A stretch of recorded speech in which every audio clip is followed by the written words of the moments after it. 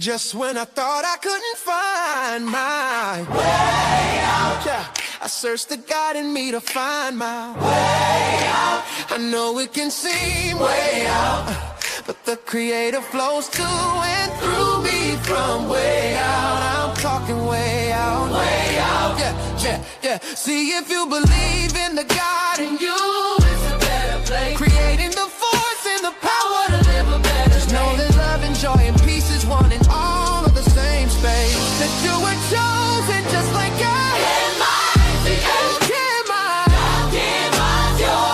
That's right. I'll give myself. Only you can make the change. I'll give myself. Shine your head at you. I'll give myself. Shine so bright. From darkness to light. Hey, hey, hey. From darkness to light. Yeah. And you'll find your way out. Yeah, yeah. Oh, it won't seem way out. Yeah, yeah, yeah. The power of God will flow through you from way out.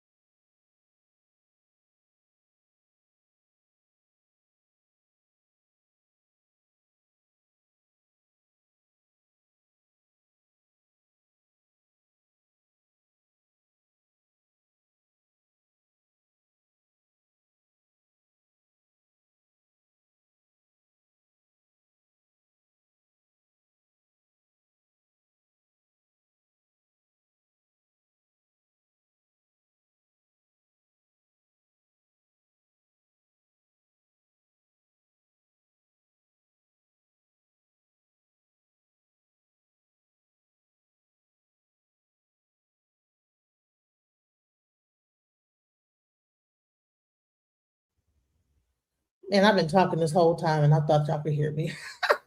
I was all on mute.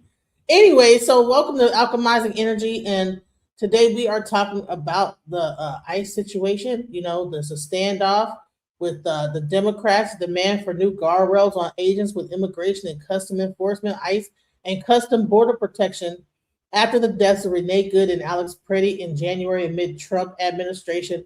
Federal immigration enforcement surge in Minneapolis. Democratic leaders have refused to advance the annual Homeland Security funding bill without several measures, including requirements for court-issued warrants before agents enter private property, clear identification and badge numbers for agents, limits on masks, expanded use of body cameras, new use of force standards, and ensuring independent investigation of shootings.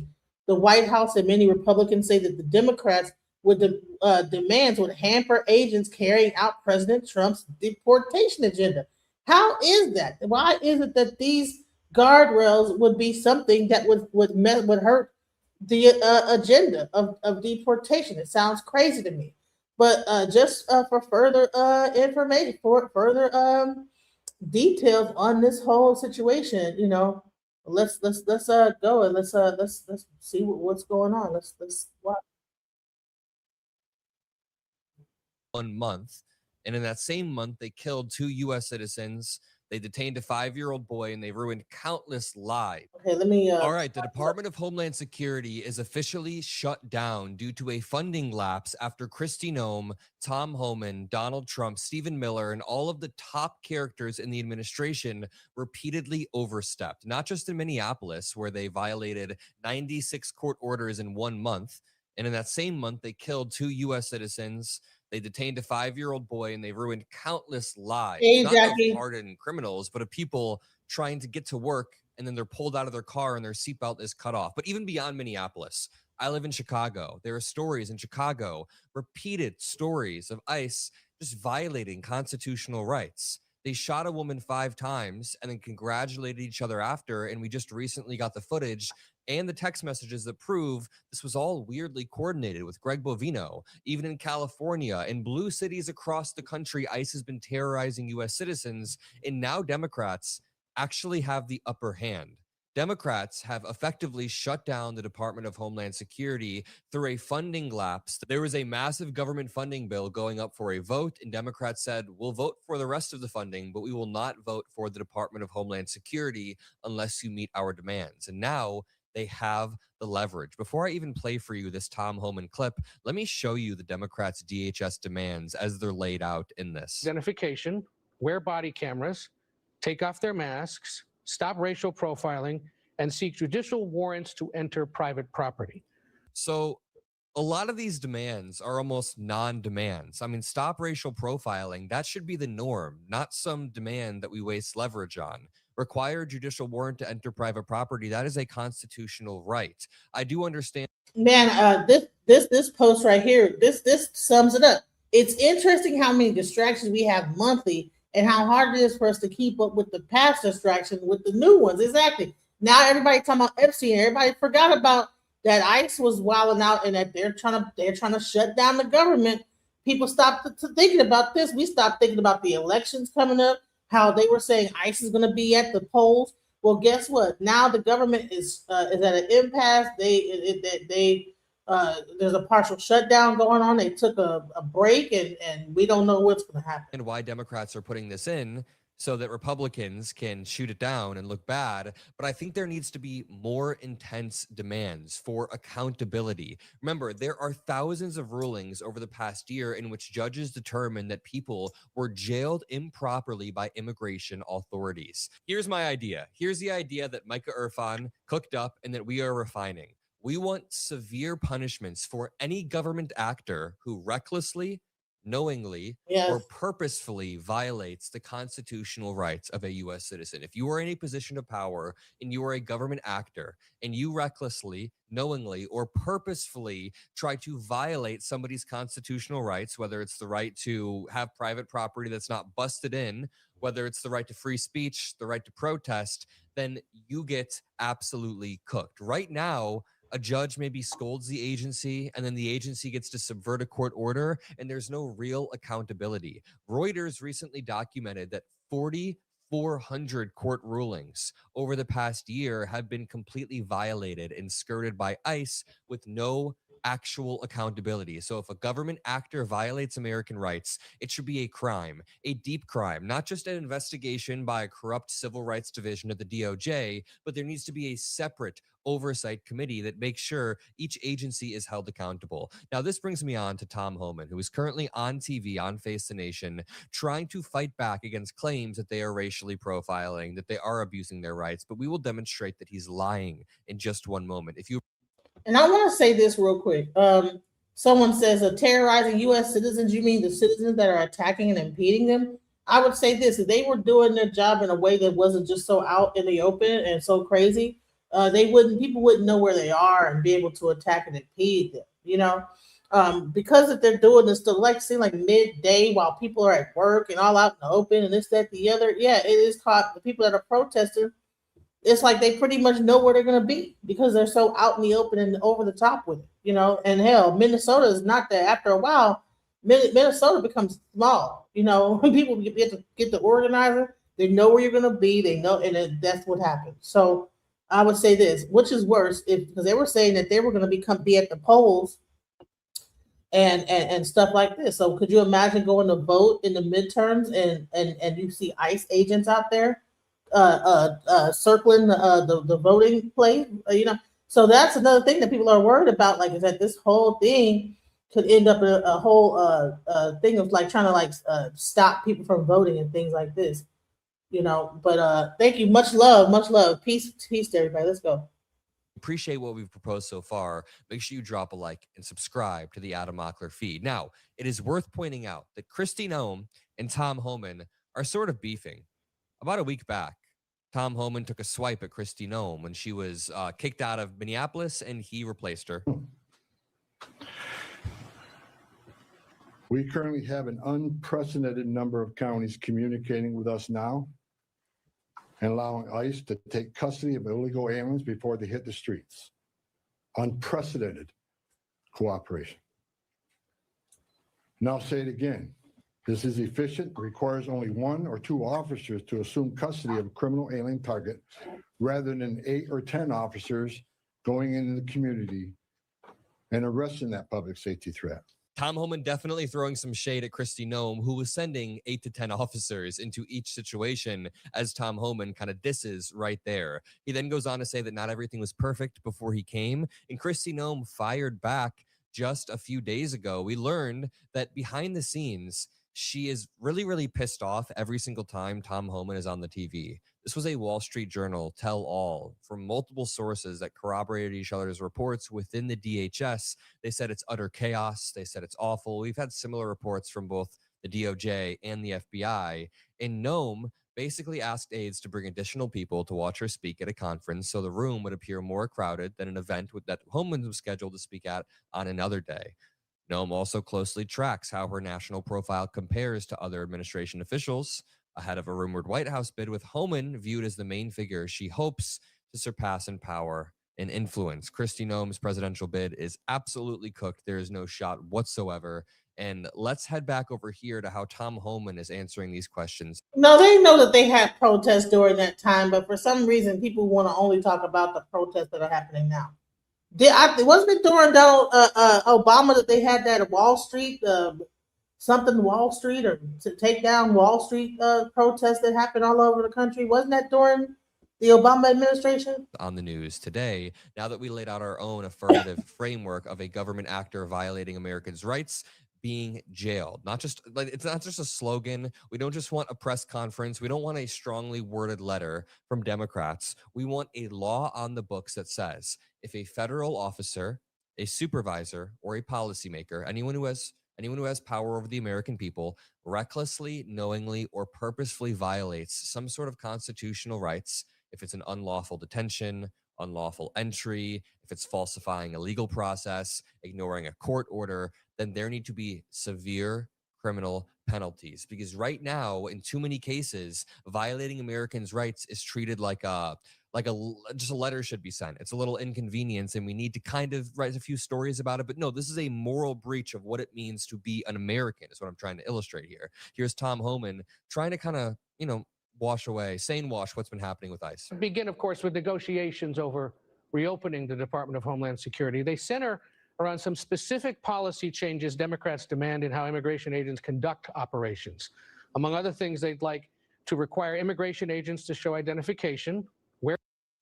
Honey, Obama and Trump built cages. Are we not forgetting alligator Alcatraz? Those are cages. You know what I'm saying? Both presidents both built cages, all right? When they started to criticize him that the wall didn't get built, he built Alcatraz. And now we have a whole concentration camp looking structure that looks like that has people piled up in there.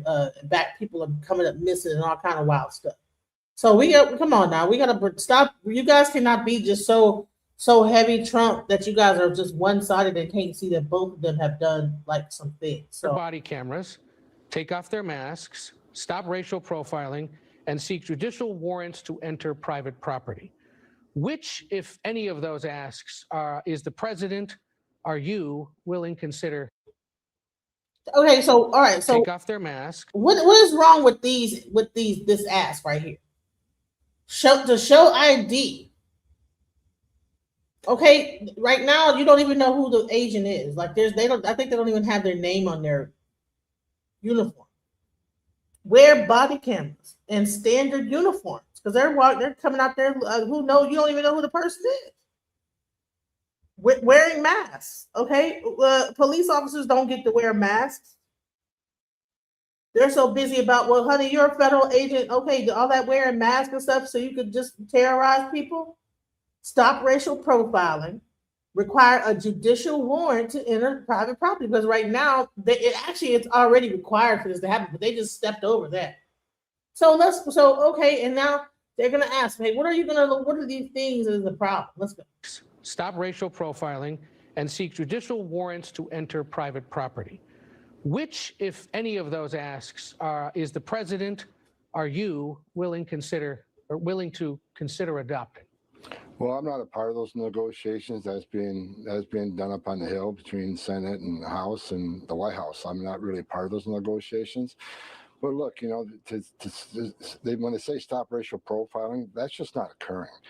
I mean, and you know, ICE will briefly detain and question somebody based on reasonable suspicion. That's nothing. And that reasonable suspicion for ICE lately has been race. I'm going to pause Tom Homan right here and just show you a clip of somebody being crowded by multiple ICE agents based on their race.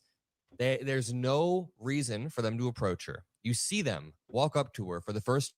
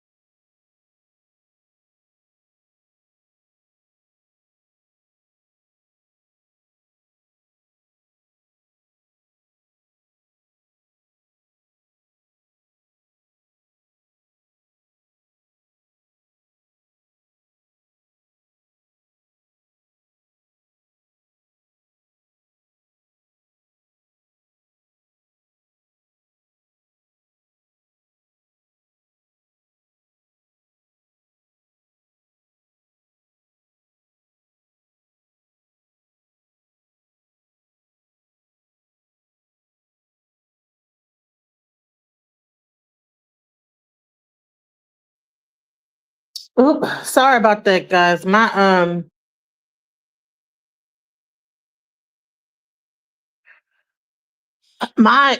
computer is acting stupid right now at the moment, so please give me a second to like get it back together. Sorry.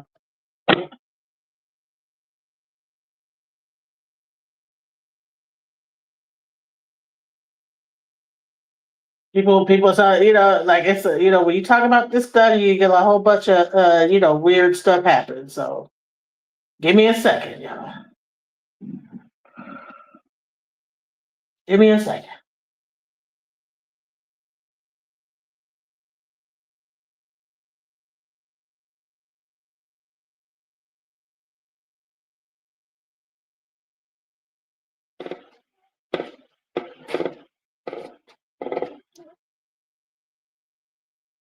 No, the show is not over. I'm just.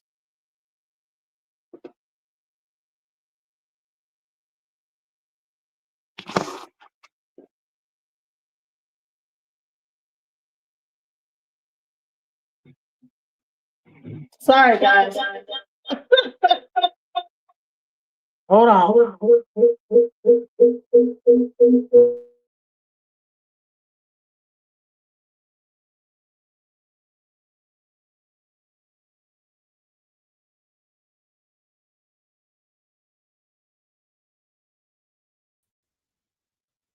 All right. Can you hear me? Can you hear me now? Can you hear me? All right. Let's see. Can y'all hear me? Check 1, check 2. Okay, y'all can hear me? Listen, it was heating up in here and my you know what I'm saying? My computer started wilding out. It's tripping. So, excuse me. Give me 1 second. Oh man.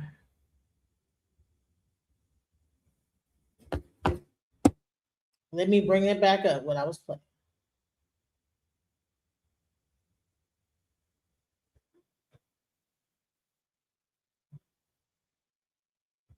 After Kristi Noem, Tom Homan, Donald Trump, Stephen Miller, and all. Let me Remember, get back there to are it. thousands of rulings over the. All right, so this is where we were at. Okay, we were talking about the rulings and everything that's going down. Like, okay, what is so wrong with what they're asking here? You know, that they don't that they can't just be doing all this wild stuff, you know. And again, guys, the panel is open if you guys want to come up. I have the link in the chat. Hey, peace, Judah Jeremiah. Sorry about that. My computer, I don't know. Whenever I start talking about this ice stuff, my computer get the, like, you know what I'm saying? Like the fan come on and, you know, it get the heating up. And, you know, I don't know whether somebody's attacking me from the back end, but honey, the whole computer shut down, bro. They're adding body cams, but also, all right, so body cam is cool. Now add show your face. Why do they got to be incognito and all this other stuff? Let's go. Past year in which judges determined that people were jailed improperly by immigration authorities. Here's my idea. Here's the idea that Micah Irfan cooked up and that we are refining. We want severe punishments for any government actor who recklessly, knowingly, or purposefully violates the constitutional rights of a U.S. citizen. If you are in a position of power and you are a government actor and you recklessly, knowingly, or purposefully try to violate somebody's constitutional rights, whether it's the right to have private property that's not busted in, whether it's the right to free speech, the right to protest, then you get absolutely cooked. Right now, a judge maybe scolds the agency and then the agency gets to subvert a court order and there's no real accountability. Reuters recently documented that 4,400 court rulings over the past year have been completely violated and skirted by ICE with no actual accountability. So if a government actor violates American rights, it should be a crime, a deep crime, not just an investigation by a corrupt civil rights division of the DOJ, but there needs to be a separate oversight committee that makes sure each agency is held accountable. Now, this brings me on to Tom Homan, who is currently on TV on Face the Nation, trying to fight back against claims that they are racially profiling, that they are abusing their rights, but we will demonstrate that he's lying in just one moment. If you appreciate what we've proposed so far, make sure you drop a like and subscribe to the Adam Mockler feed. Now, it is worth pointing out that Kristi Noem and Tom Homan are sort of beefing. About a week back, Tom Homan took a swipe at Kristi. Right. And so here's the thing. So they're having a beef. I guess this new border czar is having a beef. Welcome to the chat. Welcome to the panel, Judah Jeremiah. How you doing? You there? Yeah, I'm just listening, and if something important come up, I'll chime in. Peace to the chat, peace to Sister DJ Genesis. Peace. Yes, this is an open panel today. If you guys want to come up, because I see a lot of people protesting in the chat about, but I don't know, this guy Cosmo, I'm trying to figure out if you are an American citizen, because all this stuff that you're talking about, it's not making sense, bro. Like, what are you saying?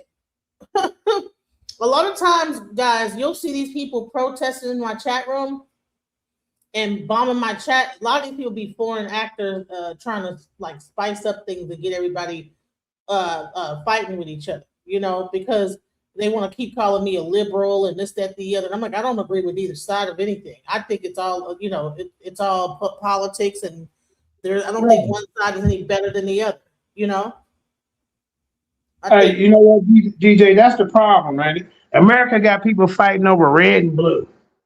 A liberal, a conservative. When at the end of the day, when the lights go out, the TV go out, they having a party with each other. You didn't see at the funeral when George Bush handed Michelle Obama a breath mint. They friends, but they got Right. y'all. They got y'all fighting on. Me and Monica, we smarter than that. We know. Go ahead. Right. They got you thinking that they don't like each other. They be at these parties, going to the Mar-a-Lago, going over here and little secret little events, getting high with each other. Cause honey, I watched the thing with Luke that would make your head spin about how they was having these parties at the Mar-a-Lago and little young girls and doing drugs with them and all kind of wild stuff. And it was definitely, they said he was at Trump's Mar-a-Lago. So, at the end of the day, I think a lot of these people be partying with Trump and partying over here and partying over there. And, the roof is on fire. We don't need no water. Let the mother ever burn. I think that they be up in there singing that, you know what I'm saying? Why the whole thing is, the whole country, for some reason, why they want to crash it. I don't know why. Kristi Noem when she was kicked out of Minneapolis and he replaced her. We currently have an unprecedented number of counties communicating with us now and allowing ICE to take custody of illegal aliens before they hit the streets. Unprecedented cooperation. And I'll say it again. This is efficient, requires only 1 or 2 officers to assume custody of a criminal alien target rather than 8 or 10 officers going into the community and arresting that public safety threat.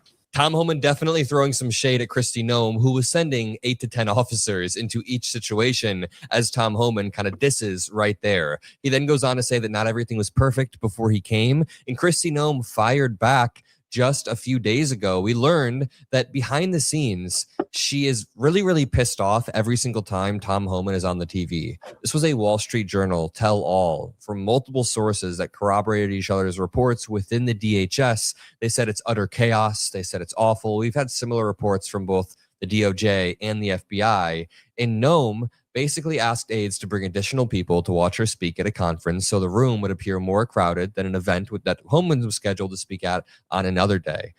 Noem also closely tracks how her national profile compares to other administration officials ahead of a rumored White House bid, with Homan viewed as the main figure she hopes to surpass in power and influence. Kristi Noem's presidential bid is absolutely cooked. There is no shot whatsoever. And let's head back over here to how Tom Homan is answering these questions on the news today, now that we laid out our own affirmative framework of a government actor violating Americans' rights being jailed. It's not just a slogan. We don't just want a press conference. We don't want a strongly worded letter from Democrats. We want a law on the books that says if a federal officer, a supervisor, or a policymaker, anyone who has power over the American people, recklessly, knowingly, or purposefully violates some sort of constitutional rights, if it's an unlawful detention, unlawful entry, if it's falsifying a legal process, ignoring a court order, then there need to be severe criminal penalties. Because right now, in too many cases, violating Americans' rights is treated like just a letter should be sent. It's a little inconvenience, and we need to kind of write a few stories about it. But no, this is a moral breach of what it means to be an American. Is what I'm. Thank you. And what is wrong with that? Instead of like this, y'all listen. A lot of TDS in the cat. This is how you know that some of these people, because y'all all say the same bull stuff. A lot of Trump derangement syndrome. That's how you know that this whole MAGA thing is a cult, because you guys all say the same BS. TDS syndrome, ice baby, and all type of stupidish. You know what I'm saying?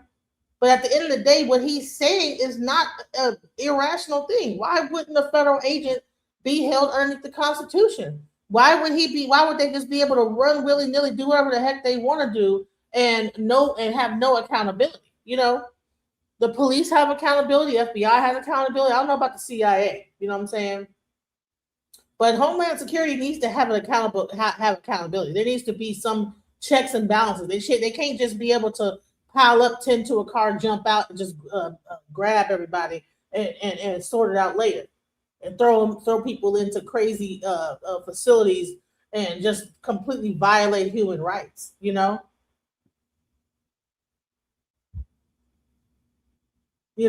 That's not Trump derangement syndrome. I mean, you have that. I think that they need that Trump derangement syndrome is really how y'all that follow that are really down with Trump so hard.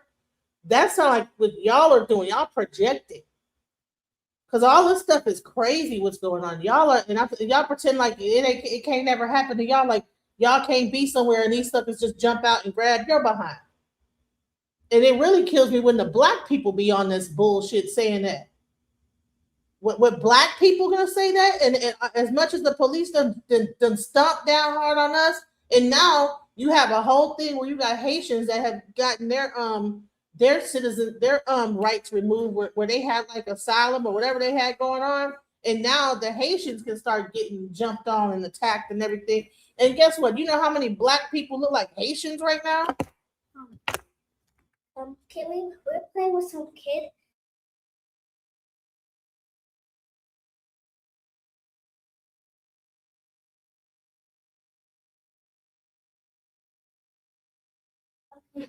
I'm sorry, my daughter wanted to play. Okay, with her friends down the street. So, anyways, yeah. So I'm like, you think that that's cool? Like that they could just do whatever they want to do, and they don't have no checks and balances, nothing.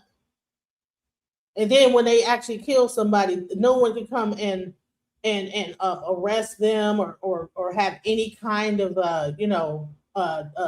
they gonna look up their own. The same kind of police. Well, no, nobody else can like look into us. It'd be just our people that look into it, and they ain't gonna do nothing, So no, they need to. So that's why this government shutdown. You know what? I don't know. I don't know how forward I am because I'm like, okay, people should have been able to come up with an agreement because the ask is not that. That's like 5 things under they're asking for. Come on now, let's go. Trying to illustrate here. Here's Tom Homan trying to kind of wash what's been happening with ICE. Begin, of course, with negotiations over reopening the Department of Homeland Security. They center around some specific policy changes Democrats demand in how immigration agents conduct operations. Among other things, they'd like to require immigration agents to show identification, wear body cameras, take off their masks, stop racial profiling, and seek judicial warrants to enter private property.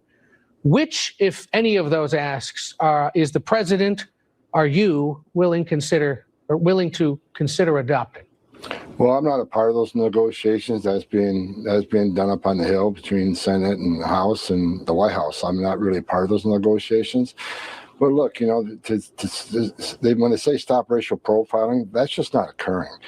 I mean, and ICE will briefly detain and question somebody based on reasonable suspicion. That's nothing. And that reasonable suspicion for ICE lately has been race. I'm going to pause Tom Homan right here and just show you a clip of somebody being crowded by multiple ICE agents based on their race. There's no reason for them to approach her. You see them walk up to her for the first time and say, "Where are you from? Where are you from?" What about her made them think that she wasn't from the United States? Just watch this. It's also very eerie. Like they're almost kidnapping someone who looks like she's, 22 years old. And hold on. Since when we set tripping, what set you from? You know what I'm saying? We got police acting like gang members and stuff like that. What is this? From here? What's here? What country? Was you born here? Was you born here, ma'am? What country was you born in?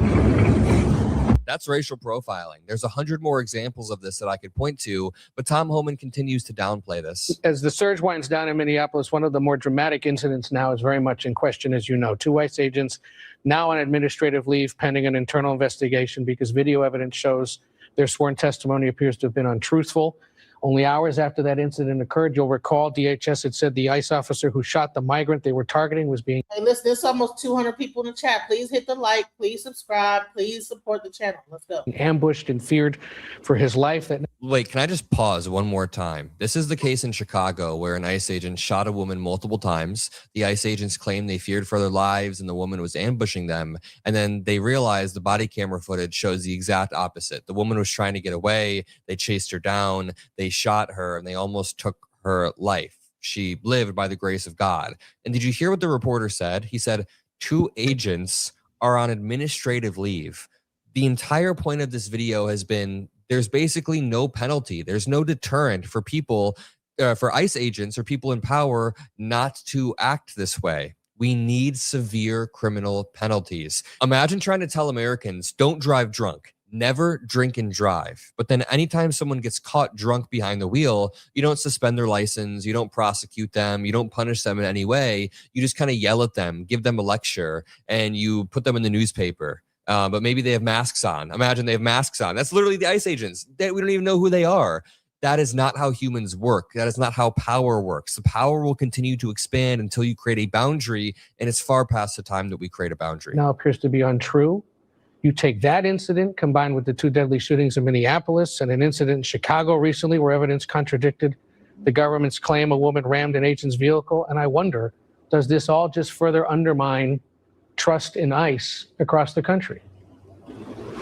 Well, look, my first press conference in Minnesota, I said I was bringing additional internal affairs agents in just to make sure officers in the field was doing the right thing. And every one of those instances you just talked about were turned over to internal affairs. I know the FBI is investigating the cases also. So we'll see where those investigations lead. But the FBI is investigating the DHS. Kash Patel and Kristi Noem. It's so obviously absurd. We need some sort of external watchdog. Every single inspector general or watchdog we had was immediately fired or replaced by Trump. There needs to be a mechanism to stop that from happening, because that is what will erode America. I'm going to leave it there. If you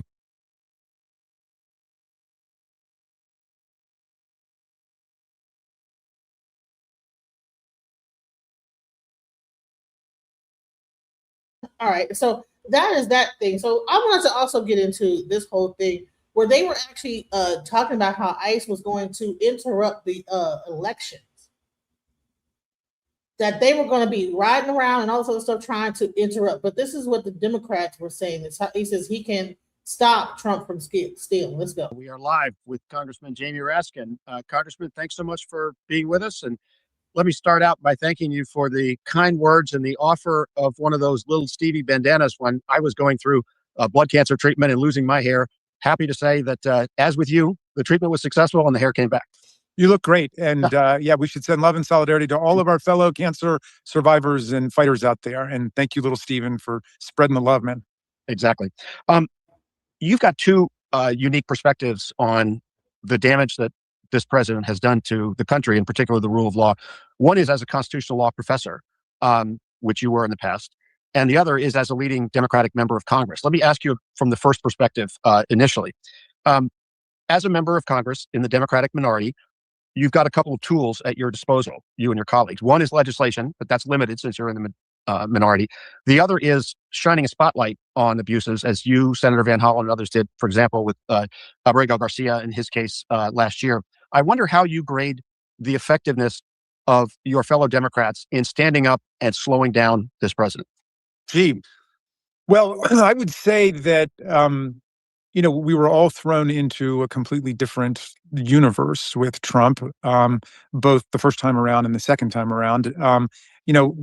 The job of a legislator used to be you kind of show up at work, you push a red button, you push a green button, you send a monthly newsletter about what's going on, you answer constituent inquiries and problems and so on. I mean, that's not the job anymore. I mean, people, we're in the fight of our lives and people want us to be and need us to be fighting every single day. And I would say that's pretty much where all the Democrats are right now. What do you think about this, Mandika? I mean, what do you think about this so far? This is interesting. They're in the fight of their lives. And then you have people that'll say that I appreciate your honesty is saying he is right. MAGA is not pro-Trump. They are pro-military, pro-constitution, period. But a lot of MAGA were pro like this ICE situation, and ICE is not pro-constitution. Like, what are we talking about here? I think that, and then they'll say that you have Trump derangement syndrome if you have anything against ICE and all this other stuff. And you talk about Trump and how he was going about this whole thing. What do you think about that, Mandika? Are you still there?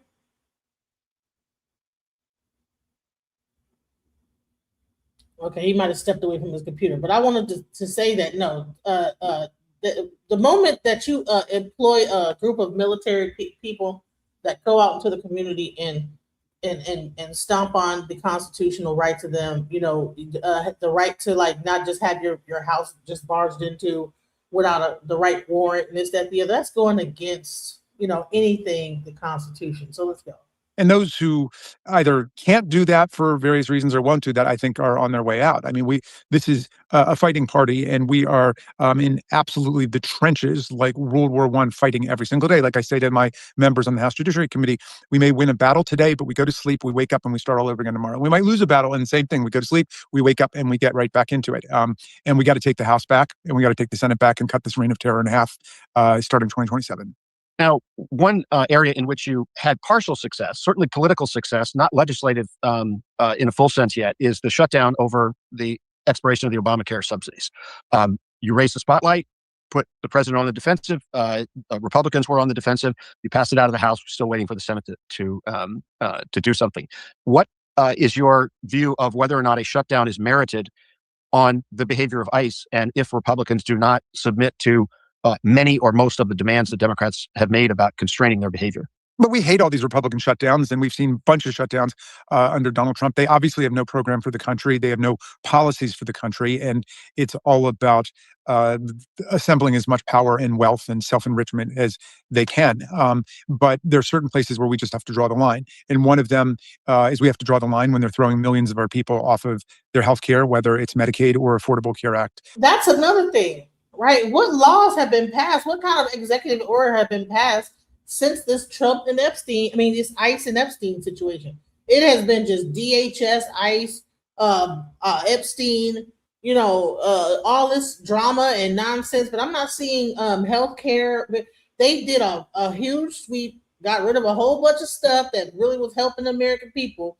And then all of a sudden you didn't hear nothing else about any kind of subsidies or anything that they're going to do to do anything, any kind of laws being passed that they're going to I guess once they got done with that 2025 project, anything else, that was it. Now let's just militarize the police and focus on immigration and then release these Epstein files, and that was it. What else is happening? What else is new that he's going to be doing? Where is the medical, the discussion on health care? What about education? You can shut down all these different things with education. So what are you going to replace it with? What is going on? Tax credits. And another place we have to draw the line is them turning the government into an instrument of authoritarian violence and state terror against the people. That's just the complete destruction of the social contract. So all of the government shutdowns are on them, just like all of these assaults on the government, beginning with Elon Musk and Doge, are on them. And we're doing everything we can to defend the idea of the government being an instrument for the common good and the public interest of the people. For them, the government is just an instrument for private self-enrichment and corruption, and now increasingly authoritarian violence against the people. Do you think we've gotten to the stage? Initially, Democrats were advised to stick to affordability, kitchen table issues. Have we now gotten to the point when people have seen what's happened in Minnesota and elsewhere, that Democrats don't need to be scared of the immigration issue and need to take that on in a fulsome way? Absolutely. It's like saying, before the French Revolution, should they focus on, let them eat cake, and the fact that the economics are such as to be coldly indifferent to the needs of the mass majority of the people, or should they focus on the monarchical oppression and violation of the rights of the people? It's just the same thing. It's a system of government that oppresses the vast majority and tramples the rights and freedoms of the vast majority. And we're going to stand up for the material interests of people, healthcare, groceries, anti-inflation, housing, and we're going to stand up for the rights and freedoms of the people. We really view it as just inextricably intertwined at this point. Given what's happened and the advances you all have made politically and to some extent on the Hill, on ICE's behavior, on the Epstein files, even things like this repulsive video that the president posted today and how it depicted the Obamas, do you get the sense from your Republican colleagues that there's any greater opening to actually working with Democrats and passing legislation? Well, of course, we had a big breakthrough on Epstein because so many of the mega Republicans had campaigned on the QAnon stories about international child sex trafficking rings run by power elites, which was either a projection or a leak, basically, from Trump and his people about what has been taking place with Jeffrey Epstein. And so there was no turning back on that, as much as Trump wanted to turn around and perform another magic trick and say, oh, I didn't mean any of that stuff, we're going to sweep it all under the rug. He couldn't do it. There were, we had 4 Republican members who came over and did it with us. We've also had Republican members come over and stand with us on ACA tax credits just because they're overwhelmingly popular, and the Republicans keep promising they're going to unveil their decade-long awaited healthcare plan, and it doesn't exist. And so some of them, have just had the bejesus scared out of them by what people are saying at town hall meetings. And so we just have to keep the pressure on across the board on all of these things. And now I think the vast majority of the public has just completely abandoned Trump. His numbers are plummeting and sinking like a stone because they're killing American citizens simply for exercising their First Amendment rights or their Second Amendment rights. Welcome to the panel, Greg. If you can, could you just show me your picture so I can know that you're a real person and not a troll, please?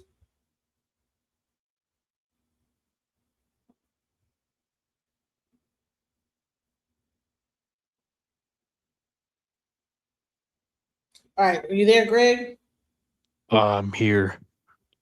Okay, so did you have something to say about the subject of the DHS shutdown, ICE, and what's going on with the current subject? Yeah, I feel betrayed right now.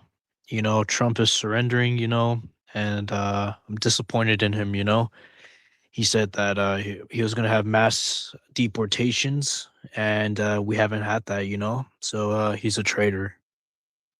Right. So do you think that... Let me respond to you down. Well, maybe you should have voted for the Democrats, because when Obama was in office, Definitely not. Sir, I'm not done. You want him deported, right? He deported way more than Trump. I guess you didn't know. He deported 3 million. No, exactly. Yeah, exactly. That's why I'm disappointed in Trump, So is it a matter that he just didn't know how to do it, or he just No, he's just surrendering. He's a coward, He's a coward, So yeah. Okay, so let's hear the rest. Did you have anything else to say as we look at this video? If you want to chime in, just let me know. Just say, could you pause it? And I'll never vote Democrat. Democrats are, they're bad. Both parties are bad, but Democrats, they had an open border. They allowed 12 million illegals to come into this country. So yeah, Democrats are just garbage, but Republicans as well, if we're being honest. Yeah. Let me say something real quick.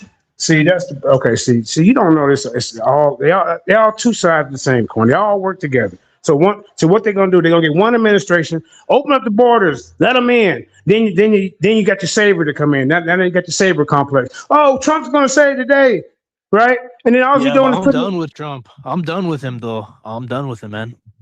Yeah, because they're all just doing this to fill up their private prisons, bro. That's all this is. All this is.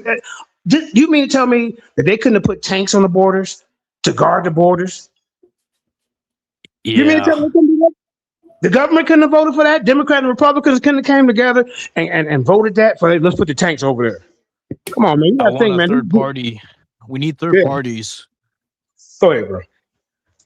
I'm just saying, you gotta look at this. Look, they're working together, man. I'm a yield right there. Yeah, they're both bought by Let's Israel, also man. say They're that both bought- we just also say this is that they were not always going through the border like it was an open border. They were actually like going through the side. There was like a little loophole they could get through, and they were just leaving their passports. I did a whole thing of showing a 60 Minutes thing where they had this entire thing, like it was like 1,000 people coming through this one little slip, and they were just leaving their passports there. And then of course they had to sort it out, like, right there. Okay, well, dang, we have all these people just coming in through this hole. And I don't know why, that was happening. But for some reason, I guess, once you hit American soil, you have to go through the bureaucratic process, I guess. I don't know. But you had people just slipping through that hole or whatever. So I don't know what they did to close up that hole that makes it different now that they are not coming through. But I think that was interesting. See, I'm not a Democrat. I'm not a Republican. I don't believe in any of that. I think it's all bullshit. All these people. Yeah, I'm just America first, I want to put our country first, Well, hasn't America always had immigrants though? Yeah.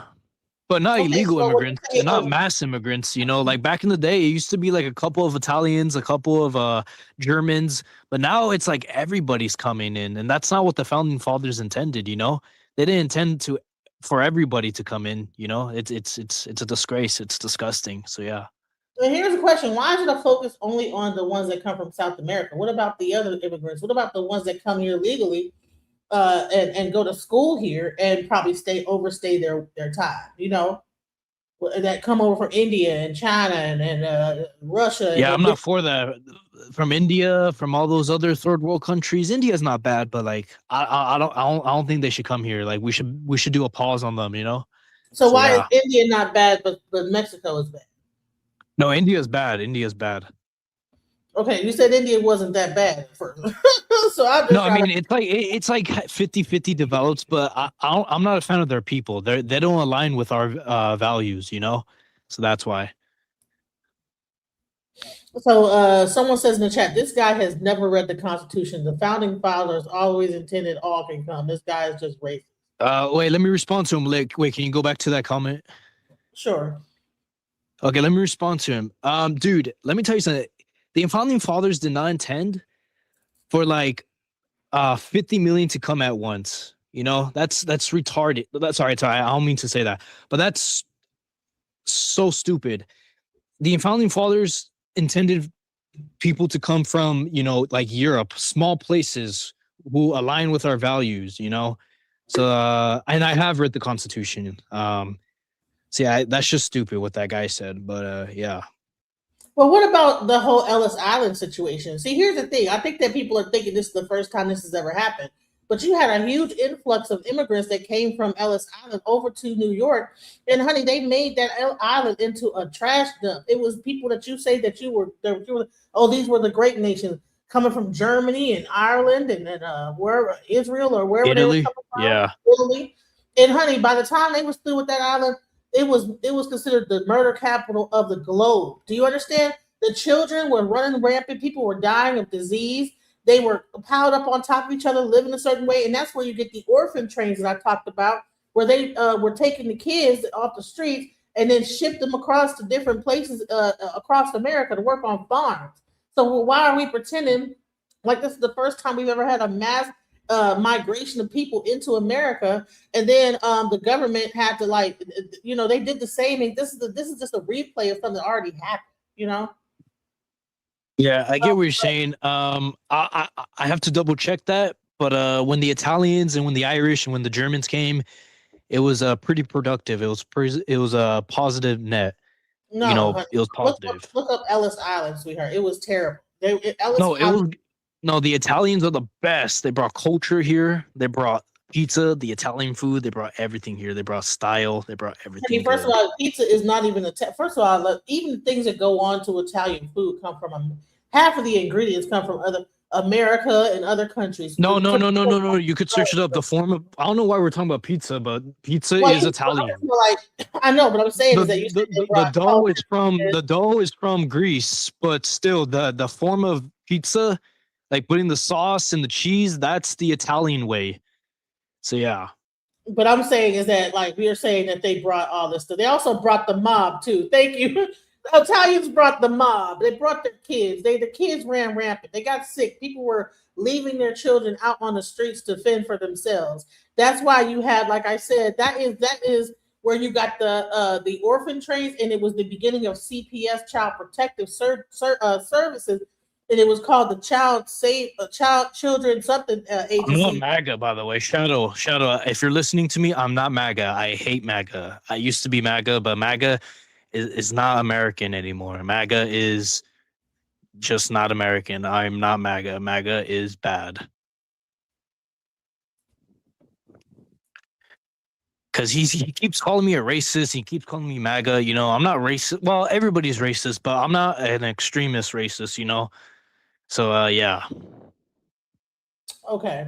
So I could bring up that whole video about Ellis Island, but I want to get past this whole thing with Trump and. But all I gotta say is, we need to bring people to this country who align with our values. You know, we can't just bring people who are not aligned. Like people from what's that country called again? Somalia.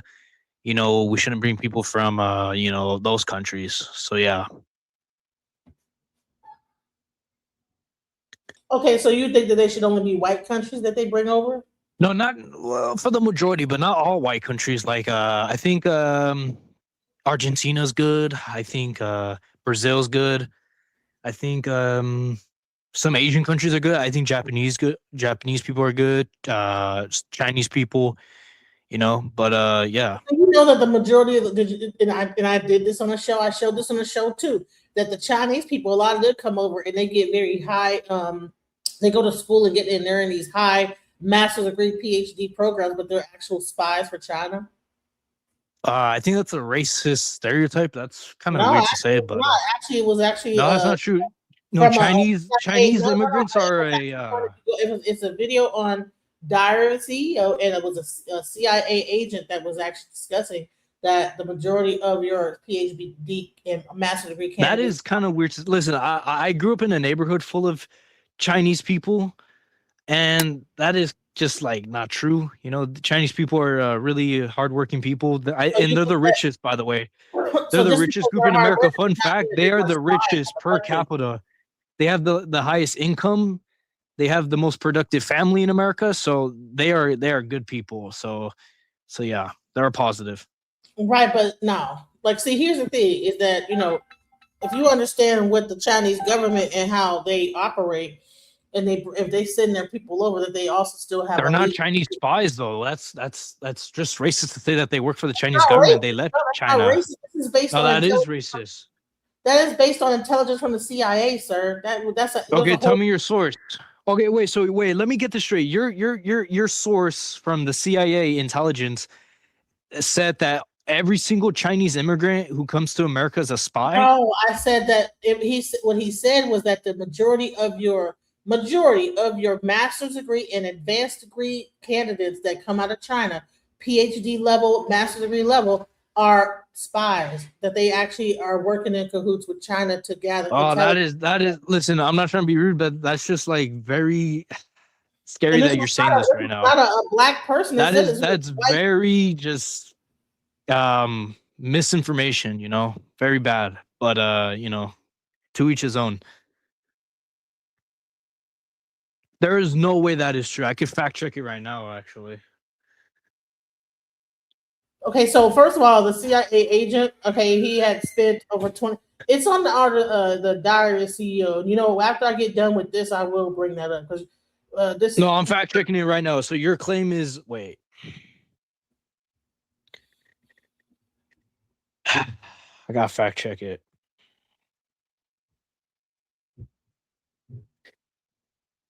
Hold on, I'm gonna bring it up. And what's his name? What's the CIA's agent? What's his name?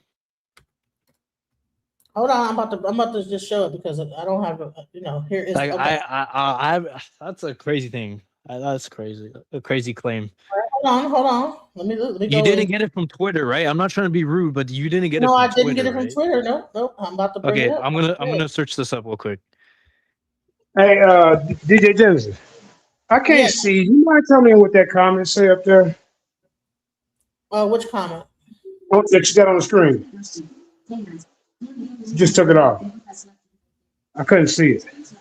It says, it seems as if you have selected racism. Anyone that can pass for white, you're cool, but dude, you're a racist MAGA. What does that mean? I'm not even MAGA. What the heck? See? I told you. Look. This what the government got y'all doing. Arguing over MAGA, liberals, and conservatives. Both of them got an agenda. Honestly, I hate MAGA.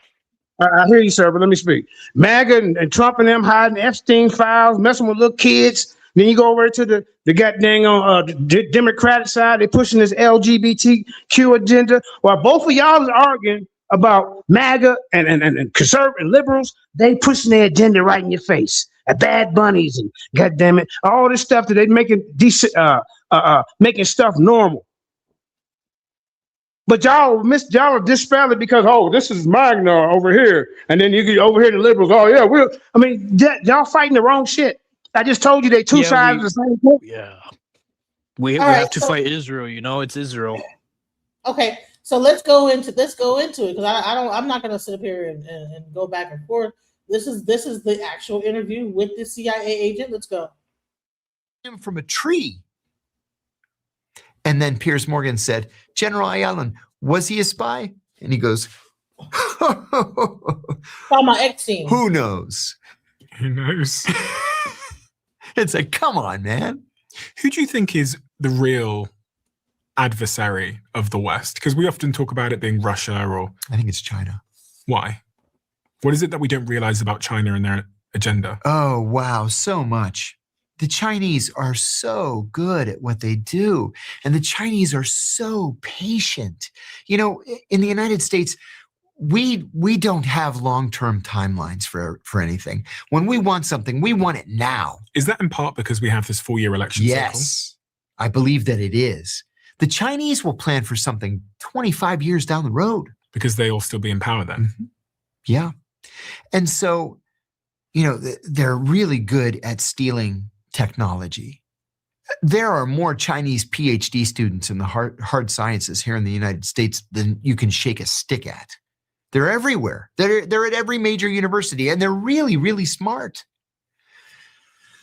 And then oftentimes they'll say, oh, you know, I've had such a great experience here. I'd like to stay in the United States. Yeah, I bet you would. I bet you would. So you can spy for China. Do you think that's happening? Every single day. You think that Chinese students are in America spying on behalf of China? Yes. Yes. How could you be so sure? I'm 1,000% sure. How could you be so sure?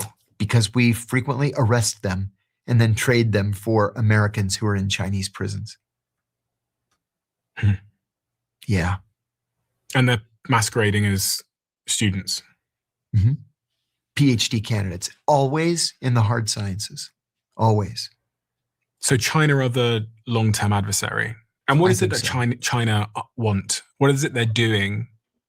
And what is the outcome? I think they want a couple of things. I think that on a more immediate basis, they want reunification with Taiwan. It's going to happen someday. Even the Taiwanese will tell you, yes, we're a part of China, but we're kind of not a part of China. We're not really independent, but we are kind of independent. And even American policy is that Taiwan is a part of China.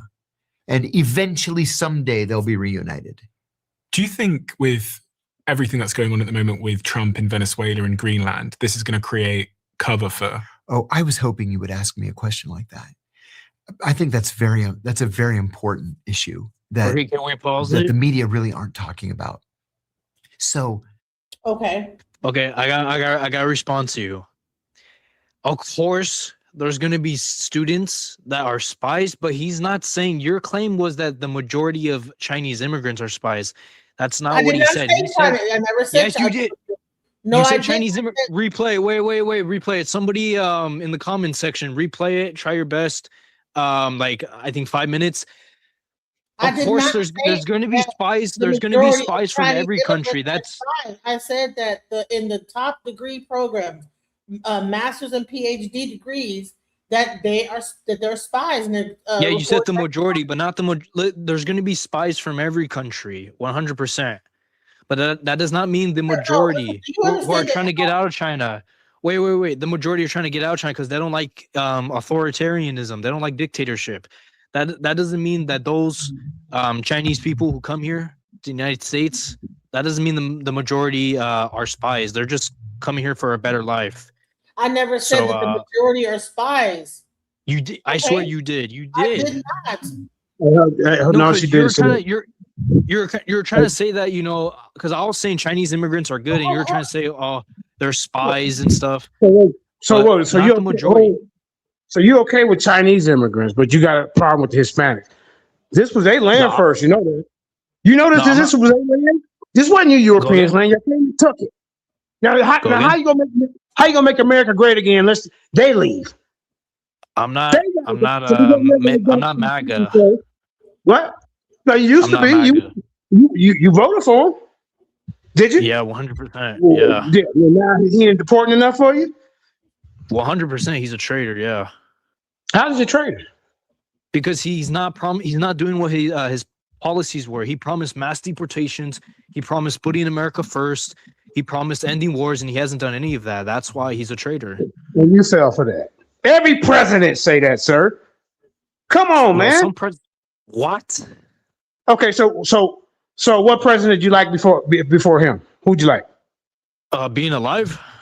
No, what president? Like my lifetime. Did you? Yeah, in your lifetime. Who did you support? Bush. Oh no, fuck. Sorry. I don't mean to cuss. Heck no, Bush was horrible. Well, who'd you like before him? Probably like nobody. All of them were bad. I didn't like Obama. So yeah. Mm-hmm. He seems like he's young. I don't think he even had a vote before. Like, yeah, I'm only 20. So you think that? Okay, listen. I mean, okay. I guess deportation. I mean, is these people taking your job? These over here? No, I mean, no.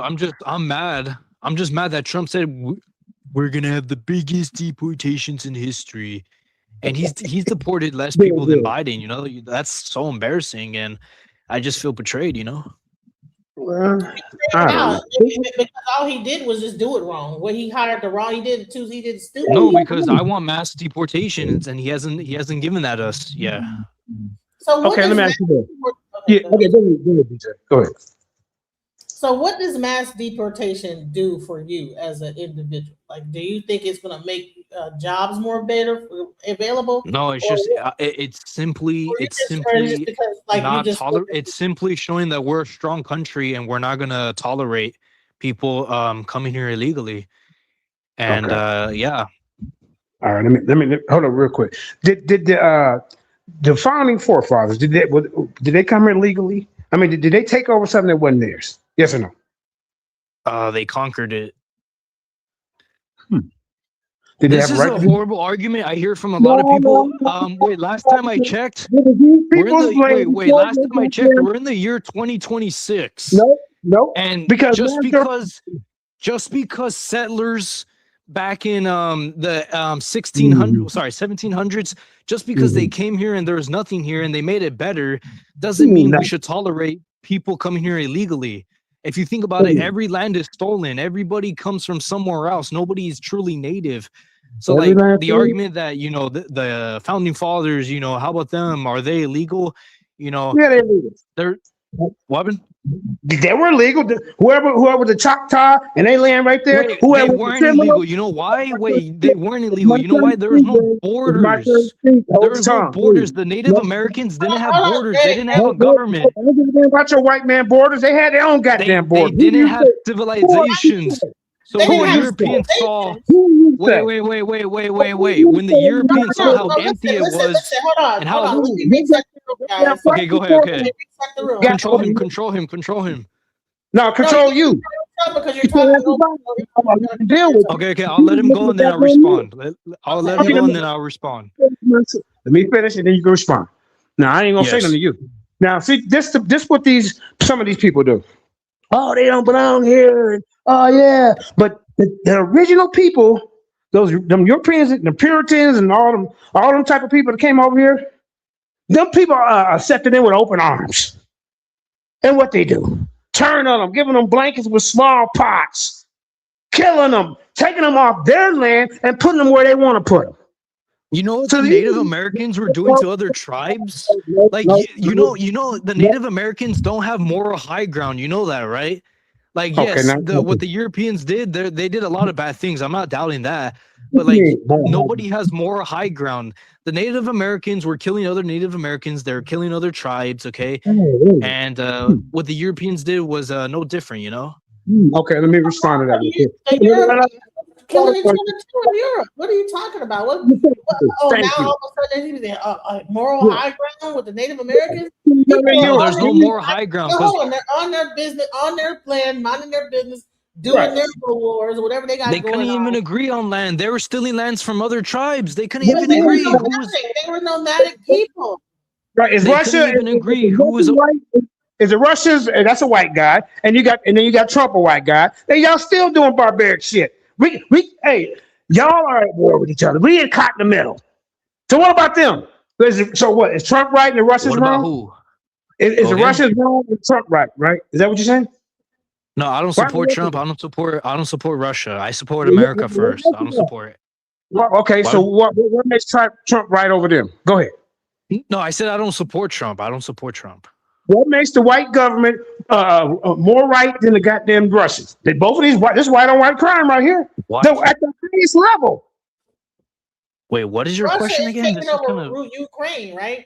So isn't that warring with each other? Russia taking over Ukraine. Wait. When was my position defending Russia? No, you're saying that the What Native the heck? Americans were. I'm for America first. I'm not for Ukraine. I'm not for Russia. I'm not for Israel. I'm for the United States of America that was founded in 1776. Okay, that's the country I want to represent. So I don't know what this Russia is talking about. You're talking about Ukraine. Okay, is there more white on white crime in the world than anything else? Go again. Who started all the wars? Who started all the wars? Everybody started wars. You think the Europeans started the wars? Wait. Let me quiz you on something. Do you know what country started slavery? Go ahead. Do you know? I want to hear your version. It was Egypt. Is Egypt a white country? No. So like this argument that Europeans started everything, no, they didn't. You know, this is just Europeans started. You know, y'all started everything, sir. Y'all ain't started shit. Y'all ain't started nothing. You heard what I said. Y'all You ain't guys, started wait. You guys are speaking English. You guys are speaking a white man's language. You guys are living in a developed country with electricity and freaking phones and technology. You should be happy that the Europeans came here. You should be happy that the Europeans came here and made it better. They took a land. Wait, I'm not done. They took a land from nothing, and less than 150 years later, we went to the freaking moon. That's how good the Europeans are. That is how good the Europeans are. Millions and millions of people want to come here because it's the most developed country in the world. God bless the Europeans. Let me tell you something, bro. Them Europeans been killing everybody around the whole world forever. And you trying to make like the Indians. And so have Africans too. So wait, what are you talking? Man, listen, stop it. We come on, I gotta reset this. You know what? Go ahead. Say what you're gonna say, and I'm gonna say what you're gonna say, and then you can say. You got history messed up, bro. Your people are the most savage people on this goddamn planet.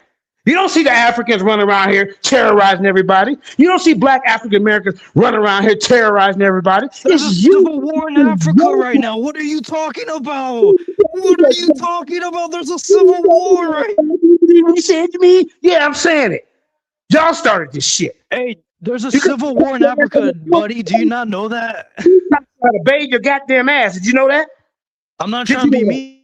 Did you know we try to bathe your ass? The Moors taught them people over there in goddamn Spain. Did you know that? Yeah, and then the king over there wouldn't even take a bath for years. She took one when she was born, and then what goddamn when she got who ended slavery? The Brits. And then after the Brits, it was the French, and then after the French, it was the Americans. After y'all conquered people, now you conquered. Yeah, you got that right. Conquered. Get your ass out of here. You ain't shit. Hey, why are you getting mad, bro, over a opinion? You fucking racist piece of shit. They're like the people I'm not racist, bro. Let me make my statement. Okay, let me just make my piece of shit. We don't need y'all for nothing. I want to hear her. Wait, let's hear what she says. You motherfuckers couldn't even wash your ass and brush your damn teeth. You hear me? Let's hear what she says. Everything.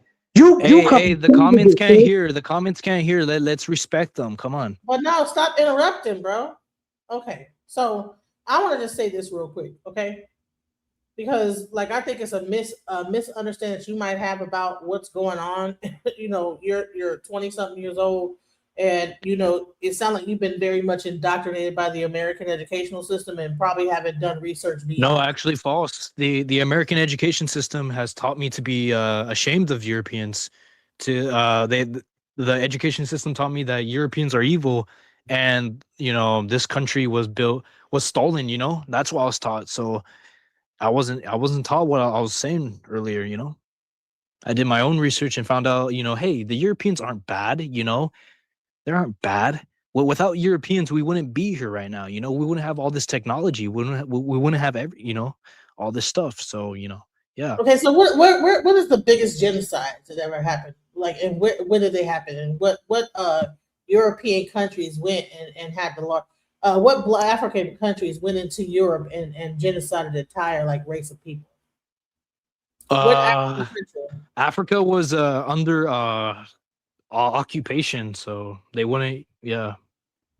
So when you actually do the research, what you will find out is that when it comes to genocide, the European nations have been the head of most genocides across the world. Okay, That is including not America. true.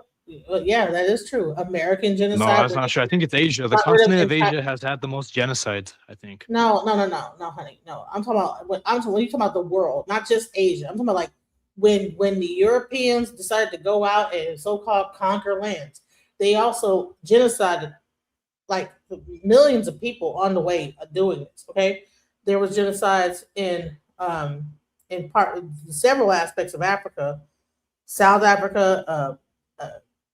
It's too much to name. Like just throughout And Africa. I don't support that. I don't support that. Okay, but let me just say this because you're saying that the Europeans like they're not that bad. But then you tried to say that. No, Oh, I'm not hold saying. on, Listen, they're no, not perfect. I'm not done.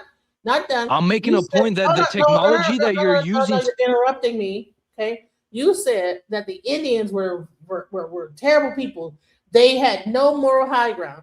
Yet you would agree with an entire group of people that also had no moral high ground across the entire globe that killed and got rid of entire actual ethnicities of people.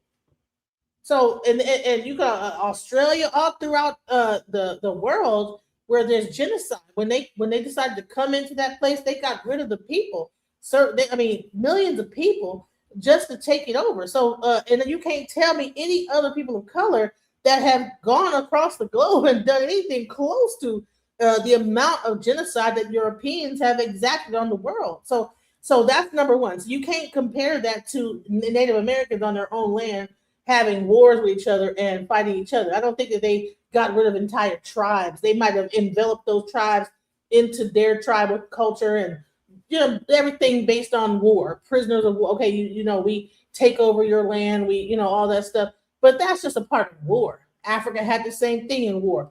But when things went down with the European, it was like got rid of whole groups of people. So that's not even being racist. This is history. So you can't compare that. So all this was really based on, let's go back to the original subject, was that when I said that there were Chinese immigrants that were PhD candidates or master's degree and above that were actually coming into America to spy, you tried to make it seem like I was saying all Chinese immigrants. And I was very clear on what I said. Somehow we got into even whether or not I need to respond. I need to respond to what you said earlier. Wait, let me respond. Then we could talk about China. After we talked about China, Mandinka said, "Well, don't you know that the Mexicans, this was their original land?" And then he got into, how'd y'all even come over here? If immigration is so bad and this, that, the other, well, didn't you guys come over here? You said, well, they were conquered. That's how we got into this whole conversation. And then you tried to make it seem like, well, Native Americans had no moral high ground. So here's the thing. Nobody has more high grounds. Fine. Okay, thank you. So here's the thing. Yeah, that's why I said. No. You cannot point the finger and say that these. I'm not. I'm just saying the other guy was saying, wait, let me respond. This is important. Wait. Let me respond and I'll let you go. The other guy was trying to say, the Europeans are bad and they did a lot of bad things. Yes, that's 100% true. But at the same time, most people forget that the Native Americans were doing bad things. They were killing other tribes. They were killing women and children from other tribes. And by the way, Mexico stole Texas from the Native Americans. So, they stole land too. So all I'm trying to say is nobody has moral high ground. History played out you didn't, as it did. That's not what you said at first. That is what I said. You initially was in your bag like the Native Americans had no moral high ground. They were doing. No, I said nobody has moral high ground. The Europeans. They didn't have no borders. Hold on, you said they didn't have no borders. They had no moral high ground. They were pretty much try to sum up to be savage. They had no technology. That the white man came over here and brought all this technology over here as if they didn't have any civilized culture or nothing like this. They didn't have a government. Yeah, you don't see. No, that's not true. You can't. That is true. Why? Okay, explain this. Why couldn't they unite? Why didn't all the tribes unite and build a government, build a border? Why didn't they have a constitution that says this is illegal or illegal? It was survival of the fittest. Because they killed them. Yes, I do. No, guaranteed.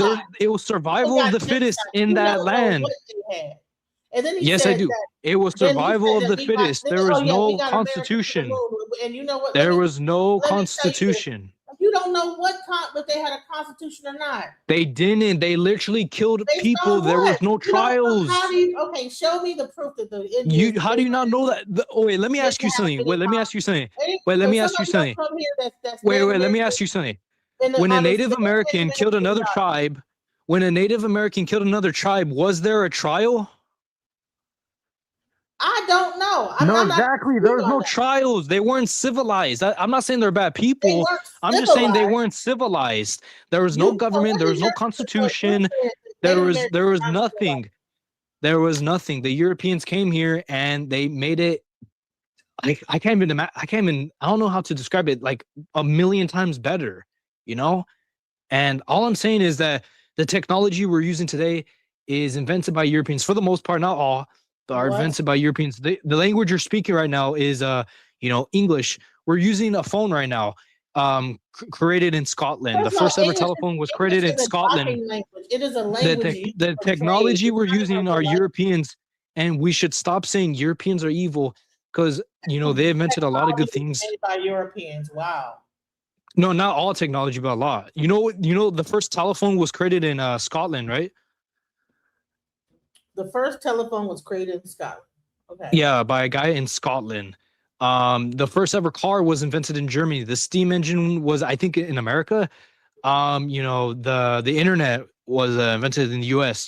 These are all things by white people. Right, but no, it's not by white people, sir. What do you mean it is by white people? I just told you Scotland. What are you talking about? I just told you Germany and the cars. What are you talking about?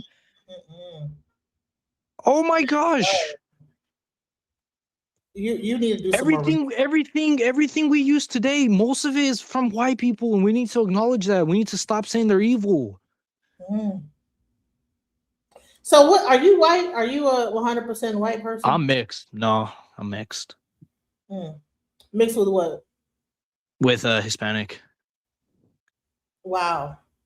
And I have Portuguese and Spaniard and Turkish.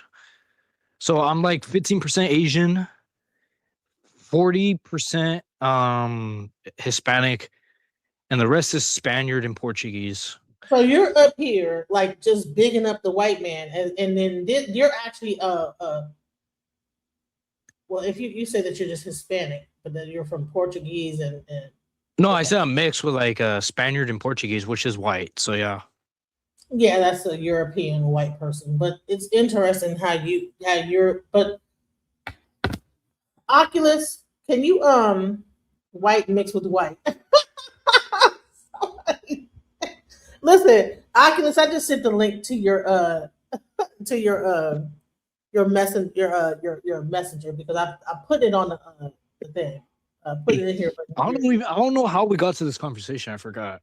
Well, because you kind of what you said, Oculus. I sent you the link, but it's also right here. The link is right here in the chat. And what happened to that guy who left? What happened to him? He got a little bit upset, and so he had to go ahead and leave. Oh, hey, if you're watching this, hey, I didn't mean to make you upset, man. I hope you could join, man. I just want to have a civil debate, All right, welcome, Oculus. What do you have to say about that? I think I don't think he know me, so I'm gonna formally introduce myself.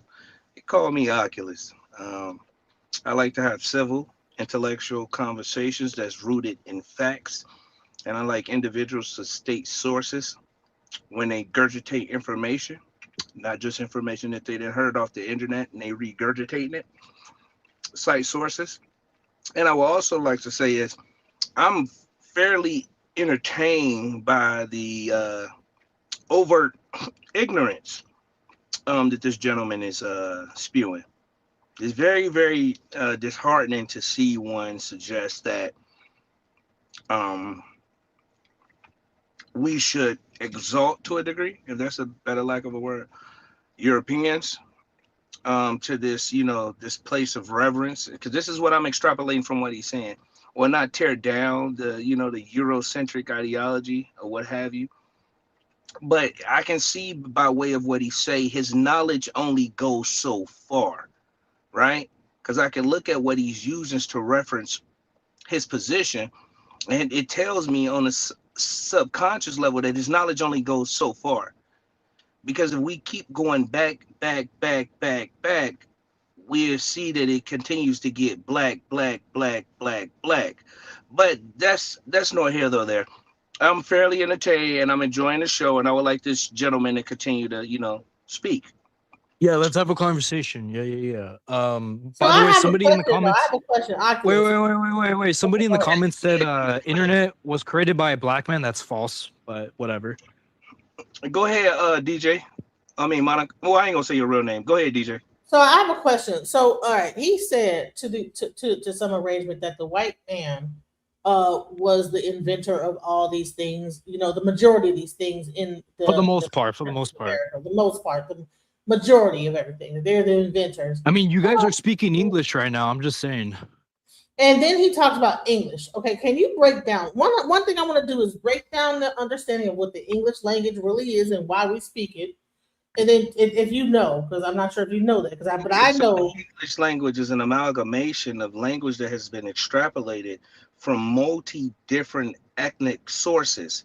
So you got a little bit of English is a gumbo. It is a melting pot for all linguistics, all languages from around the world. Whether we're dealing with Igbos in Africa, whether we're dealing with the Indians, whether we're dealing with.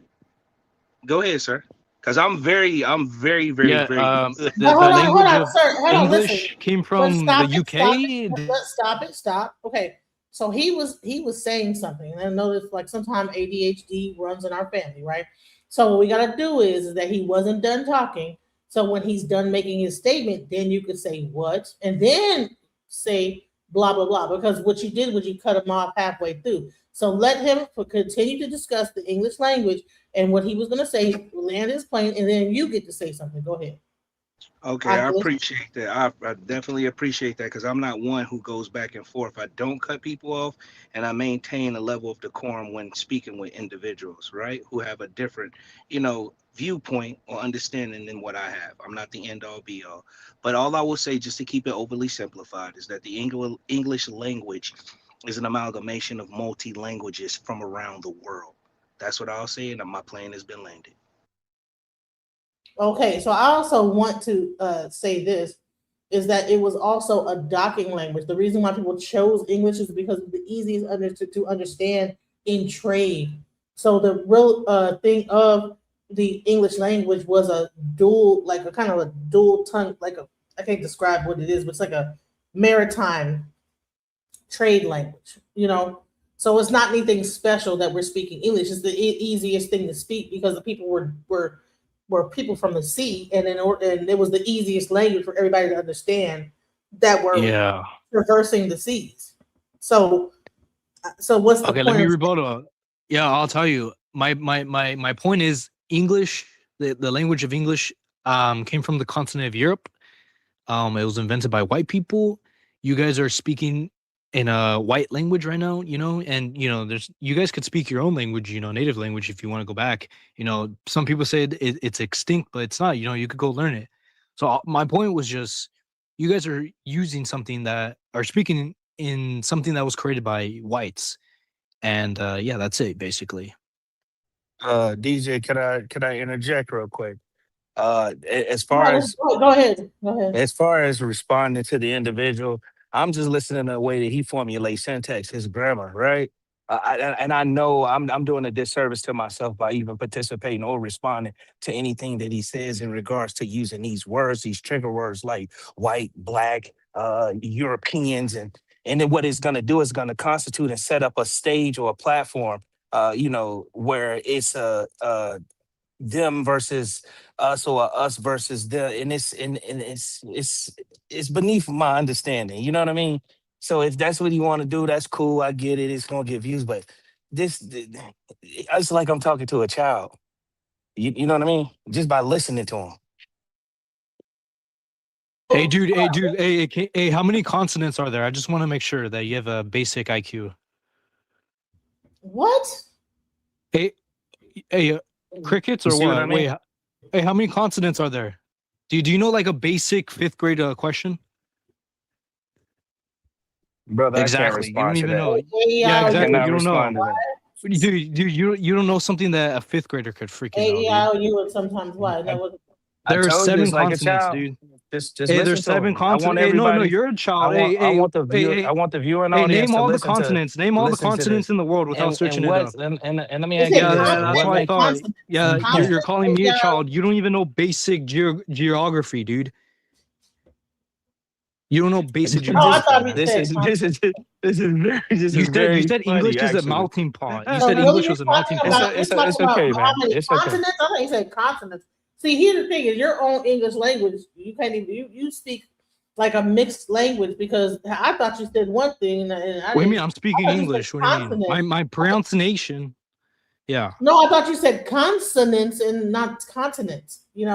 So No, like continent, like, continents. geography. Yeah, we know what the continents. We could name them: Africa, China. Asia. I'm China's sorry. not a I'm continent. sorry. What the I heck? meant to say Asia. I'm sorry. My bad. Africa, Whoa. Asia, Whoa. Hey America, DJ, Australia. don't have any type of discourse No, because DJ, if come that's what on. You if that's don't what we mess have up on to an if easy that's what we one. have to go to acknowledge knowledge when me and I think Dude, you don't even know how you many already know this. continents are there, dude. You have no right to speak on. It's You that's have I no fine. meant to right to But say speak since on Asia. maturity. So Hey, buddy, buddy, you Please, have please, no please, right to please, speak on please, maturity because you don't please. even know simple geography, Please, dude. brother, So, brother, so brother, don't brother. insult me, But dude. Hey, I'm not don't insulting insult. you. hey, I'm listen, listening to can't what you're saying. let's Listen, stop it. you have to let other people talk. You just can't No, blabber no, your no, no, mouth. no, no, no. If you I want hate somebody to respond, disinformation, dude. I hate this. it's not nobody have given you any different disinformation. The only thing I have spoken about what you have said and how you articulate yourself. It tells me a reference point to how you think. I have, and if we want to talk about intelligence, and since you in psychology. So don't tell me about intellect, right? And if that's any measurement of intellect, you state what degrees that you have. You see, you Hey, don't I come. don't need degrees for 5th grade Well, knowledge, dude. no, sir. I thought that you said consonants, and I said A-E-I-O-U and sometimes Y, but you were talking about continents, and I didn't know that you were talking about continents. You know what I'm saying? I thought you said consonants. So even your DJ, English language this is is a peppered child, with DJ. even your I'm English not a language child. is peppered with Hispanic and Portuguese, like whatever your second language is, because we couldn't even tell that you were mid continent. Continents. Am I clear now? Continents? Okay, so that Because was why I have like, that's yeah. why he had it because it took me a second. When you said consonants, I chose oh, not to how many respond, DJ. consonants are there? DJ, I chose not to respond. I'm gonna go back into the goo when this guy's not up here, and when you talking about No, something no, else, and no, no. Yeah, I'm about to get back into the thing because I think that he okay. just wants to make it about race and try to No, like I'm not. I'm prove not the trying to white make it about man. race, but you were Well, you asking brought me up earlier. You're asking me earlier, like, no, what's the difference between these immigrants and and I was just telling you that some immigrants have values that we align in America. So like Italians, Germans, British. So yeah. right, and your family is immigrants. If you came from Spain and Portugal, so there, of course, you would say as a European that those people are more superior and they belong over here because Legal immigrants, your family is legal. your family are made up of immigrants yourself. But do you know that there are I'm not people? against immigrants. I'm not against immigrants. I'm pro immigrants, but like I'm pro immigrants of people who share Of our white values. color. No, no, no, no, And no, what's no. the I told value? you, Asia's good. The richest people in So America Asia's per good. capita. Africa's not. Is Africa not good? It depends which part of Africa. It depends See, which here's the part. thing. So you can pick and choose between Asia. What part of Asia is good? Japan and China. What you said, right? That's what you said East earlier. Asia is good. East Asia is good. Those countries are Korea. South Korea, Japan, China, Taiwan. What else? The Philippines. Those are the East Asian countries that are good But people for the most what's part. the They're difference between good. the Philippines? What's the difference between the Philippines and Mexico? No, Mexico is good too. For the most part, yeah, Mexicans are good. Mexicans are good. I'm Mexican. So the majority the majority of the immigrants that are being targeted are from Mexico. So what are you talking about? Yeah, because they came here illegally. And I don't support anybody come here illegally. I don't, you They know, don't. that's where Listen, like, Chinese people came over here illegally. no, they came here legally for the most No, part. they did not. I can show you of 60 minutes. They go said through a they visa. walked- What are you talking about? The neighborhood I grew up, the immigrants, their grandparents were Chinese. Listen, you are going from an isolated instance. They- Listen, when they had the people Hey, they that were waited coming through. over into the border, when I showed that 60-minute documentary of who was coming over in that little hole, it was a lot of Chinese immigrants coming through that hole. It was not only Mexicans and people from South America. Where's your source at? Give me your source. I'm gonna just bring up the 60-minute documentary. No. Give me a study. Give me no 60 minutes, no mainstream. Give me a study from an article or something.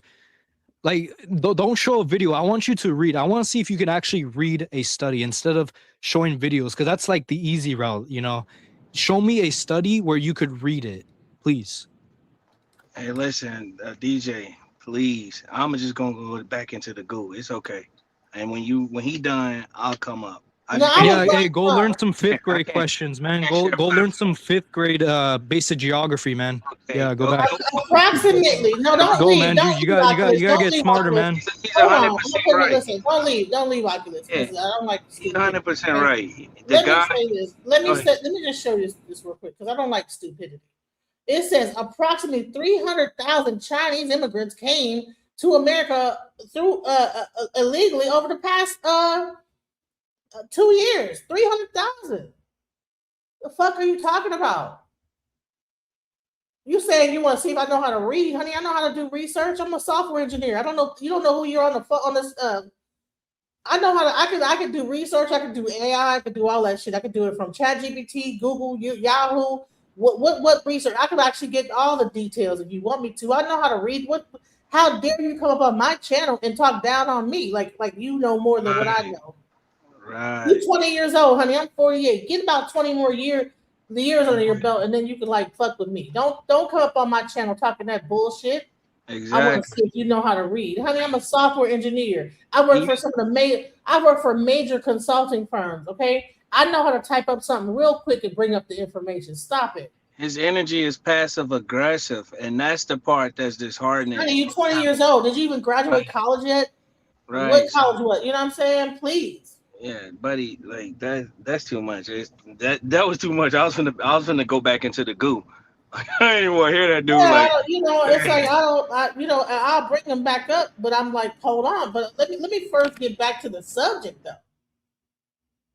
I'm gonna get back on the subject I was talking about, because I had a whole breakdown. I was like, okay, I want you guys to talk about what's going on, but we're not gonna all this racial stuff and this person trying to come. Okay, he's sad that Trump didn't do mass deportation. Well, honey, the reason why he wasn't able to do mass deportation is because he's too busy trying to grandstand and trying to do things on a massive level, over the top, and everything online, and blasting it out that he's trying to do mass deportation. And the reason why the Democrats were able to make it happen a lot easier is because they didn't keep talking about it and putting it on the internet and having Homeland Security posting shit up on Twitter and all this social media bullshit that they were doing.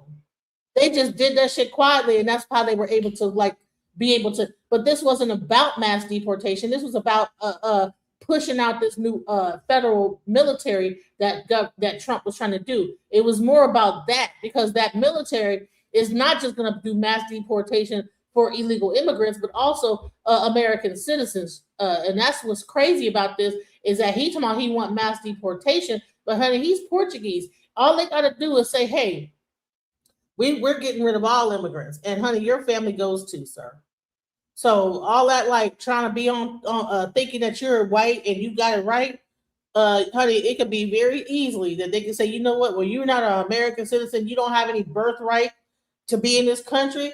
Once they get rid of birthright citizenship and you came here from immigrants, then your citizenship is revoked, because you came over here. That would be an illegal immigrant that came over to America, and then they became an American citizen, and he gets rid of the birthright, and then now you're gone.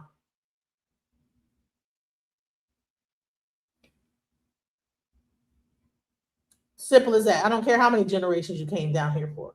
because there's plenty of people that was able to get that birthright citizenship and now it's been revoked. Anyways, let me get back into what I was talking about with the Democrats and everything, because we got off topic because, but I mean, I'm gonna allow you back on the stage, Greg, but you cannot be interrupting. Oculus, I'm gonna play this video and get everybody's opinion. Greg, you gotta like be able to like stop just jumping in, because otherwise I'm gonna kick you off. Okay, period. Yo, wait, I gotta go, but I gotta say, it was nice talking to you guys. I always love hearing different opinions and people being wrong, but it's okay. Second of all, Right, my grandparents came here legally in the 1960s. They waited about 8 years to come here. So and I was born here, so I don't know what you're talking about deportation. Yeah. And my last thing I gotta say is the Industrial Revolution was started in the United Kingdom. The automobile was started in Germany. The first ever airplane was created by the Wright brothers, America. The And guess what? Ain't nothing get created in Portugal or Spain. So get out of here. Peace. Goodbye. You up here promoting what they done did. What happened in Portugal and Spain? And what did they create? God dang it. What DJ saying is your views and your thought points, your talking points don't have to be aligned with the host's or my views. And I'm not the host, I'm just a participant. But the idea that you'll speak condescendingly to the host and the people that participated and to the chat, it just shows that you don't have a level of integrity or decorum to maintain a cordial conversation with some integrity or some respect. If you're so intelligent, then get your point across without being passive aggressive or condescending or disrespectful. This is all she's trying to say. But since you can't do that, then it shows that you have the mindset of an adolescence. That's all we're saying. You're dealing with adults here. You're not dealing with 20-year-olds. I'm 51, she 40 something. That's all we're saying, brother. Yeah, he like 20 years old and honey, develop your frontal lobe first a little bit more. And then, you know what I'm saying? And go through some things. Do a little more research and don't only like look at the things that agree with what you're saying. Because what happens is that people will only look at what they agree with, and then they think it's the truth. It's like, no, I look at both sides. I go to a white panel to understand what their side is. Okay, well, they feel like they did everything. Okay. And then I do the research. They didn't do everything. They did not make everything. They didn't create everything. This is a God complex. We created this, we created that, we did everything. You guys are in America. It was a white place, and y'all just a part of it. Honey, why would they need slaves then? If they had it down pat, why would they even need to import slaves? They could have just brought more white people over here to till the farms and do all the stuff they did with the slaves. Unearned income. Fuck out of here, bro. Anyways, let me get back to this. In Minnesota, and the vast majority of the American people want to stand up for the constitutional democracy we remember from our bones from our childhoods. Well, speaking of those polls, they strongly indicate that Democrats are likely to win the House of Representatives. Two-part question. One is, are you confident that we're going to have a midterm election that in fact reflects the will of the people? And secondly, do you have to have the Senate to make a real difference, because then you get in the way of appointments, judges? So here's the thing. Okay, she's why they implemented the grade curve. Sir, I was at the top of my class. There was no grade curve going on. Okay. I went to college, for marketing or whatever. I didn't even finish college, but I'm a software engineer and I do work with people with master's degrees. Okay. I didn't even finish college. So I don't know the people talk about my IQ and this, that, the other, honey. You don't even know who I am. Do some research on me. I'm not the person to be talking about low IQ to, because I can probably run circles around a lot of people with their IQ. If I showed you the things that I've accomplished and you talk about what you accomplished in your life, I can guarantee you I've accomplished more.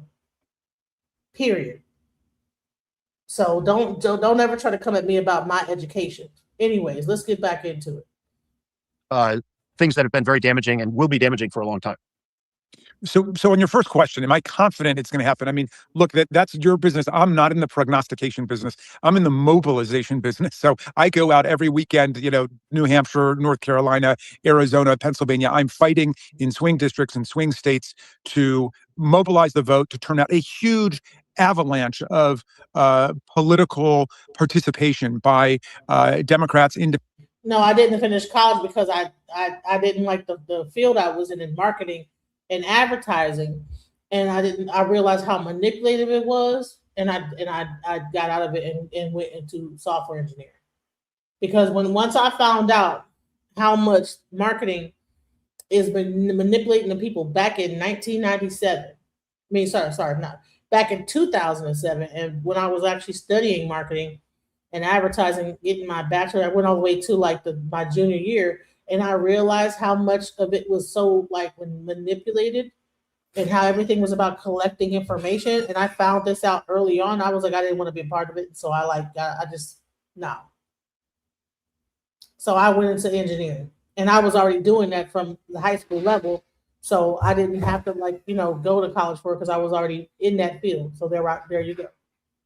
Independents, defecting Republicans. So there's such a huge margin. It can't be stolen, but we're also fighting against all of the GOP voter suppression tactics that are taking place right now as they try to destroy same-day voter registration. They try to destroy early voting. They attack mail-in balloting. People say, are they going to try to destroy the midterms? No, they are trying to destroy the midterms every single day all over the country. And we're in a decentralized electoral federalism situation. So we got to be fighting that every step along the way with our friends at the state level. Can you make a huge difference in the last 2 years with only the House and not the Senate?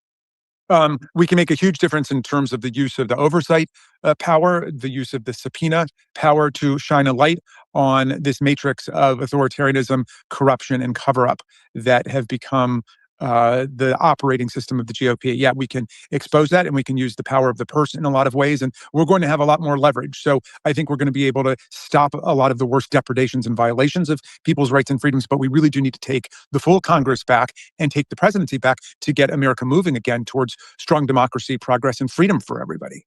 Let's talk about the judiciary, your other hat. We've seen a lot of federal district judges stand up to administration actions. The Supreme Court... By which you mean just enforce the law. Correct. Yes. The Supreme Court has mostly kicked the can down the road, not made decisions on the merits while allowing the administration to keep doing what it's doing. Are you confident that when they actually decide on the merits, that the Supreme Court is going to vindicate the role of the judiciary in standing up to a lawless president? Liking this video? And don't just watch, hit like, share, and subscribe. And tap the bell so you never miss a video or live show. But if you... All right, let's get into this DHS shutdown because that's what we're talking about. He talking about Trump and how it disappointed him that he didn't do mass deportation. Well, guess what? DHS is about to get shut down. And guess what? That has nothing to do with Trump. It's about the people he hired to run DHS that didn't know what the hell they were doing. Laura Hafley in St. Paul, Minnesota, MS Now Capitol Hill reporter Michael Schnell and former ICE acting director John Sandwig. So, Michael, midnight is still 14 hours away, but procedurally, Congress has already run out the clock. Were the two sides even close?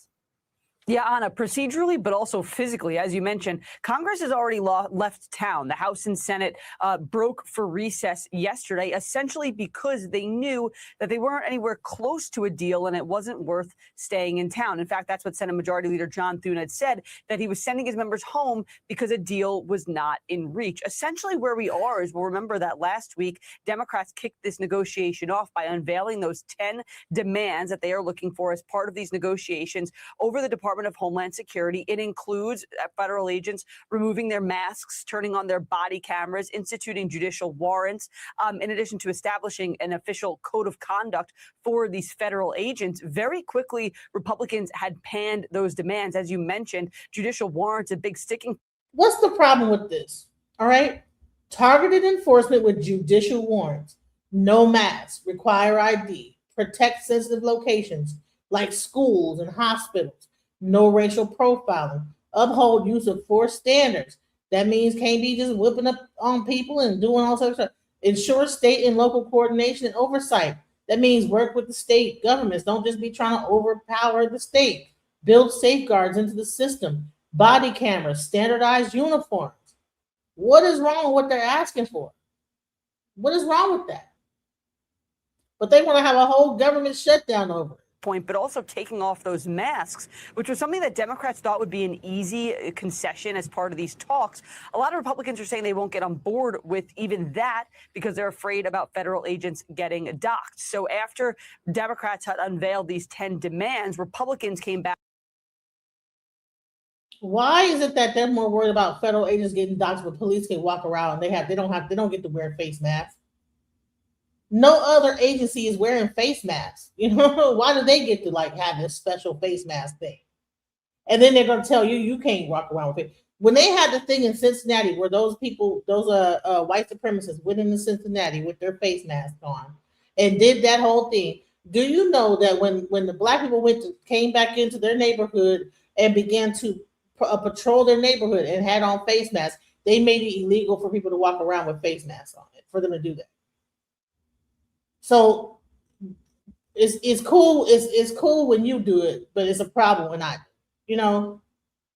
With their counterproposal, the White House sending an outline to congressional Democrats earlier this week. Very quickly, again, Schumer and Jeffries had panned that proposal, calling it incomplete. Then later this week, we had seen they had sent official legislative text to Democrats, and Jeffries just yesterday said that his initial understanding of this was that it does not go forward. DEA and SWAT wear masks because they're undercover a lot of times. You don't want the people that's undercover being unveiled, but these are not undercover officers. This is not an undercover situation. Or enough in terms of those changes that Democrats are demanding as part of DHS funding. So where we are right now is both sides no closer to a deal. As you mentioned, DHS funding running out in just 14 hours. We are all but certain to be headed for a shutdown by the Department of Homeland Security at midnight tonight. So what would actually be affected? Because it doesn't seem like it will be ICE. Yeah, so as part of the sprawling bill that Republicans passed last summer, it included about $75 billion for ICE. That was part of an $178 billion that DHS got overall. So ICE and CBP are just going to be funded for a while. They have plenty of cash on hand to take care of their immigration crackdown that they want to continue. What's going to be impacted in the coming weeks are things like TSA, things like FEMA. Now, look, that isn't expected to come immediately. There are still... Listen. They're willing. They want to push so much money to ICE. Okay, they have not yet talked about the health insurance reform or nothing like this. 75. They've already gotten I think 125 billion, some kind of crazy amount already. They need 75 more billion. That leaves up to $200 billion put into ICE and Customs Board. So 65 there, 75 there.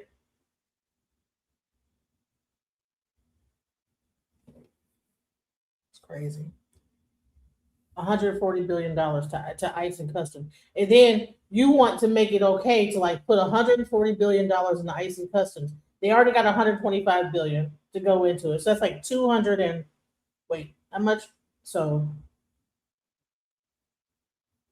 125, $265 billion going to ICE. And we ain't talked about healthcare yet. Meanwhile, FEMA about to get shut down. You have your TSA about to get shut down. All this stuff about to get shut down. Going to be impacted in the coming weeks are things like TSA, things like FEMA. Now, look, that isn't expected to come immediately. There are still a few weeks until, for example, TSA agents need to get their paychecks and when we can start to see some of the impacts of this shutdown. But whenever we're in these shutdowns, we always look for things that we call pressure points. What are the pain points and the pressure points that could lead both sides towards an agreement with ICE and CBP? See how ridiculous. So see how ridiculous it is. They're arguing over giving ICE more money. They don't want to agree with any of the demands that the Democrats are saying. Hey, we need to just have more oversight. But the only thing people want to talk about is that why they're masked and not masked. What about the 200 and some odd million billion that they want to just fuse into ICE, and meanwhile there is like no oversight for what the medical Medicaid and different aspects of the medical thing. Like, what about that? Y'all don't even care about y'all own health. That's crazy. Funded for the time being, and we're not expecting TSA to really be feeling this impact for a while. FEMA also has some cash on hand.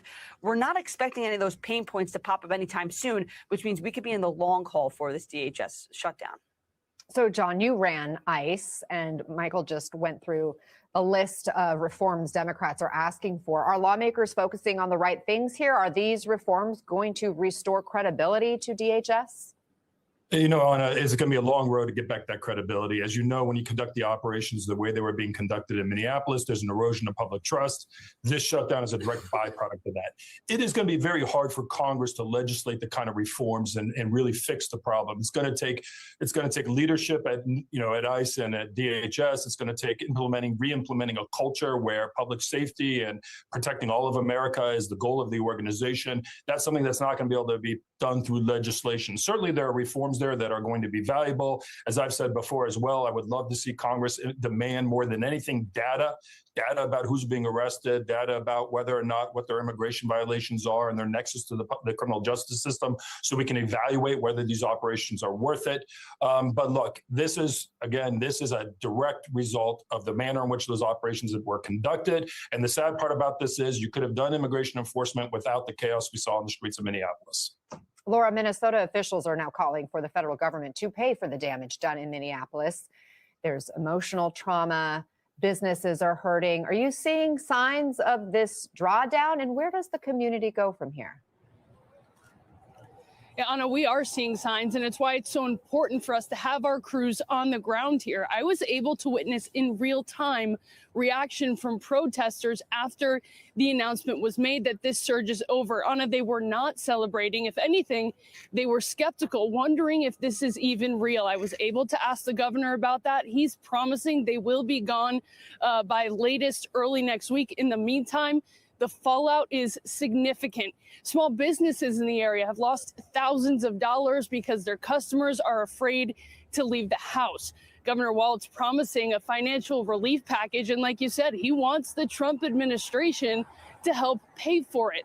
It's unclear how much convincing that will take. The other issue we're seeing, school systems. The absence rates are astronomical. And Anna, in the public school systems in Minnesota, funding is tied to how many students you have. So if you're losing students, you're potentially losing funding. And then, of course, the families still wondering where their loved ones have gone. We spoke to an attorney in Hennepin County. She says one thing is clear: Minnesota knows how to move forward. Take a listen.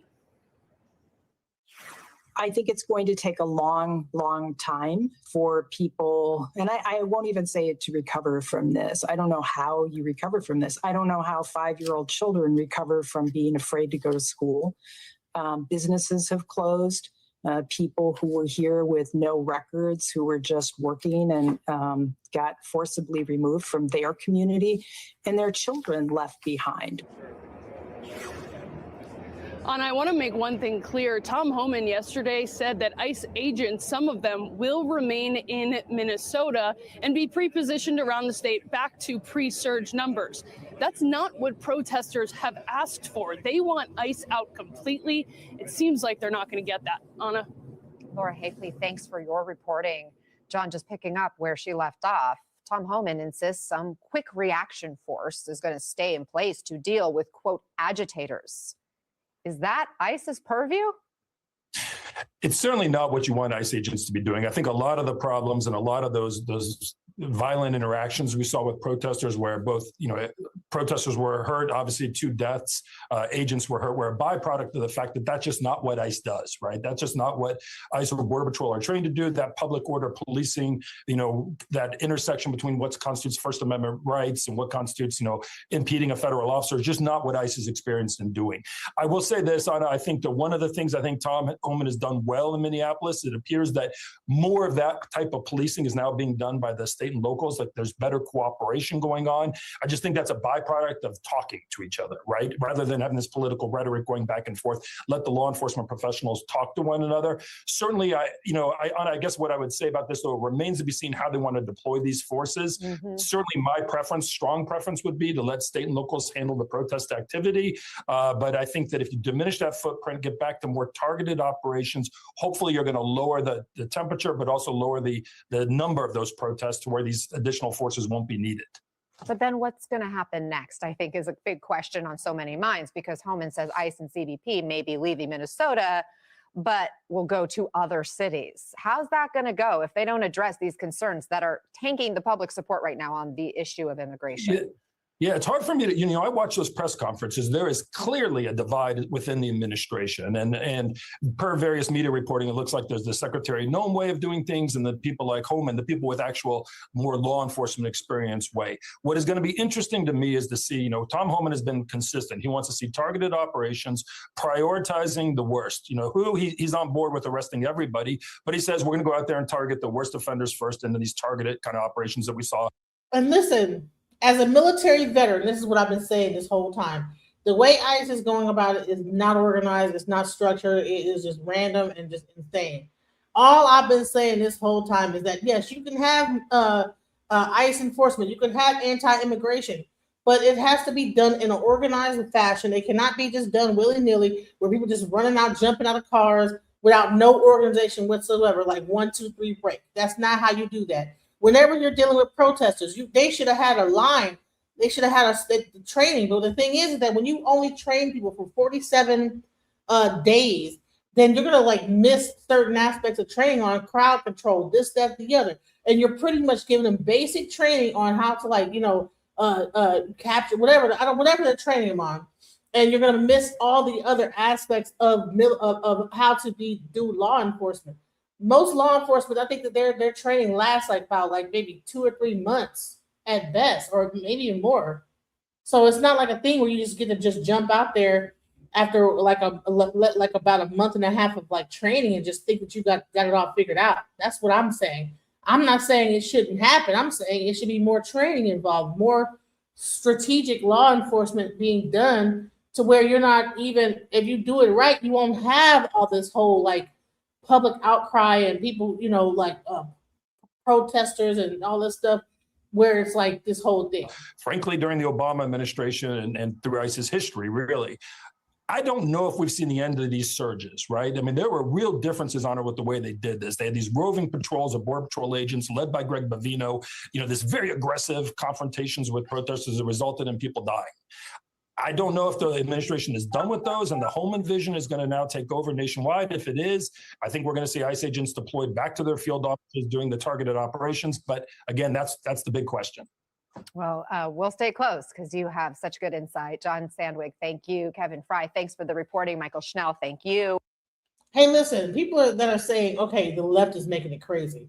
How is the left making it crazy when, if it wasn't for the way that things are being done, you wouldn't even have that large amount of protesters out there.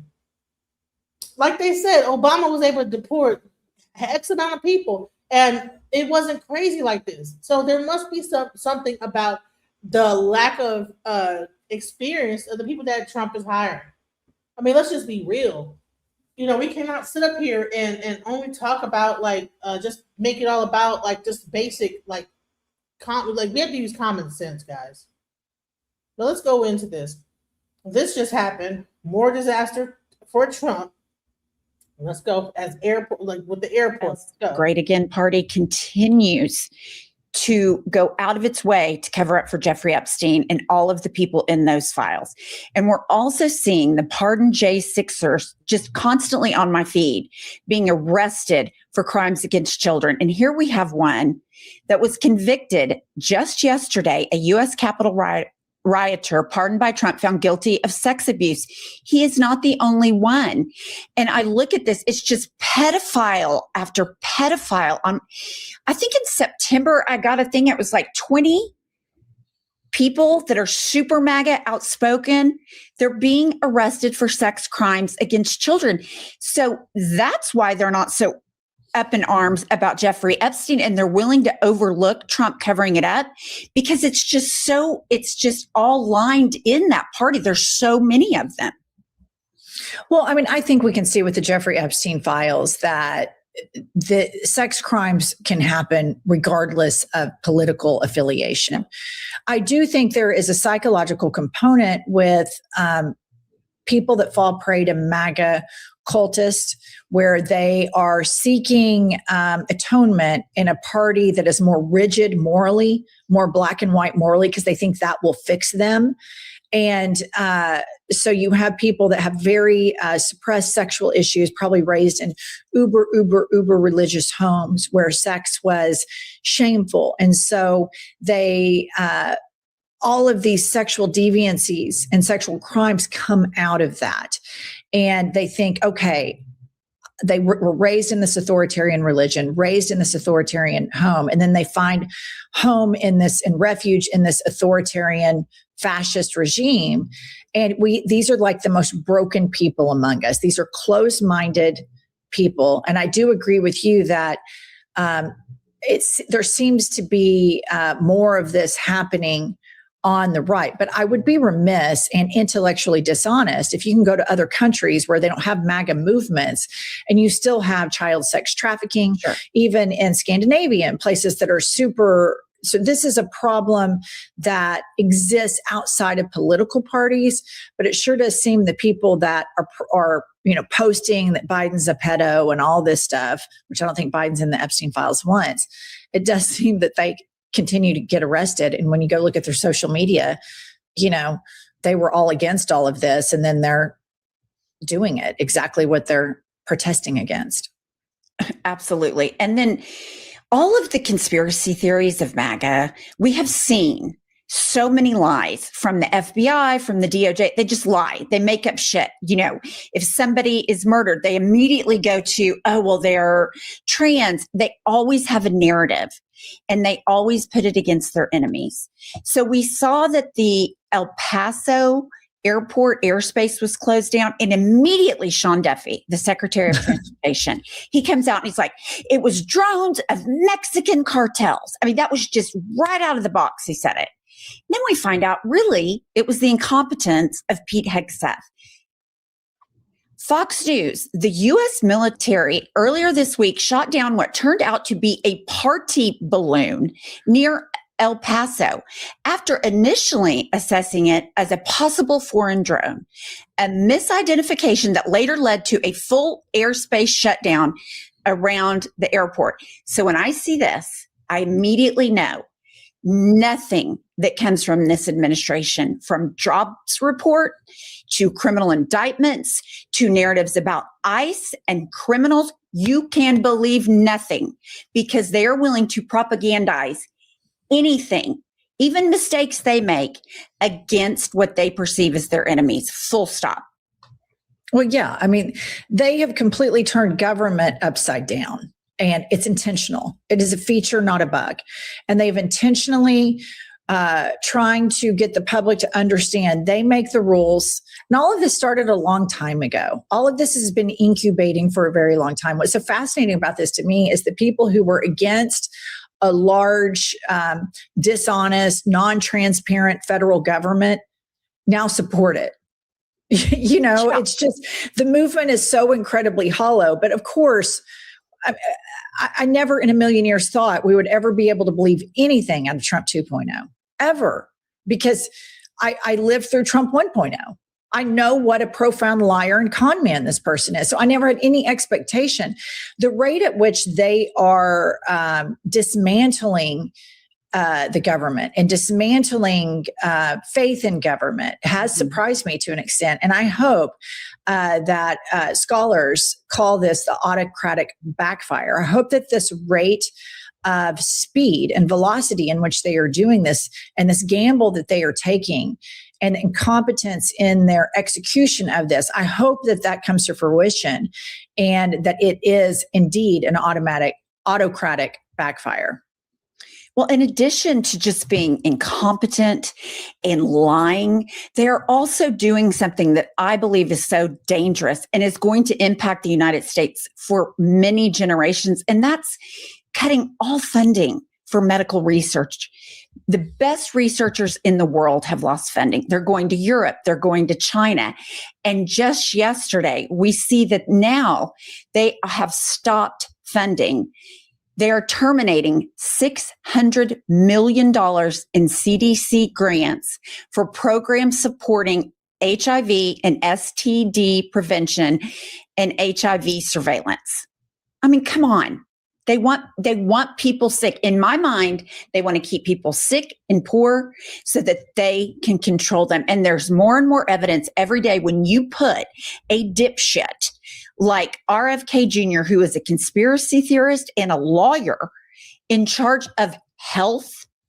This is the kind of shit you get. You get sick people because they no longer value humans. And it is easy for them to dismiss them.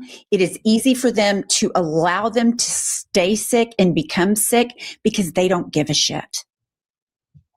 Yeah, and I would just argue that this is a moment for the Democrats if we had a unified opposition party that wasn't disjointed with leadership supporting corporate interests and a lot of people in the progressive caucus getting no institutional support whatsoever.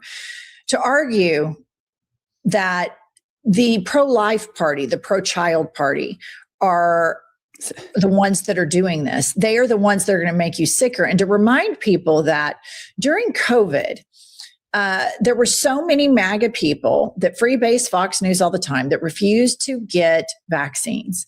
And then they got COVID. And story after story of ICU nurse, ICU doctor, scrub techs, et cetera. These people are on their deathbeds begging for the vaccine.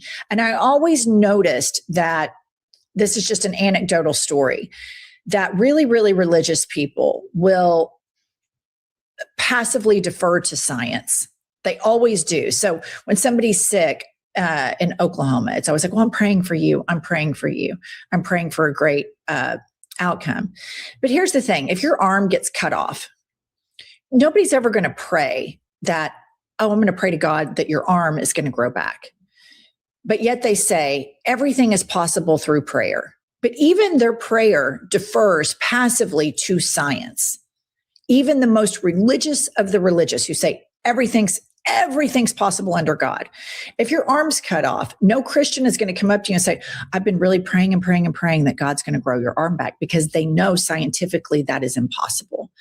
And so we have to have a political party that engages intellectualism, that engages facts, that stops the magical thinking, because all of this anti-science stuff has been able to be birthed in a petri dish of magical thinkers that defer to Iron Age thinking, unless they need science and they're on their deathbeds and then they want chemo or they want the vaccine and they're a day late and $1 short. So for me, this anti-intellectualism has been breeding long before RFK. Long before Trump. You go back to George W. Bush, you go back to Ronald Reagan. The embrace of megachurch culture and anti-science and people doing their, quote, own research. I mean, I guarantee you that if we were to interview all of the people in the United States that believe the earth is 5,000 to 6,000 years old, I think would be in the high 90s of those people that voted for Trump. Oh, yeah. I think the data merits that out. I mean, I've seen over 90%. I've seen like not over 95%, but you're right. They absolutely live together. And then the alarm has been sounding. The red flags are up.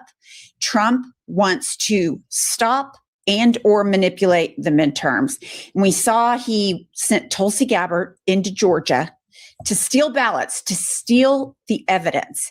And now we're seeing that other people have said, hey, he's trying to federalize the elections. He wants more control over the elections. He turned all that shit over to an election denier. And then this was interesting. A newly released affidavit from FBI reveals what experts have long warned. The Trump administration is purposefully recycling through thoroughly debunked lies about the 2020 election in an effort to take over the handling of the midterms. And you have been sounding the alarm on this from jump. Yeah, I mean, they are governing like they are never going to face accountability. Pam Bondi walked in front of Congress as though she is never going to face any accountability. It is very obvious. But more than that, it's not even deep. It's not even remotely complicated. We all saw what happened on January 6th. He wanted for his mob of rubes to hang Mike Pence and to hostily take over Congress and declare him president. And he would still be there. And his ballroom would already be built. And all of his escalations would just be further advanced. So it's just insane that anybody would be surprised remotely that he's not going to do everything in his powers with a pardon from the Supreme Court. You have immunity. So that makes it all very blurry. There's no question that they're not going to engage in every single thing they possibly can to cheat in the midterms. And this SAFE Act that is going through Congress right now, which would disenfranchise 70 million women, it will not stop. But Republican disenfranchisement is as old as this country, because they know that if more people go out and vote, the more the Democrats win. And so this is where I get my eyes off of Republicans and get my eyes on to Democrats, because Republicans are FUBAR, in my opinion. They've been FUBAR for decades. But this is where, okay, where can we put action that can mean something for this country? And that's on Democrats.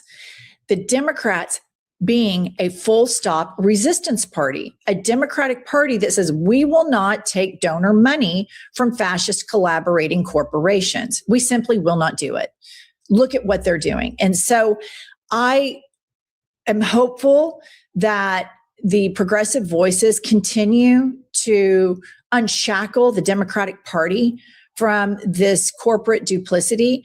I'm hopeful that in building this independent media, us and hundreds of others where people get their news, we have a united message of turning people out to the voting polls and the booths, where we have an election that is too big to rig. And I'm hopeful that state and local politicians, Republican and Democratic, do not throw away 250 years of our shit show of a country, but it's fucking ours and we love it, for this old queen that puts on makeup every day and has many strokes on live TV. I mean, like, can there just be one redeeming little thing in people? Can we just preserve our elections? I mean, for the Republicans, no, they've always wanted rigged elections, and all the election rigging conspiracy theories have always been a lie. But of course, this is what he's going to do. He's a cheater. He's cheated his whole life. Yeah, you're right. He's a con man, and there's no con too big. All right, please like this video, subscribe to our channel, and we will be back later with more news.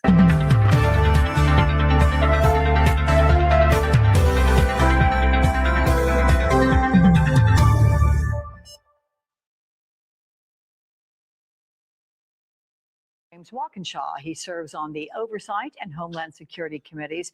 Congressman, welcome to you, sir. Democrats say they will not vote to fund DHS unless some real restrictions are put in place for federal immigration enforcement. Are there red lines that you won't cross when it comes to ICE accountability? Is there any bipartisan solution for DHS funding that could get your support? Well, look, I think all of those reforms are important. The key ones for me, no masking, or at least severely limiting the masking. Officers need to identify themselves just like our state and local police do. And another one that's key for me is the judicial warrants. I just don't believe, and I think anyone who describes themselves as a small government conservative, as many of my Republican colleagues do, I don't think you can accept the federal government smashing down the door of your home while your wife and children are sleeping without a warrant signed by a judge. I just don't think the government should have the power to do that. Those are some of the elements that are key from my perspective. You know, Congressman, I just have to ask, do you ever get a logical answer from anyone who supports keeping the face masks on for how they distinguish between what our local and state law enforcement officers don't wear masks, in other words, with what they're doing? Why is it that they say they will get doxxed? Could it be that what they're doing is rather heinous? Well, look, I think anyone who's engaged in doxing or threatening or engaging in violence against law enforcement or anyone else should be prosecuted, period. But law enforcement in this country have taken on, arrested, prosecuted the most dangerous criminals in criminal gangs in the planet not wearing masks. I watched the federal law enforcement who escorted Nicolas Maduro into the courthouse and into detention, federal detention. They weren't wearing masks. This guy supposedly is a leader of a transnational crime syndicate who's very dangerous. Those officers weren't wearing masks. There's no justification for ICE agents and CBP agents engaged in enforcement of civil immigration law to wear masks. I tell you, it just defies logic. I keep on wanting to get an answer for someone. It's also really to dangerous. say, I mean, it's dangerous for everybody, including those officers. it absolutely is, but nonetheless, there is no distinction between what they're doing and what other officers are doing. Okay, let me move on to your district, sir, because it has a high concentration of federal employees, many of whom are deemed essential and will be forced to work without pay during this DHS shutdown. What is your message to them? What do you say to workers who see themselves as, I don't know, collateral damage in a political standoff that may not actually curb ICE or CBP's operations? Yeah, look, I represent 50 to 60,000 federal workers, and the first thing I do is listen to them. And what I listened and heard during the last shutdown and here now is frustration from them that, look, they've endured assault after assault after assault throughout this Trump administration. The administration has been shutting down federal agencies for this entire term. Right now, as we speak, before this latest technical shutdown began, the Trump administration was systematically shutting down FEMA. I meet with my constituents every day who have lost their jobs at FEMA because they've been shutting it down.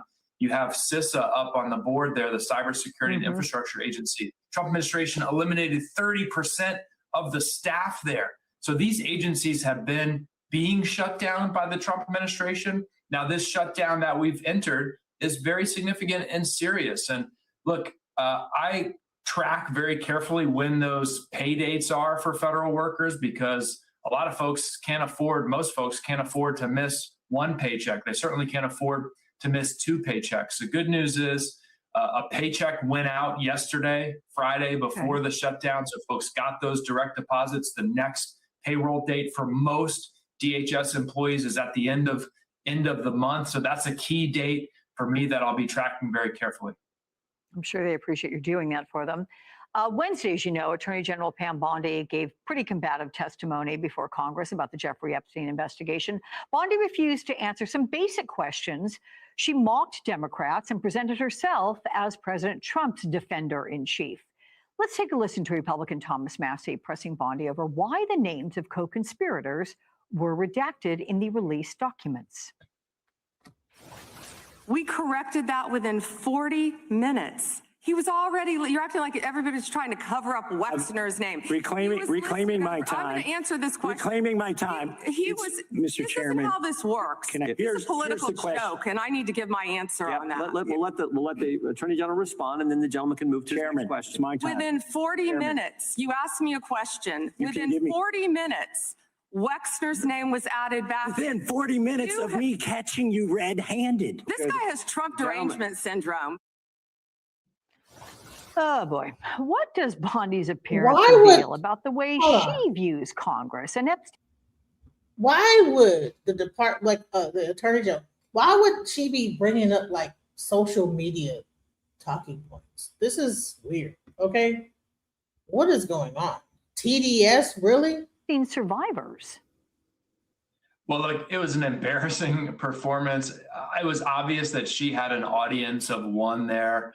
There's been ample reporting that, Trump has been frustrated with her inability to articulate his message and his agenda. And she was desperately trying to impress him throughout that hearing. It was sad and embarrassing to watch, but enormously frustrating for the survivors of Epstein's crimes who are there in the audience. You can see some perhaps on the screen there, who wanted to get real answers from her about why she's failed to follow the law in releasing the files, why she redacted things that shouldn't have been redacted according to the law, and why she also allowed many of them, survivors, allowed their information to be revealed. So she redacted the wrong things and revealed the wrong things in the files.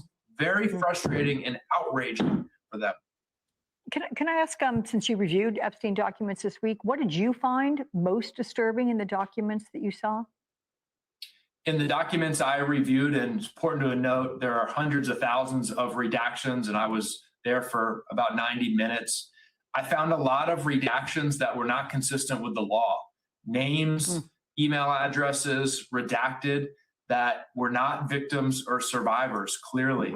The one that I think is most significant, there was an email from Epstein's lawyers to Epstein describing a 20-minute phone call they had with Donald Trump in 2009, where they asked him if he had been on Epstein's jets. And he said, well, I fly on a lot of planes. I don't remember whether I was on that one. When he was asked, had he been to Epstein's mansion, and he gave another denial.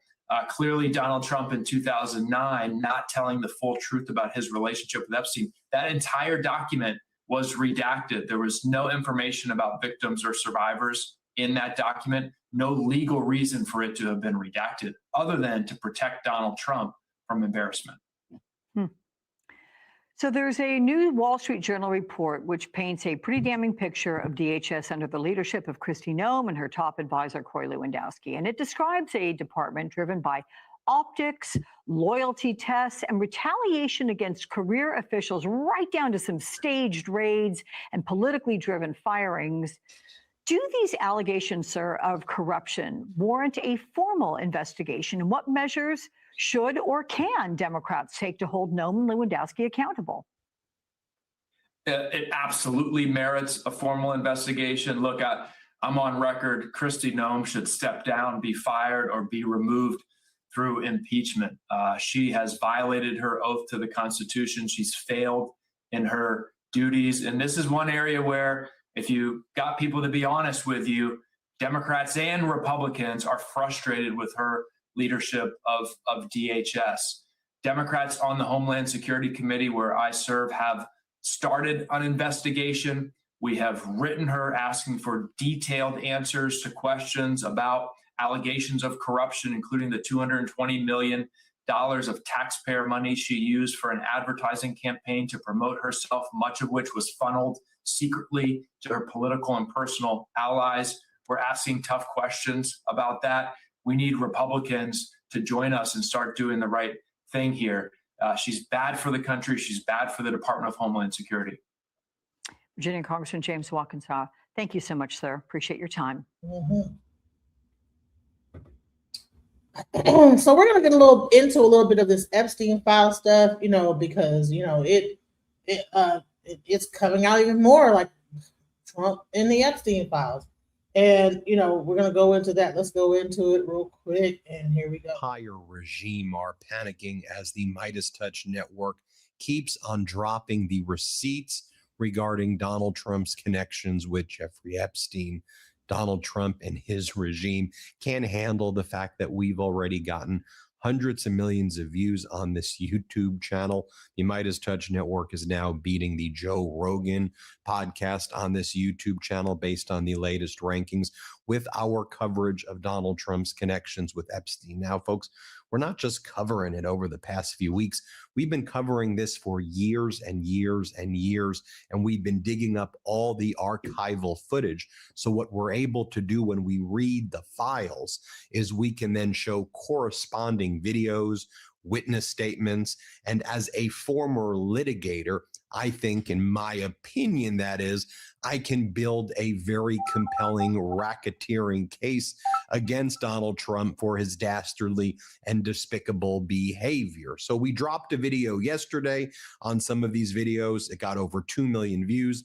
Let's do it again. And I want to show you first this BBC Panorama series from 2018. Notably, Donald Trump recently sued BBC regarding its Panorama series coverage regarding the January 6th insurrection. Remember, Trump sued the BBC? Well, if you go back to 2018, they did an incredible doc on Donald Trump called Sex Pest, and everybody should go and watch the full doc. But we've been talking about these videos for a very long time because in it, BBC identified numerous eyewitnesses back then. What I think is very helpful is finding the witnesses who talked about it in 2018, in 2016, in the early 2000s, in the 1990s. So you have that basis of comparison as well. So let's just pull out the receipts, shall we? And let's make the Trump regime panic even more. As Democratic Congress member Ted Lieu writes, the interview that the Midas Touch Network just posted with someone by the name of Barbara Pilling sheds light on why Attorney General Pam Bondi paused for so long before responding to a question about whether Donald Trump attended parties with underage girls. He did, is the answer. Many times Donald Trump attended parties with underage girls. So just ask yourself this question. When Donald Trump was in his 40s and 50s and 60s, okay, why was he doing parties with underage girls? Why would he even do that to begin with? And then, of course, yesterday in the video that's gotten over 2 million views, I reported how a business person who ran a pageant said that Donald Trump and Epstein brought in lots of girls, and they said they were going to have a modeling competition at Mar-a-Lago, and there would be all these other guys from the fashion industry there, but it ended up just being Donald Trump and Epstein and these girls. Why would you do that? What do you think Donald Trump and Epstein were doing with the girls? So first, I want to share with you the cross-exam by Ted Lieu of Bondi, and then I'm going to show what Barbara Pilling said, and then I'm going to show you some of what the beauty pageant contestants in Trump's beauty pageant said about him walking in on them naked or walking in on them as they were changing. And then I'm going to show you what Donald Trump told a group of high school students, where he said it was a very courageous act when he talked about grabbing women without consent by their genitals. In other words, sexually assaulting women. Trump spoke with high school kids and college kids, and he told them that it was so courageous that military generals praised him. You remember when he said that? If not, I'm going to go and show you that. And maybe, you know what, I'll show you too. I'll show you when Donald Trump spoke at a high school, and he was speaking to the high schoolers and people at the high school, I believe it was in Iowa, about golden showers, about getting peed on by hookers. And he said, I don't like that. I don't like he goes, Melania knows I don't like golden showers because I don't like germs. He said, I don't want to get peed on by hookers. I'm not into that. Why would you bring that up during a speech?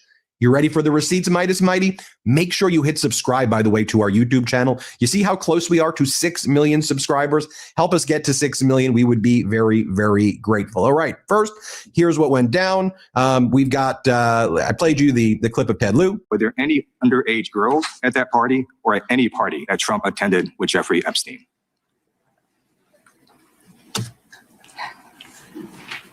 This is so ridiculous, and that they are trying to deflect from all the great things Donald Trump has done. Okay, now here is the host saying what's most shocking is the age of some of these models that would go to these Trump events. Here, play this clip. We've spoken to a number of sources who saw Donald Trump at the parties. Most paint a similar picture. Just describe to us the way Donald Trump behaved at these parties. I mean, this guy it was like a predator in action. I went to the washroom and I was going in and a girl was coming out and she kind of looked at me and I go, have you talked to that Trump guy? And she goes, yeah, as I was walking by, he's like trying to grab my ass. We do know that he was having sex with them. How do you know that? Because the next day or days after we'd hear about it, he'd brag about it to his friends and it would get around that he scored, maybe 1 or 2 girls at a time, which is what he loved to do. There's no evidence that Donald Trump slept with underage girls. But what's most shocking is the age of some of the models at the parties. There was girls, I would say 14, 15 years old. from Europe, the European girls. They were 14 or There were 15? girls that were 14, 15 years old, for sure. I mean, I didn't run up and say, how old are you? But they looked younger than I was, and I was 17.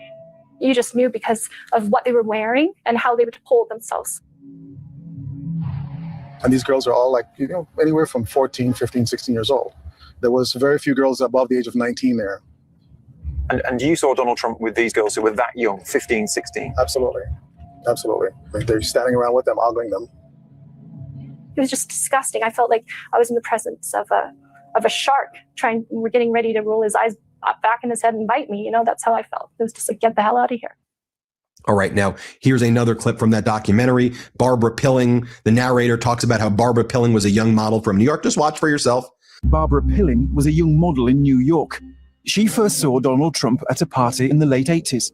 She's never spoken publicly about it before. He said, how old are you? And I said, 17. He goes, oh, great. So you're not too old, not too young. That's just great. And hold on. With that poll, 75% said that Kristi Noem should be impeached. So as much as y'all are talking stuff in the chat room, saying all this, which I think a lot of y'all are trolls, 75% she should be impeached. So shouts out to the chat. Okay, let's go.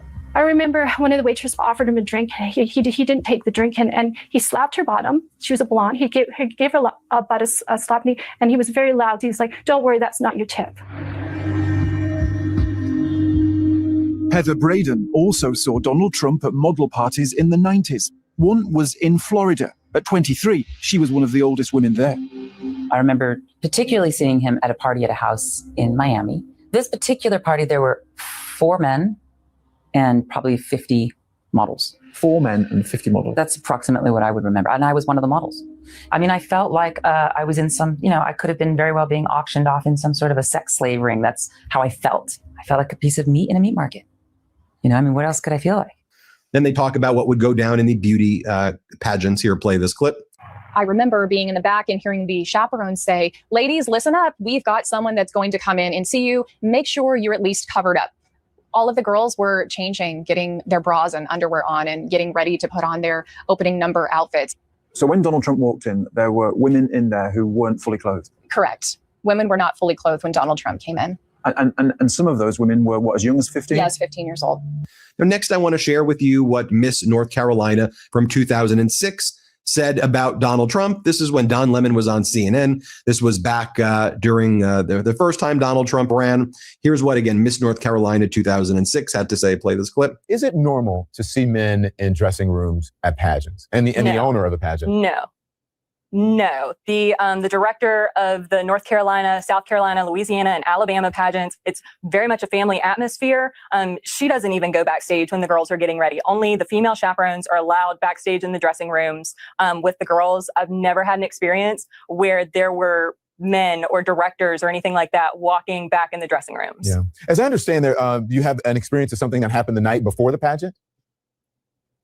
Well, not the night before the pageant, but when we were in New York City on the media tour, they were doing a book launch at Trump Towers for the Universal Beauty book. And they had a bunch of former Miss USAs and Miss Universes and all 51 of us. And we did the red carpet and that was tons of fun. And then they lined us all up and Trump went down the line and he shook your hand and, looked you over, looked you up and down, head to toe, and was just checking everybody out. And you thought you felt? I felt very dirty. It was very creepy. It's kind of like when you're at a bar and a creepy guy is checking you out. That was the experience for me. We're a year into the new administration, and it's getting harder to read the news and see the continued attacks on our First Amendment freedoms daily. Now is the time to look for helpers, those who are strategically fighting day in and day out to preserve our constitutional freedoms. One of the orgs fighting the good fight is Americans United for Separation of Church and State. Their mission is to protect everyone's right to live as. All right, let me just clear this up. So she was the only 23-year-old there. Why would there be one 23-year-old and the rest 15 and 16? So if you know anything about pageants, my daughter's in pageants. Pageants can have with girls down from really small, 5 and 6 years old, even babies, all the way up to like 23, 40. Like they have like different categories for women. So yeah, she could have been in the older category, but then there also would be categories for kids, young girls, teenagers, everything. So if he's walking into the back thing, it could be all types of little girls getting ready for the pageant. So yeah, if you know about pageants, you understand that yes, that it could be definitely a situation where, you know, he could have walked in and it could be just little kids or whatever, little girls getting ready. You know what I'm saying? So let's not, so if you don't know about pageants, let me just let you know that that's what the deal is, okay? So, and there you go about that. Or any sort of clothing or anything. Some girls were topless, other girls were naked. As Miss Arizona 2001, Tasha Dixon competed in the Miss USA pageant. Donald Trump owned the contest along with Miss Universe and Miss Teen USA for 19 years. Our first introduction to him was when we were at the dress rehearsal and half naked changing into our bikinis. To have the owner come waltzing in when we're naked or half naked in a very physically vulnerable position, and then to have the pressure of the the people that work for him telling us to go fawn all over him, go walk up to him, talk to him. And Dixon has strong opinions about what she thinks were Trump's motivations. I'm telling you, Donald Trump owned the pageant for the reason to utilize his power to get, around beautiful women. Dixon, who lives in West Hollywood, was 18 at the time. Who do you complain to? He owns the pageant. So there's no one to complain to. Everyone there works for him. The year she competed, the theme was empowering women. And after hearing recent audio of Trump talking about women, she decided to speak out. I'm Miss Arizona, so I veer more on the conservative side. But I just like to choose what's right. Now, you know what Donald Trump said, though, right? I mean, he's on audio with Howard Stern saying that when you own beauty pageants the way he does, that he thinks that he's entitled to go in and inspect and look at the girls naked. He goes, that's what you do. And by the way, remember the people's ages at these beauty pageants, 14, 15, 16, 17, 18, maybe some in their 20s, but by and large, very young girls at Trump's pageants. And Trump says at the pageants, he looks at the girls naked. Remember what he said? Play this clip. Well, you could also say as the owner of the pageant, it's your obligation to do that. So you have done that. I'll tell you the funniest is that I'll go backstage before a show. Yes. And everyone's getting dressed and ready and everything else. And, no men are anywhere. And I'm allowed to go in because I'm the owner of the pageant and therefore I'm inspecting it. I'm inspecting. I want to make sure that everything is good. You're there. Yeah, the dress. Is everyone okay? They're standing there with no clothes. Is everybody okay? And you see these incredible looking women. And so I sort of get away with things like.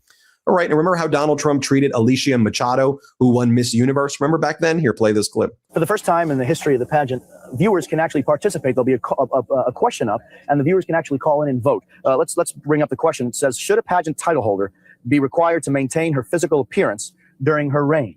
Why do you think this is an important question the viewers would care about? Well, it's something that really has come up over the last year, and Alicia has done an incredible job. She really has turned out to be one of the great Miss Universes, I will say. And she had a little problem during the middle where she gained a little weight. I don't think so. Yeah, she's probably right. I don't think so. Okay. And so let's talk about that debate because it's interesting. The viewers are going to make a decision today, and they're going to vote in one way or the other. Alicia, do you think that should matter? Because after all, you were voted in as being the most beautiful woman in the world. I am the most beautiful woman in the world. I certainly don't doubt that. With 20 pounds or no pounds, I am the most beautiful woman in the world. Do you not think that it's important to maintain a certain look during that year?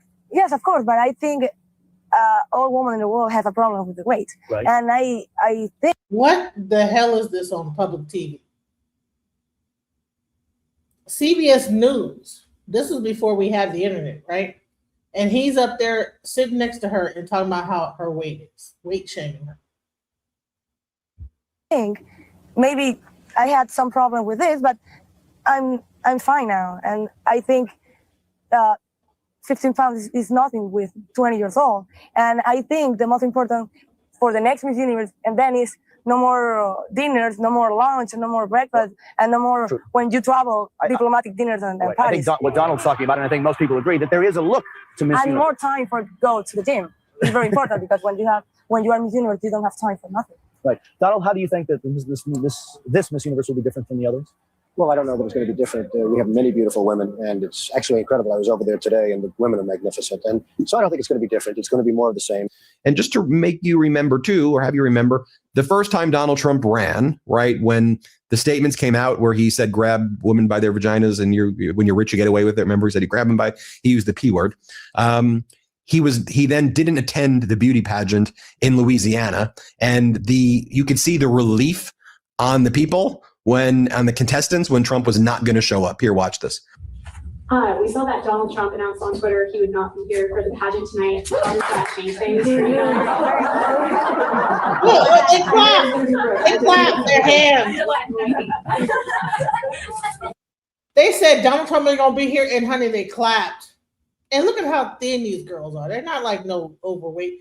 They have to be in patterns. They have to make sure they're thin. You don't need no one to walk. If you're confident enough to join a pageant and how competitive that is, you're not gonna show up there looking fat and crazy, whatever it is. I'm sorry, something interrupted me. I'm wondering if that changes anything as far as the pageant goes tonight, or as far as the brand of the pageant tonight. You know, as I said 2 or 3 weeks ago, this pageant is an opportunity to be about the women and the city, and that's what we're focusing on. And you know what? It's good for us that we're just focusing full steam ahead. It hasn't really changed because that's all we've been doing for the last few days. And I know that there's a big campaign going on out west, and we're focusing here in Louisiana. I mean, we also have Donald Trump talking about how this was when Lindsay Lohan was 17 years old. She may have just been turning 18, or she may have been 17 years old. Lindsay Lohan, the actress. Donald Trump said that she's very disturbed, mentally ill, and he says he loves to have sex with mentally ill people. He goes, they're the best in bed when they have mental illness. He said this is what he bragged about. And I think she was 17 here. She may have been 18, but she was very young. Let's play this clip. Yes, so you have to like freckles. I've seen a close up of her chest. Yes. And a lot of freckles. Are you into freckles? If the father's a wreck, like the way he is. Right. You imagine the sex with this troubled? Yeah, you're probably right. She's probably deeply troubled and therefore great in bed. Back in the day. How come the deeply troubled women? Yes. Deeply troubled. Right. They're always the best in bed.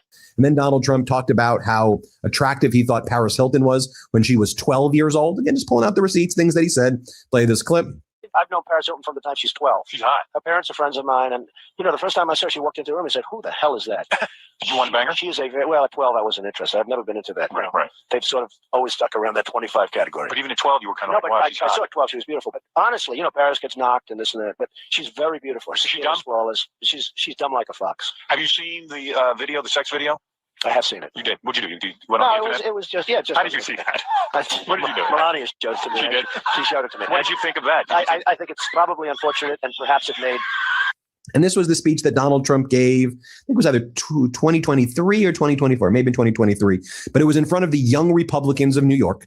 So these were high school Republicans and college Republicans. So 16, 17, 18 through about 21, maybe some older, but the young Republicans, right? And then Trump said that when he called sexually assaulting women locker room talk, that was the most courageous act of his life. He said that was when he showed the most courage. This is what he said in his own words. I mean, I'm not paraphrasing it. Just listen, listen to it for yourself. Here, play this clip. But I went onto that stage just a few days later, and a general who's a fantastic general actually said to me, "Sir, I've been on the battlefield. Men have gone down on my left and on my right. I stood on hills where soldiers were killed. But I believe the bravest thing I've ever seen was the night you went onto that stage with Hillary Clinton after what happened. And then that woman asked you the first question about it. And I said, locker room talk. It's locker room talk. What the hell? What are you talking? Locker room talk." That was not a great. And here's the video where Donald Trump was speaking at a high school. And at the high school, he talked about being peed on or being urinated on by hookers. And he goes, "I don't like that." He goes, "They call it golden showers. I don't like those," he said. Here, play this clip. He was with 4 hookers. You think that was good that night to go up and tell my wife, "It's not true, darling. I love you very much"? It's not true. Actually, that one she didn't believe because she said he's a germaphobe. He's not into that, He's not into golden showers, as they say they call them. He's not. I don't like that idea. No, I didn't. I thought that would be a big problem. I was going to have a rough night, but that one she was very good on. She said, "No." Right? I mean, some real deranged, grotesque behavior. You have those receipts. You see why the regime is angry at us for showing you those receipts. But judge for yourself. And do me a favor. As I said, this channel is so close to 6 million subscribers. Help us hit 6 million. We're grateful for you. Thank you so much for watching. Love this video? Support independent media and unlock exclusive content, ad-free videos, and custom emojis by becoming a paid member of our YouTube channel today. You can also gift memberships to others. Let's keep growing together.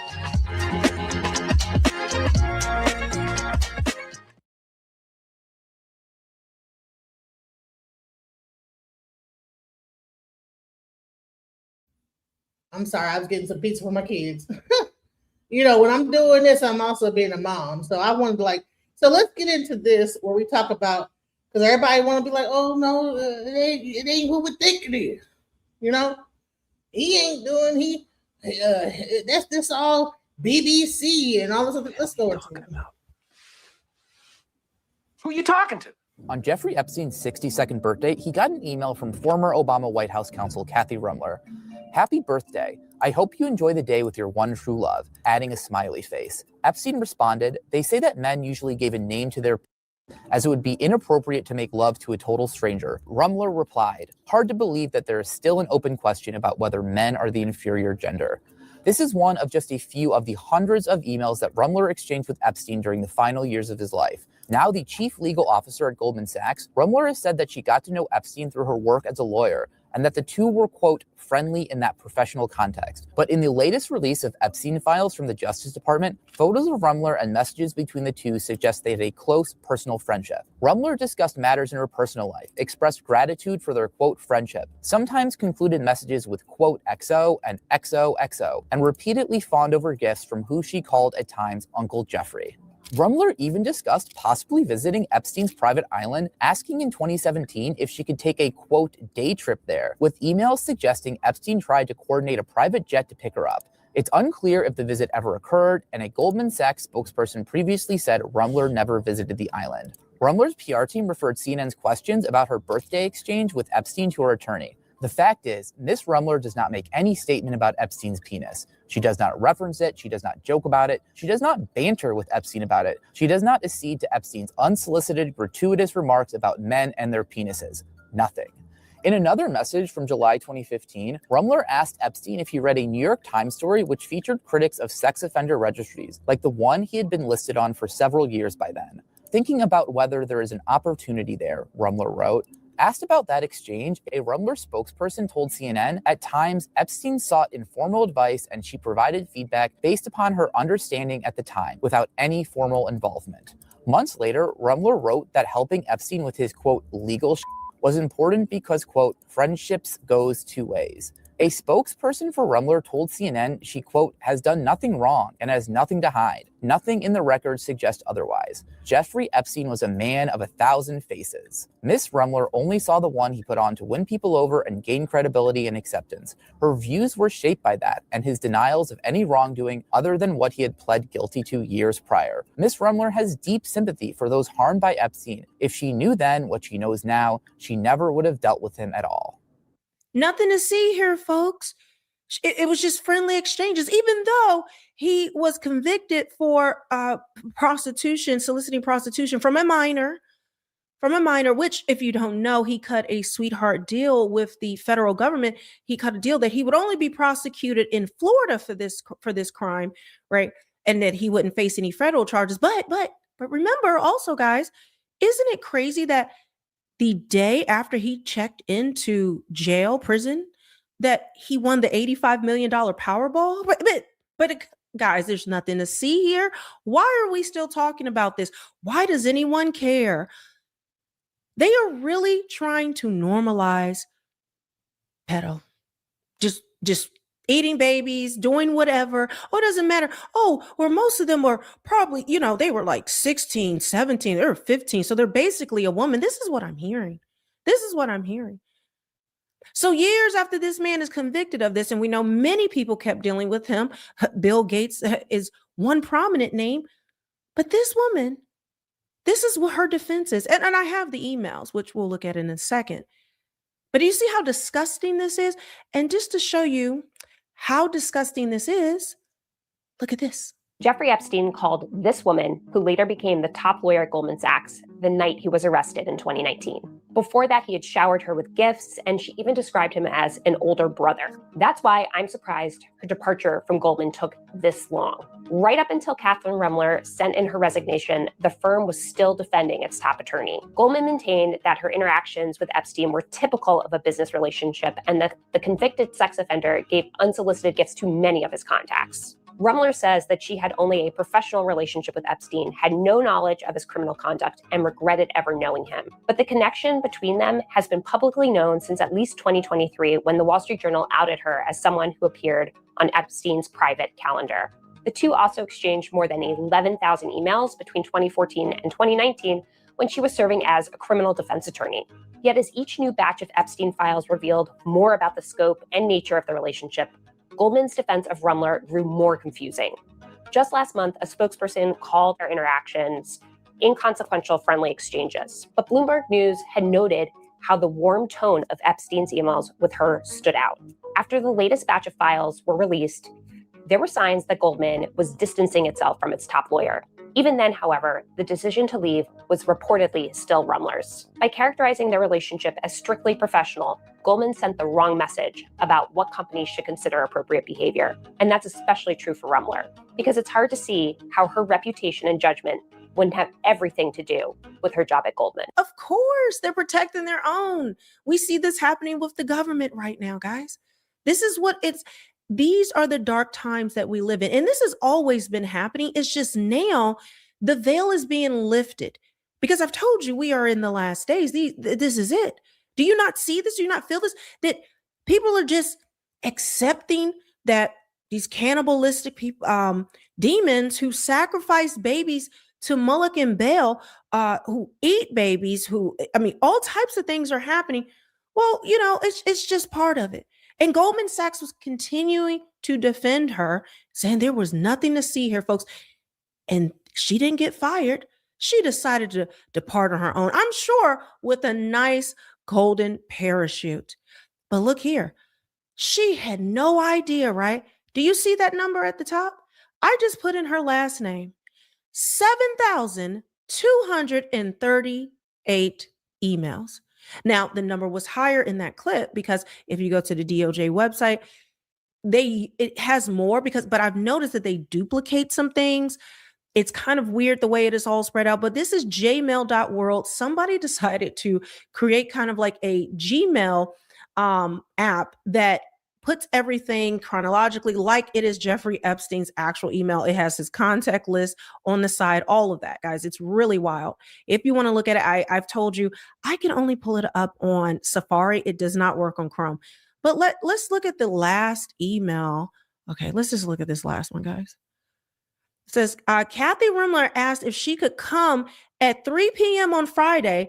I have Steve Bannon, and Rumler at 3 p.m. Mooch will remain 2 p.m. So I don't know who Jeffrey. Let me just say this. You want to block the channel. I'm going to say this. You could just block the channel because I didn't vote for none of this shit. So I don't know what you're talking about. I didn't vote for this. But it's the people in the audience that say they vote for it. You know what I'm saying? While I'm trying to just bring light to what's going on. So get it right. Let's go. You know what I'm saying? No, I didn't vote for that. I don't know what the hell people say they voted. Sent this to, but this is in 2019. And remember, they said she was the last person, or they were the last people to talk. Him and this woman, right? But there's nothing. He just sent unsolicited gifts. We exchanged. This says 7,000. Other things say 11,000 emails. I had no idea that this man was convicted of prostitution of a minor, which that was malcharges. Understand, a lot of this was dropped. And I want you to always remember what? The day after he checked into jail, he won the $85 million jackpot. That was just a coincidence though, right? That was just all a coincidence. We got to go down that rabbit hole as well. But this is completely disgusting. Let's look at her last email. This is Leslie to, it says, it doesn't say who, but it's not even including anything. All right. So I'm going to have to go into the files to actually get that. Again, this is where where it's at, but this is all they leave. I think they've deleted a lot of things. Some things not just redacted. I think some things were deleted. It says Kathy Rumler is confirmed to come to lunch. So that was May 17th. Let's see what March 17th. We'll go in here. Oh yeah, she's confirmed with lunch with Jeffrey Epstein and someone named Lynn Fontanilla, Jojo Fontanilla, and Merwin Dela Cruz. Oh, they probably had a beautiful lunch. Were they eating some of the jerky, the baby jerky? Because we know Jeffrey said they were saying that, maybe he might go back to eating regular food at some point, but there's 6 bags of jerky in the fridge that he needs brought on for what he's about to do. Okay. Oh, another lunch. We're talking in January. I mean, the list goes on and on. Again, I would have to peel through it. There's 7,000 of them, but they've done this on purpose. They don't want us to see what's in the file. They don't want us to know what's in the file. This is what they want. They want confusion. And even though they've released 3.3 million documents, well, that's just the tip of the iceberg. Channel 4 News can reveal that as little as 2% of the Epstein files may have been released. That is despite the U.S. Department of Justice saying this. This review is over. What do you think that there's only 2%? And then they tried to say the rest of it is redundant. So they didn't release it. What are y'all thoughts on that? Are we just gonna just like, and then, okay, well, like this whole thing is, it's Epstein overload. No, it haven't overloaded yet because y'all haven't even received everything. Only 2%. 2%. And even though they've released 3.3 million documents, well, that's just the tip of the iceberg. Channel 4 News can reveal that as little as 2% of the Epstein files may have been released. That is despite the U.S. Department of Justice saying this. This review is over. It means that the 3 million pages, emails, videos, pictures that have been released could be just the beginning.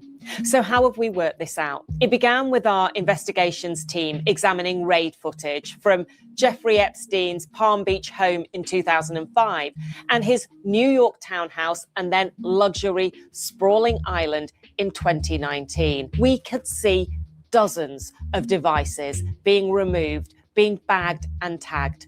What happened next to the Epstein files is a little complicated. At the earlier stages, investigators were talking about data totaling many, many times what has since been released. In June 2020, one wrote, "We expect the data to be somewhere around 20 to 40 terabytes," noting that the total capacity of the devices was up to 50 terabytes. And even after live investigations into Epstein and his associates had finished and the data was being prepared for release, the figures quoted remained massive. We're looking at a total of... So when Biden was in office, it was still being investigated. That's the reason why they couldn't release it then. It was still under investigation. They couldn't release it in the middle of an investigation. So of approximately 14.6 terabytes of archived data. 14.6 terabytes. That is almost 15,000 gigabytes. Now, remember that number. The amount of data that has been released is believed to be around 300 gigabytes. So that is just 2% of what was being discussed last year. Now, the department... So it's being said that he was a Mossad agent. He was also a part of the Russian something. Think he worked also with the CIA. I mean, of course, there's probably things in this whole thing that deal with national security. I mean, come on. Justice has never given a full account of what it obtained. Do they have every picture, video, and... It was still under investigation. You guys are asking stupid questions. It was still under investigation. Message. Were the files readable or not? Or were they full of child sexual abuse and pornography, as the Attorney General once suggested? What we do know is that the total obtained vastly exceeds the amount that the public now has access to. This administration released over 3 million pages of documents. The 3 million pages released by the Department of Justice contain a mountain of information into the way Epstein operated. But the emails we've uncovered suggest there could be much, much more, which raises the question, did the US Justice Department do enough to hold Epstein's associates accountable? We went to the Department of Justice for comment, but we have not received any response so far. Now, I want to show you really quickly, as we know, my channel is getting hit, shadow banning. They're suppressing information coming out. They're telling us to move along, and there's nothing to see here, folks. There's nothing to see. Other people are saying, no, the government's going to really fix it. Somebody's coming to save us other than Jesus Christ and him alone. No, No. I have told you even before all this came out that we were in the last days. I've been beating that drum. I felt a conviction in my heart, even to change the merch in my store. Some people told me don't do it. They said you're going to come off too religious, too spooky pooky. Well, guess what? I was obedient to the Lord, and now I am seeing how so many people are looking for that hope. And I want to also say this, like I said, and I want to make this statement. I'm not a Christian, but I get behind any person that's a Christian that's for the truth, for whatever religion you are. So I'm not about religious persecution or separation. But yes, please check out her store. And if you believe in Jesus Christ and this, that, the other, go on ahead and please support her. Jesus Christ is coming back. Revelations 14. Go on. Normal isn't coming back. Jesus is. That's what the thing says. You know what it is? And I please support love for real Melanie. Normal isn't coming back. Jesus is. And let's get back into it. Pam Bondi was caught on video saying that there are tens of thousands of videos involving children connected to the Epstein case. That means even after knowing about the videos and maybe even seeing some of them, she told the public there was no client list. Take a look at this. No, you know what it is? Tens and thousands of videos. Yeah, and it's all with little kids, so they have to go through every one. That footage was taken by James O'Keefe, who is notorious for going undercover and doing interviews like this one where the people he's recording don't know they're being recorded. But there's a major problem with what Pam Bondi said in that clip. Either there are tens of thousands of videos involving children, or there's no evidence of a client list. Both things can't be true at once. And remember, Kash Patel, the FBI director, publicly told us there was no evidence that Epstein trafficked anybody at all. But if there are tens of thousands of videos, that means there is a ton of evidence in the Trump administration's possession, by the way, that they're actively trying to cover up. This is what institutional protection looks like. Not innocence, not lack of evidence, protection. When powerful people are involved, accountability seems to stop. And Donald Trump wants us all to just move on. But every administration has wanted us to move on. This is nothing new. They've only gotten released because of Trump. But I'm not, that is something. But understand the way this is coming out. Every other president, every other Congress, they had the opportunity to put this out here. These are some of them are the same people that denied Pizzagate. Okay, which I'm going to do a video of all these different news people who denied that Pizzagate was real, ran cover for Pizzagate. Megyn Kelly was one of them. They don't care.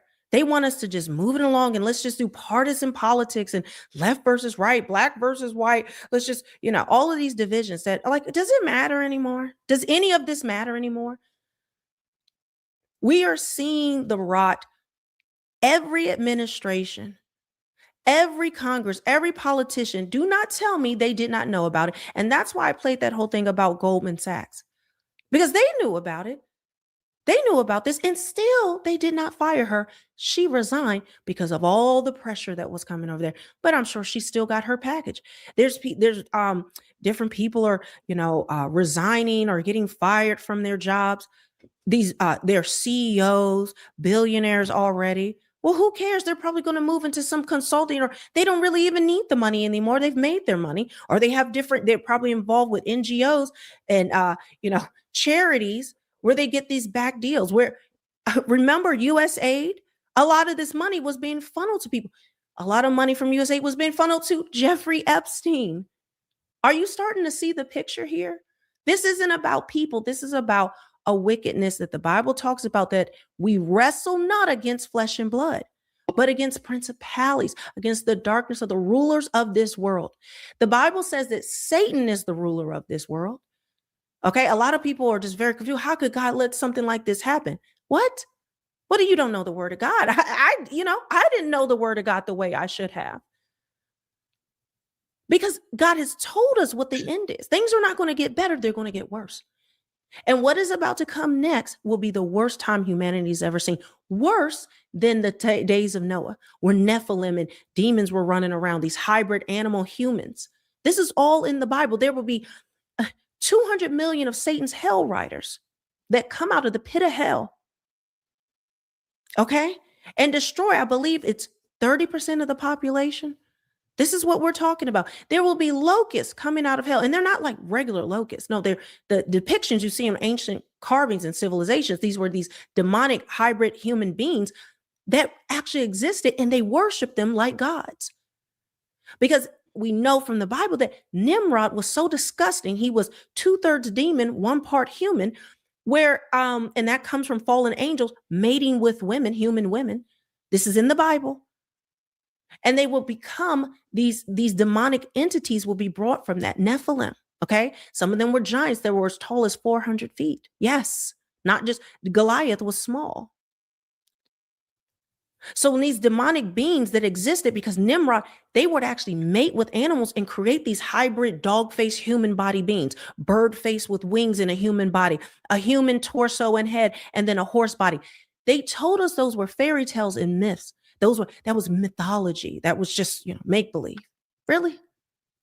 Just like that the world is ran by satanic pedos who sacrifice their children to Moloch and Bel, and that they eat them. We were crazy and that wasn't real before, but now you're seeing it is. So when I tell you the word of God is true, and this is not the time for us to bow down, this is not the time for us to hover in the corner and be quiet. This is not the time to normalize it, which I'm seeing some people now like, what's the big deal? I mean, it is disgusting, some of the reactions, but I know if you are watching this, you are not one of those people, but I got to call that out. But I wanted to say this because yeah, why are people saying what's the big deal? Why are people making excuses for this behavior? God said the Antichrist will come to lead wearing a cover on head, 666 Trump. You say his toupee is the cover. Nephilim reptilian hybrids are here in public eye. Hey, people don't want to believe it, but the Bible says Satan is the ruler of this world. What does that mean? What does that mean? That means that that everything that we do, the Bible says that the government is ruled by Satan. So you cannot be surprised that these politicians, that the elite, the billionaires are ruled by Satan. What did Jesus say? Listen, it is easier for a camel to go through the eye of a needle than for the rich man to enter the kingdom of God. Is it because money inherently is wrong? Is it because the love of money is the root of all evil? That's partially. Money itself is not evil, but because of how you have to get it in a world where Satan runs it, you're going to get caught in a snare. You're going to have to be part of it. And that is why Jesus said it. And now we're seeing this play out in real time. So guys, make sure you leave a comment. And I forgot, this is one thing I want to say. The reason with Satan being the ruler of this world is not that God allowed this to happen. You don't know the laws of God. Okay. He gives man free will. He's already told us how it's going to be in the Bible. I don't know. We lose the plot. Right? We've lost the plot. We don't know what the word says, or we are hoping and believing in a government, a person, a place, a thing, a politician, a movement, a country. None of that is going to save us, but Jesus Christ and him alone. So anything good that happens is because of God. Are you getting that? Anything that good that happens is because of God, but Jesus Christ is coming to destroy this earth. And if more than anything right now, are you understanding why he did this previously? Are you understanding why he had to do it? Because the wickedness was so great, there was no other solution. We're going to get rid of all the satanic pedophiles. What's going to happen? You know what's the creepiest part is? If the Bible is true, that means that every time people get to a certain point, it becomes creepy and satanic and pedophilic. What does that say about human behavior? I don't know, but I'm gonna just say this. I am not, like I said, I'm not a Christian, but it's just something to me about certain scriptures that I'm like, okay, it makes a lot of sense. I'm not like against it. I just say like, hey, if there's certain things in it, in the Torah, in the Bible, and whatever that makes sense, listen. Me being an EFOP practitioner, I am taught that, listen, all this stuff is really what all these records of information or whatever should not just be overlooked. So, I don't discount Christianity. I don't discount Islam. I don't discount. But what I will say is that, all these things lead up. I think all these books really was pretty much one. spit out the bones and take the meat, but it all tells a story about corruption, about human nature, about all these different things, about spirits that influence humanity. So, I think it's crazy to look at Christianity and say, oh, no, that's, whatever. And then you get to turn a blind eye to all the things that are happening in this world and say, well, if it's coming up like a prophecy on a regular basis, like, okay, well, hold on. I gotta like actually look into it and say, okay, well, what's going on? But the only problem I do have with Christianity is that is not the only time that this prophecy has been told. The Bible said it. The Bhagavad Gita said it. There's different books that actually say the same thing. They're all saying the same exact thing. Even when you get into ancient traditions such as Ifa and you go into Native American and different earth-based traditions, it talks about the corruption, how corruption of man happens and the influence that demonic forces have. So that's why I'm not against Christianity. I'm not against all these different things, because I know that demonic forces can influence human behavior. This is within our tradition. So I'm not against Christianity. So let's go into this whole thing with Thomas Massey and his threats that are going on. And the Black community is discussing that. Let's go into that. Let's go. Just a quick note. This kind of post from a sitting Congress member is not normal. Thomas Massey, are you gonna be okay, or do you need to escape the country? Y'all beat this shit. Hi everyone, welcome back again to another video. Thank you guys so much for tuning in to watch my videos. If this is your first time here, my name is Julie. You are welcome to Julie Harrison React. Don't make it your last by subscribing. So I came across this video and there to share. So Americans are reacting to Thomas Massey's message, his note on his socials, and they felt like he might be in danger. He actually somehow revealed that he's been threatened for knowing too much when it comes to Epstein files, and people are already coming after him. Some people are already sending in their prayers, and they felt like if he feels threatened and unsafe, he should probably leave the country before it's too late. And will he say the truth? Of course he needs to say the truth, because to be very honest, people are in danger and the truth needs to be heard. Always, I was able to put together videos how people we are seeing reacting, and I can't wait to share. Kindly leave me your thoughts in the comment section. Remember, we do not support any form of bullying or harassment. This content is for educational purposes and, of course, creating awareness on the recent trends happening on social media. Take it away, guys. Hey, just a quick note. This kind of post from a sitting Congress member is not normal. This is not normal. This is Representative Thomas Massey. He's a Republican, but he's been one of the Congress members who has been really pushing for the release of the Epstein files, along with Ro Khanna. And he had to just post this to Twitter. I am not suicidal. I eat healthy food. The brakes on my car and truck are in good shape. I practice good trigger discipline and never point a gun at anyone, including myself. There are no deep pools of water on my farm, and I'm a pretty good swimmer. Okay, so if you're confused about what this means, it's that people are concerned that Thomas Massey is going to not survive the next few days, weeks, whatever, because he has been so outspoken about the Epstein files. And so he's posting this to say, hey, I'm not suicidal. If I end up dead, it's not because I did it to myself. It's because I was targeted. It's because I wanted to speak out and they wanted to silence me. This is not a normal thing for a sitting Congress member to have to say when he's speaking about his own government. This is where we're at. Just listen. For so long, now he's reversing course, and he has the power to release the full files anyway. Well, it's pretty simple. For 4 months, he thought the best thing for him was to keep the files secret, and somebody convinced him that the best thing for him was to release the files. And if they're serious about it, they should release them right now.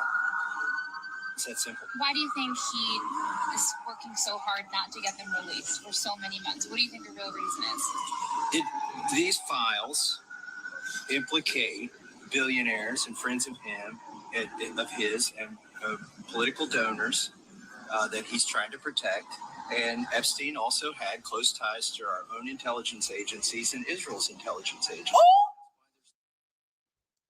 so much effort in trying to stop this. And that is Representative Thomas Massey. That is a Republican saying that the reason this administration refuses to drop the full-fledged 3 million pages of this fucking Epstein file is because Epstein had ties to this intelligence agency and Izzy's. On top of that, there are millionaires and there are upscale people in this fucking book that man don't want to get out. I guarantee you, everybody and their fucking mama is calling Wigzara talking about, man, you better tie this shit up in an investigation. You better tie this shit up in an investigation. Our names better not get the fuck leaked out. Representative Thomas Massey ain't playing because he said if y'all wanted these fucking files to come out, y'all would have done that shit 4 months ago and saved the Republican Party all the humiliation. This shit is going to cost the Republican Party the midterms. Mark my fucking words. Representative Tom Massey, who was a Republican out of Kentucky, took to his social media to let it be known after reading the unredacted Epstein files, if something were to happen to him, please remember, number one, he said he is not suicidal. Number two, he said he eats healthy all the time. Number three, he said that he is a great swimmer. Number four, he said that the brakes on his car and truck are in good condition. And overall, when it comes to having a GUN, he said he's very disciplined. But see, it has gotten to this. The people that want to hold these monsters responsible, they have to feel threatened.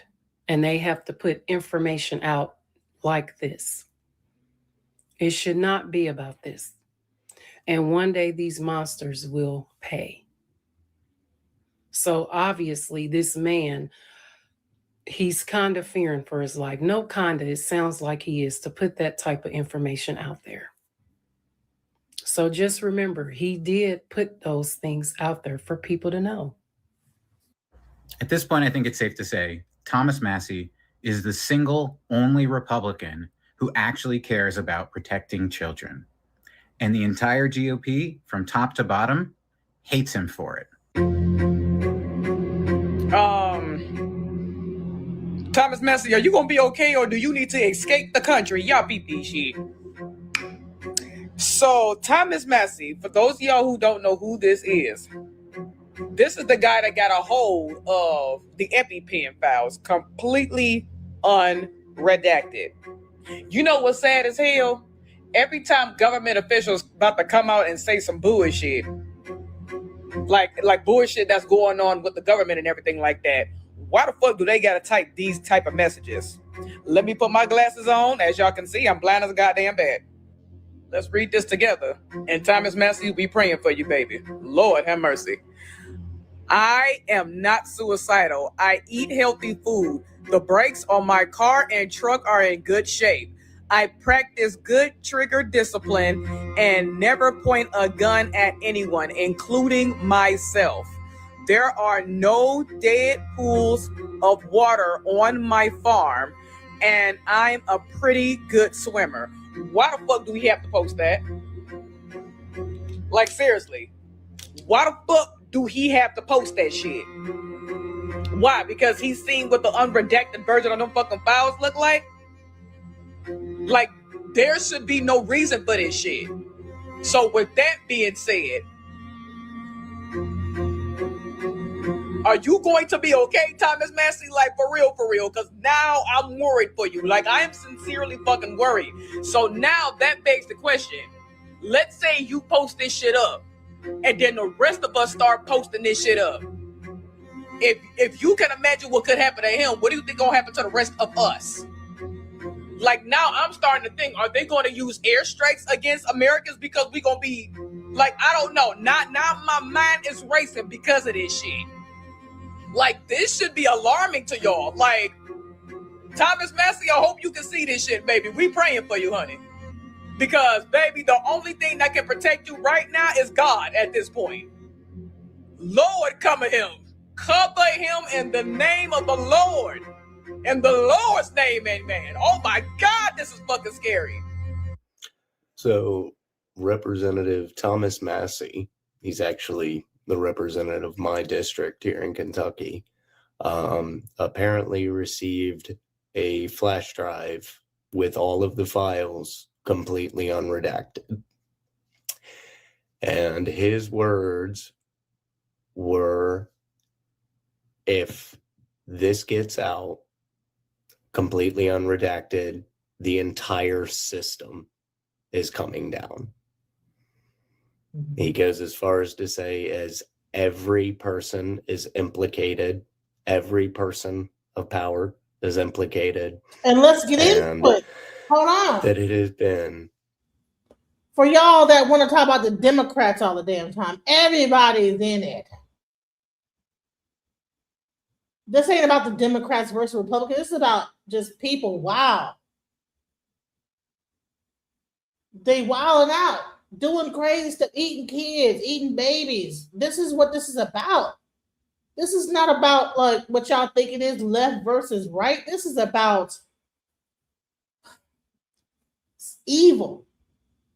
True evil. Basically, Jeffrey Epstein over the years blackmailing all of these top political figures and billionaires and getting them on a blackmail list. So yeah, I'm ready to watch it burn. More about the Epstein files. People, this ain't about politics. It's about good versus evil. Thank you. Man, you know, I'm glad to hear some human beings on, even in TikTok. Maybe TikTok have the real people on it. I don't know. Because YouTube, people that's in my little chats talking shit, but these guys on TikTok, thank you. It's about good versus evil. You got people saying if this all comes out, it's all going to crumble. Everybody's going down. And you got people saying, well, we need to move on from it. And that's from Trump. Pam Bondi saying it's all going to collapse if it comes out. I don't give a fuck. These were children. These were innocents. Wow. Burn the whole motherfucker to the ground as far as I'm concerned. Thank you. Let it crumble. It is evil. Yes, thank you. But the truth needs to be told. And these people need to be held accountable. And trust me, for people that hurt. Man, whoever wrote this, who wrote this? Hold on. Don't fall for the left versus right crap any longer, people. Thank you. Child. Yes, don't fall for it, y'all. Let's go. Children, in any form, fashion, there's no punishment good enough. I'm glad there's still some people need to be held accountable, and it needs to be public. I'm glad, man. Wow. Finally. And this is not just our problem. This is a worldwide thing. And every country ought to be on the same goddamn pedestal with it. Thank you. It needs to come out, and it needs to go down. And whoever's part of that bullshit needs to go. And I don't care what side, who they are, how rich they are. I don't give a fuck what movies they were in. If they were part of this shit, then they need to be fucking fried. In any way. To the highest extent. Thank you. And it still ain't going to be good enough. That's my opinion. Thomas Massey says he had a statement about his love for life and all the things that aren't broken in his life. Let's look at it. I eat healthy food. The brakes on my car and truck are in good shape. I practice good discipline and never point a weapon at anyone, including myself. There are no deep pools of water on my farm, and I'm a pretty good swimmer. This is the second sitting congressperson that has put out a statement essentially making certain that the whole world knows they would never do anything to them. The second sitting. So there's like two of them that like had to put a statement out. I'm not going to kill myself, whatever. You know, crazy. Nancy Mace put out one yesterday. Thomas Massey put out this one yesterday.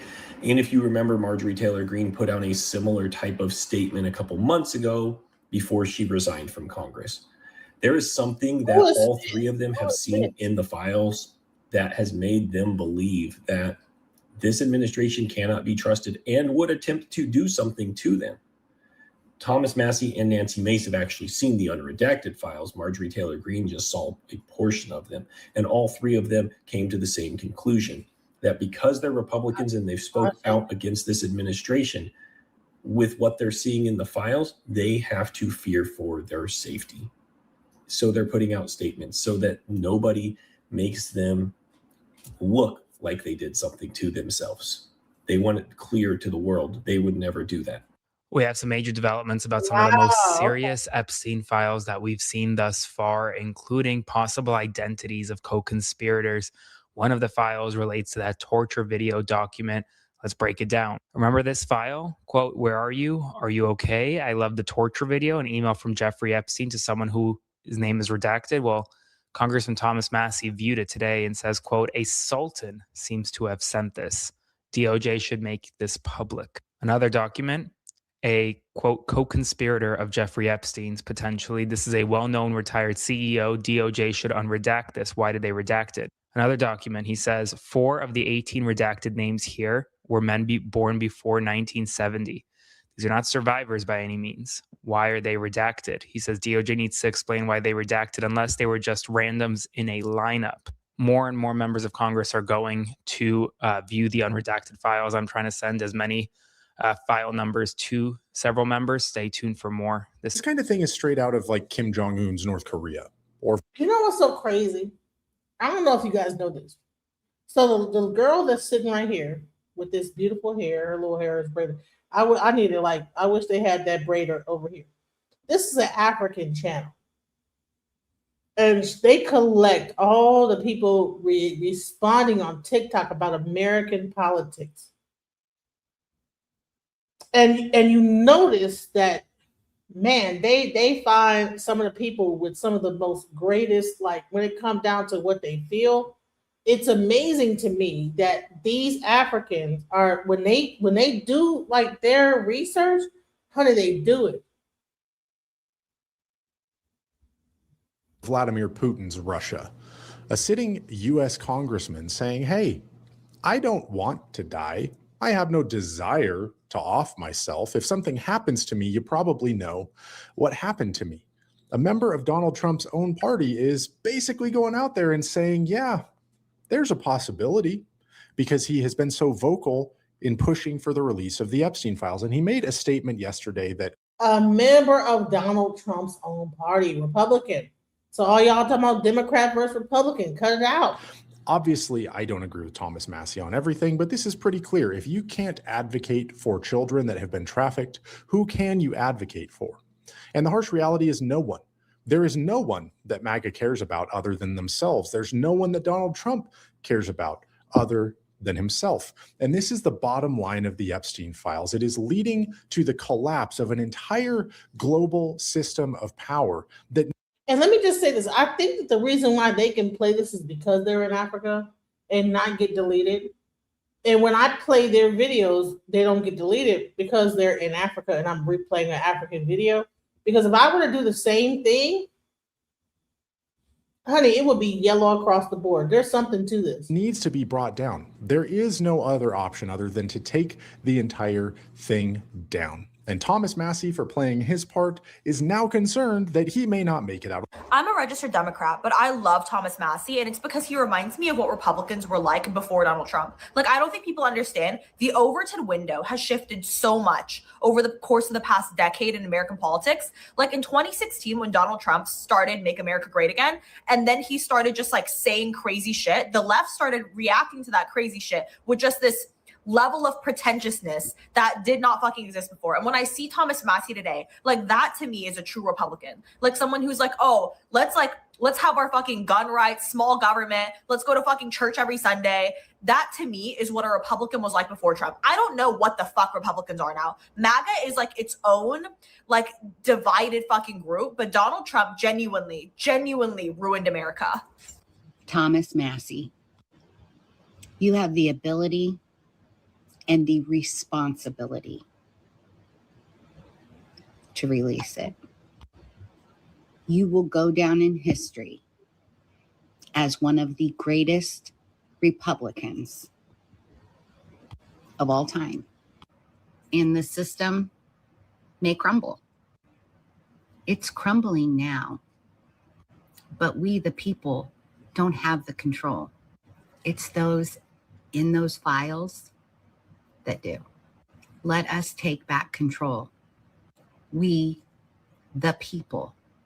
I just want to say it's insane that a Republican sitting member of Congress tweeted this out 4 hours ago, because he is one of the leading voices to get all of these Epstein files released, unredacted, etc.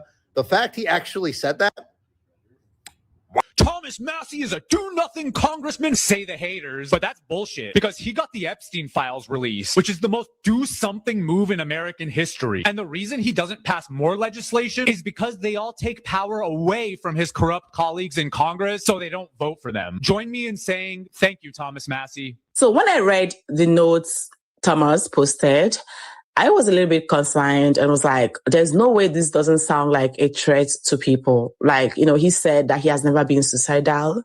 He doesn't want to commit suicide at all. He knows how to swim. He's care. I mean, I know it's probably hard to hear her. She has a very thick accent, so I'm not going to go into what she said. But I think it's very interesting that an African content creator is the one showing Republicans and showing like Thomas Massie and how Republicans are feeling about this. And so all y'all that are in my chat that's like pro-Trump and this, that, the other, but yet you have a Republican that's like, no, something ain't right. I think y'all need to like really look into that aspect of that side of being a Republican, because what's going on right now should not be going on the way it is. Straight up. So I want to really get into Ike, okay? David Ike, okay? Because he been saying this. David Ike been saying it. I have read his books. He been saying this. Let's go. Let's go into it. Behind the scenes is so fantastic, so horrible, so horrific that so many people, and you've got to understand that and understand why, find it difficult, who've not done the research, who've not spoken to the people involved. And I've spoken to legions of them in terms of the victims. They find it impossible to bridge that gap between the world as they think it is and the world in the shadows as it really is. And there was, of course, more confirmation of this in America with the revelations of a Nebraska state senator called John W. DeCamp, who wrote a book called The Franklin Cover-Up, which didn't set out to expose or uncover an elite pedophile. You know, is there a pedophile ring in Washington, D.C.? My God, there is. And it involves some of the most famous people in Washington. Every last fact, or even the whole thing in its entirety, called Pizzagate, is to be questioned, is to be not accepted on face value. They are subjected to the most vile abuse and trolling as a result of having a different opinion to those that believe every last word and alleged fact. Now, I've been investigating and exposing the global pedophilia of what you might call, not really, but it's what it's called, the elite of the world. And it is a global ring, not rings, in the end. The big one I'm talking about, the elite one. There are obviously aspects of it in different parts of the world, but in the end, it is part of one global ring. And there's reasons for this. There's reasons for the obsession with pedophilia and child abuse, which I go into in the books, and may do a video cast about it soon. But let's focus on Pizzagate and what's going on with that, and its place in the greater context of this pedo ring and what has been happening to children decade after decade. The reason, let me say first of all, that this abuse ring, which is also connected into the satanic sacrifice rings, indeed at the top or at the inner core, whichever analogy you want, the satanic sacrifice rings and the pedophile elite ring globally are actually aspects of the same thing. And the reason it's not come out is because both victims of it who've survived, many don't, and those who are seeking to expose it have been subjected to ridicule, abuse, dismissal, and all that goes with it. I mean, I'm a personification of that very response because of what abuse I've had over the years putting this information out.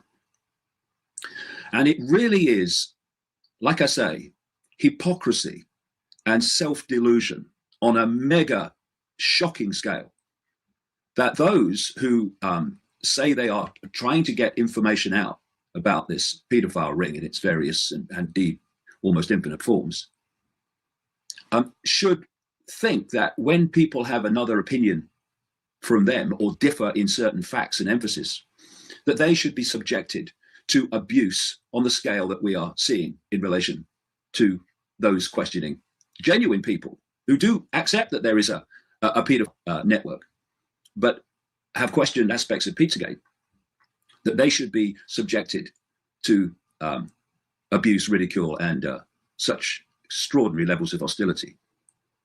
Because what does that do? It silences people. And what does the abuse and ridicule and dismissal of those seeking to expose the pedophile networks, what does that do? It silences them. Now, if we are going to bring to the surface what is really happening to children worldwide on a staggering scale, then what we need first of all, and primarily, bottom line, is the free flow of information, the free flow of opinion, and the free flow of information. Now, we are not going to have that if all that happens when anyone questions even some details of someone else's view, i.e., let's talk about, in this case, Pizzagate, that they are going to be subjected to what they are being subjected to now. Because what that means is you're blocking the free flow of opinion and the free flow of information by intimidating people into silence, which is exactly how this whole pedophile network globally has been kept under wraps all this time. And you know, this may come as a shock to some of these abusers of those questioning Pizzagate. It's actually very good when people have a different opinion. It's actually very good when people challenge you and question you. You know why? Because it makes you question your certainty. It makes you question if every last fact that you claim to be fact is actually true. And what that means is if you have the humility to think that maybe we don't know it all, maybe not every assumption we've made is necessarily true, then you can look at those assumptions again. You can recheck the facts. You can recheck where this accepted piece of information, where did the original source come from? But no, people who question Pizzagate are in detail, not even necessarily in its entirety, they are subject to this extraordinary level of hostility.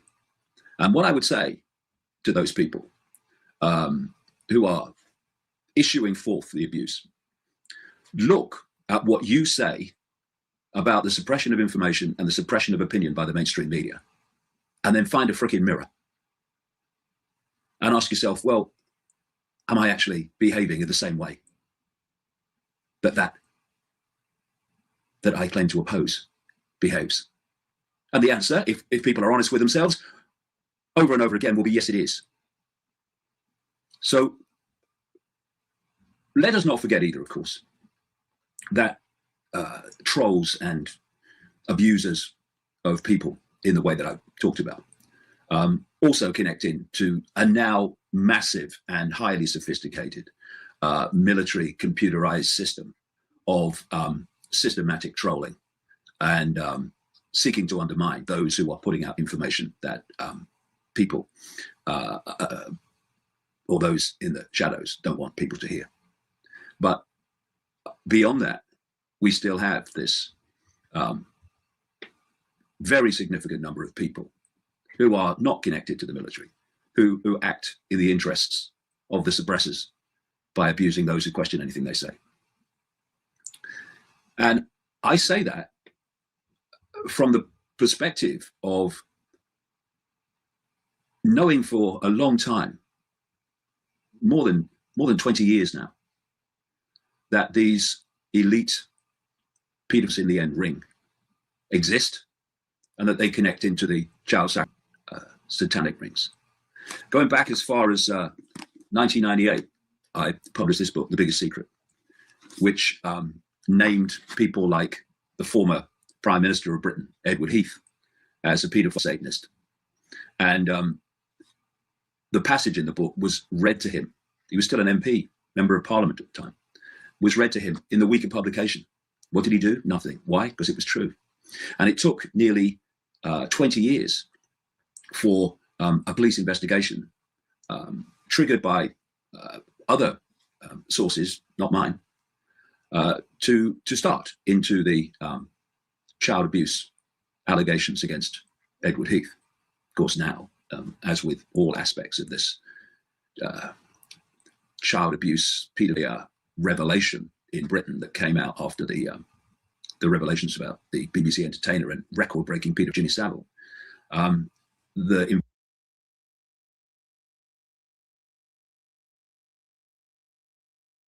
in this live, he talks mainly about Pizzagate. Please check out this live right here. I'm gonna put it into the chat. If you get a chance, check that out. Okay, because listen, we need to stop and understand. Like, listen, when we call people conspiracy theorists, conspiracy this, oh, you're crazy. What did David Chappelle say? That's dismissive. When you say someone's crazy, that's dismissive. Let's go. Bye, guys. This is getting stranger and stranger. Just a couple days ago, I posted a video compiling 2 interviews on the Joe Rogan Experience, Kid Rock and Cat Williams, who were both exposing these satanic rituals that were happening in Hollywood. Kid Rock was specifically talking about this thing called Bohemian Grove, and it blew up. It's like one of the biggest topics on the internet right now. And you have people in the entertainment industry talking about this publicly, but it's not stopping with them. Just a couple of days later, professional boxer Ryan Garcia was caught on a hot mic. Literally, I mean, he said it publicly on X.com with Andrew Tate talking about the same thing. I want to share with you what he said after what he said, because you see, like, when you see the string of the story together, it's very bizarre, and it makes you wonder what's really happening in the world right now. And then ultimately, I want you to stick around to the end, because this is going to blow your mind. And it's time that you and I start making decisions about what we're going to do in order to make sure that we don't get taken advantage of by this darkness that's covering the earth right now. So be warned, like the last video I did had even more, or had some explicit language. This one's got even more. So if you got kids in the room, please be aware of that. There's too much of it for me to bleep out, but I want you to listen to what Ryan has to say, and then I'm gonna string some things together, which are gonna blow your mind. Bro, I don't give a fuck, bro. They held me down and they made me watch little kids get. I don't give a fuck anymore. They fucking took me to the fucking woods, bro, and they fucking tied. I'm not fucking joking, bro. I have fucking proof, bro. I don't give a. Listen, this is Ryan Garcia, the boxer. He went to Bohemian Grove, bro. So you have the Pizzagate, you have all this stuff, but you had Ryan Garcia saying he went through something, right? Everyone thought he was lying. So now that you see all this coming out, is he still lying now? Is it still a lie? And by the way, it's David Icke's Biggest Secrets. That's his book. Okay, please go ahead and check that out. But I just want to make sure that we are aware. Okay, so this is Ryan Garcia talking about what he went through. I don't know what, and there's several other people that I don't know. They like to go after people in sports and acting and singing. Bro, I fucking will show you every fucking video you could ever fucking believe. Bohemian Grove is real. They fucking tied me down and they made me fucking watch, dog. I absolutely don't give a fuck anymore. I don't give a fuck, bro. They me. I was 2 years old. They yes, I fucking lost it. They're little kids. He doesn't want to take us all, so let's go. Come on, Ryan. He doesn't want to take us. Come on, fuck this guy, dude. Bro, fuck this dude, dude. Who? Bro, you know the higher elites, bro. You already know who they are, bro. You know the path you're going down is dangerous, my friend. I don't give a fuck. I don't give a. All right, so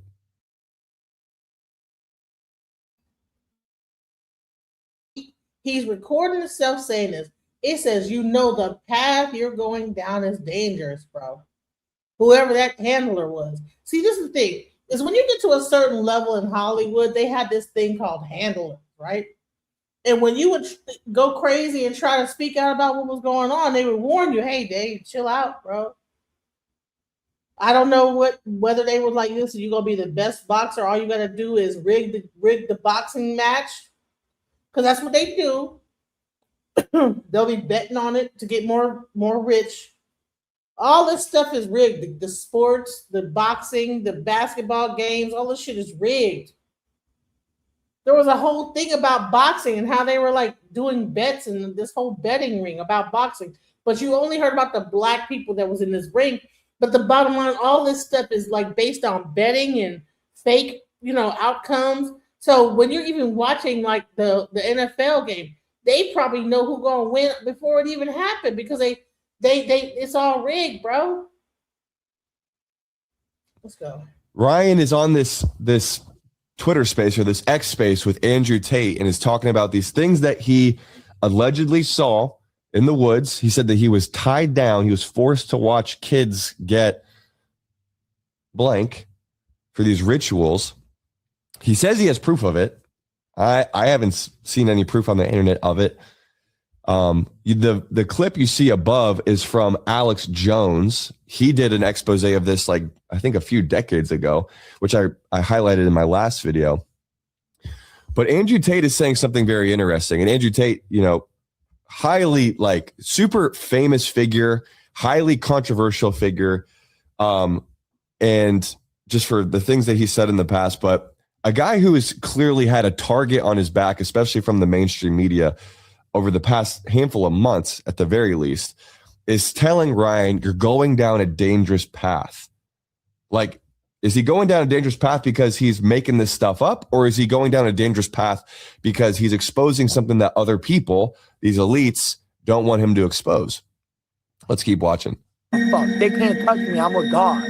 I care about you a lot, and I can assure you from my own personal experience that they can touch you. Well, bro, my door gets kicked in if I say what I'm thinking. You know there's going to be people who believe you're just saying this because you've, I don't know, had a mental breakdown or taken drugs and you're repeating some of the things you said on the internet. He did say, I am a god, which later he says he believes in Jesus, which he might. But if you're claiming that you're a god, you...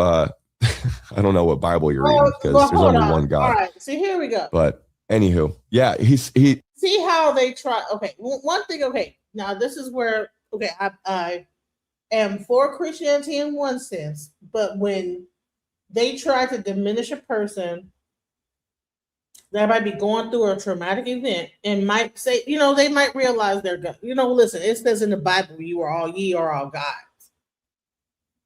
But sometimes, Christians get like so like, no, there's only one God, and it says, well, honey, it says in the Bible, you're God. So, like, come on, bro, you can't get so wrapped up in the Christian rhetoric that you don't even want to. That actually discounts what he's saying by like that doing that. Stop it. Well, I don't know about that part, but what else you say? Like, come on now. That's the part of Christianity I don't like. Is that when people get to judging, why even bring that up? Focus on what he said. Like everything, the things he said about what he went through. Why bring up? Well, he did say he was. So it almost like negates what he said. Like it almost like makes him out to be like he's crazy or that or he might be demonically possessed. This is the type of things that people do when they believe in Christianity so hard that it's like they have to like kind of like it makes you teeter the fence on like what is the person really saying though? If I said I went somewhere and I got raped and I said I'm a god, what the hell does that have to do over here? I said I'm a god, then I said I got raped. Well, he did say he was a god, so that discounts what he said. No, we're not fixing to do that. That's one thing about Christianity. Y'all gotta cut that shit out. Because half of y'all ain't probably the most sanest people in the world either. We gotta cut that out, bro. Why even bring that up? It sounds erratic. It sounds like the amount he's cursing, it's like he's in this hyperventilated state, right? Hyper emotional state. Yet Andrew, calm and collected, is saying, if I were to say what I'm thinking right now, I would have my door kicked in. And he probably wouldn't be lying because he's had his door kicked in multiple times in the past year or so. You've, I don't know, had a mental breakdown or taken drugs and you're repeating some of the things you said on the internet. Of course they're going to want that. And I have all the information possible. The right time I'm going to release all of it. But they're already calling me to tell me to stop. I don't give a fuck, dude. They can't stop me because they listen to the devil. I listen to God. God gave me authority. It's over for everybody, bro. What are you doing? I'm trying to expose everybody. Ryan, to be honest with you, I believe that she's got your best interest at heart. Okay, I get that, but I don't care. At the end So of I the think day, it's like his girlfriend or his friend in the background is. Who are these handlers? This guy doesn't even, he has no clue. Whoever's covering this, he has no clue. Sometimes you could be so Christian that you don't even freaking see what's going on. He's talking about what he went through. He has handlers trying to get him to say, no, chill that out. Don't say this, don't say that. No, woo. Trying to keep control of him. Like, you got to chill out with this. And he's like, no, I'm exposing this. I'm trying to really stop every fucking devil worshiping bitch. Insane. Wow. Well, that was intense. So I want to show you a couple more things that kind of bring this to light. Because let me know in the comments, do you think he's crazy? Do you think he's lost his mind? Do you think he's like going off? Because he's got a fight coming up. See, people at that time would think he was crazy. That's why I brought this back, because when people would hear about what was going on in these situations, they think the person's crazy. He's saying he got strapped down and this, that, the other, and then you get the Christians up here, and well, he did say he was a god, and so that discount. I don't even know if this guy might be bought and paid for, to discount what this guy's saying.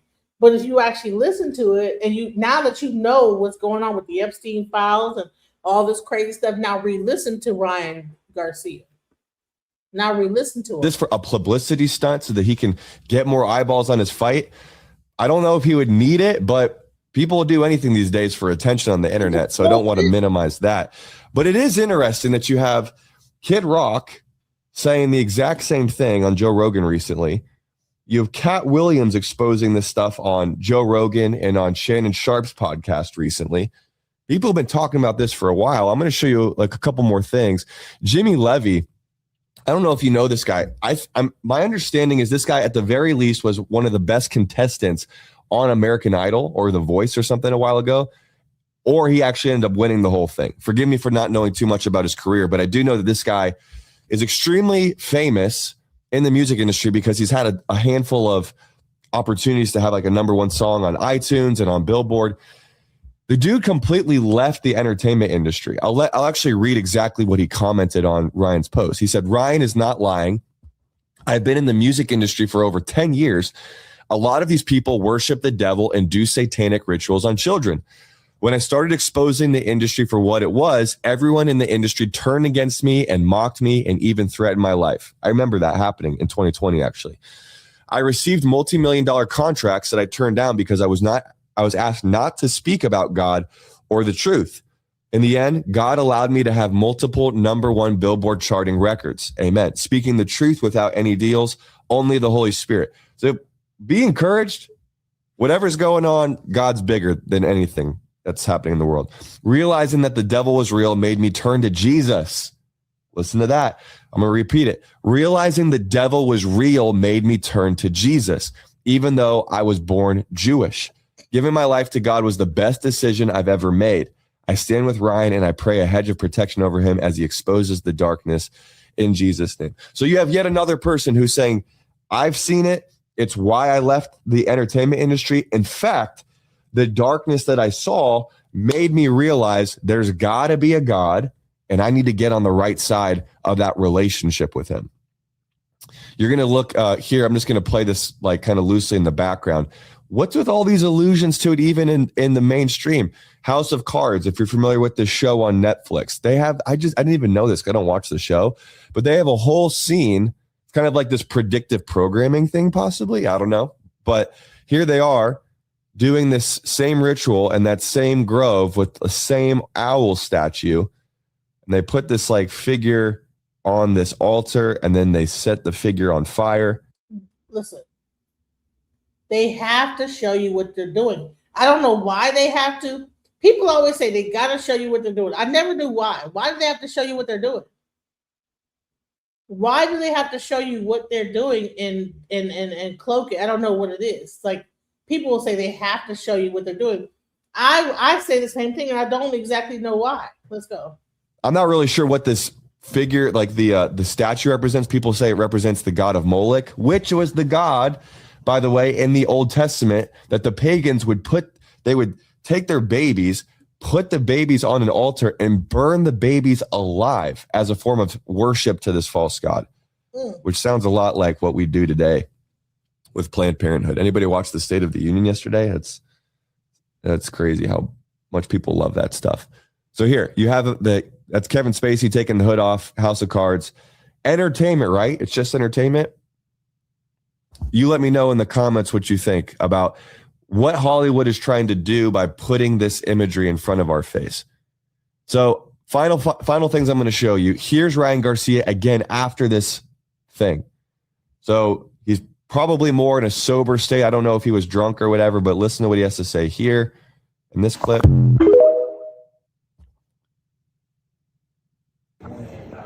Hey guys, it's me, Ryan. I'm coming on here to explain what's going on. I'm not in possession of my phone. I can't get access to my Instagram. Someone says that they have to tell you what they're doing to avoid karma. Does anybody know what that means? Please listen. The link is in the chat.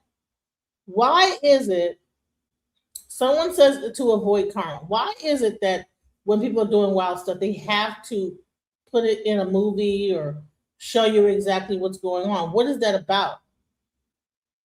Magic requires the target to be aware, whether through subconscious coding or overtly, for the spell to work.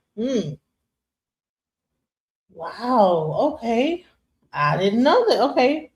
Wait till you learn about McDonald's, etc. Okay. So they show you what they're doing to avoid karma. That's the only thing they're afraid of is karma. Okay. But I thought that, okay, if a person is a narcissist, they don't think they're doing anything wrong, so therefore karma never hits them. And I would think that most of these elites are narcissistic, so therefore they wouldn't even believe in karma. They don't think it's going to come back on them because they don't think they're doing anything wrong.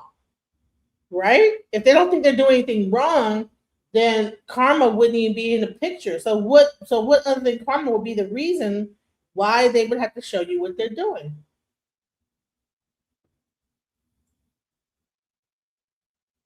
His hands are demonic. It's not always about intent, but the action of the outcome. The Democrats shut it down, and it's going to backfire like we did last time. I'm trying to understand why is it, because people always say they have to show you what they're doing.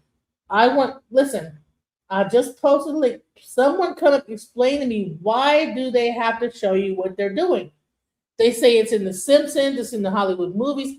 Why for witchcraft or any kind of a demonic thing they have to show you it, like before they do it, or like show you, or make it be known to the public, like that they're doing stuff. I'm telling you, okay. All right, let's go back to what you said. Read my previous message. Let's go back up. Okay. It's not always about intent, but the action of the outcome. And it's and he says, all right, by karma they mean if I tell you something can kill you and you still go through it, it's free will.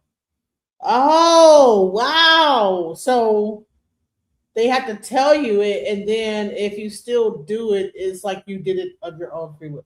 The target is given a sporting chance for defense, regardless of if the target can realistically defend themselves from it. Wow. Wow, that's crazy. No harm if you allow it. So, wow.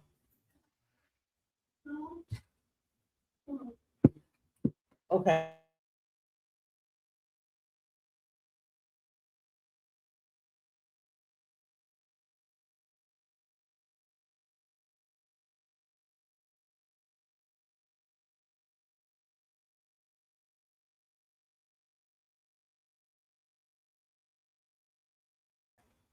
I'm sorry, we all this crazy stuff. My friend down the street wanted us to go to the house. Hell no.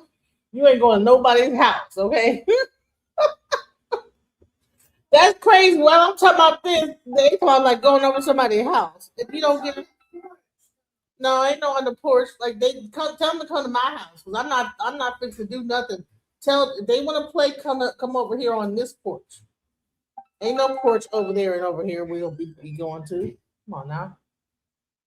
Anyways, people will be able to go to the porch. See, even I'm like, nah, listen, I'm black mama. I'm a black mama. Ain't nobody going to nobody's house and then chilling over nobody's house. It's magic, not to be confused with magic. Rules of conduct to try to simplify. Okay. I wish somebody would come up here and because I'm just reading the comments. I want someone to come up here and just break it down.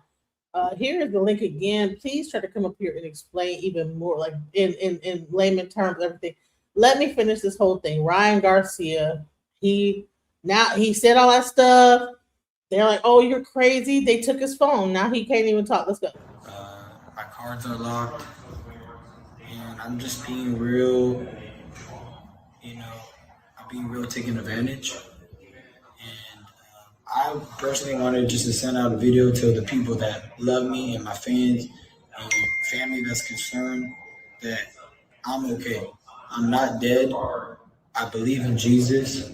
All those are lies. And, they try to put me in jail. They're blocking my cards. I can't access my money. Nobody's hitting me back. I don't know what's going on, but just know I'm okay. So he's saying he doesn't have access to his social media. He can't communicate at a large scale like he would normally be able to. He doesn't even have access to his bank accounts or his credit cards. This is why it's so, like, when we talk about this one world government currency that's a digital currency that is completely in alignment with what's going to happen when the Antichrist comes in the book of Revelation, which will probably happen sooner than a lot of us are prepared for. The reality is that they can shut you down in a moment if you're not playing by the rules that they've put in place. Is that what's happening here? He's saying so. Again, no proof of it, but it's still something you're going to have to be concerned about and take note of over the next, starting today. Let's just start today and start taking privacy a little bit more seriously. Final video I'm going to show you, and then I'm going to share kind of like the gauntlet of what does this mean? Like, what do we do with all of these speculations and all of this quote unquote conspiracy? Here's the final thing he says that I think is really.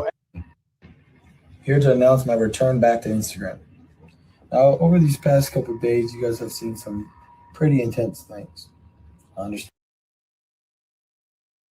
So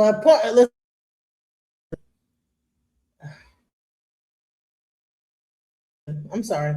As I'm doing this whole time, I'm seeing 444, 222, 333. The chat is hitting boom, triple digits, right? And so I don't know what does 222 mean. Let me look up 222 because I'm like, what is 222? Because 333 means divine protection. What is 222? Because what 222 angel number 222. Powerful message to cultivate harmony, balance, and trust in all areas of life, specifically encouraging patience and collaboration, right? So this is like with what I'm doing right here, where people are explaining to me certain stuff, and so it's telling me to like, look to my audience for understanding. I wish that you guys would come up here. I don't know why you won't come up here and talk to me, because I think that, listen, when I don't know, listen, I would say like you could probably explain it better, because I don't claim to know everything, Kind of involves Moloch, etc. Luciferianism is included often, numerology. Okay. If you guys can come up here, somebody explain it. It's one thing to put in the chat, but I would love someone to get up here and just talk about what's going on. So let's keep on. Ryan Garcia, let's go. Understand what they are and understand what they look like.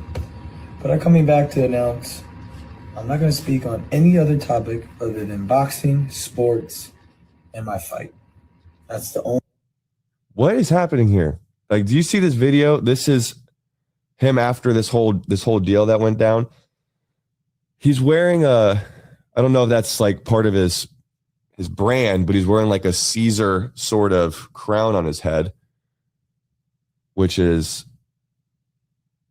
I wonder if that's symbolic. I don't know. But like, he's not even looking at the camera. He's clearly reading a script, and people in the comments are wondering if it's AI. My return back to Instagram. Pretty intense things. No, like a crown of thorns. It's not a Caesar crown. It has thorns on it. It's like a Jesus crown. Come on. I understand what they are and I understand what they look like. But I'm coming back to announce I'm not going to speak on any other topic other than boxing, sports, and my fight. That's the only thing I'm going to be talking about. And I'm training for this fight. I want everybody to know this fight's still on. 420, 5 weeks of super focus. I have PBD helping me in this camp and many other warriors. So I thank you guys for the support, and I'll see you.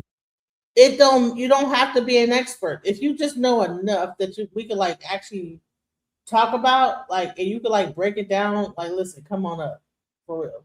All right. 222. I've got it like twice. Like, I'm getting like these angel numbers the whole time I'm doing this chat. I'm getting like 555, 444, 333, 222, 5, 6. Everything. Guys on 420. What? What? Strange. I wonder who's PBD. Let me know who PBD is in the comments, because I know PBD is Patrick Bet David, but Patrick Bet David's not a boxer. He's a media guy. I don't know. I don't know what I don't know, but this is crazy, man. Okay. What does this mean for you and for me? Like, what we're going to put on our tinfoil hat and we're just going to like, go down the rabbit trail and binge this stuff. Here's what I want to tell you. I'm going to show you some scripture that's going to help you out with this. Listen to this. Luke chapter 12, verses 2-3. It says, "For there is nothing covered," this is Jesus speaking, "that will not be revealed, nor hidden that will not be known.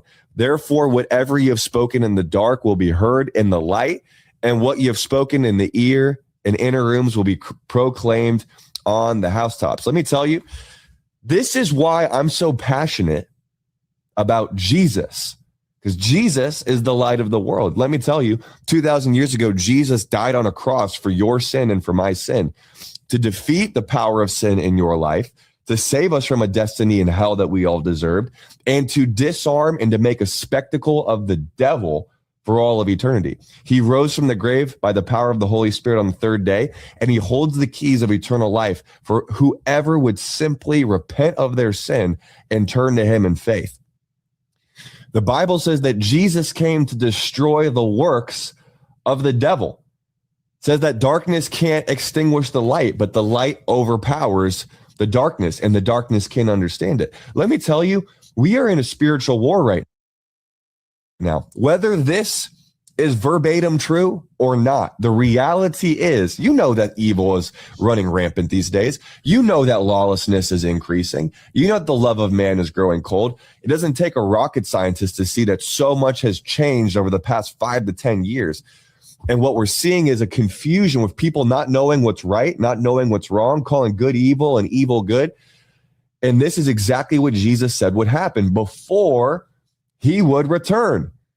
So what we're seeing happen in the world right now, this is all in preparation for King Jesus to come back. And let me tell you, you think he came back? He came the first time just like a lamb, like a hippie with feathers in his hair. He's coming back on a white horse in a robe dipped in blood to judge the world. He came first as a lamb. He's coming back as a lion to judge the earth and to establish his kingdom on the planet. And those who have repented of their sin and put their faith in him are going to co-rule and co-reign with him. And if you are not on his side of the equation, it's going to be a really rough ride for you. So my encouragement to you is to not grow weary. Let what's happening in the world freak you out. It better freak you out. A robe dipped in blood? This is where it gets weird, bro. Like, see, this is where I'm like, okay, Christianity. Okay, Christianity. A robe dipped in blood. That is where the shit starts getting weird to me. Like a robe dipped in blood. This still is still sounding occultish. A robe dipped in blood? Yeah, no, I don't know. Yeah, I don't agree with this. Like that's the part. See, listen. When it comes to scripture, okay, that's cool. But when you start getting into like this, like what he just said right here, let me rewind it back. This is where I start to disagree. Is that when people read the scripture and then they like say it like in like this. So he reads the scripture. So Ryan, like he done went through something. He done changed up and whatever, and then he brings up this scripture right here. Now Ryan has been going through, and somehow you want to bring it back into Jesus Christ, and it turns into a robe dipping. What? Go down the rabbit trail and binge this stuff. Here's what I want to tell you. I'm going to show you some scripture that's going to help you out with this. Listen to this. Luke chapter 12, verses 2-3. It says, "For there is nothing covered," this is Jesus speaking, "that will not be revealed, nor hidden that will not be known. Therefore, whatever you have spoken in the dark will be heard in the light, and what you have spoken in the ear and inner rooms will be proclaimed on the housetops." Let me tell you. Okay, so let me just say that. I agree. 100%.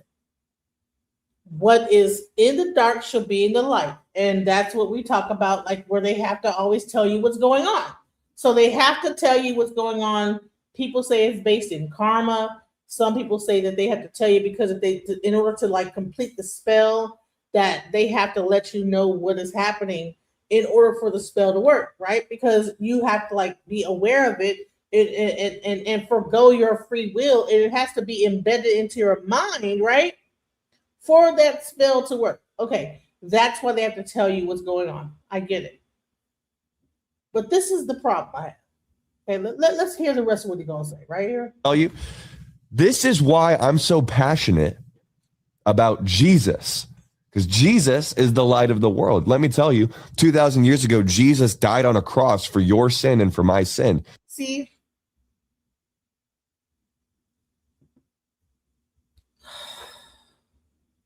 Why is it that whenever they talk about Jesus, it's about the dying on the cross of Jesus? Jesus did all this stuff prior to dying on the cross. But every time they talk about Jesus, they talk about the sacrifice and the blood of Jesus and not the things he did prior to being the sacrifice. This is where I have an issue. And that's why I'm no longer a Christian, because I said, you know what? This is where you get into fear and like this whole like I don't know, like this whole thief in the night and this, that, the other is fear. You know, I listen. The moment I like kind of got away from the Christian church, my fear just seemed to diminish. Like this whole fear of everything, you know. He died for you on the cross like a thief, and then he will come back and he will and fire and brimstone and the revelation, and then there'll be beasts coming out of the ground and the turmoil and the hatred and all of. I'm like, what the hell? And fire will burn. And sorry, bro.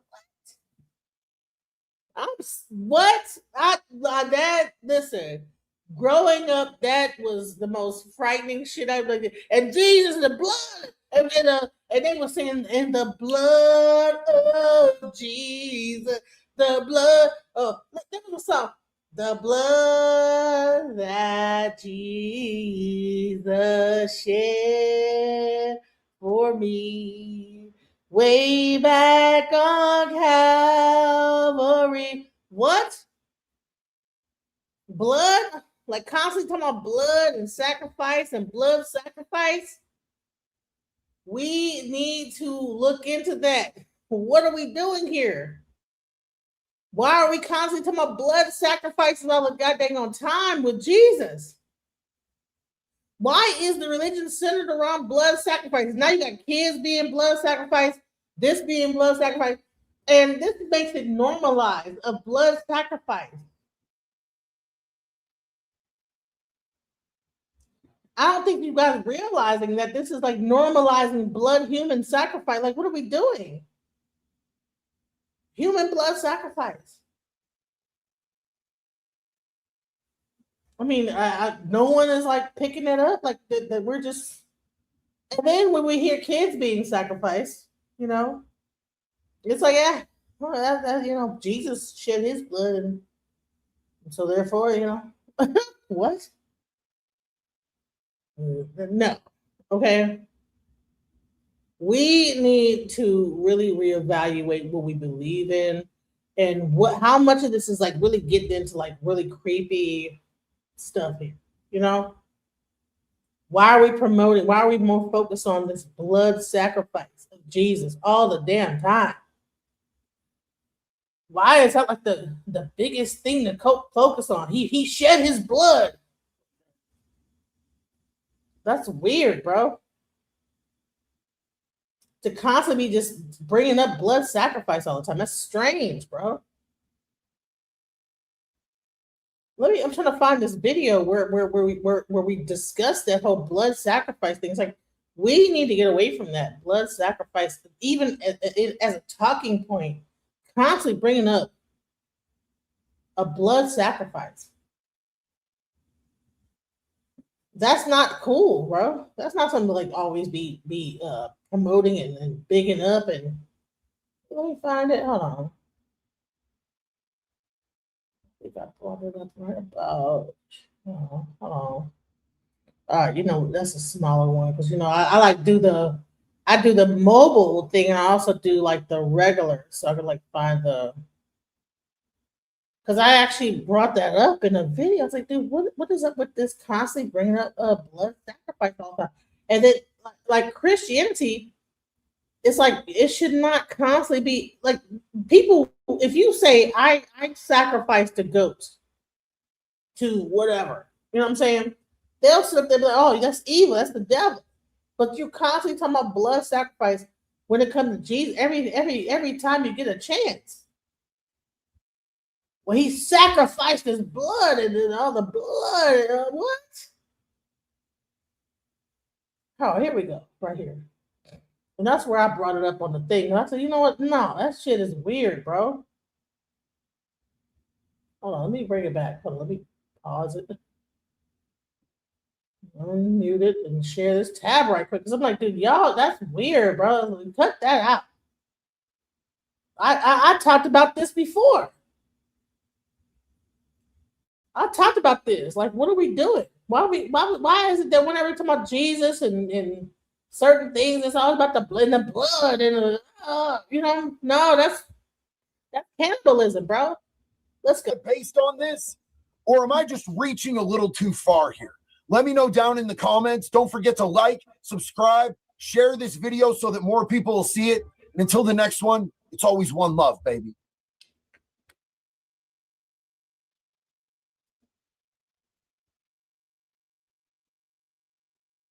Honey, sometimes I forget to hit the mute button. Sometimes I forget to hit that sucker. I be talking and stuff.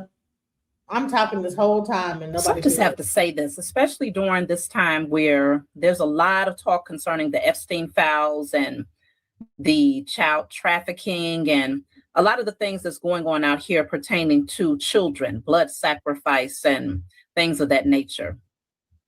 What we have to realize is that these beings have been offsetting their karma for a very long time through the masses, through you, through me, through your grandmother, your grandfather. And a lot of people don't realize how much of a important role you played in a lot of the sacrifices that have been done. Now, this is important because a lot of people are still adding to these rituals through their own personal rituals that they are performing and don't even realize that these are rituals that are directly related and tied to the sacrifices that have been happening behind the scenes. When we went to church, and I say we because I also partook in this. When we went to church and performed communion every first Sunday and drank the blood, whether you drank grape juice or wine, and ate of the flesh, when you ate the little piece of bread or the wafer, you were participating in human sacrifice, cannibalistic rituals. And by doing this openly and not when they had you say, I drink of the blood, I eat of the flesh, and we did those rituals, we were also saying that we support those types of rituals. We were putting out into the universe that these types of rituals were in fact righteous. They were in fact holy. They were in fact the very thing needed to connect you to the source, right? What they call God, what they call Jesus. You gave your consent every time you performed that particular ritual. So when these wicked beings behind the scenes was doing the same ritual, but using real flesh, real blood, they looked to you and said, but the majority are okay with even the idea of it. Because you didn't just eat a piece of bread and say, well, I am breaking bread. You didn't just drink that wine and say, well, I am drinking wine in commemoration. No, you ate the bread mimicking the idea of flesh, a human body, which was supposed to be the human body of Jesus. You drank the blood, which was supposed to represent the human blood of Jesus. You wore the cross, which would be representation of the very tool that was used in order to hang his dying, bloody body. Many people have participated in these rituals unknowingly, and this was the major. All right, so welcome to the chat, Napasha Da. And I wanted to, the reason why I brought this up, because we talked about Ryan Garcia. And then after that, this guy, that was talking about Ryan Garcia, decided to go into the scripture, okay? And what he brought up Luke, and then he talked about like the fact that, they have to let you know what they're doing, nothing, that, everything will be brought to light. The truth will be brought to light. But then he began to like have a conversation about like, okay, let's talk about like the scripture for a second, okay? Then he goes into that Jesus Christ died for you, and his blood was dipped in the blood, and this, that, and the other. And I said, hold on. This is the part where it gets weird about, like, you know what? I don't have anything about Christianity, but when they get to talking about this blood and the blood sacrifice, and we talking about like Epstein, and we're talking about like people getting sacrificed and stuff like this. I played this video where it's like, okay, listen, when like this whole blood talk all the time and sacrifice, people don't even realize that they are talking about human sacrifice, cannibalism, and the whole thing. So let's go into it. I'm playing. Hold on. All right, because I was like talking and then when you ate the little piece of bread or the wafer. Go back. We go back. Through me, through your grandmother, your grandfather. Sorry about that, because I was talking and didn't know I was not even live. Adding to these. My bad, guys. So I just have to say this, especially during this time where there's a lot of talk concerning the Epstein files and the child trafficking and a lot of the things that's going on out here pertaining to children, blood sacrifice and things of that nature. What we have to realize is that these beings have been offsetting their karma for a very long time through the masses, through you, through me, through your grandmother, your grandfather. And a lot of people don't realize how much of a important role you played in a lot of the sacrifices that have been done. Now, this is important because a lot of people are still adding to these rituals through their own personal rituals that they are performing and don't even realize that these are rituals that are directly related and tied to the sacrifices that have been happening behind the scenes. When we went to church, and I say we because I also partook in this.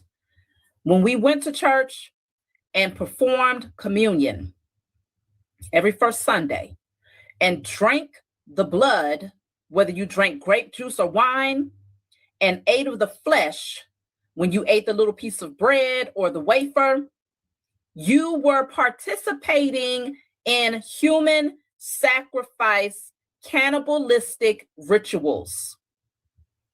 And by doing this openly and not when they had you say, I drank of the blood, I eat of the flesh, and we did those rituals, we were also saying that we support those types of rituals. We were putting out into the universe that these types of rituals were in fact righteous, they were in fact holy, they were in fact the very thing needed to connect you to the source, right? What they call God, what they call Jesus. You gave your consent every time you performed that particular ritual. So when these wicked beings behind the scenes was doing the same ritual, but using real flesh, real blood, they looked to you and said, but the majority are okay with even the idea of it. Because you didn't just eat a piece of bread and say, well, I am breaking bread. You didn't just drink that wine and say, well, I am drinking wine in commemoration. No, you ate the bread mimicking the idea of flesh, a human body, which was supposed to be the human body of Jesus. You drank the blood, which was supposed to represent the human blood of Jesus. You wore the cross, which would be representation of the very tool that was used in order to hang his dying, bloody body. Many people have participated in these rituals unknowingly, and this was the major component that helped to offset the karma of the powers that were, the wicked evildoers behind the scenes who have been doing this for far too long. This is not new. These beings have been doing this for centuries, but they have been able to hide it. They have been able to create illusions. They have been able to do spells, rituals behind the scenes to keep you asleep, because as long as you continue to support cannibalism and the drinking of blood, as long as you was uttering this out of your mouth, knowing that that is what you was partaking in, for them, that said that they can continue to partake in doing the real deal behind the scenes because you openly confess that you agree with doing these types of things. So now hopefully those people who call themselves Christians that have been partaking in these cannibalistic blood drinking rituals, hopefully now that all of these things are being openly exposed and people can no longer say, well, that's a conspiracy theory, or you watch too many movies, you read too many fictional books, or your mind is warped, you're crazy, you're XYZ. Now that the truth is being revealed, hopefully this will awaken people so that when they step in front of that pastor on Sundays, every first Sunday, they will now know that if they decide to partake in this particular ritual, they have now sealed their fate. It's one thing to do something when you are asleep and you have no conscious understanding of what you are doing, because many of us did it. I partook in those things way back when, because I thought that I was doing something righteous. I thought that I was doing something that would commemorate the sacrifice that Jesus would have made to have his life taken, right? Not recognizing that he was sacrificed, meaning killed. If this was a real man, right, that actually went through this, which there were many Christs that was taken out. Many Christ. A Christ is a true speaker. A Christ is someone who has higher consciousness. A Christ is someone who comes in to help shift the narrative so that you're no longer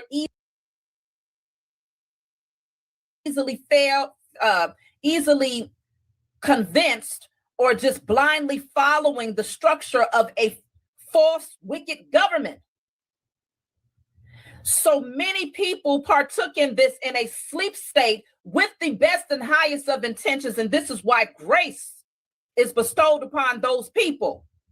But when you are now consciously aware that this is a real ritual that is being done, satanic rituals that are happening behind the scenes in order to maintain power, in order to maintain authority, wealth, in order to maintain the illusions of the matrix, in order to continue to feed the beast of Babylon, this is far deeper than what people see with their natural eyes.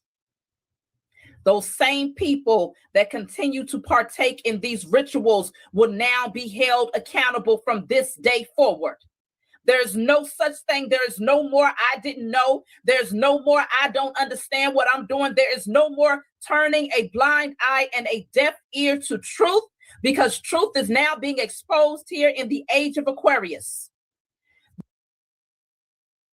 Okay. Are you done? Is this finished? We're not going to get flagged for her going that long, are we? No, that was my video. And I'm going to also say. You made that video? No, that was on my older video that I had already done. And okay.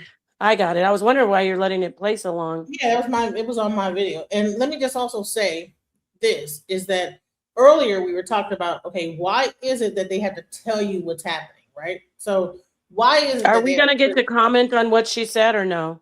Yeah, but I'm just saying that this is why this whole thing came up. Okay, so let's go ahead and comment first about what she said. Go ahead. Okay, she clearly is feeling, when people leave a religion, she mentioned that she was once part of that religion. A lot of times people leave a religion with a lot of trauma, and that's why she has so much vitriol and anger and nasty things to say because she doesn't understand about Christianity. So she's not at a point where she wants to be yet. You're not going to focus on Christianity when we're talking about cannibalism. Okay. Cannibalism is something that goes beyond religion. It's from, if we could get into ancient times, when we talk about blood sacrifice, that's not limited to Christianity. So I'm not even going to get into the fact that Christ gave himself freely as a sacrifice. Okay. I'm not even going to talk about things about, no, it's symbolic. I don't even go there. He did say, eat my flesh and drink my blood. But the way she's so angry, saying it's satanic, and she's wearing an ankh around her neck, the crucifix and the ankh are not much different. They represent your human material existence. And to talk about Christ dying and saying, oh, you're doing a satanic ritual, it's just, for me, she's not looking at it in an objective way. She's looking at it in a way to try to make Christianity look like it's the evil religion and she found something new and African. But that won't work because every civilization, every religion has somehow struggled with existence, material existence, and sacrifice. Even if you look at Hinduism and Buddhism, there's fasting. That is the suffering of self. So the ultimate suffering would be the sacrifice. I know this isn't where you wanted to go with this, but the ultimate suffering and the ultimate would be to sacrifice your complete self. So that's where it comes into with the why it's sacred. That's why it comes into Christ giving his whole self, his flesh, with suffering. Yeah, I just wanted to put that out there because that's not satanic. And that's not wicked, what we're talking about in the Bible. Even if I know there's some Christians that won't go along with what I'm saying, even if it is cannibalism, if she wants to say that, I won't argue that. But it wasn't wickedness and it wasn't evil. Okay, I'm really going there. It's not evil and it's not wickedness. At certain levels of cannibalism is not evil. No, I didn't say that. I'm talking about Christianity, where she tried to drag it and say that it's satanic. Okay, so if Christ said, I give my entire, because there are people, the same lady may think, then we get her to talk about vegans. You're still eating a life form. Just because you don't relate to a plant and you say, oh, I don't eat meat, I don't shed blood, you're still eating something that's a living organism in this realm. This might sound goofy to some people who are not on the level of life. What is life? What is existence? If I say, eat my flesh, just eat, go. Imagine you're dying, you're out in the wilderness. If I die, I don't want you to die, eat me. Go ahead and eat. No, I can't. Please eat me. I want you to die too. I want you to survive. It's on that level. It's on that level of extreme love, extreme sacrifice. So, of course, Christ wasn't saying we're stranded in a desert, but the symbolism of saying, eat, you're eating my flesh, eat this bread, you're drinking my blood. It is the ultimate sacrifice. And how could I sacrifice myself more than to give you my body for you to say, this is me, take upon it. So she's talking about, of course, we don't do cannibalism. You don't eat people. That's evil. If I go out and just kill people and eat it. But if you're looking at a religion and you're talking about the ultimate Messiah, the ultimate sacrifice is the love of Christ, and Christ gives his body for us, and Christ gave his blood for us. So yeah, she's just church hurt. I feel for her. And anybody else who's got a problem with that, I bet they were Christian. I bet you were Christian. And you want to attack Christianity, you can't call Christianity satanic because of the sacrifice of Christ and the Eucharist. That's not fair. The blasphemy of against Jesus Christ, Savior, calling Christians cannibal for taking the communion, which Jesus did the Last Supper symbolically as we do today. She has blessed me, report her hate. I don't know. I don't know. The sentence didn't make sense, but so drink and eat it. All right. But this is the thing. We're so worried about cannibalism. We don't do cannibalism now, but we're talking about survival. Let me move away from Christianity. Way far away. I'm not talking about Christianity anymore, everyone. I'm going to talk about this thing about cannibalism. It's not the cannibalism that these people are doing that makes it so wicked. It's the murder. It's the killing of the innocent, taking someone's life without any regard for it.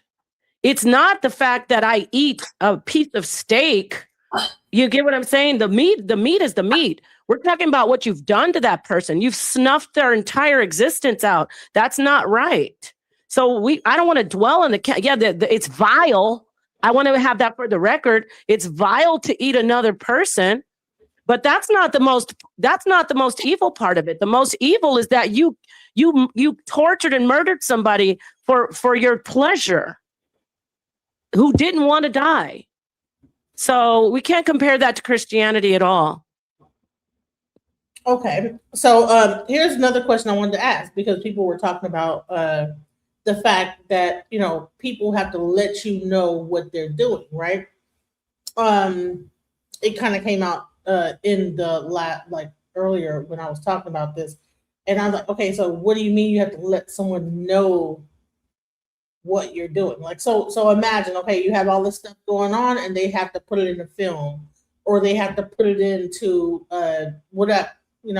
what does it mean that they have to let you know? Because based on a karma, are you aware of that whole thing where they have to let you know what they're doing? Like, what I always hear this, right?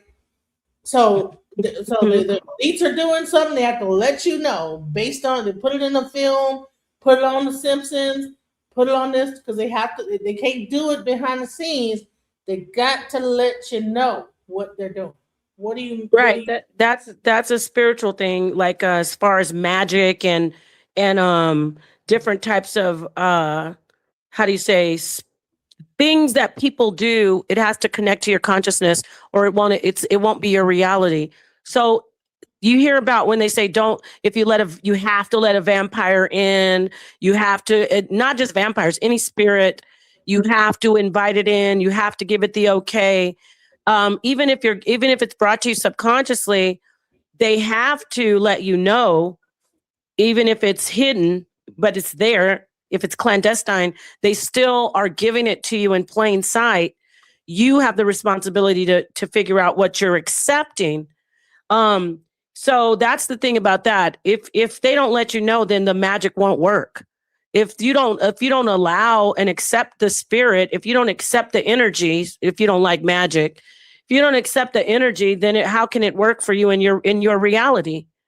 How can it even work? So, yeah. So could you break this down into when it comes down to like movies? And so so what does it mean when movies are showing like certain things, and it's because they have to let you know? So if you watch a movie that's showing like certain things, Simpsons for instance, they'll show the whole thing before it happens. Is that them letting you know before it happens that they are in control, or what does that mean? Welcome to the channel, Greg. Welcome back again. Hey, what's Yeah. up? Pete, the Simpsons are, he's like not a gatekeeper, but he's one of the people who put out these subliminal messages, but yes, basically like a signaler. He signals, okay, to those who know, almost like they're taunting us, but yes, he does put it out. They're practicing magic. They're practicing magic with the Simpsons, but it's not just the Simpsons. It's everywhere. It's all in the symbolism. So Can we it talk has about to work the that way. Hollywood magic of it all? Like, what is Hollywood magic?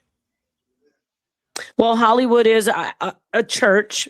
We all know about. I think we do in this community. Church.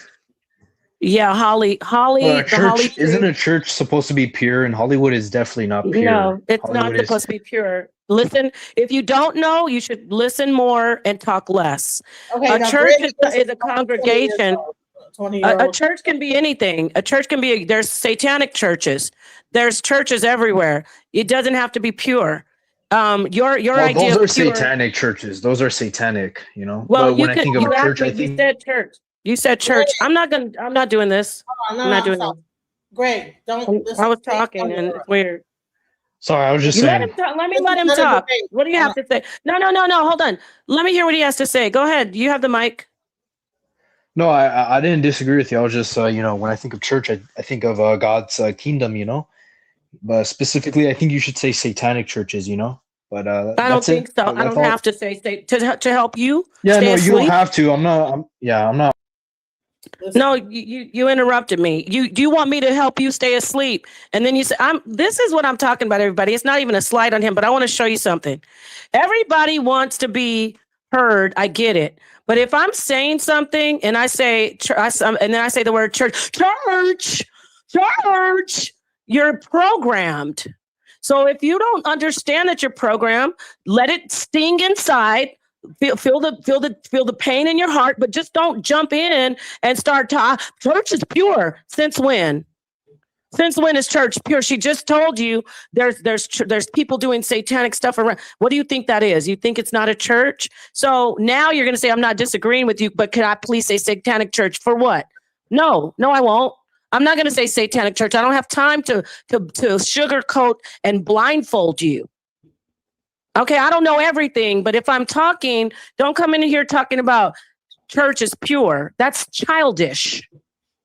Well, he's only 20, so yeah. Oh, my son is 22. He would never say some dumb shit like that.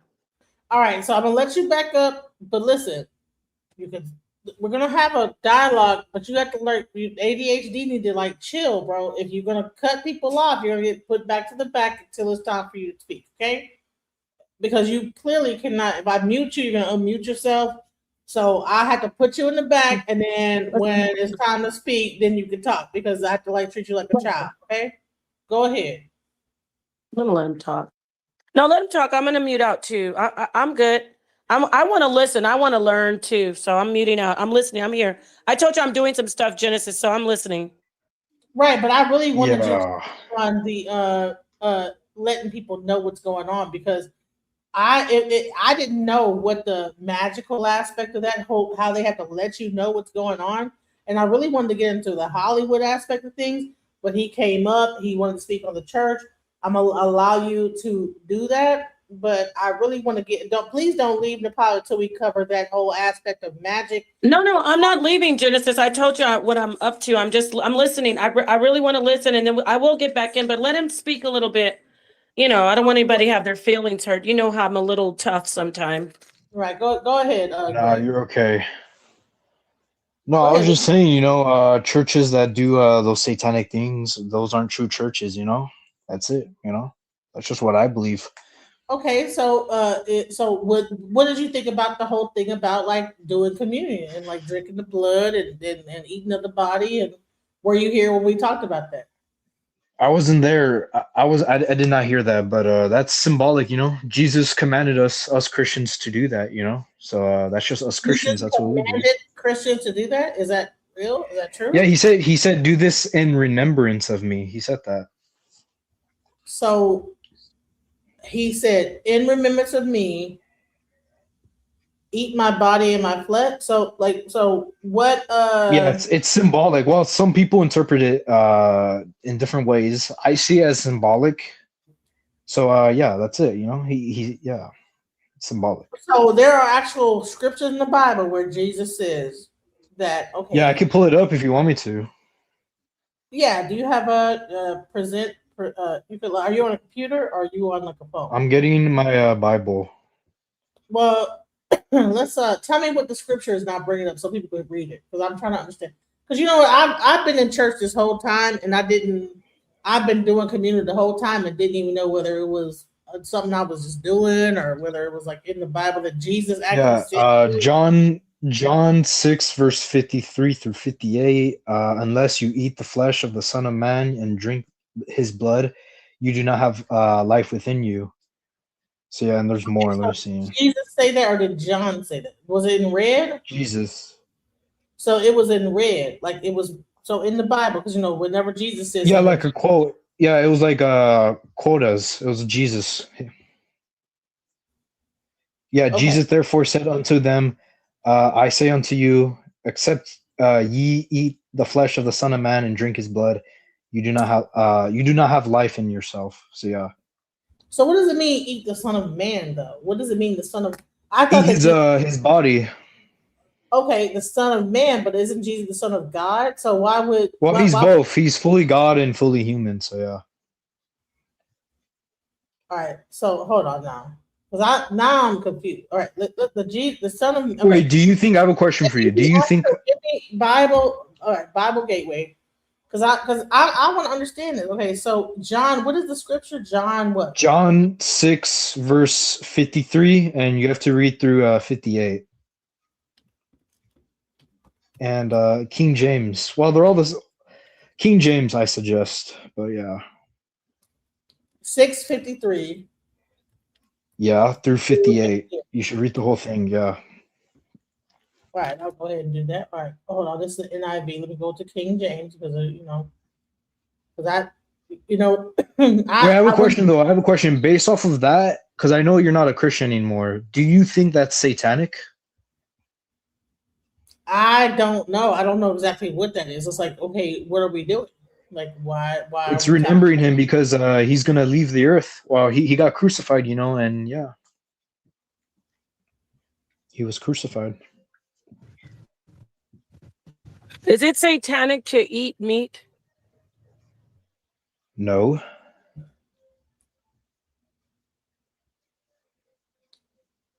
Okay, so all right, so because what we I'm not you weren't here when we were talking about this before. Okay, so what happened is I was playing a video. We don't eat each other. We don't. Where the lady said, We don't "Hey," eat people. right? So You do know so that there are people. Can you hear me or no? yeah, I'm listening. I'm sorry. Yeah. Can you hear? Do you know there are Wait, can people you in guys hear Papua me? New?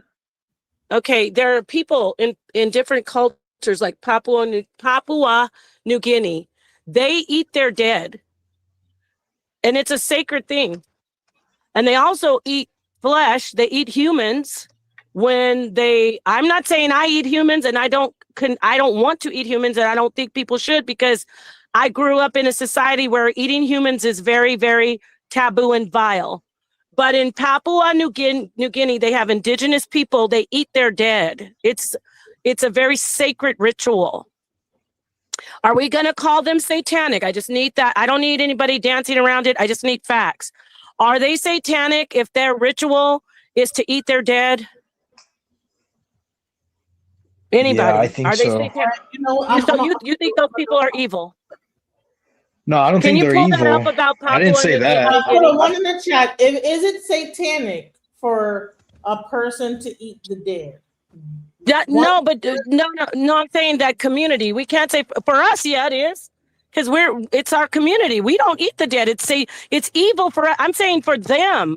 For them, is it evil for them to eat it in their community when we know it's a sacred ritual?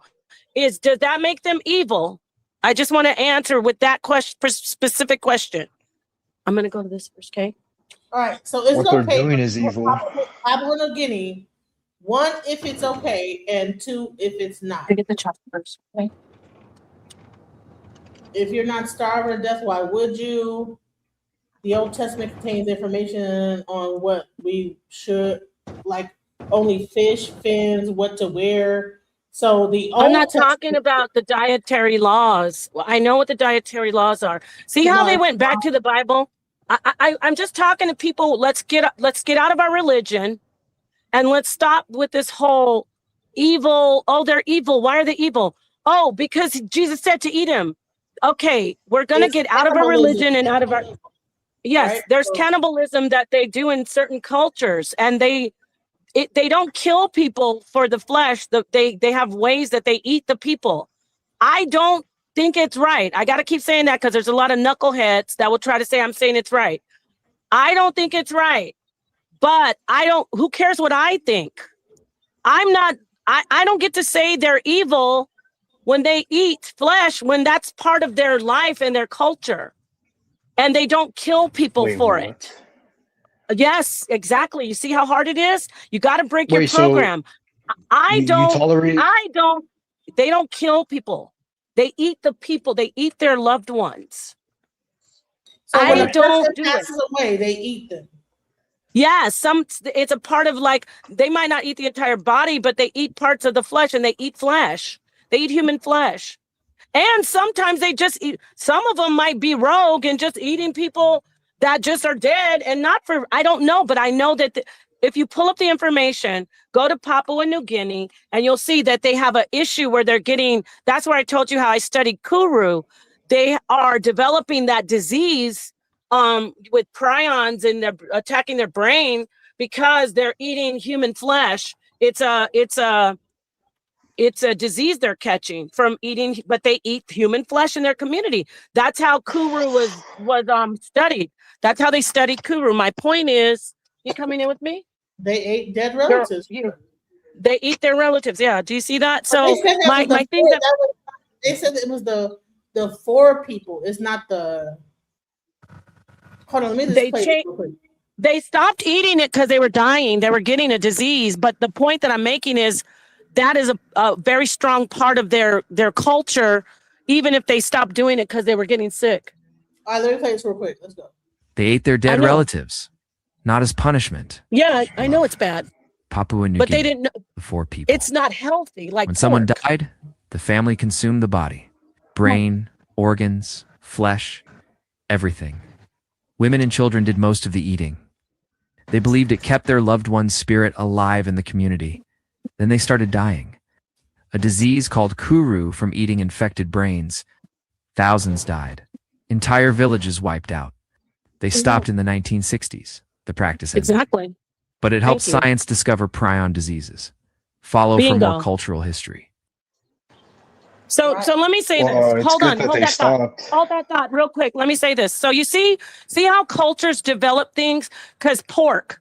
Oh, we can't eat pork because it's evil. God said it's evil. No, it isn't evil. It's making us die. It's making us die. Just like cannibalism isn't evil. People started dying from it. So I'm not saying it's good to eat them. My point is with the whole evil thing, like, oh, it's so evil. We need to break out of that and look more objectively. Of course, it's unhealthy to eat people. Of course, it's unhealthy to eat certain things. But the evil part, now they're knowledgeable. I bet you they still practice it, but they don't do, they're very careful. They probably eat They the brain, the thing that like caused them to die. They might eat the prions, yeah. So I wanted to just point that out by saying this whole thing about, and again, the Christians aren't with me because they don't like, I agree that is cannibalism and Christ is saying, eat my flesh and drink my blood. I'm not going to play with that. Oh, symbolic, blah, blah, blah. No. The highest level of love in we're talking about ancient civilizations before Christ. Before Christ was in what do you say, like 30 or 29 when Christ was here. I'm trying to say like 29 AD, before he was crucified. Let's just hypothetically, if you don't believe Jesus was real, that's on you. But before that, in like BCE, people, let me tell you something. We have food everywhere now. People had to fight to live and eat. If you're dying, you're starving to death, and you see a person that you don't know, that you don't love, you don't care about, you don't want me to finish the statement, but let's be real. Cannibalism in ancient times is looked at differently than it is now. And it's not, that's where they started, and blood sacrifice, eating people, all those things that were so, oh, that's evil, that's so wicked. Yes, now it's evil because we don't kill people and eat people. Now it's evil because we know that we get sick from it. But is it really evil? Is it really evil? And I'm not pushing cannibalism. What I'm trying to do for you and all the idiots in the chat, I am not even looking. Oh, this lady, I'm trying to help you break a program. The evil part, see these elites that are doing all this, they know. The evil, they think you're going to focus on the cannibalism. Let's focus on the torture, the stalking, the preying on people, the torment of the mind, the abuse of children. You know, they usually don't even kill. You know, they don't even kill the children right away. They keep them for a long time, from childhood all the way up to adulthood, messing with their mind, fractaling their mind. They call it MK Ultra.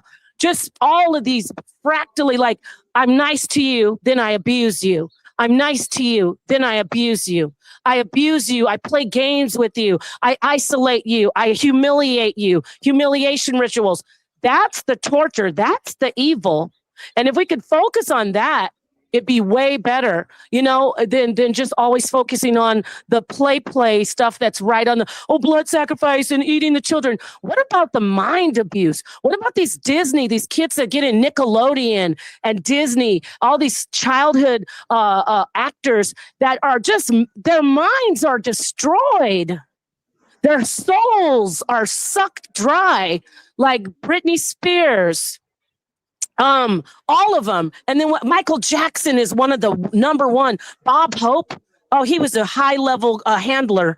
He used to abuse those Jackson kids. He abused Michael Jackson, abused his mind. Janet, Let's talk about that instead of always talking about the stuff that's on the surface. I'm not saying we can't talk about cannibalism, but let's talk about the MK Ultra, the sex rituals, the mind eating their minds, not their flesh. What about how they ate their minds? And if you guys don't want to, that's fine. I'll just sit back and listen. No, you're 100% right, because they did let the kids be, kind of torture them before they did this, because there's a certain level of adrenaline that they can get off of that, and it's the same thing with mumia. If you ever heard of mumia was when they actually went into the mummies of ancient Egypt. They put that into a powder and was using that mumia powder to so-called be elixir and this, that, the other, and having hallucinations and healing themselves with it. But the bottom line is that they were it was the combination of the human flesh and also the, whatever they used to embalm the person. So there's a lot of weird shit going on, that was going on a long time. If you ever heard of mumia? Yeah. That was a weird type of pseudo elixir in the 20s, 30s, and 40s. But let me talk to you more about this too. I want to ask a question. Who's worse off? You and your best friend, or you and your sibling? You're together, and you watch your sibling get unalived right in front of you. They're torturing both of you, right? And you're a little kid, and then you watch your sibling get unalived. Who's worse off, you or that person who got unalived? You are, because you got to keep that in your mind forever. And that's what they do to these kids. When you talk about torture rituals and all these freak offs and snuff films, the kid that's there that survives becomes destroyed completely in the soul. And then that's when they go in and they do whatever they want. They possess that child. They reprogram that child. Go get more kids for me. Bring them to me. And those are the kids that become that. That's the Giselle Max. What's her name? Ghislaine Maxwell. Yeah, Ghislaine. Yep. That's the Ghislaine. She's the one who's worse off than the one she watched die. The two kids together, the two girls. She's the one. 110%. She watched it from childhood, from baby, from toddler. She watched kids get tortured, and they kept on taking her mind and fractaling her. And so all this stuff, I do want to talk about cannibalism, of course, but we got to get, it's an urgent time. We got to stop talking about the blood sacrifice. We got to talk about the minds, the souls. And when I say mind, I mean, if you're spiritual, then you could call it a soul. You can call it consciousness, because they want to take we have a universal mind of God that's got all these sores on it, all these cancers. And we need to start going right to the source. And we just say, okay, we know what's happening. We can't do anything about the flesh.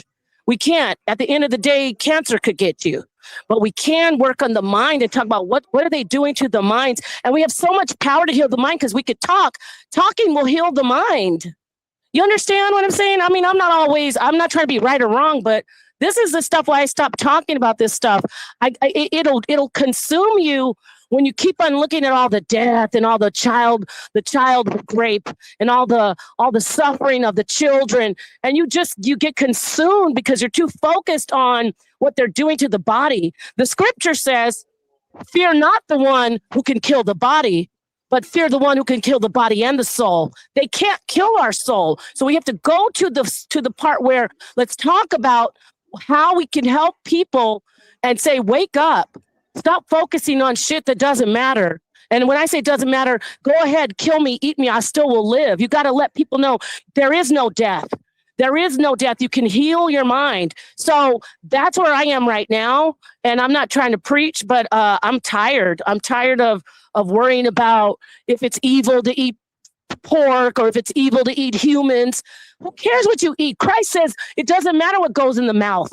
It's not about what you eat. It's what comes out.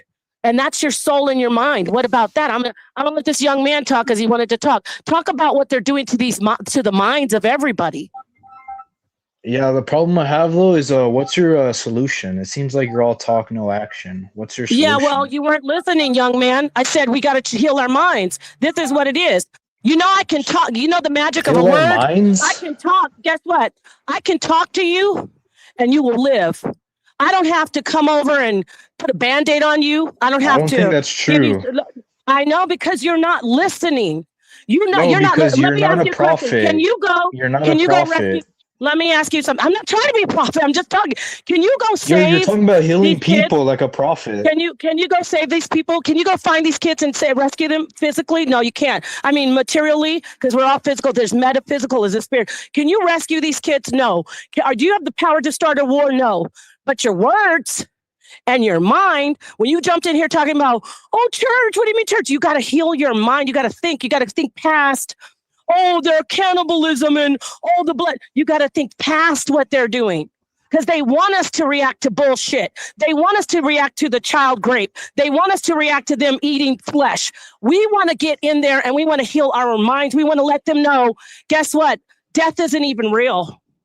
You can't take, that's what Christ said.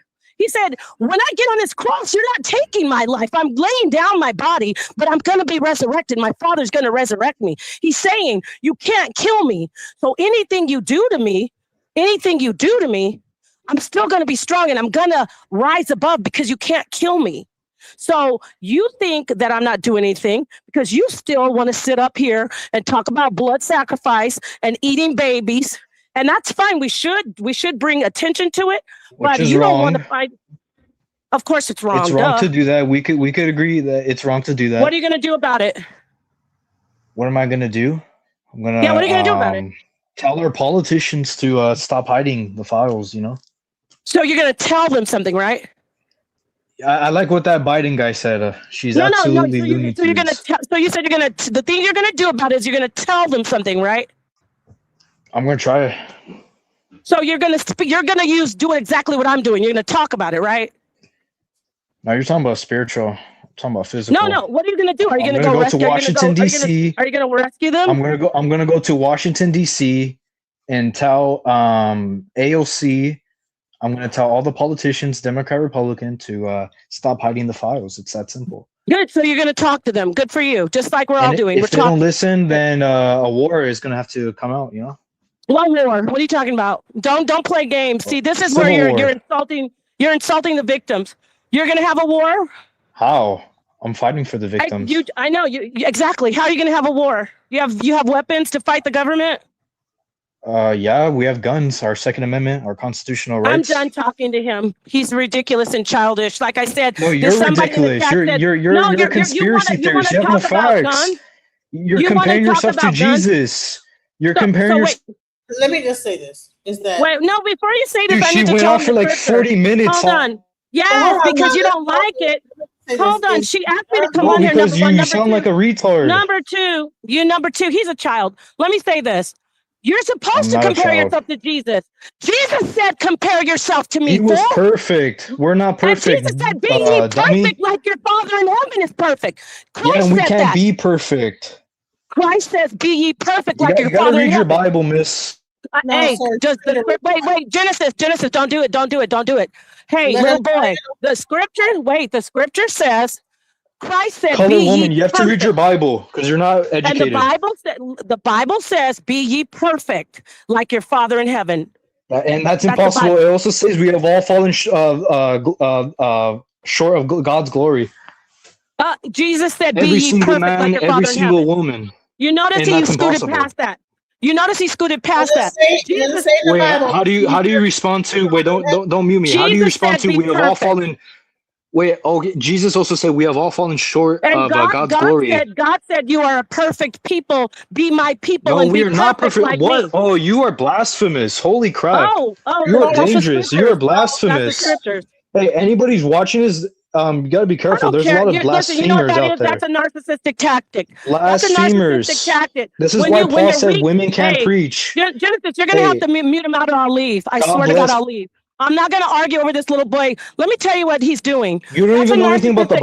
Genesis, the next time he interrupts me, I will leave and listen. Tell I me to don't let mind. it go. Napa, you No, told me to let not while I'm talking, because I want to be clear on the scripture. That's a narcissistic tactic. When you start saying everybody knows, The people all agree. That's what narcissists do when they're getting weak and they're being exposed. Nobody's worried. I don't give a damn what everybody knows. The scripture says, be perfect as your Father in heaven is perfect. And it also says you are a perfect people chosen, and I put you up. You are a very unique people. You're not a big in number, but I chose you. I'm paraphrasing. That's the scripture. So he's mad over something triggered him. He's mad because I don't know. I said something about cannibalism. Something bothered him. Maybe I triggered him because he's done something in childhood. I don't know. But everything I said was aligned with saving people and fighting against the powers that be. And you don't go tell on the internet, especially, we're going to get guns. You sound like a little toddler. And you sound like, and you're a criminal. And you're going to lead a lot of people to their demise. Tell them, let's go get some guns. Now, I'm going to stop talking and he can get up here, but don't tell me I don't care what everybody says, number one, but you sound like a complete narcissist with that everybody knows and everybody says. You don't like it, fine, but don't tell me what everybody knows and what everybody said. Well, he left. I think that I put him in the back, and then he left. But we on Lock Nation. Welcome to the chat. Welcome. First and foremost, I do emphasize what the lady is stating. There are already people marching in the streets because of the Epstein files coming and released. Some of them are getting erased for obvious reasons. Pam Bundy said something, and it kind of triggered me in a sense that she stated that if she incriminated everybody that was on the Epstein files, then the whole system would collapse.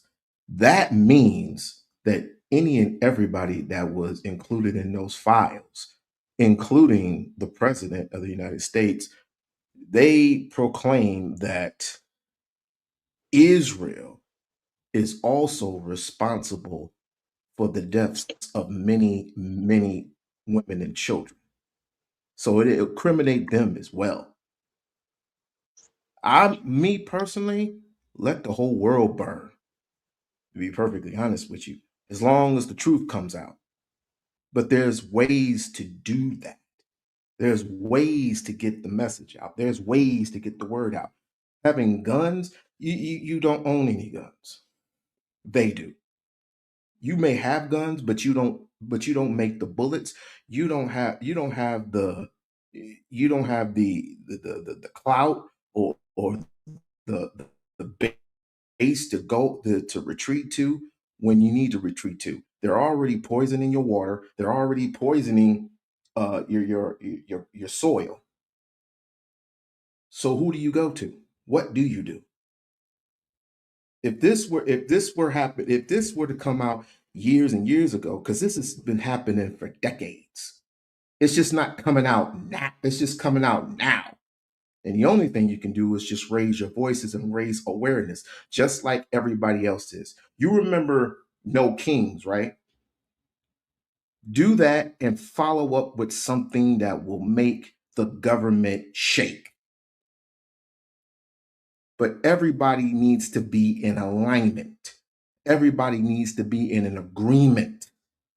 That's the only way to get things done. And I yield the floor. We had someone come up and then they left. Come back up. But yeah, that's something. I have a very mixed audience. A lot of people are kind of like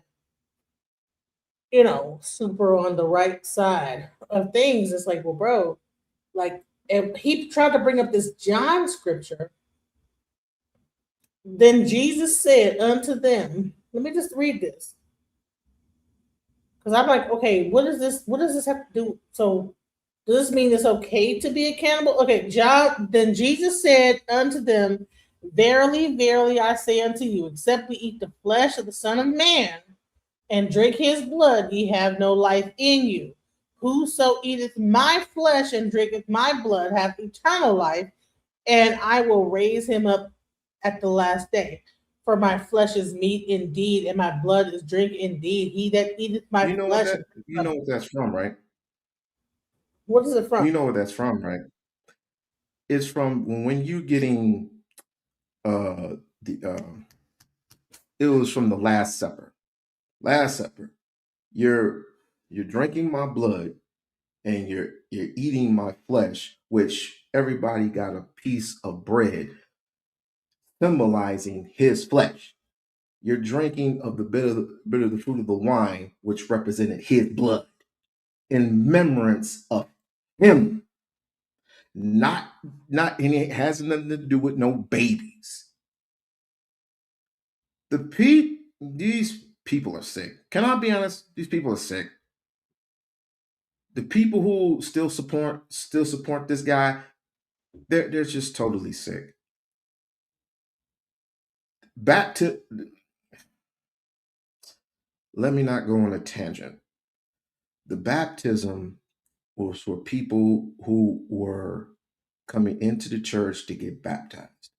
And then every first Sunday, as Black people all know, when it's time for this, eat of the fruit of the bread, that means you are getting blessed of the food. But it also says this: those who do not follow Christ and eateth the bread and drinketh the wine, which represented his blood, and don't follow Christ, also be damned, will be forever eternal damned. They didn't mention that, did they? Oh, so it's you're damned. If you are not following in Christ's footsteps, if you constantly keep sinning, or you just blaspheming if you're blaspheming God and you're drinking his blood, was representing him, and you're also eating his flesh, which is representing his body, you can be forever eternal damned. Yes. So I say to people, for those who need to repent, or for those who need to, those who don't believe in Christ, start, because there's a lot of this stuff being released. There's a lot of stuff going on. And I told you the other day, Genesis, I was not lying when I said that when it comes to all these chain restaurants, there are no damn cows. Ain't no damn chickens either. So how are you getting your meat? How are you getting your meat? How are you getting your supply? You got all these burger chain restaurants, and there are hardly any cows. Bill Gates has taken 18% of your farmlands. And for what? And he's being incriminated in these files also. So I say on to you, I'll tell you what I'm going to do about it. Raise Cain in Congress. Raise Cain in Congress. You have to go to the streets and get with some of these people online who who are in alignment, not think exactly like you, but are in alignment with you. That's how you get things done. I yield the floor again. Let me show you a recent video that happened on Fresh and Fit, and I want to get you guys' opinion on this. And we probably about to wrap it up pretty soon, but let me just get your opinion on this. He finally listened to Roger Stone and others, and this is historic. And I'm told Congressman Tim Burchett and others have said they have already been access to this, okay? And they said, if you think the Satanism and the cannibalism and the blood drinking is bad and what you saw before, they said what is in these new files is going to shake everybody. And they warned you, don't even look at it if you don't want to have nightmares. I mean, this is, folks, this is the Death Star. This will be a day long remembered. I mean, this is mega freaking massive. And they're not going to, I noticed The Economist, owned by the Rothschilds, they say in the magazine they own it. It's like, oh God, yeah, oh look, here's all the files, we cross-referenced them, and you notice you search them, there's no Trump, no emails, no communication. They're like, oh, we're exposing, oh look, the Rothschild lady was in charge. Even the Rothschild publications having to burn themselves. So this is rats leaving the sinking ship. But here's the danger. What do you guys think? And I'll shut up and go through all the pieces. No. What do you think they're about to pull now that this is going down? Because the deep state, they got codes to bring down power grids. They got all sorts of networks. They got all sorts of, terror groups they're funding. They got weird white supremacists out in the woods. No, seriously, you saw famously Maxine Waters, you say, there's Trump's training white supremacist militias and all. No, They got all sorts of crazy groups, radical Islam groups, all Hezbollah wound up, ready to go. So I'm saying we're in a maximum danger right now because Trump just dropped the fucking hammer, man. The nuke. He just dropped the fucking nuke. Yeah. So where do we go from here? Because that has to be the headline. Trump just dropped the fucking nuke on the deep state. Trump just took the gloves off. Trump just fucking manned up. Trump just leveled up. And people don't fucking get how huge this is. This is mega motherfucking. Okay, that's as much. Yeah. This is mega motherfucking. This is your show, bro. Well, I don't normally do this, but I mean, this is fucking awesome. This is everything we wanted. And let me tell you, they ain't getting out of this. I mean, the stuff. I was driving over here just looking at the stuff, and your crew's always doing small talk. I was kind of like, I mean, it's just cannibalism, murdering kids, delivering sex slaves. I mean, it's just. So you tell me what I want to show. God, I mean, this is. Dude, I'm actually got it right there and then information. Let's do the show. Let's go. I'm like, drop it. Like I said, I'm tired. I'm dead. But I said, look, there's certain times you got to we got to make it happen. You know what I mean? Yeah. So holy crap. Well, as hot as your girlfriend is, I can just look at her. Everything. Who he would then organize to be the handlers of the other girls. So he used women. Yeah. To control all the other slaves. Yeah. No, it was crazy how he had this layered system because I went through the West Palm Beach case file stuff. And he'd get these high school girls, recruit them. They'd do the massage, whatever. And then they'd get other girls and you just pay them all. And he kind of it was how he would insulate himself. That's what so him and Glenn would be first. Then he'd get the other girls. Then they would do all the work and getting all the other girls. So he's a real pimp. Kind of. But like a super pimp. Yeah. They're still laughing about this shit. It's like it's fucking funny. It's not fucking funny, bro. It's like, what? The shit's not funny. They were eating kids, bro. And here's the thing. I did a whole show about how China does the same thing, but it's out in the open. When people get picked up by an ambulance and a helicopter comes, they know that person. Slave trade. Yeah. So, but in America, it's still undercover. But the more that they make this thing, how they're putting out in the open, they could end up being just like a China where, hey, a person get picked up, if you in an accident. And next thing you know, a helicopter come down and take your body away, and then that person never exists again.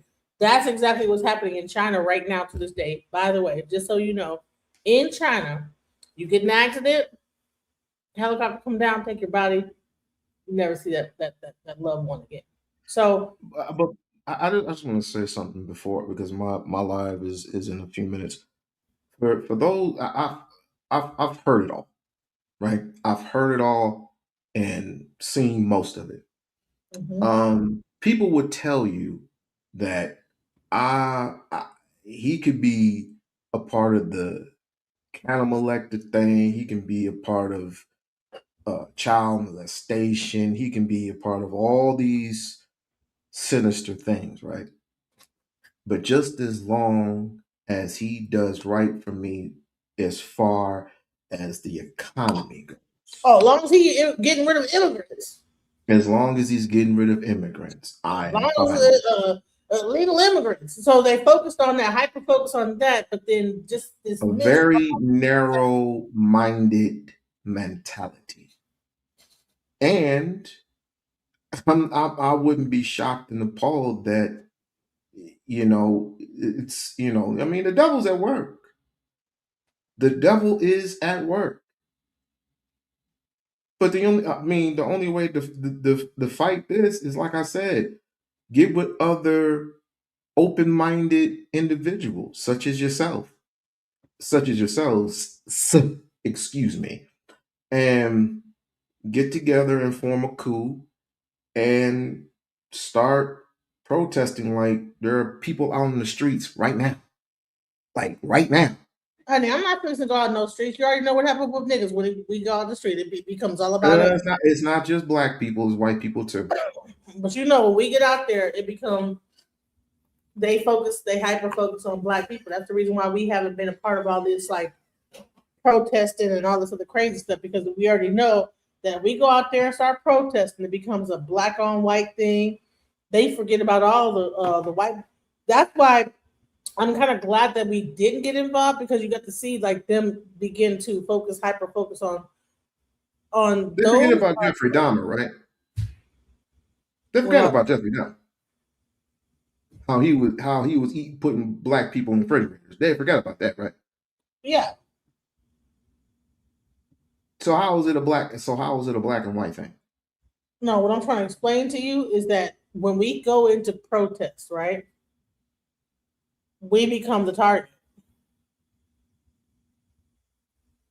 You're talking about Jeffrey Dahmer eating black people. I'm talking about like the government whenever there's a protest going on, and then it's primarily about like okay, if we were to have gotten into this ICE situation, you would see a lot more casualties. You only see 2 right now.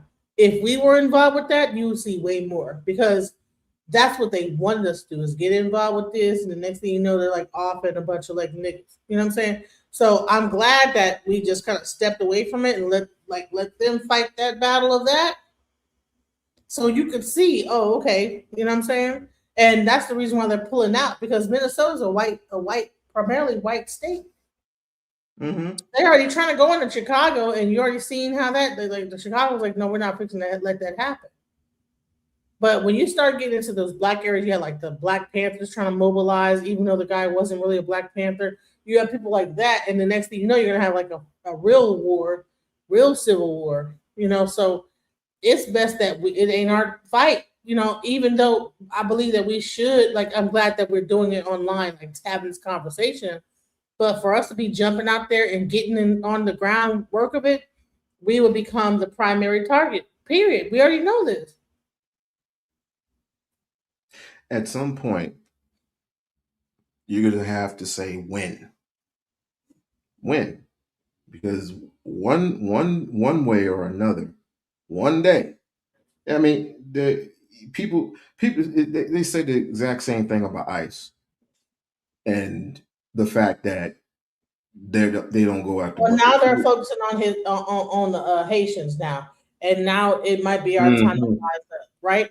But when they were focusing on because I would say that's one thing I agree with, when they were focused on like the Caucasian like immigrants, hey, but now that they're getting into the blacks are like fool with us, okay, that's when we mobilize. But should we be mobilized for the same people that was pretty racist to us in the beginning and trying to take, like, I ain't gonna lie about that, like, hey, it was a thing, we not gonna lie about the fact that people were trying to get jobs and then people were like talking against us and whatever. So I'm not going to pretend like Black people didn't get kind of marginalized by certain groups of people.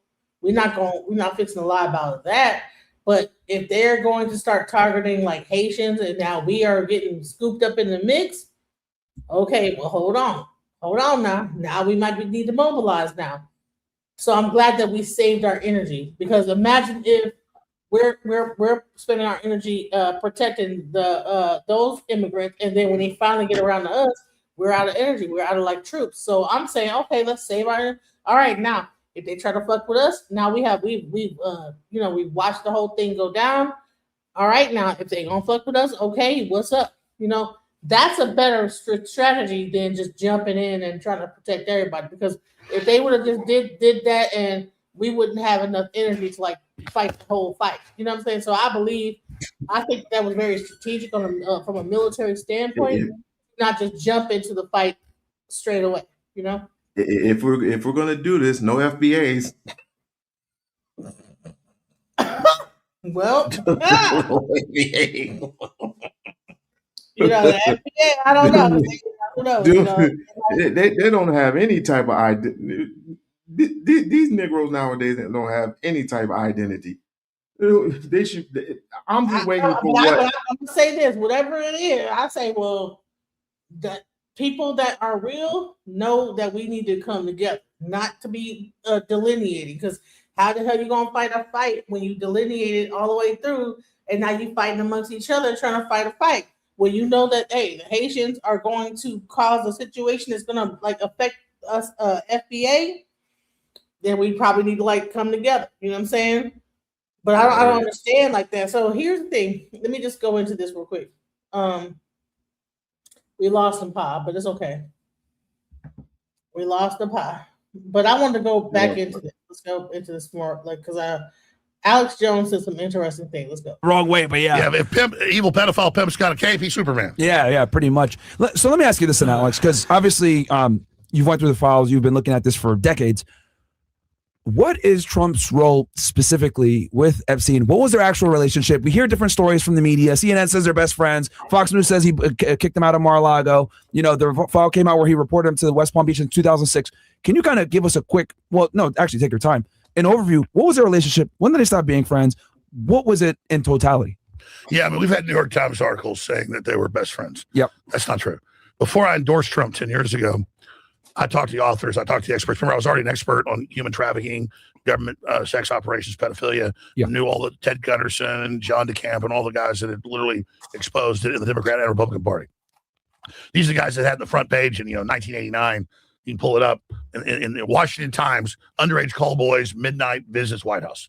Underage call boys, midnight visits White House. And so these are the guys that exposed the CIA base in D.C. producing child porn and snuff films. These are the guys that did all this. So well, not that I'm smart. When I was first getting on air, I was having these guys on, Kathy O'Brien, Mind Control, MK Ultra, all this stuff. And so Trump is in New York. His dad's super conservative. He has his own business, gets $100 million from his dad. He works with Roy Cohn, the famous anti-communist that was the lawyer for McCarthy. That's Trump's MO. But Epstein comes along in the 90s and is the head of the Trial Commission and has all this investment stuff.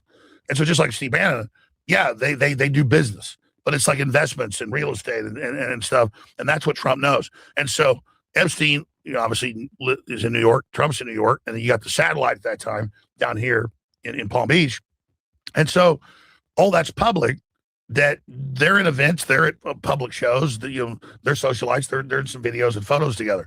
But we knew, and Roger Stone exposed this 10 years ago when I first endorsed Trump. He wrote a book about it, Clinton and their war on women, that Trump first dropped the dime to the Palm Beach police and got him indicted. So all that new news that's been released in the last tranche of Epstein files a few weeks ago, that's old news. It was Trump that was the informant. And then Michael Wolff, who is number 3 in the files, the most mentioned, the most emails, dirty Democrat operative, he is in there over the last 8-9 years, constantly with Epstein. And they made recordings together that have been come out. Like, how do we set Trump up? He's like, he never took massages. He never came to the house. We can't get him. I know he's the one that dropped the dime on Real me. G. Yeah. So what's crazy is that's why I was saying, like, Trump's not involved. Trump dropped the dime. Are he trying to say that Trump wasn't involved? Interesting. But everything I'm seeing says Trump was involved. So let's see how this whole thing. So I think he goes in at some point. Let's go into what he says. Employees. Yeah. And Epstein says all that to Michael Wolff. So I'm on air going, hey, Trump's not involved. I don't know why he's covering up. We know he thinks he'll scratch his stomach market. Not just got to believe Trump.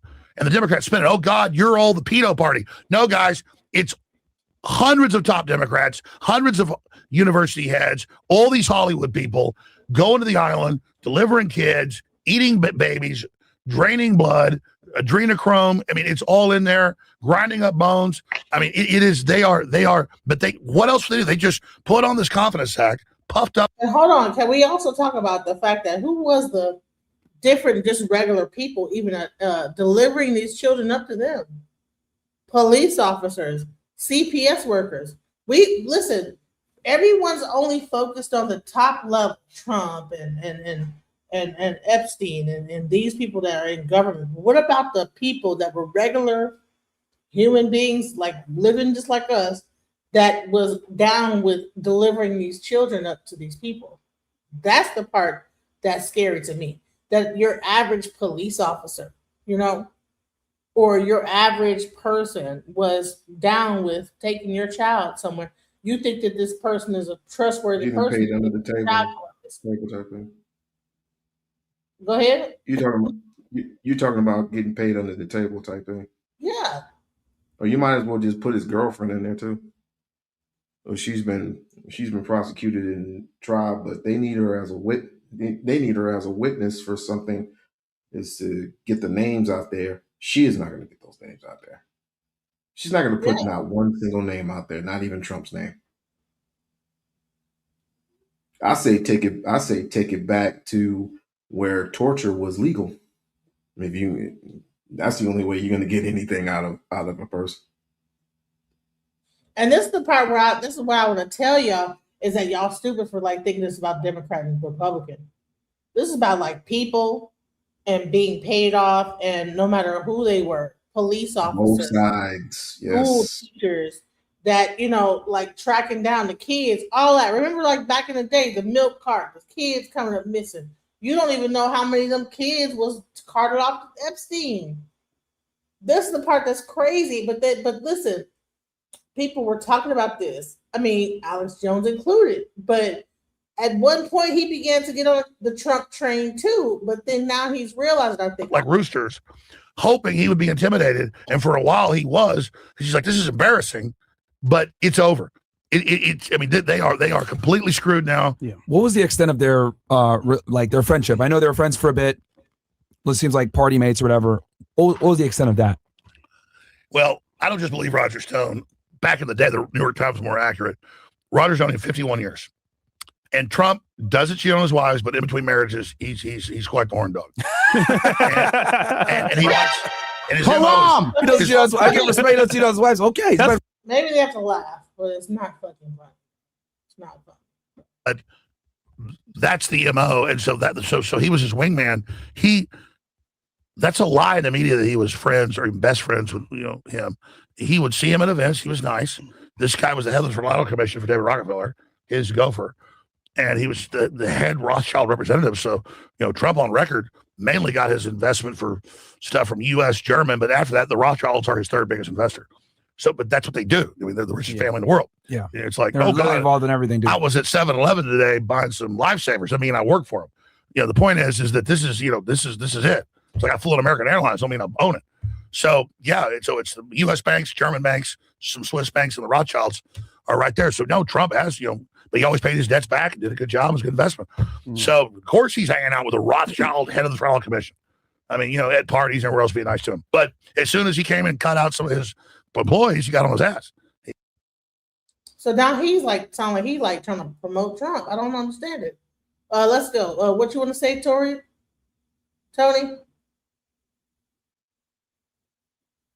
You gotta hit the unmute. How you doing? Hey, how's it going?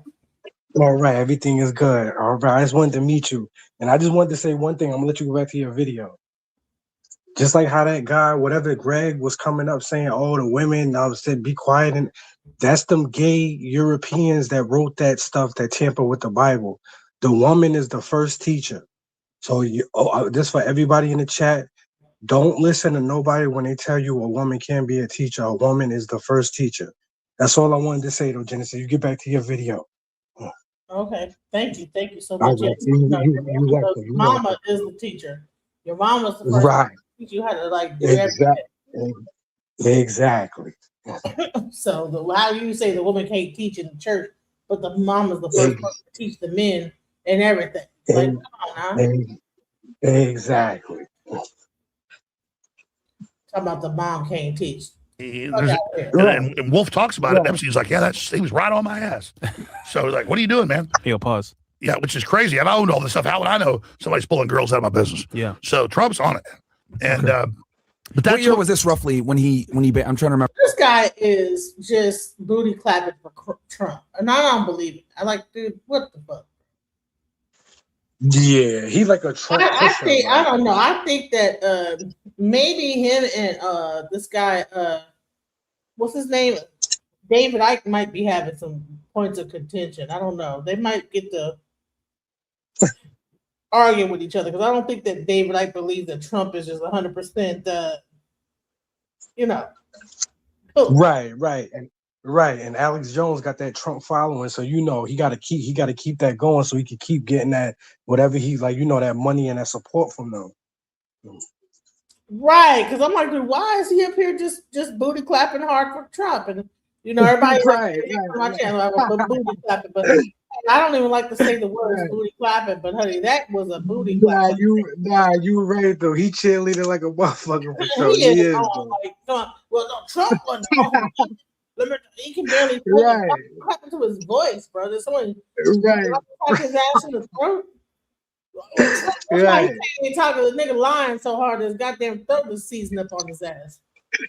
Lying so hard his like, Trump, I mean, the ancestors was cutting your throat off. Nigga. Right. Alex Jones is a lying ass nigga. He bird.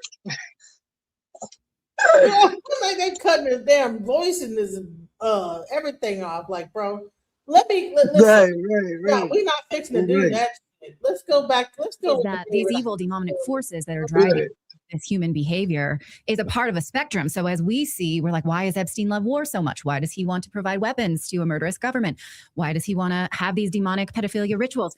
It's all the same, because war you can feed on souls in the same way as pedophilia. So that behavior is just expansive. Do I understand correctly?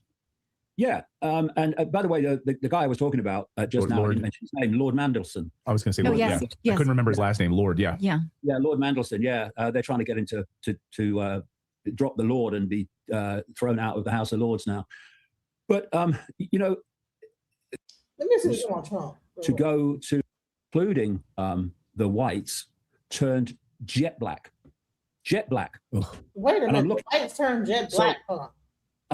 Something caught my eye, and I looked across, and sitting behind the doors, why I couldn't see him, was Ted Heath, then the former Prime Minister of Britain, who'd just been interviewed on the live show and was waiting to have his makeup taken off. So I, you know, being a friendly bloke, I said, "All right, mate." You know, I couldn't stand his politics, but all right, mate. Yeah, how you doing? And what happened next? I couldn't explain, but I could now. He's looking at the mirror when I said hello. And he sort of turned in the chair and he looked at me, never said a word. Not a word was spoken this entire time. And he looks at me, kind of an inquisitive look on his face, like, what's this? That kind of look. And then his eyes started at the top of my head. And then they went down to my feet and then went back again. And then he turned and looked back at the mirror, never said a bloody word. Now, what happened while what I would call the scanning was taking place? The entirety of his eyes, including the whites, turned jet black. Jet black. And I'm looking at this, and I've described it as like looking into two black holes. It was like, you know, when you're having a conversation with people, you have eye contact. There's eye contact between you. Right. But he had no bloody eyes. They were black holes. And so it was like looking, I would say now, like looking through his eyes into another dimension. And what happened later was I was in America. It was 1996. And in a 15-day period, I met 12 different people in different cities, because I was talking to nobody, but I was traveling and talking every day, who told me how they'd seen a human, apparently a human, turn into a reptilian figure and then go back again. And you're like, what? But what you don't do is just dismiss it unless you know it's nonsense. You think, oh, I'll wait and see if other information comes on this. And it did massively. Anyway, I had an appointment after I came back from America. So he's saying that they're like reptilians. Yeah. Man, that's crazy. Is real. Yeah. So I think, you know, it's not all doom and gloom. Absolutely not. And where this goes from here depends on us. Yeah, I think you're right. I think, you know, seeing the resurfacing of some of these on X, you've seen it over the past 72 hours. Oh, Princess Diana was right. She was telling us. She was telling us about these things. We had to wait, you know, decades to finally see these things. And then Michael Jackson, and all these other pieces of these stories. But then you're also seeing people like, Man, I want to listen. My next show is going to be about Michael Jackson and what he was trying to tell you. Yeah, because people got him misconstrued. He was on point. Yes, he was trying to stop all this bullshit. Word, and just like the Princess Diana stuff, Genesis, when we was younger, they was like, yo, take her out, like out. What was she She saying? Do was, you know what she was saying back then? I don't really know all the details, but do you, you know? you know what it was? You know what it was, Genesis? She was trying to get away from the royal. She was doing what what's her name? Meghan Markle, Harry wife. She was basically doing what she was doing, but the Markle not really in the family like that. She just came around like, when she got older. Diana was raised in that shit. So you know what I mean, Genesis? They was like, yo, listen, let's cut this out now because she know the whole story. Like she was trying to flee What? And they away. got rid of her. Oh man. Yeah, she was What do you trying to flee see away. when that becomes the focus?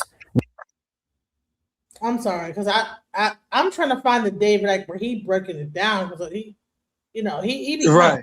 I'm like, dude, let's get to the point because he just got so much information, bro. I was like, bro, Yeah. and he be looking kind of crazy too sometime in the eyes. I'm like, okay, well, you're a reptilian. Yeah, because the queen, what's that? Queen Elizabeth? Yeah, she the one who sent that hit for Diana. She sent that hit crazy too. Wow, that's What crazy. is the myopic view of what's going on, and then what is, in your opinion, that bigger picture? Whoa. Well, let's get into that. On one level, it is a diversion of attention, but there is very good reason for that attention to be focused on the Epstein files. Because like Jimmy Savile, Epstein is a gateway to the cesspit. And you can get into the cesspit via Epstein as you can get into it via Jimmy Savile, the mega pedophile, big time friend of now King Charles and the royal family and the Queen since the 1960s. It all goes into the fucking royal family. That's what it really boils down. Mm-hmm. That's where it all stemmed from. That's where it all When the stemmed from. pedophile Lord Mountbatten brought him into the inner circle of the royal family. So there's that level of it. But there's another level which I think is absolutely worth talking about. And hold on, isn't the royal family also the people that become presidents of the United States? Aren't they all related? You know what it is? Yeah, Genesis, and that family, that's like the one step down from like that Vatican. So basically, if you got any kind of dealings, you got to check in with them first, like before you like go anywhere in that like city and that realm. That's basically like what that is. And you know what's even crazier? Because I'm trying to figure out what is the connection between the Jay-Z's and the Beyonce. Okay, the thing with them, you know what it is, Genesis? See, they not actually in the family, but basically they was like workers. So they was in like that Aaliyah shit and all that. Like they send them like for us, for our people. Like they'll send them because you know how they do, Genesis. Like we ain't gonna listen to no what they got to send people that look like you to get you. You know that go back from ancient times. You know what I mean? So basically, they sent them like everybody black that we know, Genesis that's out of here. Most of them, I'm talking about the ones like of modern time. That's Jay-Z, Beyonce, Diddy, all of them. They got to do with that. Wow. And so let me tell you something. There's this guy named the DL Whisperer. Have you heard of him? Oh no, matter of fact, no, DL. I think matter of fact, yeah. I think she had did something with Spiritual Whistleblower. I think. So apparently, T.S. Madison, who was a That's Spiritual Whistleblower. Yes. She has an indictment now. So this whole thing, this whole everything. Listen, everything is coming out, you guys. It's crazy, bro. Genesis, you wait till that shit come out about Aaliyah. You wait till that shit come out. They gonna be finished when that shit come out. They gonna to be finished when that come out. I'm surprised Dame Dash ain't drop it. He probably scared. That's why he ain't drop because he know what happened. Because that was his girl at the time. He know what happened. He's scary though. And then see there's a connection to all this and transgenderism and all this stuff. Really fucking insane. So man, I don't even know where to begin with the. See, I haven't been covering the black stuff because I was like, man, I gotta see where it all goes. But let me tell you what's going on. So look, watch this. You have T.S. Madison, who is a transgender male, and then you have this DL whisperer that have been out talking about the whole DL lifestyle and how like the DL men, the transgender, are trying to replace women. Right. All part That's of what. like male supremacy or some shit like that, like this No, you're right. misogynistic world. Right, Genesis, you're right. That's why, like Martin Luther, all of them, that Protestant Catholic and all of that back in the or back in them Europeans back them days, that's all of them people tampered with that Bible. That's why Genesis, it's like a slit. That's basically the one we got, that King James version, because that's the gay King James. It's not even the real King James. All of that, that's why they took women away, talk about the Father, the Son, and the Holy Spirit. Like God, that's the woman. What do you mean the Holy Spirit? See, they try to Let me minimize. tell you something that's crazy as fuck. When I first moved, the first people I met was a transgender girl named Venus Moon. And I was very, very Orthodox Christian. And this woman, this transgender female, knew the Bible front, back, up, down, left, and right. And honey, like when it really came down, and I actually had lived with her and everything. I actually was a part, like, right. But the weird part of it is that we ended up like falling out over some stupid shit. But like, it's interesting how they're all interconnected. You know, they all know each other. The transgender community, all are connected in some kind of a way, and how they're all connected to the entertainment industry. You would be surprised that there's actually transgenders that you don't even know are transgenders. I even heard that John Legend's wife is transgender. I've heard like a lot of crazy stuff, like, right? So let's get into this. Online beef between T.S. Madison and the DL Whisperer has escalated. Now, I'm sure you all know Maddie, but if y'all don't know the DL Whisperer, he is a content creator. I see him a lot over on TikTok. When I first began to see him on my For You page, most of his content was centered around informing and educating women on how to spot a DL man. Some kind of way a clash began with him and T.S. Madison.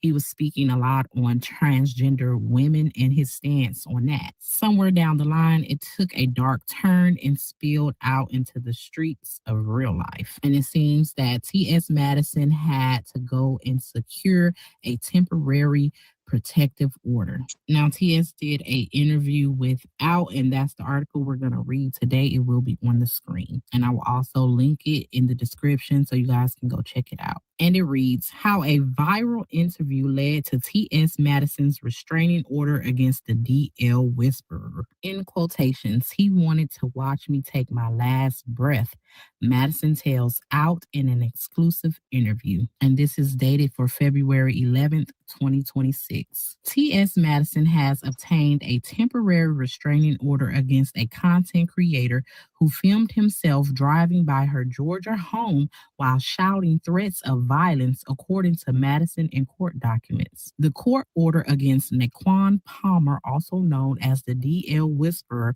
comes after months of online commentary that devolved from verbal abuse online to in-person stalking, Madison says. In an exclusive interview with Out, Madison describes the escalating threats as terrifying, exhausting, and emblematic of the particular vulnerability Black trans women face when visibility collides with unchecked hostility.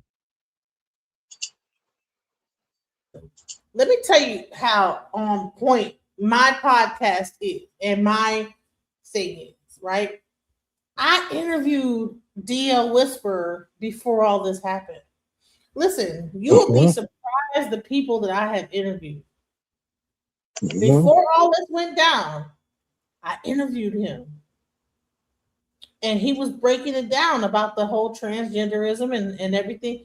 But see, the thing is that there's a whole like thing about the transgender world and like the, you know, all this stuff that is like ingrained in some stuff that I don't even know what the frick is going on. Like, it's like there is some levels of power that come with that transgender aspect.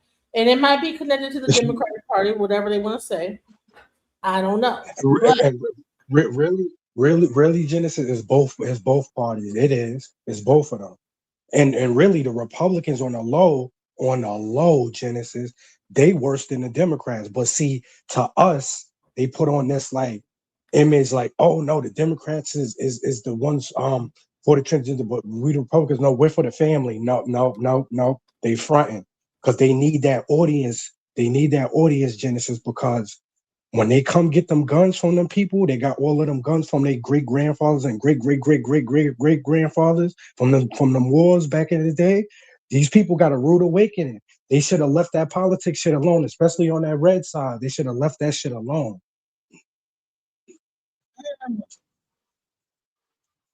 Let me just show y'all Trump. how ahead of time though I am. I'm so ahead of time. Listen, y'all need to listen, subscribe to my channel because I'm so ahead of time on this whole thing, right? Yeah. Listen, how long did I interview him? 4 months ago. This is my interview with the DL Whisperer 4 months ago before all this all happened. Mm-hmm. But the thing is that people don't even realize that I could see things about to happen. Listen, I was there when Prince Ella was about to blow up. I knew Charleston White was gonna like blow up with Prince Ella.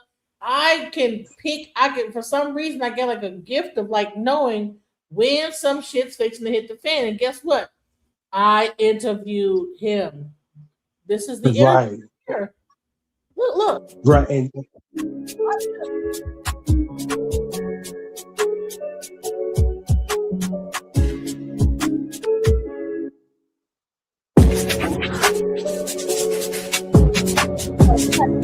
Whisper, so right, and then now it gets so he's gonna talk into the transgenderism and how transgenderism, like how like also how even transgenderism is a level of male patriarchy. The women in my life started having. You know what? Welcome back to the channel. The pod. I'm sorry, we done moved on so many levels. I know. I see that. How do I take it off of my chat? Disconnect it from my channel? Can you do that? Or no, I can't.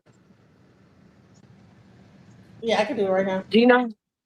Yeah. Yep. No, I wanted to because I need to take it down because Okay, I'm about to take it down. I don't get the liberties that you get for some reason. Oh my fucking God. and yo, and for everybody in the chat, I just want to let you. Anybody y'all know that's big and famous in this industry, entertainment, whatever, big and famous, they involved in all of this. So all y'all idols, you're not supposed to idolize nobody. But if these people is big and famous, don't be like, oh no, they not in it. That's my favorite thing. No, if they had to climb up the ladder. So if they big and famous, I ain't talking about somebody who dropped one album and just no. If they name is worldwide, they in it. Right. And so here's the thing. So this whole so in the Black community, there's like this thing about transgenderism, right? In the white community, they're going through the whole Epstein thing, right? So we're having our own battle on our end about DL and transgender, while at simultaneously on their end, it's about child pedophilia. And so let me go into this whole DL because our thing has really been about pedophilia and child thing. You know, there is that in our community, but it's not been like the main focus. We're not like trafficking children and doing it. But what's happening is this whole transgenderism, DL men, and then you have like that whole thing with like the STD rate raising, you know. More frequent issues with DL man, because at first I thought it was something that was more restricted to like gay men, because of course for a man to be DL, I guess like I always say, the women don't know, so of course they don't know that they're dealing with a DL man. So once I started seeing that my friends were having more encounters and getting pregnant by DL man, then I felt like I needed to come to the internet. But before that, you know, I did have an encounter with the DL man that I had, you know, a long relationship with. But and let me tell you something. This guy has had encounters with like celebrity men. On top of that, so now like there's this whole blow up on on Tasha K because he did a show on Tasha K recently. I interviewed him before Tasha K did. Right. That's what's crazy is that I end up like somehow I know to interview this person. Like, no, this person, no, interview this person. And honey, I did this, and then now this dude's on Tasha K having a whole thing with T.S. Madison. Supposedly he's stalking her and this, that, the other. But what's really happening is he's calling her out. He been calling Yeah, you know who you and a bunch you know of who you like, Genesis? uh-huh. Yeah, you Genesis, you like the Doggy Diamonds of this. Doggy Diamonds put everybody on. You know what I'm saying? And he did, and he was the one who interviewed all, like, just like how you did before they actually came up. But it's like he like low key because he don't want like the the fame and all of that. So people don't know that though. You know what I mean? Right. But I'm like, Right. I'm surprised that how I'm still at the point where I will interview someone and then later on all this shit will go down. I'm still trying to figure out what the fuck is up with that. Like, how is it that I interview the person? I'm like, oh, you're just that you selling this like you about to blow up. And then when they blow up, it's like astronomical. Like, what the fuck? Yeah. And you know, Genesis, now that you say that you know that stuff is on the rise, that stuff. Now I'm gonna tell you something, Genesis. They're not gonna say nothing now, but it's in that shit that they put in their veins for you. You know what I'm saying? I don't want to get your chin, but you know what I mean. It's in that. Yeah. It's in that.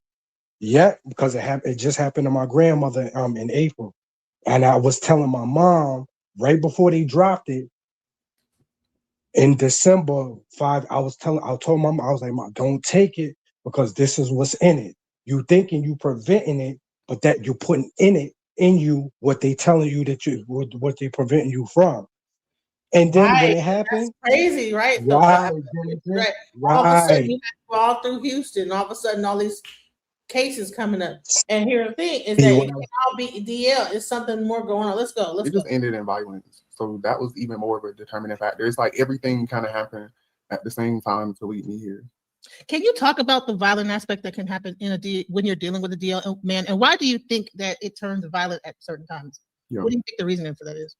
So a DL man usually hates themselves. So I think anybody that doesn't hate themselves and they're like forced to live in these rigid standards, I guess you could say, especially for men. Sometimes a lot of men equate violence to masculinity. So or just to try to control people, they feel like they have to assert their dominance through violence. So it just all depends. But with a DL man, in my case, it was because he was paranoid about being exposed, even though there was nothing that, I was telling him that would lead him to believe that I would expose him. But his own paranoia built this own, he came up with his own story essentially in his own head.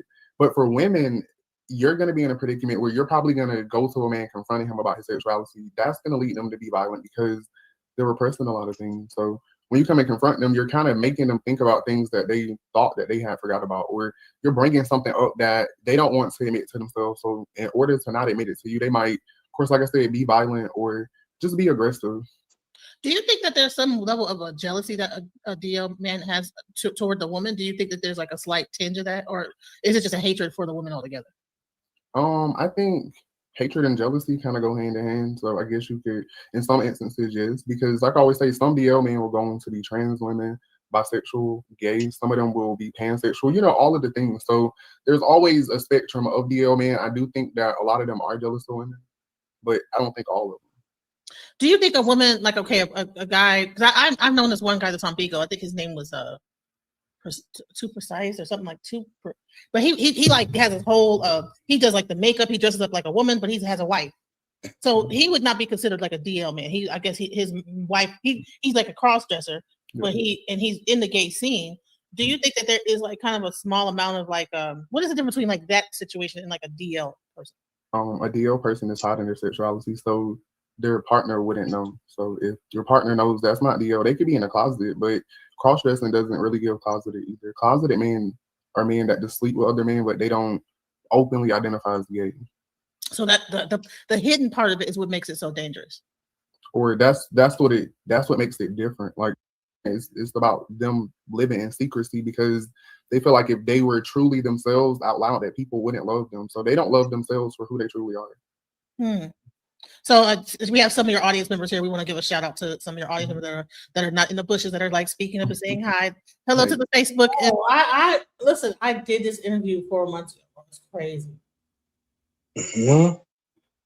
And now he's in a whole scandal with TSS. I do notice, like, now the younger generation, that there are more men that'll still come out and say I'm bisexual, and and guess what? They find out that there's certain women that will still date them. Yeah, I think that would happen in a woman in our. Because I'm 48 years old. Yeah. Okay, the women we grew up where it was like you had Wendy Williams, people trying to out the hip hop, saying that all these hip hop artists were gay, and people were getting killed over that. People were getting killed over trying to say, "What, you said I'm gay?" And they know damn well that they're gay, but they will kill you over that. And they still are, because it is rigid. Like, for a man, sometimes being gay could mean that you don't make any money. That's why I said, I hate that for them. But you know what? Yeah, it is what it is. I mean, you gotta work harder. I make money, so it's like if I can make it, I just feel like we can't give excuses. Like, being gay is gonna, because it's adding another level of oppression. But everybody's oppressed, so that's why I always say, like, another level of competition, because you're already competing with all these women. Now you got to compete. Okay, well, see, we don't compete, so it's never competition. It just adds, because I feel like with the DO aspect, like, it's really about oppression. That's why I say, even with like women, like, you have these same impacts. Like, that's why we have DO women too. So I try to focus on the oppression and not things that are kind of byproducts of it. But yeah, I think oppression is like the biggest thing, because when you look at everything, men are oppressed, but women are more oppressed than men.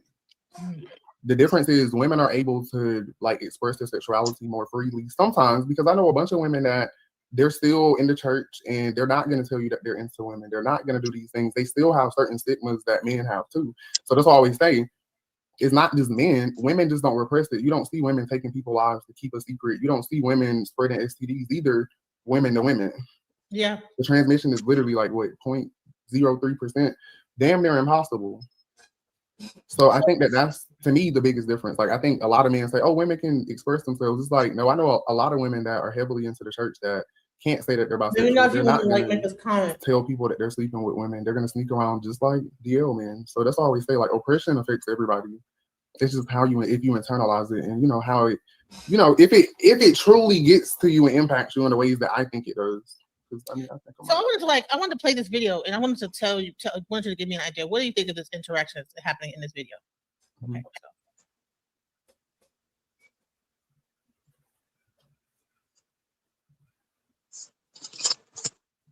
Well, I gotta tell you what I'm gonna do to you. Shoot through left, nigga. You stop it, nigga, I'm gonna spin. If you stop it, I'm gonna step back. If you stop it, I'm gonna go the other way, nigga. I'm gonna tell you what I'm gonna do to you. I'm gonna talk to you. Nigga, I'm gonna teach you why I'm sexing you the fuck up. Nigga, this ain't all right. The fuck is you? This consensual, nigga. I want the people to know that. Make sure you get a bigger shirt. You be in that motherfucker. I ain't wearing no shirt. Cool, nigga. Better. Get to them nipples. You're yeah, it's gonna be real. It's gonna be real sexual, nigga. It's gonna be real sensual, nigga. I'm gonna do it to you. I'm gonna real do it to you.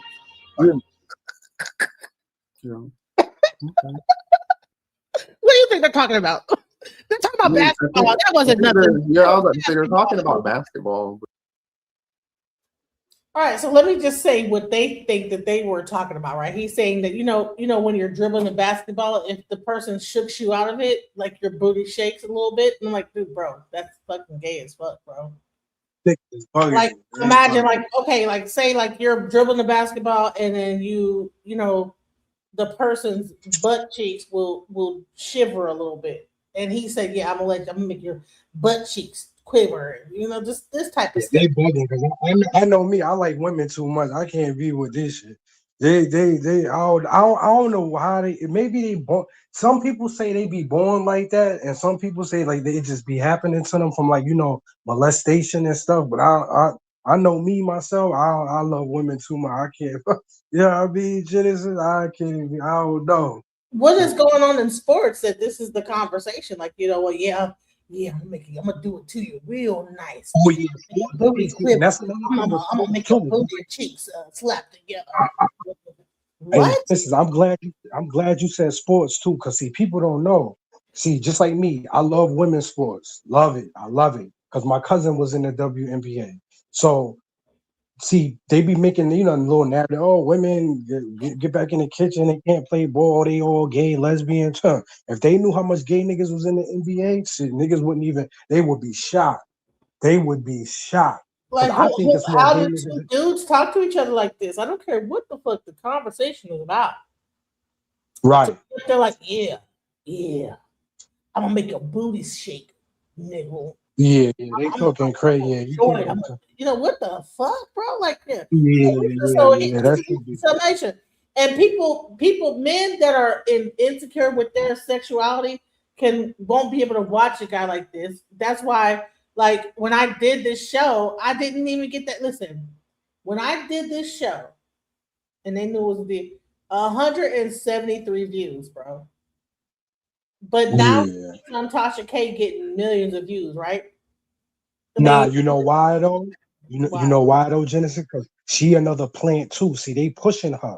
You know what I mean? See, anybody that got them numbers like that, Genesis, especially just like the other day, somebody was saying how Tariq Nasheed had like 500 something thousand. I'm like watching him, and she like, yo, he don't even got that much followers to be in them numbers. They don't even add up because he's a plant too.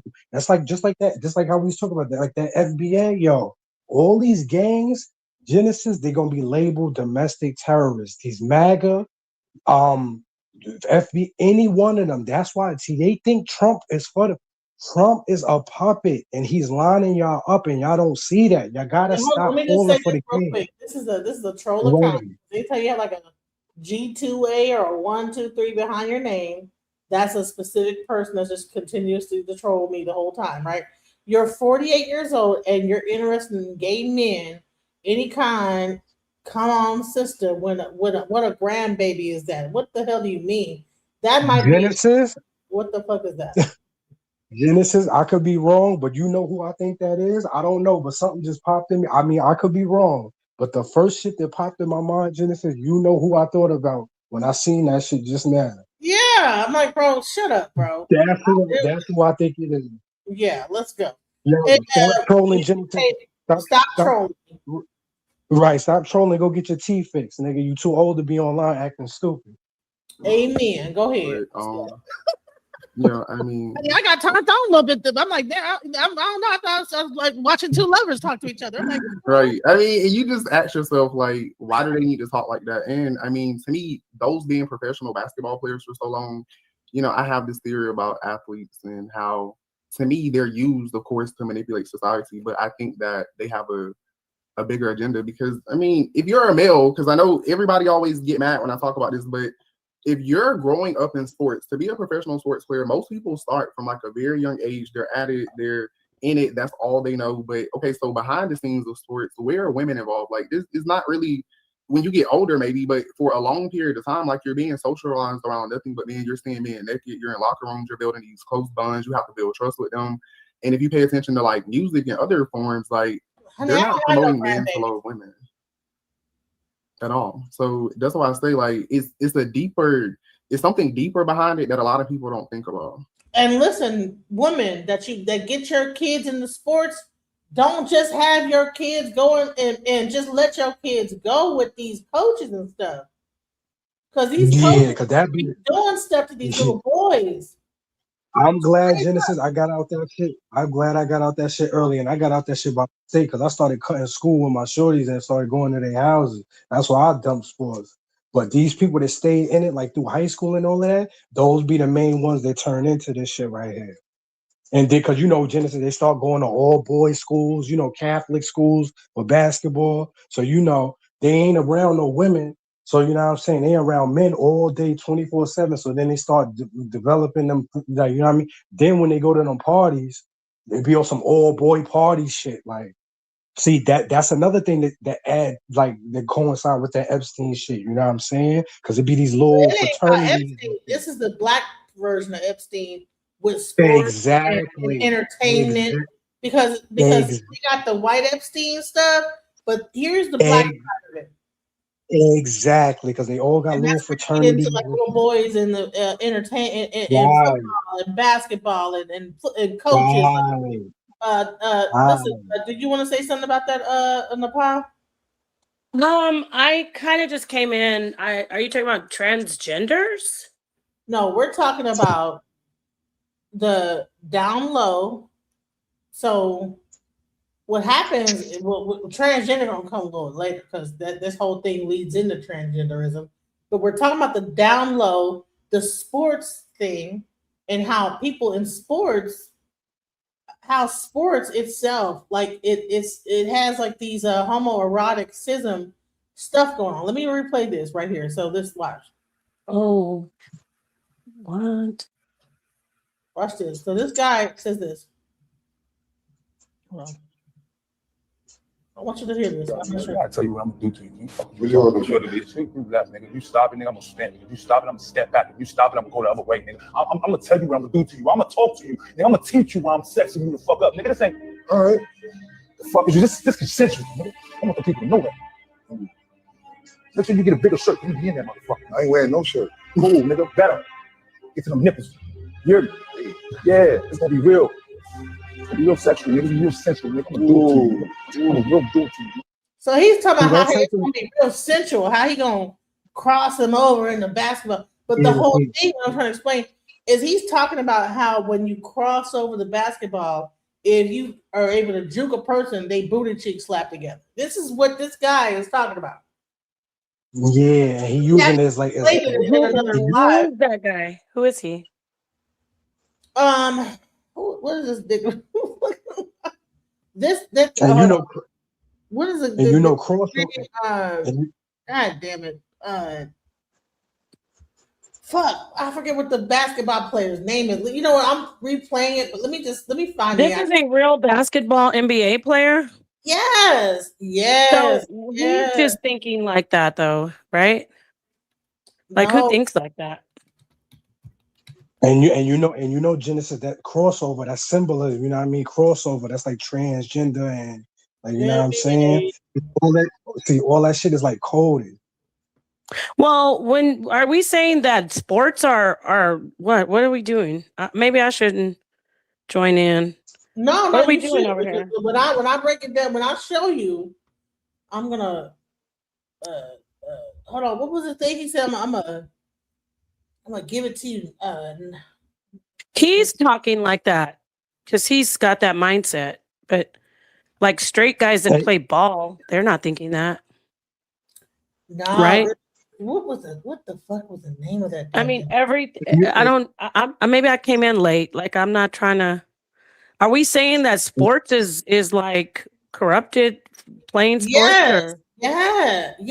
But I'm not talking about organized NBA. I mean, I'm talking about just kids being on basketball teams. That's bad.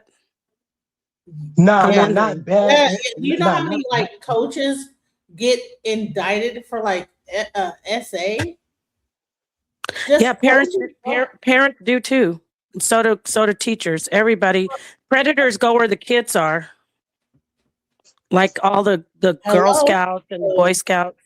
Yeah, they prey on. That's why I call them the clever pedophiles. They go where the children are. But does that mean that the game is bad, or are we talking about the predators? Nah, not the game. It's like basically what we was doing, talking about. First, it derived from like the WNBA we were talking about. You see how everybody think like the WNBA is all lesbian. Oh, it's all this a lesbian league, and all I was saying was people would be shocked at how much gay men is in the NBA. You know what I mean? So it go both ways. Like you can't just judge like women just because they play ball. Like they all lesbians. Because they come out with it. The men in the NBA, see, they more in the closet with it, but the women in the WNBA, they more out with it. See, that's the only difference. But see, people want to make it look like the whole WNBA is lesbians and the men in the NBA they not. See, and this like little stuff like when the men make a basket or something, or they in the huddle and then they smack the ass. Like I'm not saying like all of them that do that is gay, but that shit right there is like a red flag too, though. You know what I'm saying? Let me play this real quick about what he said. Okay. Right. I'm gonna do it to you. I'm gonna do it to you real nice and slow. You understand? I'm gonna do it to you sexy. I'm gonna make them people love you tonight. You understand? For real. I'm gonna make the people love you. Already. I'm gonna have you shake your ass, nigga. I'm gonna make you dance, Lance. No, I ain't gonna do that. I'm gonna make you dance, Lance. We gonna get straight to it, nigga. I'm gonna bring my dancing shoes and I'm gonna tap all over that court. You understand? You better. I ain't gonna Nobody in the world ever did that. I like you, and I want you. And we can do it the easy way or the hard way. They had that on. Now, He said, I'm gonna ask y'all. shaking ass. I'm No, gonna have no, you shaking now, ass. But I'm gonna do it to you real. I'm gonna do it to you real nice and slow. Well, I'm that's gonna do it to you sexy. that's from like So I'm making people love you you know, the tonight. prison understand? thing you're showing. For real. I'm making people love you. I'm gonna have you shaking ass, nigga. I'm gonna make you dance, Lance. I'm gonna make you dance, Lance. We gonna get straight to it, nigga. I'm gonna bring my dancing shoes and I'm gonna tap all over that court. You understand? You better. I ain't gonna get shaking ass. Nobody in the world ever did that. Hello, everybody. Nobody at your service. It's like he's acting like the prison guys act with, and the reason the other brother can't act. The reason the other brother can't really react like he wants is because everyone is under like pressure to not look like they're homophobic. But he's actually displaying like before we look at, like, he's acting with that grape culture, like trying to act like I'm gonna get you. Right, Like, creepy, right? Isn't that creepy? so yeah, that was just him. He's got that energy. Yeah. Now, what movie? At jail, like he was in prison before. Or Yes, something. yes. That's why I said she hit it right on the head. Yo, Genesis, what movie do that shit remind you of? Remember on Lottery Ticket? Remember the nigga? What's the nigga name that was in The Wire? Lottery ticket, huh? Word, you never saw that shit? This nigga was like, I'll cuddle you like a teddy bear and I'll squeeze you. Like the nigga came home from jail. You know what I'm saying? See, it's shit like that. That's that jail shit. Oh, I just saw who you're talking about. This Deal Whisperer guy. This is who you're talking about. You interviewed this guy. I can't stand him. Well, but hold on. But He wants to make every straight man homosexual, and he's a liar. He's just jealous. He's jealous. He wishes that he was a woman. He wishes that he resents men being straight. He doesn't. You know how they say people are against homosexuals? He's against heterosexual men. He despises heterosexual men for liking women. If this is the guy you interviewed this guy. He's a liar and a slanderer. He's a slanderer. Before he ever did the show with Tasha K, I interviewed him on my show, just like I interviewed Princella Clark before she ever was. You know, I will say this. I've seen this guy sit up and lie on so many people. It's a damn shame. Yeah, because we can't have that happen. Hold because on, we got but I think that his thing was spot on. What he said about this. Okay, let's hear what he got to say about. I didn't see what you're talking about, but I've seen him just lie, straight up lie on people. All right, so there's a lot of guys. There's a lot of these guys like him who give homosexuals a bad name because he goes around trying. He resents straight men so much. These guys really, he hates women. When you see these guys like this, these gay men who want to make every straight man. When you see these gay men want to make every straight man gay because they resent women, he's really misogynistic. He hates women. He hates that men like women. Yeah, see, and that's what I got a problem with. You know why, Janice? Because the agenda that he pushing, that's what the old phase. That's what the old phase want out. They want to kill our bloodline. See, this is what I got the problem with. We got to keep our shit going. That's why they be lying to our women, talking about, oh yeah, scaring them into abortions. Oh yeah, because if this is what's going to happen if you have the baby, if this or if you do this, this can happen. So because they try to keep our numbers down, just like how they say we 13%. We would. My grandmother and them was 13%. How we still 13%? They be lying. And they be trying to keep us down. That's why we can't have them. So I showed him that video, and let's see what his response was, because I think he was kind of on point. Let's see. Let's talk to each other. Right. I mean, you just ask yourself, like, why do they need to talk like that? And I mean, to me, those being professional basketball players for so long, you know, I have this theory about athletes and how, to me, they're used, of course, to manipulate society. But I think that they have a bigger agenda because, I mean, if you're a male, because I know everybody always get mad when I talk about this, but if you're growing up in sports, to be a professional sports player, most people start from like a very young age. They're at it. They're in it. That's all they know. But okay, so behind the scenes of sports, where are women involved? Like this is not really when you get older, maybe, but for a long period of time, like you're being socialized around nothing but men. You're seeing men naked. You're in locker rooms. You're building these close bonds. You have to build trust with them. And if you pay attention to like music and other forms, like they're not promoting men to love women. Okay, stop this right So now. that's Let me why I say clear this like up. it's a I didn't know that deeper. this was this guy. Let me talk to you, y'all. This guy is sick. Okay, men being naked around other men, if they're heterosexual, it don't matter. See, let me just break this down old school style.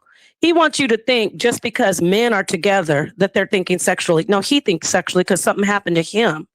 Every time men are That's what I playing was sports saying. together, just because a man is in the locker room showering, they're not lusting after each other if they're heterosexual. Because women, we could be in a place with women. That's why there's men dressing rooms and women dressing rooms. But now we have these men who are homosexual and pushing it as if just because men are together in a group, they have to be gay. No. And about him saying, oh, it's just men, think about sports. Well, number one, it's men playing sports with men. Girls don't typically play. Now they're trying to blend it. Girls don't play sports with boys. I was in girls basketball. I don't know what he's talking about. So the thing that I don't like is people like him who want to make everybody on the DL. Everybody doesn't want to have sex with the same sex. There are a lot of people who want to do it. Good for you. You got your rights. But stop trying to make everybody, oh, you secretly want to. And you know, a guy like him, you know what he dedicates his life to? Everybody listen. He dedicates his life to trying to make a straight guy turn. That's all he wants to do. I promise you. They go around trying to see if they can make a straight man turn because they resent women. You really want to know what the real core of it? They don't like women. They didn't like their mama. Their sisters did something. They felt like they didn't fit in. Their daddy wasn't around. Then they got molested, and everything goes back to, oh, you straight men must want to be with men. I know you do. I'm going to show everybody that you straight men really just want to be with us. Because they want the world to think that men don't want women. They just want each other. This guy right here, he wants you to think that we are not the most desired, that men, at the end of the day, that's a booty hole, sir. Okay? That's a booty hole. Nobody's going to sit here and make me think every man wants to be with a man. No. But you know why they're getting with all these guys? Because they're easy. They're easy, and men who are freaky and watching a lot of porn and they're just getting more. They need more freakiness. They finally end up letting this guy do oral, and then they get freaked. Get what I'm saying? Then it goes to another level and another level, and soon you've got this so-called straight guy with a family. He's been turned out, and they're working. Especially places like Atlanta, these type of guys, all they do, they don't look for gay guys. I'm gonna stop talking, but I'm gonna tell you this. And all they do is look for straight men because it's about us, ladies. Ladies, it's not about them. It's about us. They want to be us. They want to replace us. So they want to prove to us that men want men. No, men don't want men all the time. If you do, that's your business. But you're not going to sit up here and tell me every heterosexual man somehow has a little gay person inside of him, because that's what this guy tries to do. And then I'll be quiet, but I know what I'm talking about. I do not like this guy, and I don't like guys like him. And you know, and you know behind it that a lot of people don't think about. You know why, Genesis? Because what they're gonna be pushing him, Genesis, because this is the enemy's favorite shit right here. This nigga, because the depopulation agenda, this shit, what they got him doing right here, that shit fits the description perfectly. And that Atlanta shit, that shit is the new San Francisco. So remember how it originally was said, now it's Atlanta. See, what the shit with him, they want to narrow the numbers down to the point where when they come invade, like how you know, Genesis, how they first what our ancestors or how with this country, how they took the land from first. It's the same play again. They want the numbers down so little, they come and invade again. That's why they want to take the arm. So now they come and rush in. They're gonna push. They're gonna blow him up. They're gonna blow him up. They are blowing him up. Hey, real quick, excuse me, brother. I didn't say gay men hate women. No. I have some gay male friends. I'm saying gay men like him, and there's a lot of them. Don't get me twisted. I did not say gay men hate women. I want to repeat Yeah, that. I'm saying this guy is not just gay. He hates women. These type of guys. So if I didn't make myself clear, the gay men who are always talking about, first off, talk to me, walk with me, everybody. If you love them so much and you're with these men, why are you always trying to expose them? Not that I'm saying they shouldn't be exposed, because DL is not right, but they should expose themselves. How come they are always crying? Remember the days when, and I'm talking about him, oh, I'm in the closet. Oh, don't, I'm not ready. I'm not ready. So why are you coming out talking about everybody's gay and you're going to expose them? Because you are vindictive and hateful. So I'm not saying gay men hate women. These kind of gay men that are always telling you, oh, yes. And there's a lot of trans women who are doing the same thing all the time.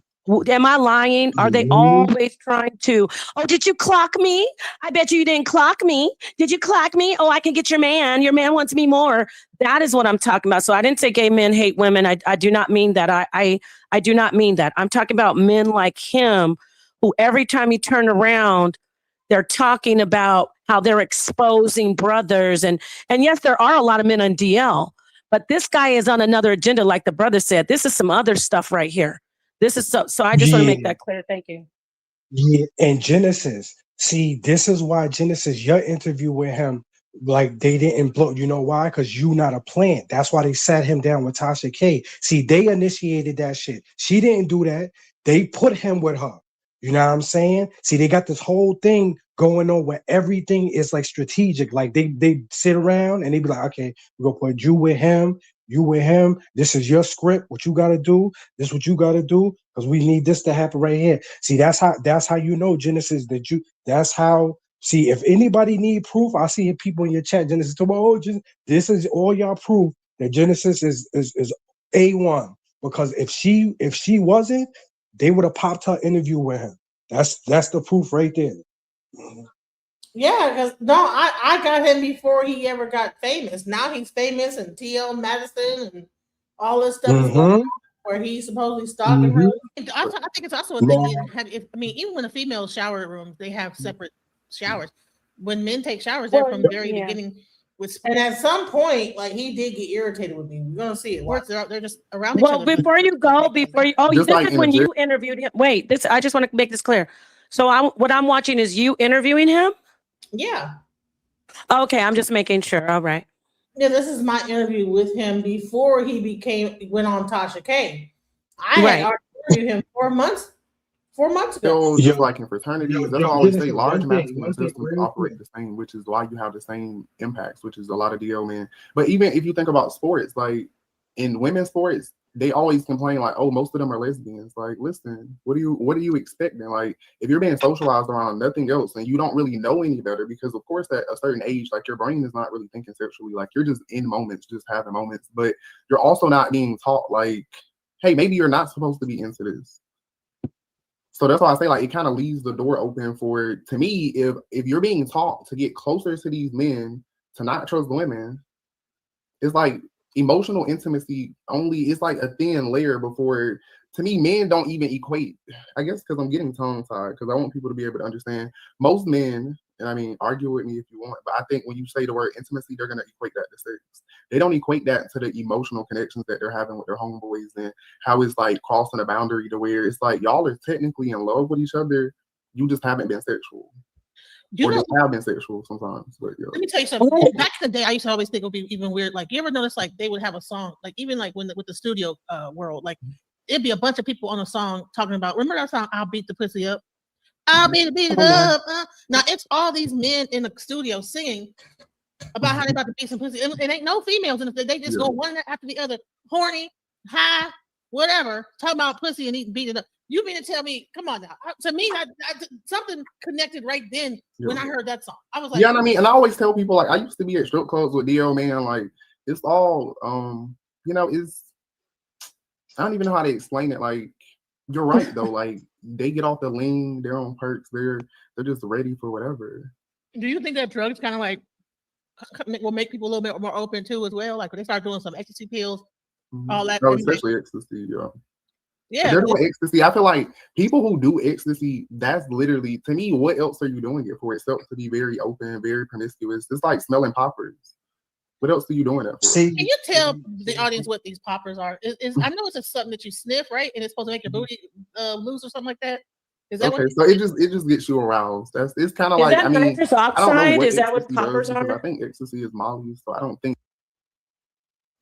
What is that? Nitrous Poppers are oxide? some kind of thing you smell, and it's supposed to loosen up your booty hole or some kind of crazy thing. Oh my God! You're talking about nitrous oxide? People huffing. See, this is the thing. Who's got not this? nitrous oxide? No, Who's hijacking these sayings? Loosen up your booty hole, especially like. No, I don't think. Oh, I guess I don't want that then. And you see he playing around with it too, because you know Genesis. Amyl nitrate. It's not nitrous oxide. No, I believe you. I'm not saying it is, but I thought it was. I'm just saying it's funny how they're saying there's a specific thing that can only loosen that, which doesn't make sense. That's not how your body works, unless it's in your behind. And you know Genesis. That when you take it, amyl nitrate, it like kind of loosens up your sphincter. Well, wait, wouldn't it loosen everything in your body? Is it a muscle relaxer? Kind of like, yeah, popper. Yeah. Okay, so let me just show you this. All right, poppers. Oh, God, help us. Poppers are inhaled. Okay. Recreational acyl nitrate compounds that act as rapid-acting, short-lived vasodilators, right? So vasodilator. Yeah, whatever that means. So that's for blood flow in your brain, in your veins. Right. You primarily used to produce fleeting euphoria, intense warmth, and dizziness. They're also used to relax smooth muscles. Yeah, that could be your mouth, your vagina, it's not just your butt. So but okay, so in the gay scene, this is what they were doing. I know, that's what I'm saying. So it's a thing, but I was wondering what it meant. So, it's a type of nitrate. What is it? You know what I want to say about this, though? I want to talk seriously to people who, when you're talking about drugs, and you had a great point on the video when you said there's men in the studio and they're getting all high and they're talking sexually. These are things that you have to understand. Like, it's a slippery slope. You may think that you're not going to start doing freaky stuff with guys, but the more you do look at porn, the more you are in these strip clubs and you just are exposed to all of this deviance. Looking down on women because if you look at a woman as a whore and this, that, the yeah, it's just a sex object. Yeah. Right. It all tied together, right? Right. It's just going to be a slippery slope. You're going to keep getting freakier and freakier and doing more stuff. And your inhibitions are going to be totally gone. So you're not going to have any taboos. You're not going to have any boundaries. And that's why you say when people are like, when they're famous and rich or they keep doing more and more crazy stuff. That is what it is. It's not even like they were like, people think, oh, you were always gay. It's not that. You keep on going around freakiness and you're going to end up turned out. And here's the thing is, let me just bring this up. I'm not sure if I bring it up in this conversation with him, but meth is a huge thing in the gay community. Meth is a sex drug in the gay community. I'm not sure if everybody is aware of this. So when a lot of times they go to these parties, or they're either hitting meth or snorting meth or whatever, and they're having all night long orgies. So it's not just like a thing of just the sex of it. It's like sex, drugs, rock and roll. You know what I'm saying? And that methamphetamine, also ecstasy is a methamphetamine, by the way. So when you're combining all these different drugs into the whole thing, it's like you get like this whole thing. So I just want to beat that. Yeah, and you're out of it. And don't forget alcohol. You're absolutely right about meth. But alcohol is like, it totally disconnects your judgment. You've totally disabled your prefrontal cortex. Your frontal lobe is not even working, and that's where you have all your logic and reasoning. So no telling what people do once they even have some alcohol, some legal alcohol. Yeah, Mhm. And y'all see what he did with the woman, right? I peeped All right, something. so I hold on. peeped something. So Brian just broke the whole thing down. So hold on, let me just read it. All right, so I can't speak to it, but being gay in the Black community has so many other layers of things to deal with, and this is what you get because you have to deal with all that. There's so much trauma and fear and discrimination from within the Black community about gay people, mainly because of religious SHIT. So you gotta contend with that. Poppers are amyl nitrate that are vasodilators that can loosen your asshole and make you feel euphoric. LOL. All right, so it causes your blood pressure to drop and you feel euphoric. All right, so the vasodilator won't cause your blood pressure to drop. It'll cause it to go up. So you sniff it and it or makes maybe you it depends. I take that back. It depends on the person. I don't know. But I get what you're saying. I didn't know what that was. So thank you for that definition. I didn't know what poppers, like booty poppers hole were. or more, and they could. If a guy got a big one, they could like it ain't as painful. I don't know. Actually, and yeah, just I like see what you're saying. Yeah, and just like what was said with him, when he was like, I don't even know. How they be dangerous is around. that? Mhm. Well, you could die. I'm sorry, I because didn't mean to cut you blood off. pressure I'm drop saying that really true. low. No, you good. No, y'all good. I was just Blood going. pressure could really drop low too if you do too Oh much. yeah, I think it does drop low. You're right. I'm thinking about blood pressure, so it would go down when it's open. When the veins open, the pressure would be less. Yeah, there's less blood pressure when the veins open up. So wow. And also, here's another drug in the gay community is GHB. So if you are drinking and someone puts GHB in your drink, and that whole thing is like it's called liquid ecstasy. So it's like the same thing, like the serotonin reuptake thing, the serotonin. But GHB, I thought that was like a growth hormone. no, GHB is a drug that you can like take and put it into your drink, like some water, drink it, and you have a euphoria similar to ecstasy. But the Yeah, thing but if you take too much, you can become paralyzed. well, if you mix it with alcohol, you will die. So yeah, I think it stops you from breathing. Or this is cray. So well, this is exactly what you're talking about. It's very prevalent in the gay community. See, the gay community have so much drugs involved. And me being a house DJ, I know about this stuff because being a house DJ in house music, it's dangerous. Like you know when a person done ketamine is another one. That's where they get that pink what's called that what's it called, that pink ketamine thing. They figured out how to combine the pink cocaine with the ketamine and something else, whatever, and make like some other thing called Tusi. And that is after my time frame, but I think it's a combination of ecstasy, ketamine, and we better be careful discussing this on your channel. Well, yeah, okay. Well, yeah, maybe. No, I'm just saying you want to say it's for educational purposes. It's definitely not promoting it.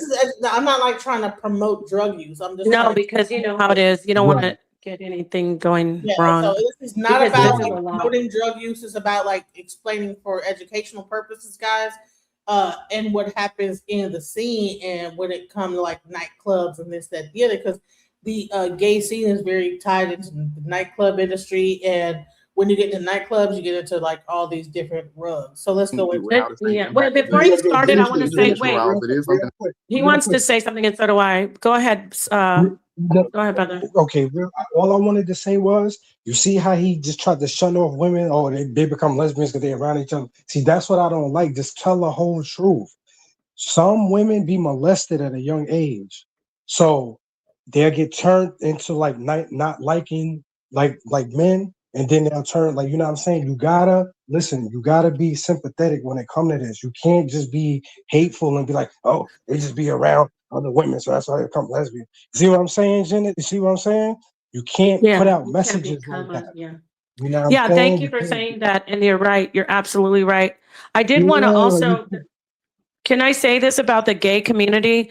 The homosexual community, primarily male. I'm going to talk about the male homosexual male community. And this goes for trans women. People they don't, a lot of times we don't even hear, like how you said, there's a lot of drugs. A lot of times society, they don't really focus on telling the truth about the drug abuse in these communities, and so many people being taken advantage of and being unalived, or losing their lives from overdosing, because there is still that stigma, like, oh, who cares, they're just a bunch of partying drug addicted gays, or they're just a bunch of partying drug addicted trans women. So this is something that you should discuss more. I didn't even, like how you said there's a whole drug culture. Yeah. I didn't know there's a specific drug culture for the homosexual male. And I say primarily male because I don't want to sound prejudiced, but I don't see a lot of lesbians doing that. Yes, lesbians party, but that high level party scene that's led, it's molded and put together by gay males and their party. And this isn't a diss. The techno scene, I don't know anything else. Right. So yeah. So when you think fun, like girl, go slay, and they're dancing. And remember, it was voguing.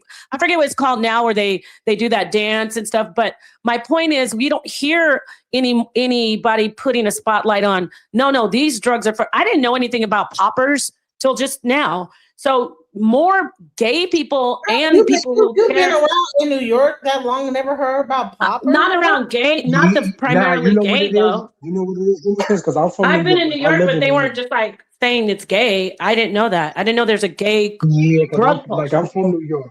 I'm from New York, and I still live here too. Yeah, it's like basically what they want, whatever could get you the highest. They don't want no little buzz. Whatever could get you the highest, that's what they want. And they mix shit, like, you know what I'm saying? Whatever could get you the highest, that's what they want. Wow.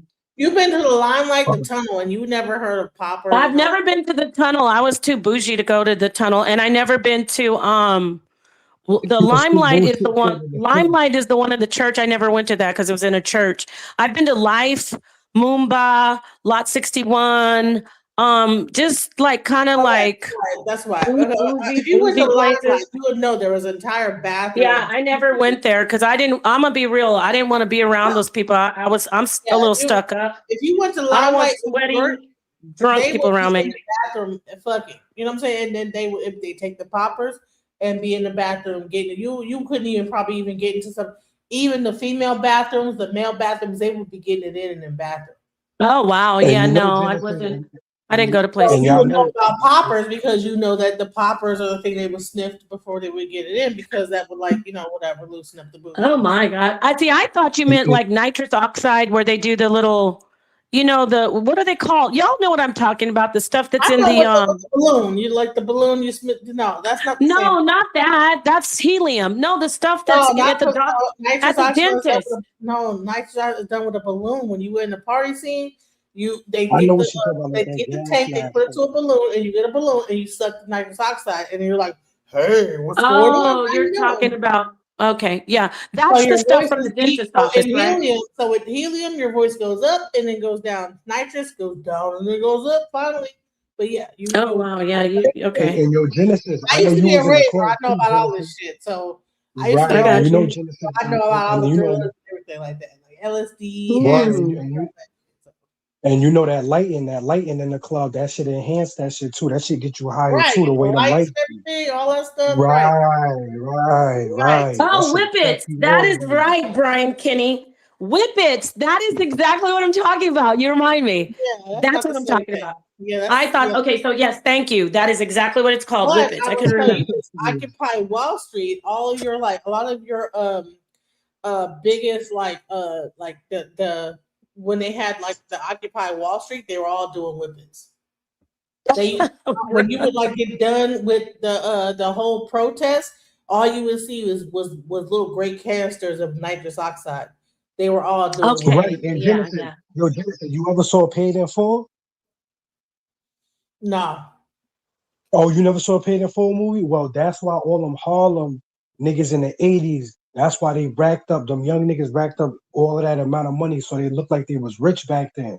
Because Times Square right there, they had 5 people that was giving them niggas almost 50 grand almost every week. You know what I'm saying? So that's why they was looking the way they was looking back in the day. Mm. Word. Yeah, that's All them crazy. Wall Street cats, all them Wall Street cats was going to Harlem copping them drugs from them young cats out there. Right. So here and all they were all like on some gay shit too, having little gay parties, whatever. And so Right. bottom line is that all this stuff. So there is definitely a the gay scene with the gay drugs and the gay like little scene with the drugs. You know what I'm saying? Mm-hmm. And that's kind of also where it gets so wild to where the STDs, and then you get into this weird thing where they even have like a HIV party where like people like they already know that they already got it and whatever. What did you just say? Wait, hold what? Wait. No. This is serious. They go down like No. that. You're not telling me what I think I heard.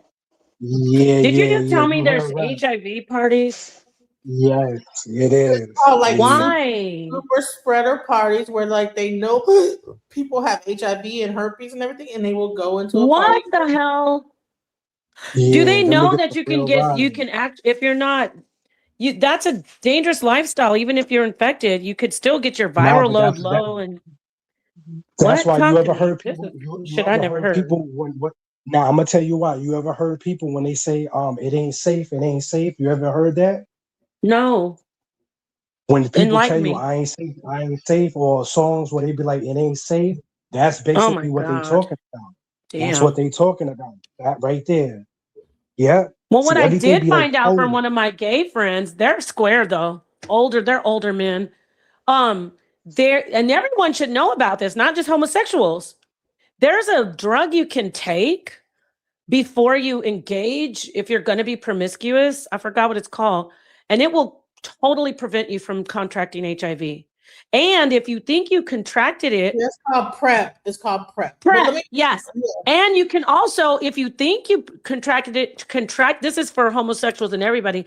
If you think you contracted HIV, you can go to a hospital or a emergency center, and they will give you, I think it's that same medication, and you will not develop it, but you have to do it within 72 hours.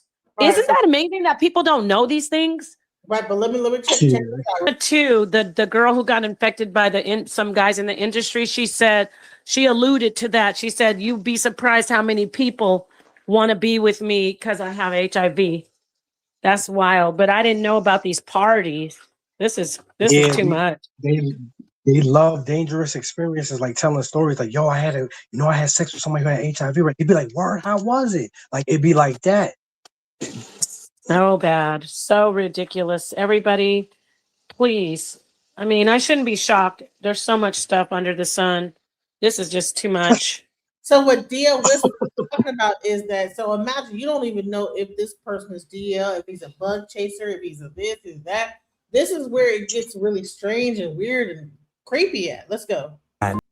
Okay, see, this is the shit I'm talking, excuse my language. When I said they just get worse and worse. This person didn't start out the gate wanting this kind of stuff. First they did this, and then they did the next thing, and then they did the next freaky thing. And now he's at the point where he's wanting to get that extra perverted, self-destructive high. And it's wild. That is just my goodness. Because it makes me feel like you real want quick, something Genesis, from me. I know You I want talk a lot, something but I from just me want to say to everybody out there who's anybody, please look at this and know this is out there. This is what's out there. Stop. Don't just lay down with somebody just because they look good and you feel an energy. Please be careful out there. That's all I want to say. And it is demonic. I'm not demonic in showing you this. This is demonic what they're doing. I'm just you putting us on. You doing good, Genesis. You doing right. Y'all both doing right. You says letting this is everybody demonic. know It's what like, to no, do. I'm not trying to be demonic. I'm just trying to let y'all know what's going on in this whole thing.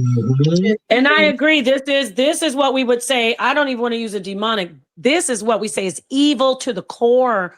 People wanting to get evil. HIV. So Go ahead, here's Connor. this is the part of the Epstein files that they are like omitting. Right. All of it exactly. All of this leads to to each other and getting off on right. trying to There you go. Now we're hitting it. Exactly. They want us to focus on children chicken nuggets, which is really bad. I'm not even trying to be funny, but we need to know they're on another level. Like, I never heard stuff like this. It chokes you up from seeing how, I mean, when Gina 2 said it, I thought it was just like a couple random weirdos when she's like, you'd be surprised. But now I see that there are actually people that are actively coming together. Like, you know, they're not atypical. They're not fringe. There's actually a community of people, HIV parties. That is just, for me, this shit is too much. And I don't know if there's a website that they're going to like find out. No, that's what they doing. That's what they do in Genesis. They talking to people that they never saw, never met. None of that. That's how dangerous these drugs get you. Because you know, Genesis, they be praying over these drugs, put magic in them when they in the laboratory. They do all type of shit to it, to where now you all enchanted once you get it in your system. You fallen angels is in these shits. Listen, do you think they want to get the HIV because they want to get high off the drugs? No. What he just said right there. Hold that No. Remember what you said about earlier about blood sacrifice? These drugs have energy on them. Death. Right. That's what I destruction. mean, Genesis. Right. The same people who are children traffickers. You know what makes more money than drugs? Sex trafficking. So these same people that energy is on those drugs. But for real, when I see this guy, when we see this guy talk about how people want to get in touch with people who are fighting HIV, really trying to stay alive, got it by accident. These people are also predatory. They're not victims. We think, in my mind, at first I was thinking it's a guy who's got pink hair. No, it's probably some guy who looks like Bill Gates, some guy who looks like Bill Cosby. It could be an older person. It could be anybody. It's crazy. This is some deep. Now, yeah, go ahead. I'm listening. I'm excited. Right. Now you're right. Just like Genesis, just like how the devil not gonna come like some ugly with horns. No, gonna be a pretty something to attract you, to be attracted to you. So you won't even see him as the devil or her as the devil. You'll see it as looks so nice. And see what I'm saying, Genesis? This is the same way with these people, with how they come across. They're not gonna come across as friendly, so they could get you, because they can lure you in. See what I'm saying? Super spreaders, could they like be wanting to like, maybe they like got like their something going on in their mind where like a fucking MK Ultra shit where they're like, okay, I gotta get it because what you're right. Now you're right. You're right, because at first they are victims, but they become predatory from what they become of. And then once you take more drugs, and it's just like somebody, Genesis, just like Tupac and Juice, when he caught his first body, how he went for more blood. Now he want more blood. Yes. That's what it is. The shit is a thirst. It's what I'm saying? Bloodlust. You gotta quench. You gotta quench. Right. There you go. You gotta quench your thirst. So this is into like the sadomasochistic stuff, like sadomasochism. Wow. Right, and just like what we was all saying, right, and it all leads down to that wanting to understand something more is. No, I was saying no. All I was saying, Genesis, but just like it all lead down to that Epstein road. All of this lead down to the road. I think that this is the part of the Epstein files that they're not like going to admit to is the bug shit. Right, because it's too dark. People can't handle this shit. They'll commit suicide. There was one part in Epstein. Do you know that they said that he put his DNA in all the COVID vaccine because he wanted to spread? Right. See, that's what I was saying, Genesis, about how they be praying over the drugs, putting stuff in the drugs. Exactly. In the COVID virus, sorry, the COVID virus. No, sorry. I hope I don't fuck my channel up by saying it. They were saying there's that, and could that be the actual? No, they will mess you up. You better say allegedly, because they definitely will get you for medical misinformation. Could it be allegedly? Like allegedly? No, yeah, we don't want to even go there. I promise you, to save you, they will cut your stuff. Right, but I'm like, dude. Who knows? Be careful. If that's the what you call, bro. And that's the rumor. We want to say that was a rumor. We're not promoting that. She's not saying that. Like, I just know that I'm just like. But you're not saying that he put his DNA in it. You heard that. I'm just making that clear for you two. No, that was actually the Epstein. Right, got to be some right. Letters or whatever. don't know. So I don't. Epstein letters. You mean Epstein file? Well, one of the Epstein letters of like what was going on in the file, like that said something about him having his DNA and whatever. I don't know. How could he put his DNA in the vaccine? No, because it's all patent. It's a whole bunch, just like how they be putting stuff I know, in but he didn't cigarettes. produce it. He didn't produce it. Did he? No, they all had their hand. He was very. All of them sat at that Wuhan lab table. Well, all right, you know what? We're gonna talk right now. We about to talk COVID. Y'all about to get us. You know what I'm saying? We're gonna be sitting here talking to ourselves. That shit gonna go to zero. To say, It's gonna go right off. YouTube gonna say this video has been removed. Some TikTok. All I'm gonna say is, y'all remember what happened? Y'all remember what happened in '93, right? Who spearheaded Tell that? me. What happened? AF. We're gonna use the initials, AF. With the glasses, we're gonna use the initials. Y'all, I know y'all can pick up one and one. DR dot, you know what I'm saying? Wait, hold on. Huh? Who was the face of the C-19 when they had who on the TV talking about, oh, y'all know what AF. Oh damn, I don't know. Dr. I don't know. Yeah. Oh, Fauci. Right. Now, he was the head of the HIV stuff in the 90s. Oh yeah, I remember that. Yep, he was. Now, that's what's in the shit that people put in their joints 4 years ago. You know what I'm saying? We got to be careful though. I know. I know what you're talking about. Right. That's what's in that shit. That's part of it, what's in it. That and a whole bunch of other shit. That's why people should have never, ever took that shit, because the drop-offs, we ain't even see it yet. This is the 5th year of it right now. We about to see some shit, this shit, and they're going to blame it on, this is what they're going to blame it on, though. They're going to blame it on a new pandemic. Man, that's not what it really is. It's from what the people done did 5 years ago that finally took effect now. This shit Can about we to get, talk about, brother, since you're from New York, I know this is off topic, but this has been bothering me now that we're looking back. Can we talk about how nobody cared really to do anything when they had all those people in those ice trucks outside the hospital in New York? Like hundreds and hundreds of bodies. Like why were they keeping those people in those trucks outside that morgue? Let me tell you what I mean by that. When those people passed away, you know, they have storage facilities for bodies from the hospital. They don't have, I'm gonna tell you, they could have driven the bodies if they didn't have enough room, they could have driven the body to the off-site storage facilities. But they left those bodies right there outside on the street in ice trucks. That's wild to me.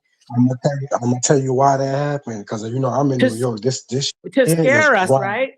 Yeah. Go ahead. I was there too. I'm gonna tell you where those bodies went.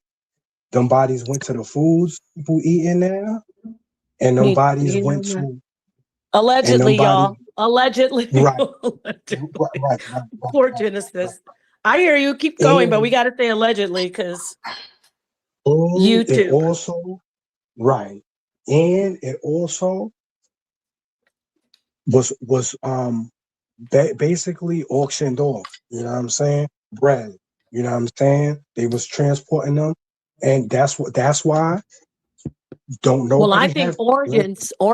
Don't forget about organ harvesting. That's what I was just about to say. What I was thinking. If anybody got that shit on they drop, you better get that shit off your shit right now, because what's going to happen, especially if you black, our body, our type of shit, because they looking for the gene. And what I mean by the gene, they know somebody was sent here, just like how Jesus was sent before. It's somebody else. Because you know, same script, different cast. It's another person here now that's supposed to do the same thing he did, and they looking for that gene, and they know it's in somebody black. If you got that organ donor on your, get it off, because. Well, let me. When you said that, what's your name? Right. I want to call you. What's your name? Oh, my name is Tony. My name is Tony. Tony, let me tell you something, and everybody, and I want to see if Genesis can pull this up. I agree. When you have that on there, even if you want to give your organs, you got to have something else for your family to say it, because they will unfortunately not work as hard to revive you or save you if that's on your license. So you want to have that. If you want to donate your organs, make sure that's something your family arranges for you post-mortem. I want to tell you something though. Even when you don't have, on Genesis, you can look this up. Everybody, even if you don't have that on there, they are finding out that loved ones are disappearing. And later on, they found a few women. It's at Honors. It's the Honors Health hospitals. Now, I'm not dissing Honors Health, so don't come for me, anybody, YouTube. But it happens to be Honors Health, Honors hospitals. Women were taken to their organs were taken. They went to the hospital. They were usually vagrant. People thought they were homeless, vagrant, drug addicts. They are taking their organs anyway, even if they don't say they're donors. And then they're storing the rest of the body at these facilities, at these morgues. And they found out that they're doing that to people. Yeah. Right. Because bodies is money. Ain't nobody go to waste. You know that. It's crazy. But anyway, yeah, I know I took us off track, but something you said made me think about how. Yeah. Genesis, are you there? I think she fell off. Well, I'm here. All right. So let me just take this, but let's go. Look. Give me that $5 which is really exciting. So him. Okay, this guy said that he went to a party. Some guy tried to infect him. And he said, how'd you know? And then the guy said, haha, I've seen that. Actually, that must be something going on over in England a lot, because I saw a documentary about this guy. It's not England. It's here too, Travis. Here. No, I know. I'm sure it is. But they're making awareness for it in England, I should say. You're absolutely right. Excuse me. But this guy was going around infecting guys and then sending them text messages like, oh, you know that I had positive, I tested positive and I gave it to you. So the way he just said he went to the party and somebody later on said, oh, I had HIV, ha, ha, ha. And then he texts them back saying, how do you know I didn't want it? Ha, ha, ha. That's wild. Crazy, right? Insane, bro. What? This be like some borderline vampire shit. That's why they be looking like the way they be looking. Wild as hell. Looking crazy. Unbelievable. And he's pushing lies, saying that it's like the flu. He's an idiot. When you have HIV, it's about your immune system not being, it's totally compromised. You can get anything. It's not just like the flu. You could get anything because your immune system. No defense. Right. He's so stupid to say that. Real strong, like some chicken pox that will fuck you up in life. Niggas be looking it really saddens me to see that. I really feel for the people in these communities that are living these lifestyles. A lot of them are young. They're young men, and they're getting paid. They're getting paid to have sex without condoms, and it's heartbreaking. It's sad. It's really sad to see there's sick people like that, knowing they have HIV and going around infecting people. And I know that's happening let's talk about the Black women who are heterosexual, non-intravenous drug abusers, meaning they don't shoot up, and they have the highest rate of AIDS in America. But that takes us right back to this DL guy. So this is a great segue. Because on average, about one woman is fucking like 5 niggas on average. That's what's going on. That's why you gotta be careful. You gotta be careful, because women, not all women, it's never all or nothing. You got good women out here, but most of our women is corrupted. Because the reason why they say for every one is 5, because women be having one guy for everything. One for money, one for sex, one for his car, one for candy, one for you know what I'm saying? It'd be one person because they can't find that superficial one that they want, where one guy got everything that they need in it. So they'll just call him for this, call him for that, call him. That's what's going on. So you gotta be careful. You gotta be careful. Well, and I just want to clear something right up. Yes, there's a lot of promiscuity. Yes, women, he's telling the truth. Don't sleep around. However, I want to make it clear that if she has 5 guys that she's having sex with and they're all heterosexual, she's not going to get AIDS from them. They're getting HIV infections. I'm just saying. I'm just making this clear to people. If she's having sex with 10 guys and they're heterosexual and they don't have sex with down low, they're not having sex with men, meaning they're not taking it inside of themselves. I'm talking about the statistics. What I'm trying to say is this. These women that are Black women are infected with HIV at the highest rate because of men who are having sex with men. That's why. And or they spread it through a man who has sex, the man who's having sex. Let me be clear. A man who's getting it in the behind or going down on women who have HIV. The only way a man can really, the percentage is so low. That's the advantage that heterosexual men have if you don't go down on a woman. It's probably about 1 to 3% that you'll contract HIV from an HIV infected woman as a heterosexual man, as long as you stay away from the back door. I'm talking about her anus. As long as you just have vaginal, penis and vaginal sex, it's very low percent. But if you go down on a woman who's infected, then you will contract it as a male. Now, what I'm saying is men who are taking it in the behind or going down on men who are infected are giving it to women. So the reason women are getting this is because some man has been with a same-sex guy who's infected.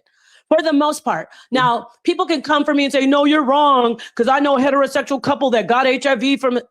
It's very low percentage. So that is the advantage that men have if they're heterosexual, if they don't practice cunnilingus, if they don't practice anal sex, and they just do regular, straight, vanilla penis and vagina. It's very low percentage that you're going to contract AIDS, HIV, I should say. But if you are doing anything that, like I said, if you're taking it in the behind as a man, if you're going down on a woman who has HIV, or if you're going down on a man that has HIV, you're going to spread it to a heterosexual woman. You're going to. I just want to make that clear. So that the bottom line is be careful. Like the brother said, don't have 5 guys because you're increasing your chances of getting HIV from somebody. You know? Come up looking like Usher. Had them Usher bumps right on your shit. Looking crazy.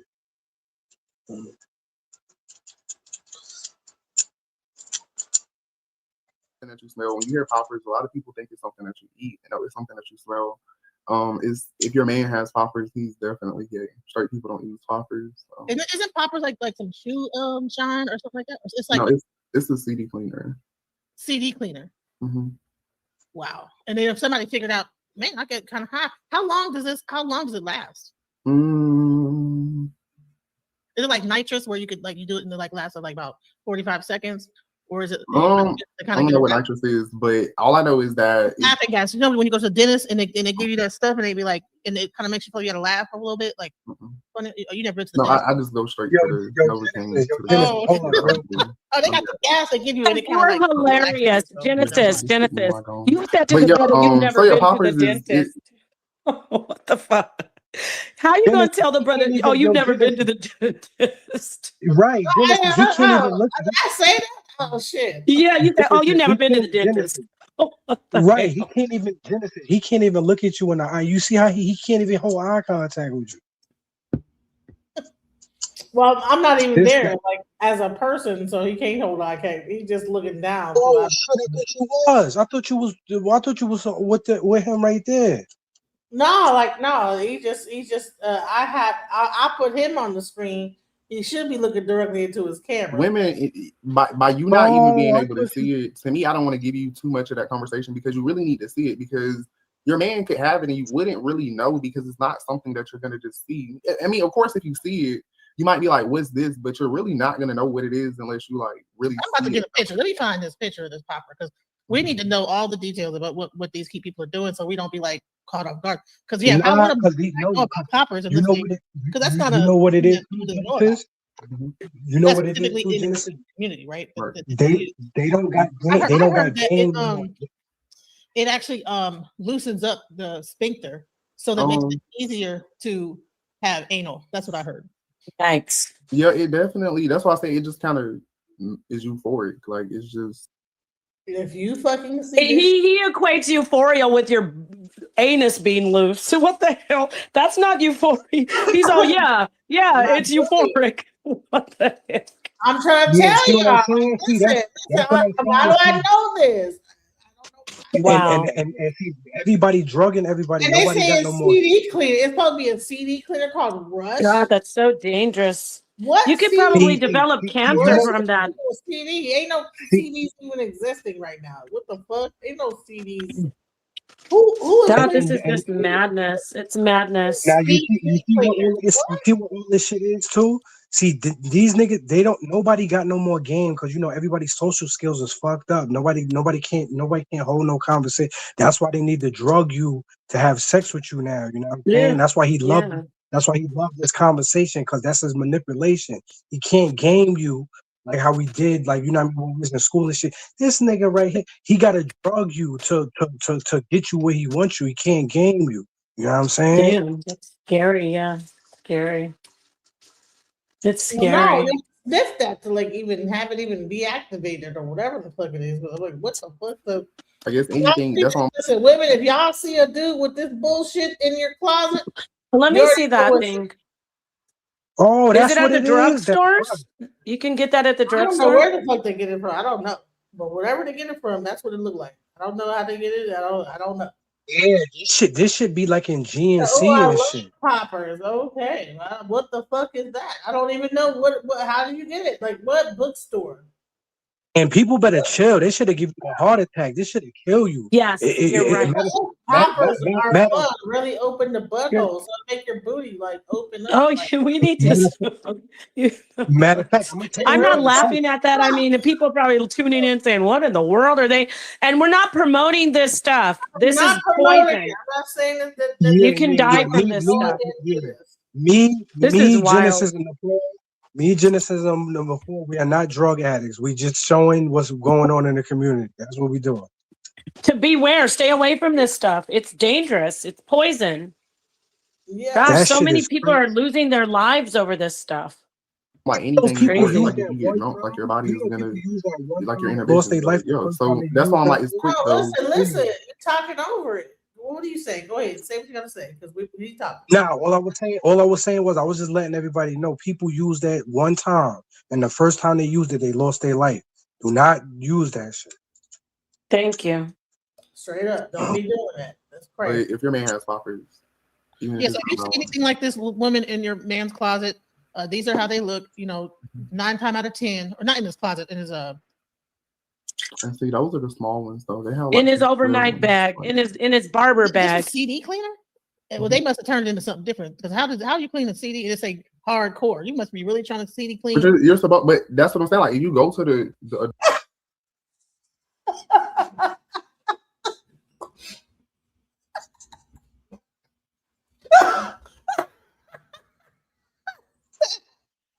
and he loving talking about this shit too. He loving it. Listen, my ass is crazy as hell. Listen what I Just look at him. He loving this shit too. Look at him. He loving this. Terrible. That's crazy. That's on like crazy. anything And this before, is it's like if you get drunk, like your body is gonna y'all. like your inhibitions, like yo. So that's why I'm like, it's quick though. But if your man has poppers, even Yes, if you see anything like this woman in your man's closet, these are how they look. 9 times out of 10, or not in his closet, in his and see, those are the small ones though. They have like some square ones, like this was CD cleaner. Well, they must have turned it into something different. Because how you clean a CD? It say hardcore. You must be really trying to CD clean. but you're supposed, but that's what I'm saying. Like if you go to the adult store, like you are supposed to clean your adult CDs with it. But of course, people sniffed it. I mean, Figured out that they got them. a lot of drug addicts in the gay community. So do it do anything to women too? Like I mean, it'll do anything to anybody that smells it. It's like a drug. It's an inhalant. So anybody that smells it is going to have some type of impact. But I think if you don't have that many brain cells, you might not want to do it because it's going to fry your brain cells. So y'all don't do poppers, y'all. Okay. I mean, I hope, but this is for entertainment, educational purposes. It's not promoting any kind of inhalant drug or anything. We're just trying to educate our audience because these are things that are happening in the community, and people might see this and not even think anything twice about it. You know, they might think, oh, here's some shoe shine or whatever, you know. And this brown thing right here, I mean, a lot of like your oils that come in, that your smell good oils will come in a case like this, so you wouldn't even know what that was, and it could be that popper. And also, you know, Genesis, so you see and that, be careful, everyone. guys. So Tony, Genesis audience, you notice they're putting it in that bottle that looks like the same, like 5 minute, like the niacin. They make it look like it's something that like a supplement. Yeah, that's messed up. Exactly. That's how they promoting that. And you heard what Genesis told him, right? She said, "What you trying to CD clean a nigga?" Oh my God, damn, that CD cleaner is like, you know, hell, like it's shit, like super duper. Yo, look at that nigga. Look at how he look. He trying to CD clean something. Look at that nigga. CD cleaner. Like, God damn, how much CD cleaner goes? What kind of I CD wonder if he uses it on. I wonder if he uses it on straight guys. Yeah, Probably. he be telling up the booty hole and make it like, okay, just smell this and then okay, serve it. Yeah, Nicole, that's his go-to. That's his trick. He done turned 100. He better stop too, cause he gonna end up dying off that shit. He done turned. Oh man, I hope he doesn't die. I hope he gets some help. Yeah, like that's wow. Yeah, he probably have done that. Like, you know what I'm saying? Hey, sniff this real quick, and the booty hole open up, and he just. Wait! You made me think of the girls that are dying from the perfume. Be careful! Don't smell those samples that are getting mailed to you. They are dying. Wow. There's some perfume that's getting mailed to women and men. But you know, it's like women's perfume, and they're sniffing it, and they're passing away. You can pass away from smelling some stuff. Yes, I don't know if you heard about that. On top of like some of the red flags, I see you also have this PowerPoint. We're gonna go over some of the things that you have in here of like the personality traits. We're not gonna do this whole PowerPoint, but I did want to bring it up so people know it exists. That he does have an entire PowerPoint, and he has a video where he goes over this PowerPoint for 2 hours. I don't just have a video. You got several videos. I almost have 100 videos. That's why I say like the PowerPoint. They know it's out there because I almost have 100 videos. I done that from January until like maybe the end of August, every day, sometimes 3 times a day. So, you know, but what's up with it? If you go to any of his pages, let me put it up here on YouTube or let's see, it's all the things are on YouTube. Yeah, they're all on YouTube because it's too long for the most part. So I go live every single day almost and go over it. But I do have playlists and I just, you know, constantly I'm talking about the information because the PowerPoint is just a guide. Like it's not technically, for me, it's just a thing where some people need to see the information. They don't need to just hear it. Exactly. Can you pause it for me for a second? Because I want to give a little PSA. I want to give another little health PSA, if you would. On the screen, it says they actually help, you know what, feel better when you're getting busted wide open. I want to let y'all know something. Listen, and don't get mad if you are into anal. That is an outdoor. It's not supposed to ever be busted. You can die from that. You perforate your colon, you're done bleeding. You're gonna bleed out. And so that's not a vagina. The vagina is built for adversity and for the raw dog. That is an organ. That's an organ that you can't. You could talk about busted wide open if you want, but you are damaging your body doing that back there like that. So I just want to let you guys know. You can say you've been doing it all your life. You homosexual brothers and men and women who do that all the time, you have damaged. You know what I'm talking about. You have prolapsed rectums. You have incontinence in number 2 because you think that is not a vagina. It's not a vagina. She's right. Just let you know that. Go ahead. No, Paul is right. Y'all was shit right on yourself. You know how when you about to shit, but you can hold it like man. No, you can't hold that. You was shit. Right. No, your whole anal cavity is fucking busted. Yeah. So talking about getting busted open, that's the last thing you want with your anus. Okay, that's an outdoor. Okay, leave it alone. When you're talking about stuff like that, leave that for the vaginas. And I mean it. Get mad at me if you want. I know this dude, if the one that's on the screen talking to you, the DL whisper, he would get so mad if he heard us saying this because it's the truth. And he hates that. Yeah, He doesn't like to hear yes, he that. does. And that's okay. If you're doing it and you're in a gay loving relationship and you guys do your thing, I'm not trying to judge you. But when we have people talking like recklessly about it being busted open, I'm going to say it again, you can perforate your colon and die from that. Okay. Yep. I'm trying to let you know. That's all. Thank you. Mm-hmm. All right. And you heard it here. And if you're able to have a visual cue as well as an audio cue, it makes it stick in a person's mind even longer. And the biggest part I think was really interesting is how you were able to break down some of the personality traits that you might not even realize. Like a person might be experiencing this with a man and not even think that there might be by chance might be DL. You know, that's because he really is gay and doesn't want a relationship with a woman, but you know. Genesis, I think I'm going to have to have a back and forth. I'm sorry. I'm sorry to interrupt, sister, but I think I have to have a back and forth with my friend in the chat. One thing, brother, or whoever you are, buddy in the chat, put that comment up there talking about girl stop. We all have anuses, so you're not special. They say everybody has a-holes. It's true. Women have anuses and we have rectums. We have colons. You say a man's G-spot, that's not called a G-spot, boo-boo. I know you want to be a woman. Women have G-spots, baby. You have a prostate. Yeah. Walk with me now. You have a prostate, and yes, you have a prostate, and you can definitely have, you get, how do you say, your greatest orgasm, put it that way, because you're pushing on the prostate and there's stimulation. I never said that you didn't have a sexual arousal. I didn't say anything about that. What I'm saying is if you want to get busted out, you'll be in the emergency room. I'll put money on it. I'm standing up now. I put money on it. Anybody talking about busted out and banged out, you think you do all you like, roll those dice, keep on talking like it's not. You need to warn people. Yes, I know you guys are getting banged out. I know, but you're not telling people also that it's dangerous. So I'm going to help all the gay people and the women who are doing anal. It's dangerous. It's not a vagina. It's not a place. Let me put it this way, my friend. You can detach things, you can tear things, and that will be life-threatening. In a vagina, if it gets, it will heal right away. But in a anus or a rectum, you can cause deadly damage if you're going too crazy on that. Now, if you don't die, you are 100% going to be walking around in diapers if you continue to do that on a regular basis. When you get about, I say 70, you're going to be incontinent. And guess what? I don't judge you for that either.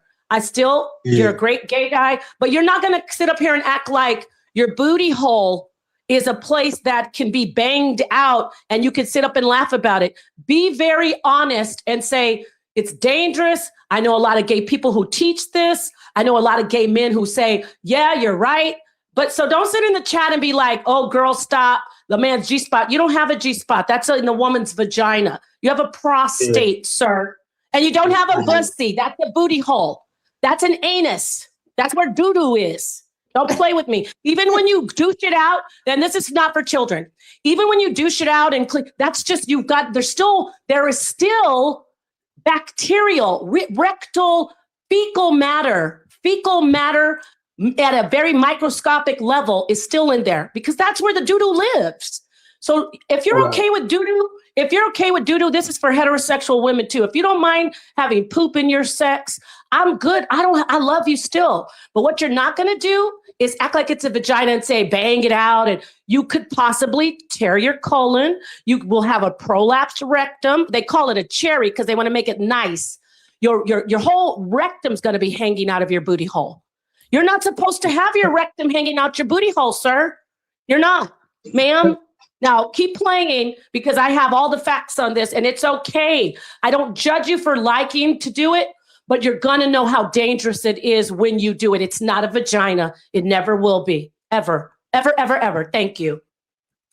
100%. 100%.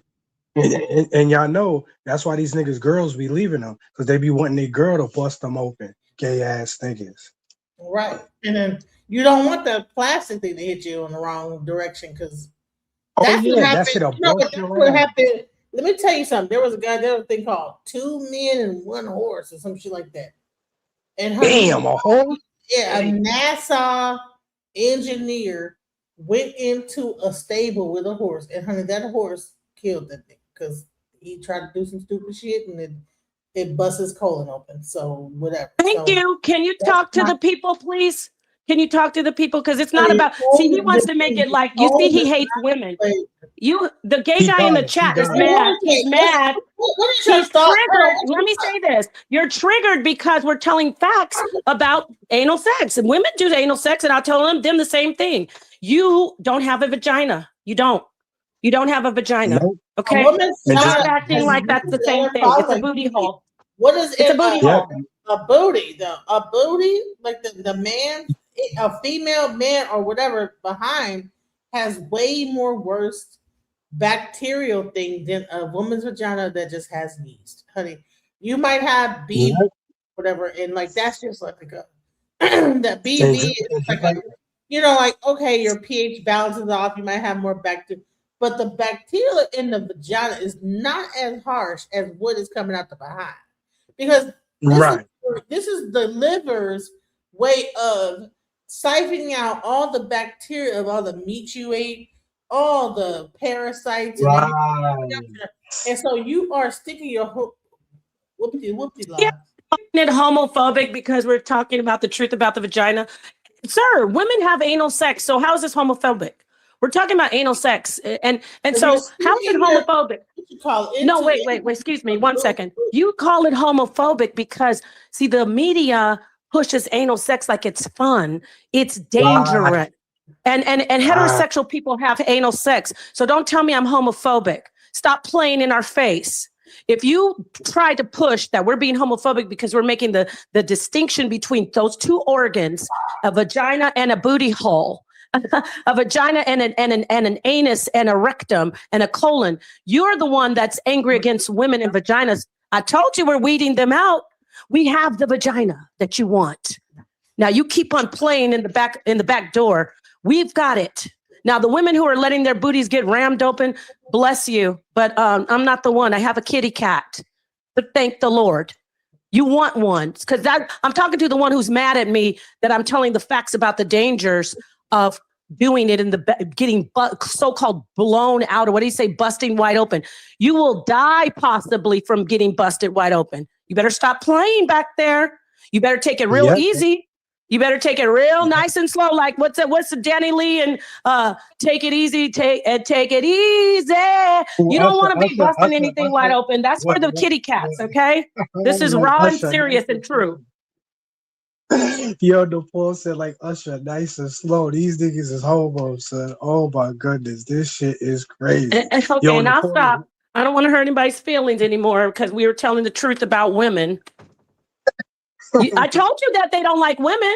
You think because a guy is gay, you ladies think that because they're gay, they like you. A lot of them hate you and they resent you because they're mad. So all I said was the truth about an organ, and he's like, oh, you're homophobic. No, I'm not. I'm talking about being careful. See, when you tell the truth, see, they start lying. See.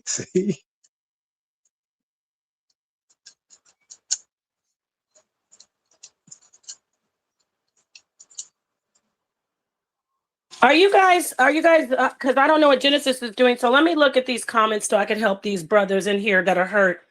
Why have I heard of women catching E. coli in their, because they're doing, I can answer that, my love. Let me tell you why. Because they're going in, the man is doing it in the back. And then that's one way. And then he's going into the vagina. Or she doesn't know how to wipe from front to back. That's why, because E. coli is in fecal matter, my love. I want to help you. E. coli is in fecal matter, my friend. Okay? E. coli doesn't live, the bacteria E. coli does not live in the vagina. I can promise you that. It is a foreign, that it's not even supposed to, you find E. coli in fecal matter. Do the math, detectives. Where would fecal matter be? In the rectum. It's in the anus. So don't get mad at me for telling the truth about anal sex. Don't get mad.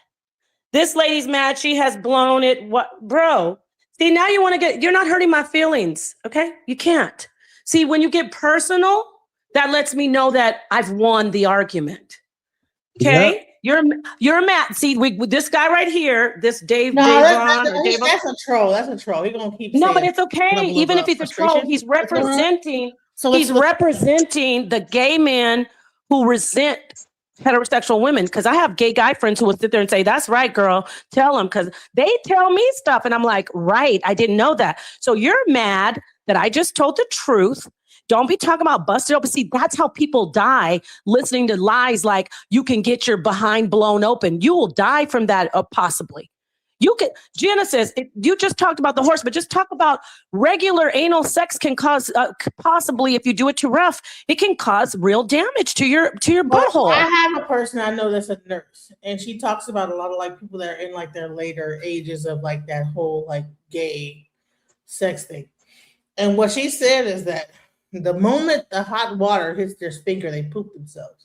So when they go to like take a bath, they poop on themselves because when that hot water hits their sphincter, it opens their sphincter and they don't even have any bowel control. So all the shit comes out there. And that could be a woman who's having sex anally, but he's saying, why do you keep saying gay men? I'm not talking about all gay men. I'm talking about the one who's angry that I'm talking about the truth about two organs, the anus and the rectum, and the versus the vagina. I didn't say gay men, all gay men hate heterosexual women. I mean, the ones like him and the DL guy that she's looking at, you guys are mad that we have vaginas and that it's built for, it's for tough. It's built for banging. It's not built for that. Their booty hole is an outdoor.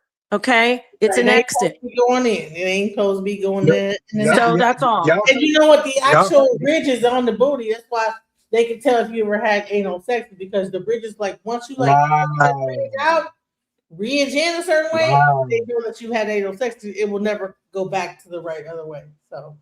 Right. So I'm gonna stop addressing you. You're just mad because I talked about the vagina being superior, and it is, baby. That's why you call that's why a lot of you go around trying to call your booty holes your poop shooter. You try to call it a bussy. It's not a bussy. It's a poop hole where poop comes out.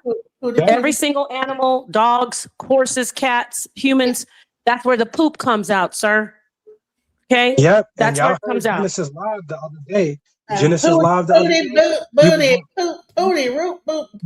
Let's kind of go into the personality real quick. Yo, Genesis, what he said on your live the other day. What he said on your live. He said on your live the other day, he said he busted Trump. He said he think Trump wear a diaper right now because the way he busted his asshole open. Yeah, y'all keep playing around.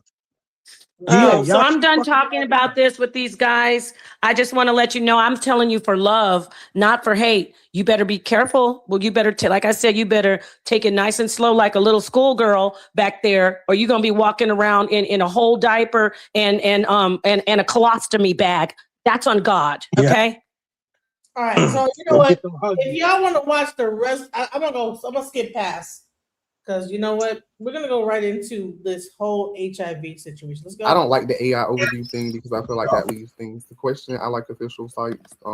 It's just always been something frowned upon, but it's never been illegal. So that's why I'm like, it's countries where it's illegal. Like they'll go to jail. They'll be, erased if they're found out. We don't live in that country. I understand there were a lot of stigmas and, things, but even now I feel like it's starting to be different. The NFL had a rainbow flag for Pride Month. Like sports are starting to promote LGBT. So that's why I'm like, it's starting to become a lot more free. Like we have a bunch of sports players that are seen to be openly gay. So, Right. Nigga, that shit I also heard that they have a lot of parties that would put P. Diddy to shame, in basketball.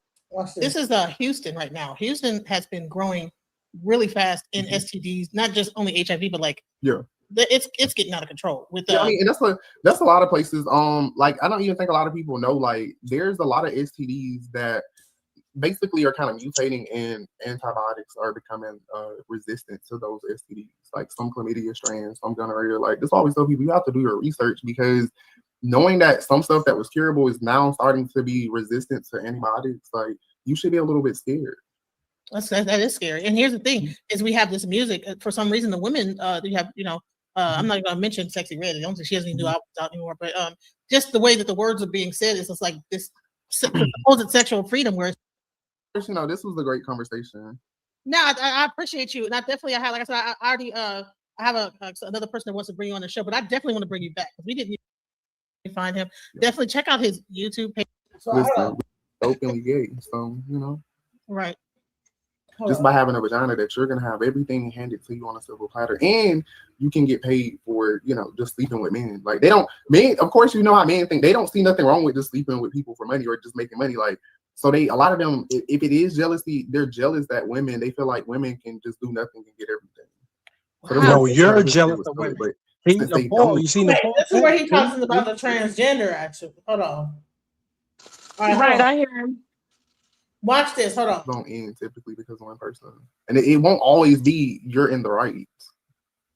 So you said something about that they tend to have a high respect for men, and they'll have an unusual close male friendship with men. What about a guy that spends a lot of time around a bunch of women? That there's no male friends. Can that be a clue as well, or is it mainly they have a bunch of male friends? Okay, so and see, that's why I was like the PowerPoint was probably not a good idea because we didn't even start with the disclaimer because that's why people.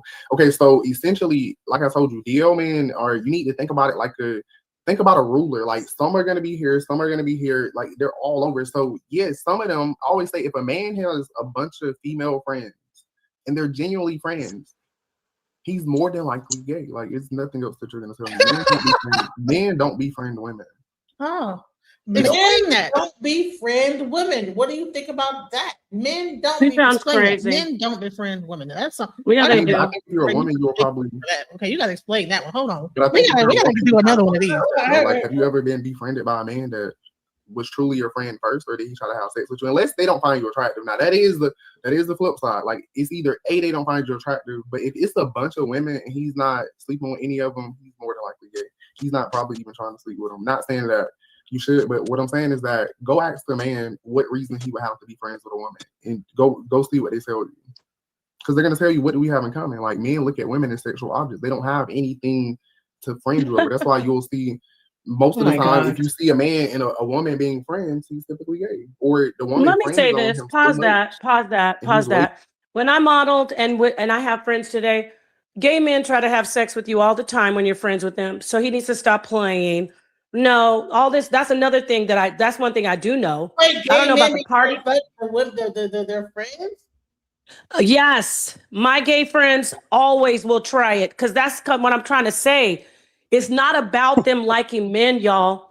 It's just the freakiness. When they're drinking, they will try to kiss you and sleep with you. So don't believe this stuff about, oh, I'm safe because I'm gay. And brothers, don't let your woman just be hanging out with their gay guy friend all the time. Because let them get somewhere drunk and he's wasted or he's doing something, smoking, he will try to kiss you and try to get with you. So that's the point that I'm making about this whole, oh, I'm gay, I don't like women. That's a lie. The thing, I'm going to go out on a limb and say this. The first thing that leads men to be gay is sex. Not because, oh, they feel love for men. The first thing is because of it's a sexual thing.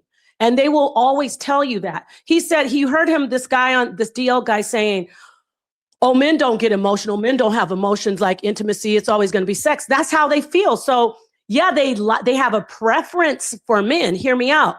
They have a preference, but they still will try to have sex with you.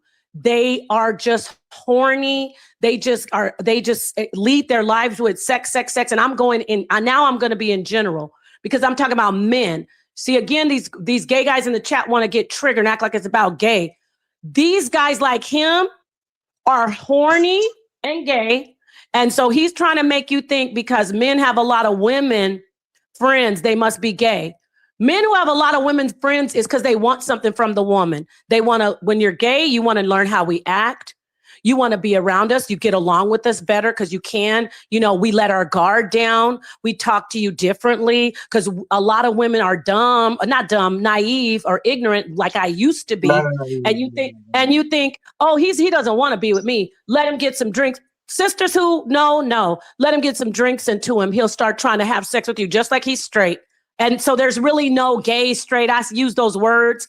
It's just, honestly, when people are like him in that lifestyle, there are gay men who love each other and get married and they settle down and they get out of that lifestyle, that party. I just want to get it quickly lifestyle.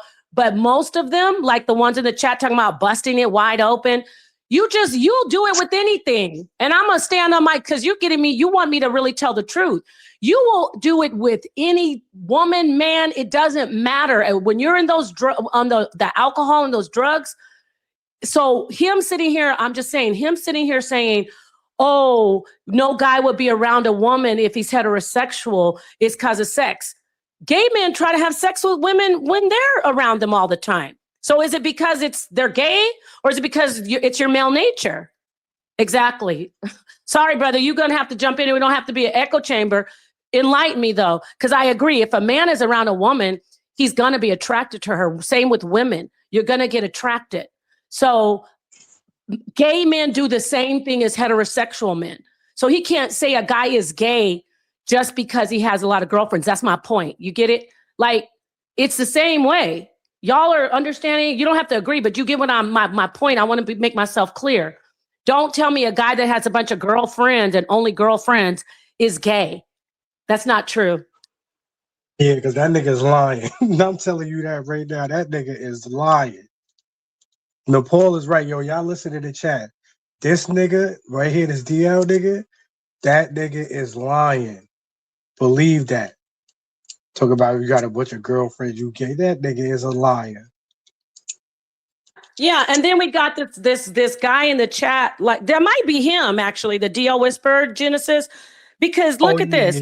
He said, saying gay men want me. I don't think all gay men want me, but if I'm friends with them and they're drinking, they try to do it. They try to kiss you. Just like sometimes girls might do that crap too, not all the time, but men, gay guys, friends, they will try to touch your titties. This is what they do, y'all. He's gonna keep on getting roasted because I'm gonna expose you. I'm gonna expose your type. This is what they do. When they get drunk, they want to touch your titties. They want to say, girl, let me come in the shower. They want to look at you naked. They want to do all that shit and act like they don't feel anything. Don't play in my face. You can't see me naked. You're not going to touch my breast. You're not going to do all that shit because you like it. You're getting turned on by it. And then you want to act like you're not. You want to say, oh, I'm gay. That doesn't matter if you're gay. You still are getting turned on by it. Yes, you are. And you know you are. Tell me, ladies, one of the sisters, a woman who has had a gay guy do that with you as your friend, get on the panel and tell the people if I'm lying. A lot of you, because I modeled, and when I was modeling, we had to take our clothes off to change real fast.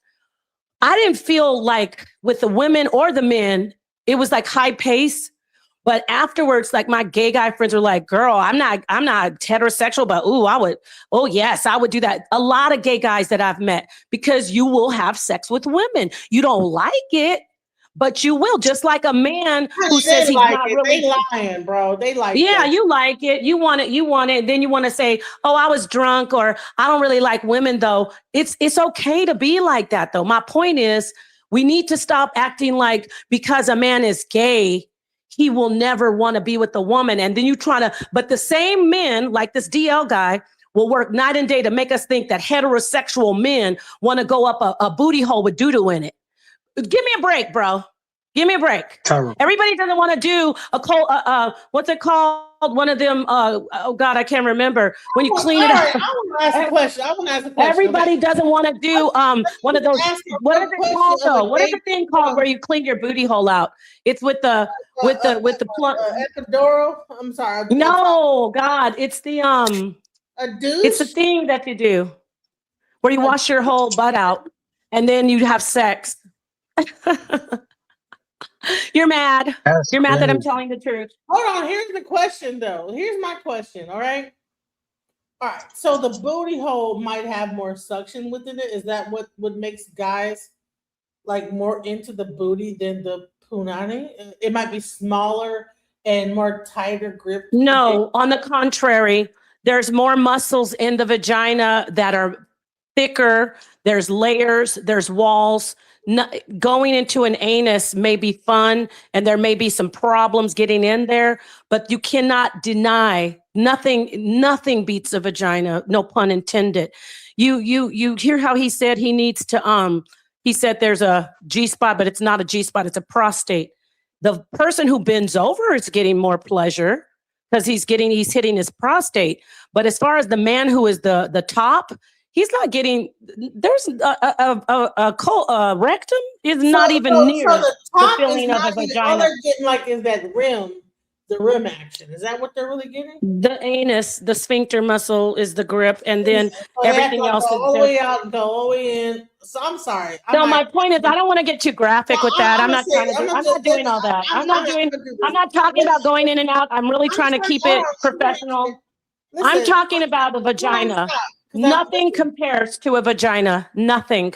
So we all know that. That's why they cut their penises all in half and screw it all up and turn it inside out and try to push it up inside of them in an excruciating. That should be illegal to do. That's wrong. Men doing that to themselves or trans women doing that, I feel for them.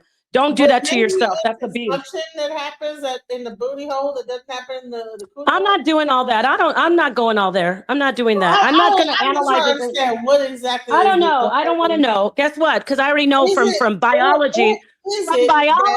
From biology, a vagina is made for a penis. From biology, I don't need to ask any gay people how it feels. From biology, a vagina was made for a penis, and poop is made for the anus to go out of it and the rectum. So I don't need to get all into talking about how it feels. I don't want to do that. I'm not into that. This isn't going to go smutty. I don't want to know about that. All I know is this. Not you, just me. For me, that's smutty. I don't want to talk. I just want to make it clear. A vagina is made for penises. Okay? Point blank, period. That's it. Nah, no. No, Paul is right, yo. And Trump got psychiatric. They made up this fake like lore about the booty hole, like that men with the booty is something more than what it really is. The JJ got like. I never touched no woman.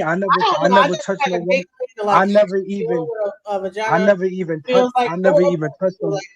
But I'm trying to understand why would a guy would prefer a booty over a JJ? The guy because he's like. I'm gonna tell you. I know. Genesis. I'm gonna tell you. Genesis. And Genesis. I'm gonna tell you because I know the answer. That nigga is gay. I'm gonna tell you, Genesis, because I'm a nigga. That nigga is gay. No, not just gay, but I'm just saying, what is it that like? Okay, listen. Because stop. Let me ask my question. Okay. Why would a person choose? It's almost like choosing a cylinder, right, over a motherfucking jiggly thing, right? That's gonna do all this other bullshit. Wow.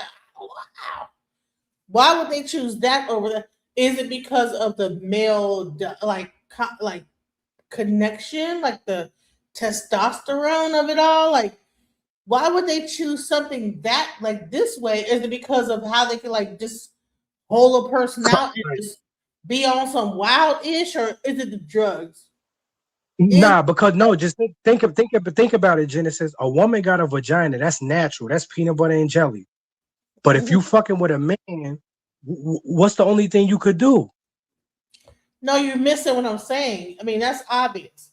I'm trying to no, listen to what I'm saying. A woman's vagina got all type of like little like back doors and all type of shit you could hit. Boom, boom, boom. You're like, oh shit. You know what I'm saying? You go this way, it might be a stop. This way it might be deeper. This way it might be a little wiggle to it. Like this way, there's a lot of little shit going on with it, right? That's what I heard. I'm not sure. I don't have a thing. But what I'm saying, got all this little extra things going on that God just made that makes the vagina just so interesting, right? When you stick it in it, right? But then you go into this thing that's just a cylinder. It's just in and out. But it might just, I don't know. So is it because the way that you could like do it with a man or the drugs? You know what I'm saying? Is it because that when you're with a dude, you could like just be a fucking complete wild weirdo and just wild out and just be on some just exactly. You hit it on the head. There you go. Is that what you're thinking? You just wild all the way out and just be fucking it up and just be just really just crazy with it. Versus on a female, you might feel like, you know what, I got this like. When you feel that woman kind of holler a little bit. You're hitting it on the head. It's about how the male sexual behavior compares to female. Like there are women who will act freaky like that, but for the most part, it's easier for men to be in tune with that and open and free and uninhibited. So you're absolutely 100% right. Okay, it's not about the actual anatomy. It's about how they like to act. They're able to be more wild, be more freer with that type of behavior than if they were with a woman. Cause I know Genesis, I be with women. I never even thought about going up in a woman's ass, and I never did it before. I deal with women. I never thought about going up in a woman's ass. Never, ever. I never ate no ass. That's not the conversation I'm having. I'm having is what is it about a man's tang that because a woman got too much like things going on, roller coasters and ups and downs and left and rights. You know what I'm saying? That you know that this thing is just a one tube thing. You know what I'm saying? That's what I'm trying to tell you, Genesis, because the nigga is gay. He gay. That's the nigga gay. Because he's gay is not the answer, sweetheart. You just being basic. He's gay. Nah, because I did this is gay. It gotta be no, because he's gay just means that okay, he just likes men. Is that what it is, or is it because because why are you running up in a guy just like me, Genesis? I deal with I don't run up in no woman. What are you even thinking about an asshole for? I never even thought about turning a woman around and going up in her ass. Never. No, you're missing my point. Because booties are booties, no matter whether it's a girl or a woman, a man or a girl. I mean, I never thought about going up in no ass. Hold on, there's something to male on male interaction that men have a thing for that are in this gay thing, and I think it's really based on the ability to be completely uninhibited and crazy with it. That when you're with a woman, you can't do. That's what I think. Because when you factor in the drugs that they take and all this other crazy stuff, it's like they can get 100% like wild with it. But with a woman, you have to like kind of like measure that. You know what I'm saying? I know. I hear what you're saying, Genesis. That's what I'm saying. You can't just wild out unless it's a complete whore and you're paying for it. A woman is not going to allow you to just hold her out like the way that you really would like to do. You understand what I'm saying? Nah, and even if she will, do it, it's not the nature of her. She has to be really like she'll has to be really uninhibited.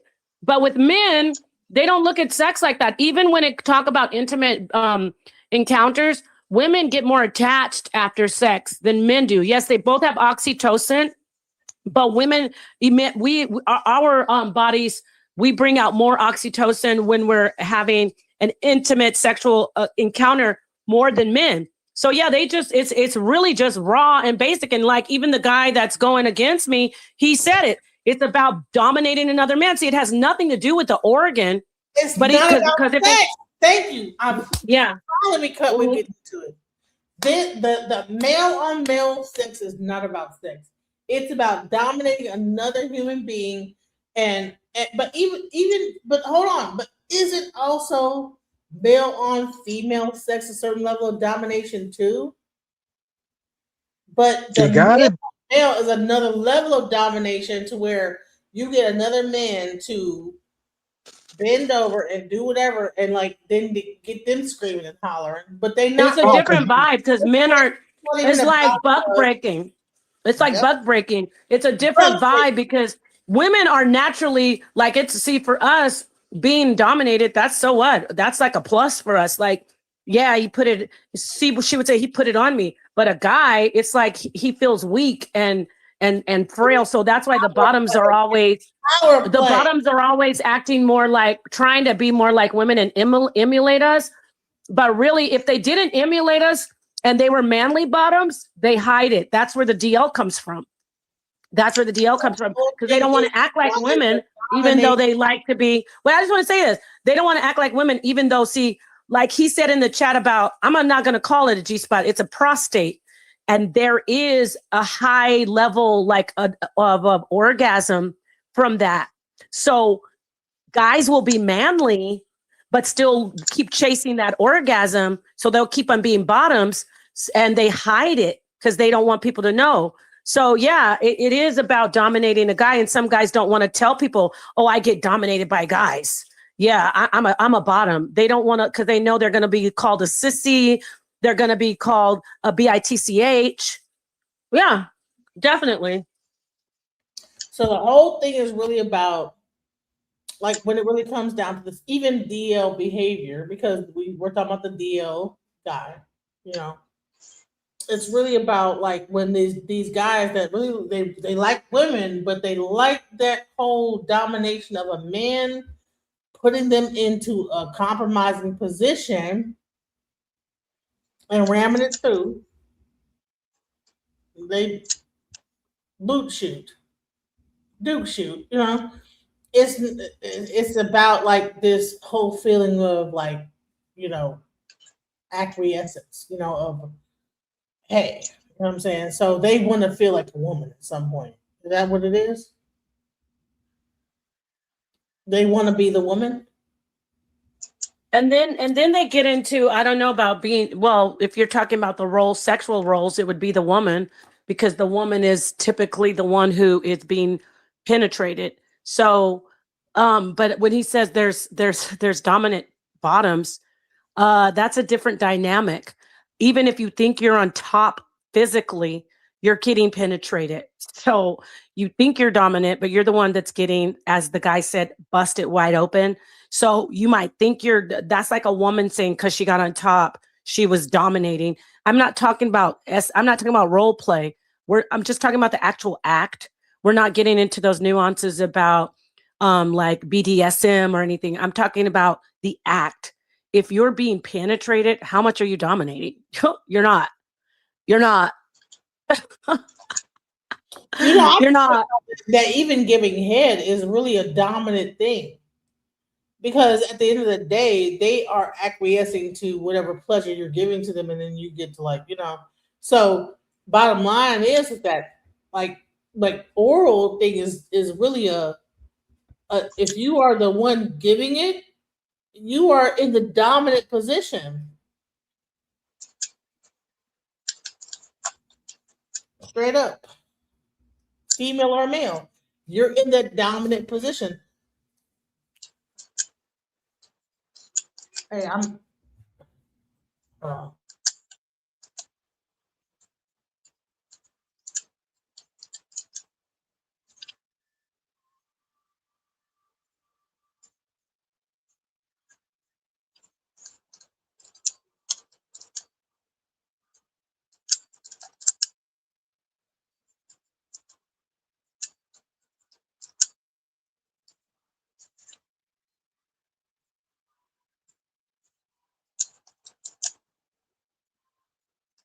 right. So what I was saying is that, like, when a person is in that dominant position of even allowing to make a person have an orgasm, right?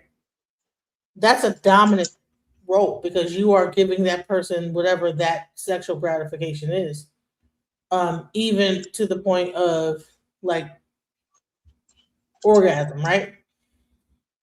But and if you're receiving that orgasm, you are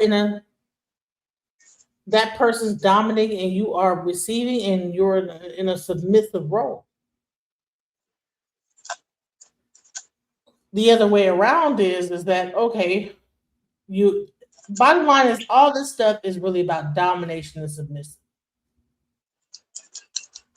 Whether it's male, female on male, all this stuff is really about domination and power and control and whatever. So whether it be two men on men, two women on women, a man on a woman on a man, there is an exchange of power that happens. So you have to be very careful about, you know, when you're doing these acts, about really, like, you're really like giving up your power. You know what I'm saying? That's why you feel drained sometimes. If you ever notice, like, you're having sex, you'll be drained. So you gotta be careful about this. And see, when you're talking about like this sex period, it's a sacred energy exchange. Right, Okay. right, right. So it's easy to like just like make it into like just like a basic thing. And I think that's what like sometimes a lot of like the gay thing makes it into is like it's just about like pleasure and that's it. But you are having a sacred energy exchange.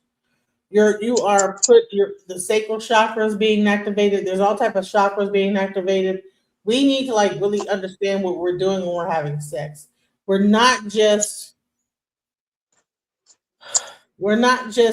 only like ejaculating and this that the other. You're exchanging energy. If Yeah. I sleep with you and you're having bad energy and bad luck, I could like encounter your Get bad. those demons. That's right. That's right. I sleep with you and you're having you're broke as fuck, whatever, you could end up being broke as fuck, right? Yep. We need to understand that this is not just an act of just ejaculation and just release. It's also an act of taking on each other's energy field. Right. So even though we're talking about this from like this whole like DL whisperer thing, that's fine and all, but we need to really understand what sex really is. It's not Mhm. just something we should be taking lightly. We need to understand how to uh this is one of the reasons why we are probably broke as hell because these Caucasians, in all their weirdness of it all, they understand the whole aspect of sex and the alchemizing energy of sex, but they're doing it weird and creepy, But we don't even understand how we can like really make things happen through sex, manifest things, all types of stuff. We don't understand the sacred alchemy of having sex with a person and then being able to manifest things through it. Now We you know why, are Genesis? so basic about sex and start to like think about sex on a deeper level and stop Mhm. making it about pleasure, but also about manifestation. So what I think that okay, let's go into Jeffrey Epstein and all this other weird ass shit they're doing, right? What they figured Mhm. out was that okay, if I do some more weird ass shit with a child or whatever, and I like make them hurt and whatever, I can get all kind of crazy ass worldly things because I know I can like use that energy and like siphon that shit and then energize myself. Now, what if you do that on the positive with regular sex, right? You could do the same thing. You say, you know what? Well, if you guys both come together and agree, you can use sex to actually manifest things, right? So we need to like stop being so basic with our sex. Mhm. Stop being so one dimensional about it. Oh, okay, I do this and jig it like about 20 minutes and then I have an orgasm. You know what? No, or you could do this, or you could like hold it back, think about a topic both together, and then bring it up to a certain level and make that whole thing become like an actual reality. That's what we need to be doing. We need to like be getting into tantra and actual like uh what's the other name for it where you get into like the kundalini energy and like bringing up the energy and like because first of all, people that are like just coming on a regular basis are really releasing their energy and like that is bad for a man to do. Men constantly releasing, that is dead when they do that.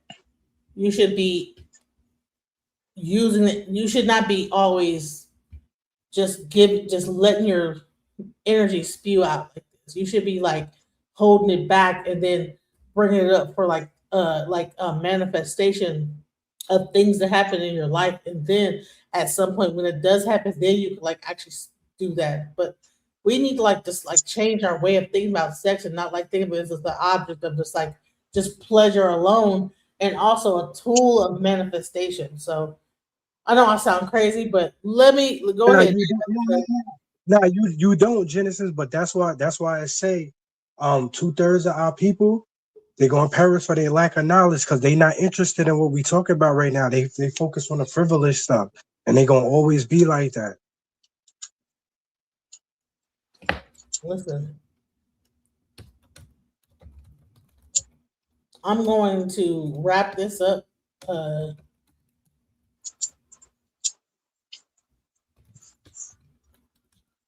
gonna let me see. Because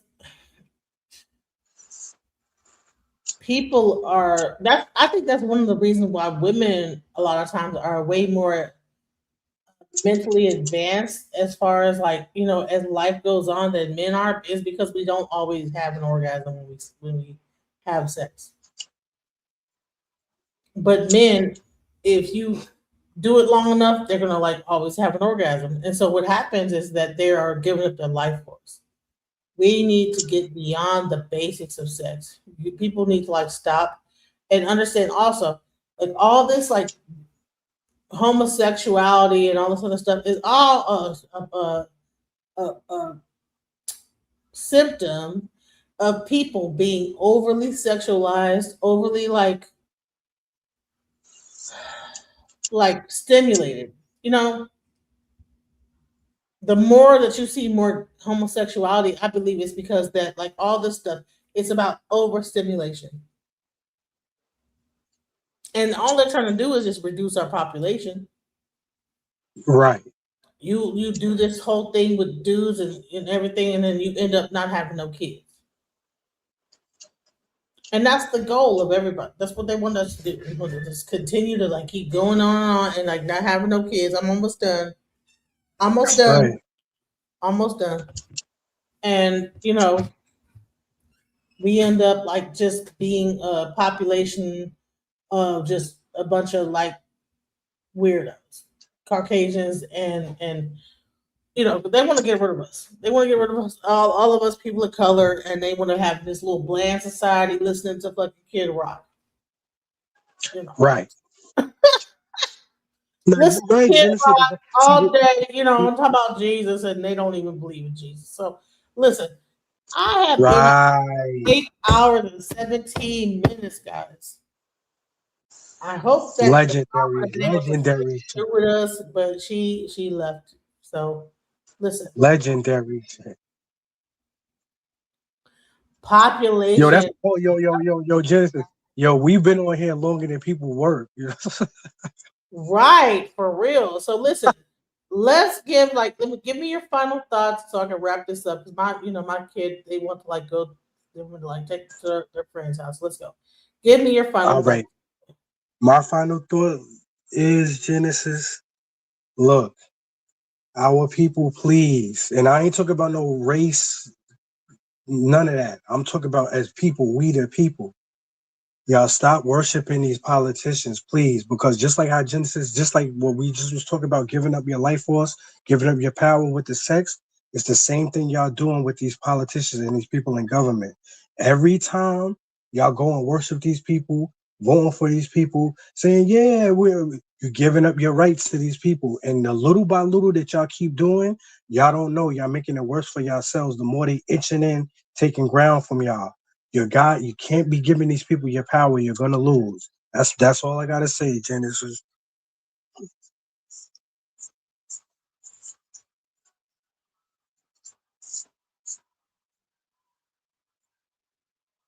Say this. The stage okay removed. All right. I just want to say this. We have gone through the gambit. We went through Trump, DHS Shutdown. I mean, it's been 8 hours straight. Please go back and watch a lot of the things that were said during this whole thing. Much love to y'all who stuck with me through the whole time. At one point, we had 300 people up in here. Now we have 61, 53, whatever it is. But you know what? It's all good. Much love to the people who stick with me. Please subscribe. And next time, go ahead and hit that button, bro. You want to say something? Come on up. It's an open panel. When I do the open panel, it's time for you to speak. Don't just be in the comments, just typing. Come on up. Come up and talk about what you got to say on your mind. this is an open panel. I want people to be able to speak their mind and say whatever. All right. So listen, I just, I really have not done. I'll probably be up like for whatever. So if Nepal wants to open up a panel on her own, let me know. I'll be over there. But I gotta like do some stuff with my kids real quick, and just give me like about an hour, and I'll be available. But much love, guys. Thank you for sticking out with us. Thank you, Nepal. Thank you, Tony. I'm sorry. You need to come here more often. I really like your commentary. I really enjoy you. Much love, everybody. Much love the star chats. Yeah, shouts out to Chris Reed. And also there was a bunch of people that like gave like I don't know how to get to those other like the chats that come up, but I appreciate you guys for all the support you guys are giving me. Please hit the like button and subscribe. Greg? Genesis. Yes. Hello. Well, honey, you came late. I'm about to wrap things up. I might rev this thing back up, but I gotta like go ahead and leave and come back, okay? Yeah, I don't know what happened earlier. I don't know what happened, but she was talking like 40 minutes straight, conspiracy theories.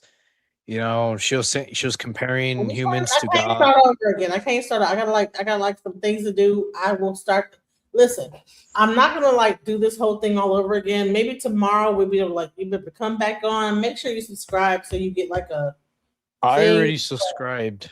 Okay, so tomorrow we probably listen, because this whole thing with Trump is continuous. So trust me, you'll be able to come Trump back. is a threat.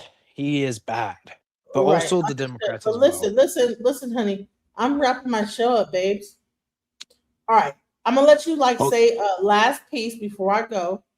Okay. Anybody watching? Oh, she just left. The heck? No, you're up Yep. here. Go ahead, say what you got to say. So we. Oh, I thought you left. Yeah, I just want to say, God bless America. Hope you guys have a good night. Jesus Christ loves you, and we must fight the common enemy. Common enemy is I can't say because I don't want to get Genesis in trouble, but the people with the tiny hats. So yeah, but that's all I gotta say. God bless America and God bless you all. Goodbye. All right. Thank you for coming up, and hopefully you'll come back again tomorrow. Much love, everybody, and peace. Just when I thought I couldn't find my way out, yeah, I searched the God in me to find my way out. I know it can seem way out, but the Creator flows to and through me from way out. I'm talking way out, yeah. See if you believe in the God in you, it's a better place.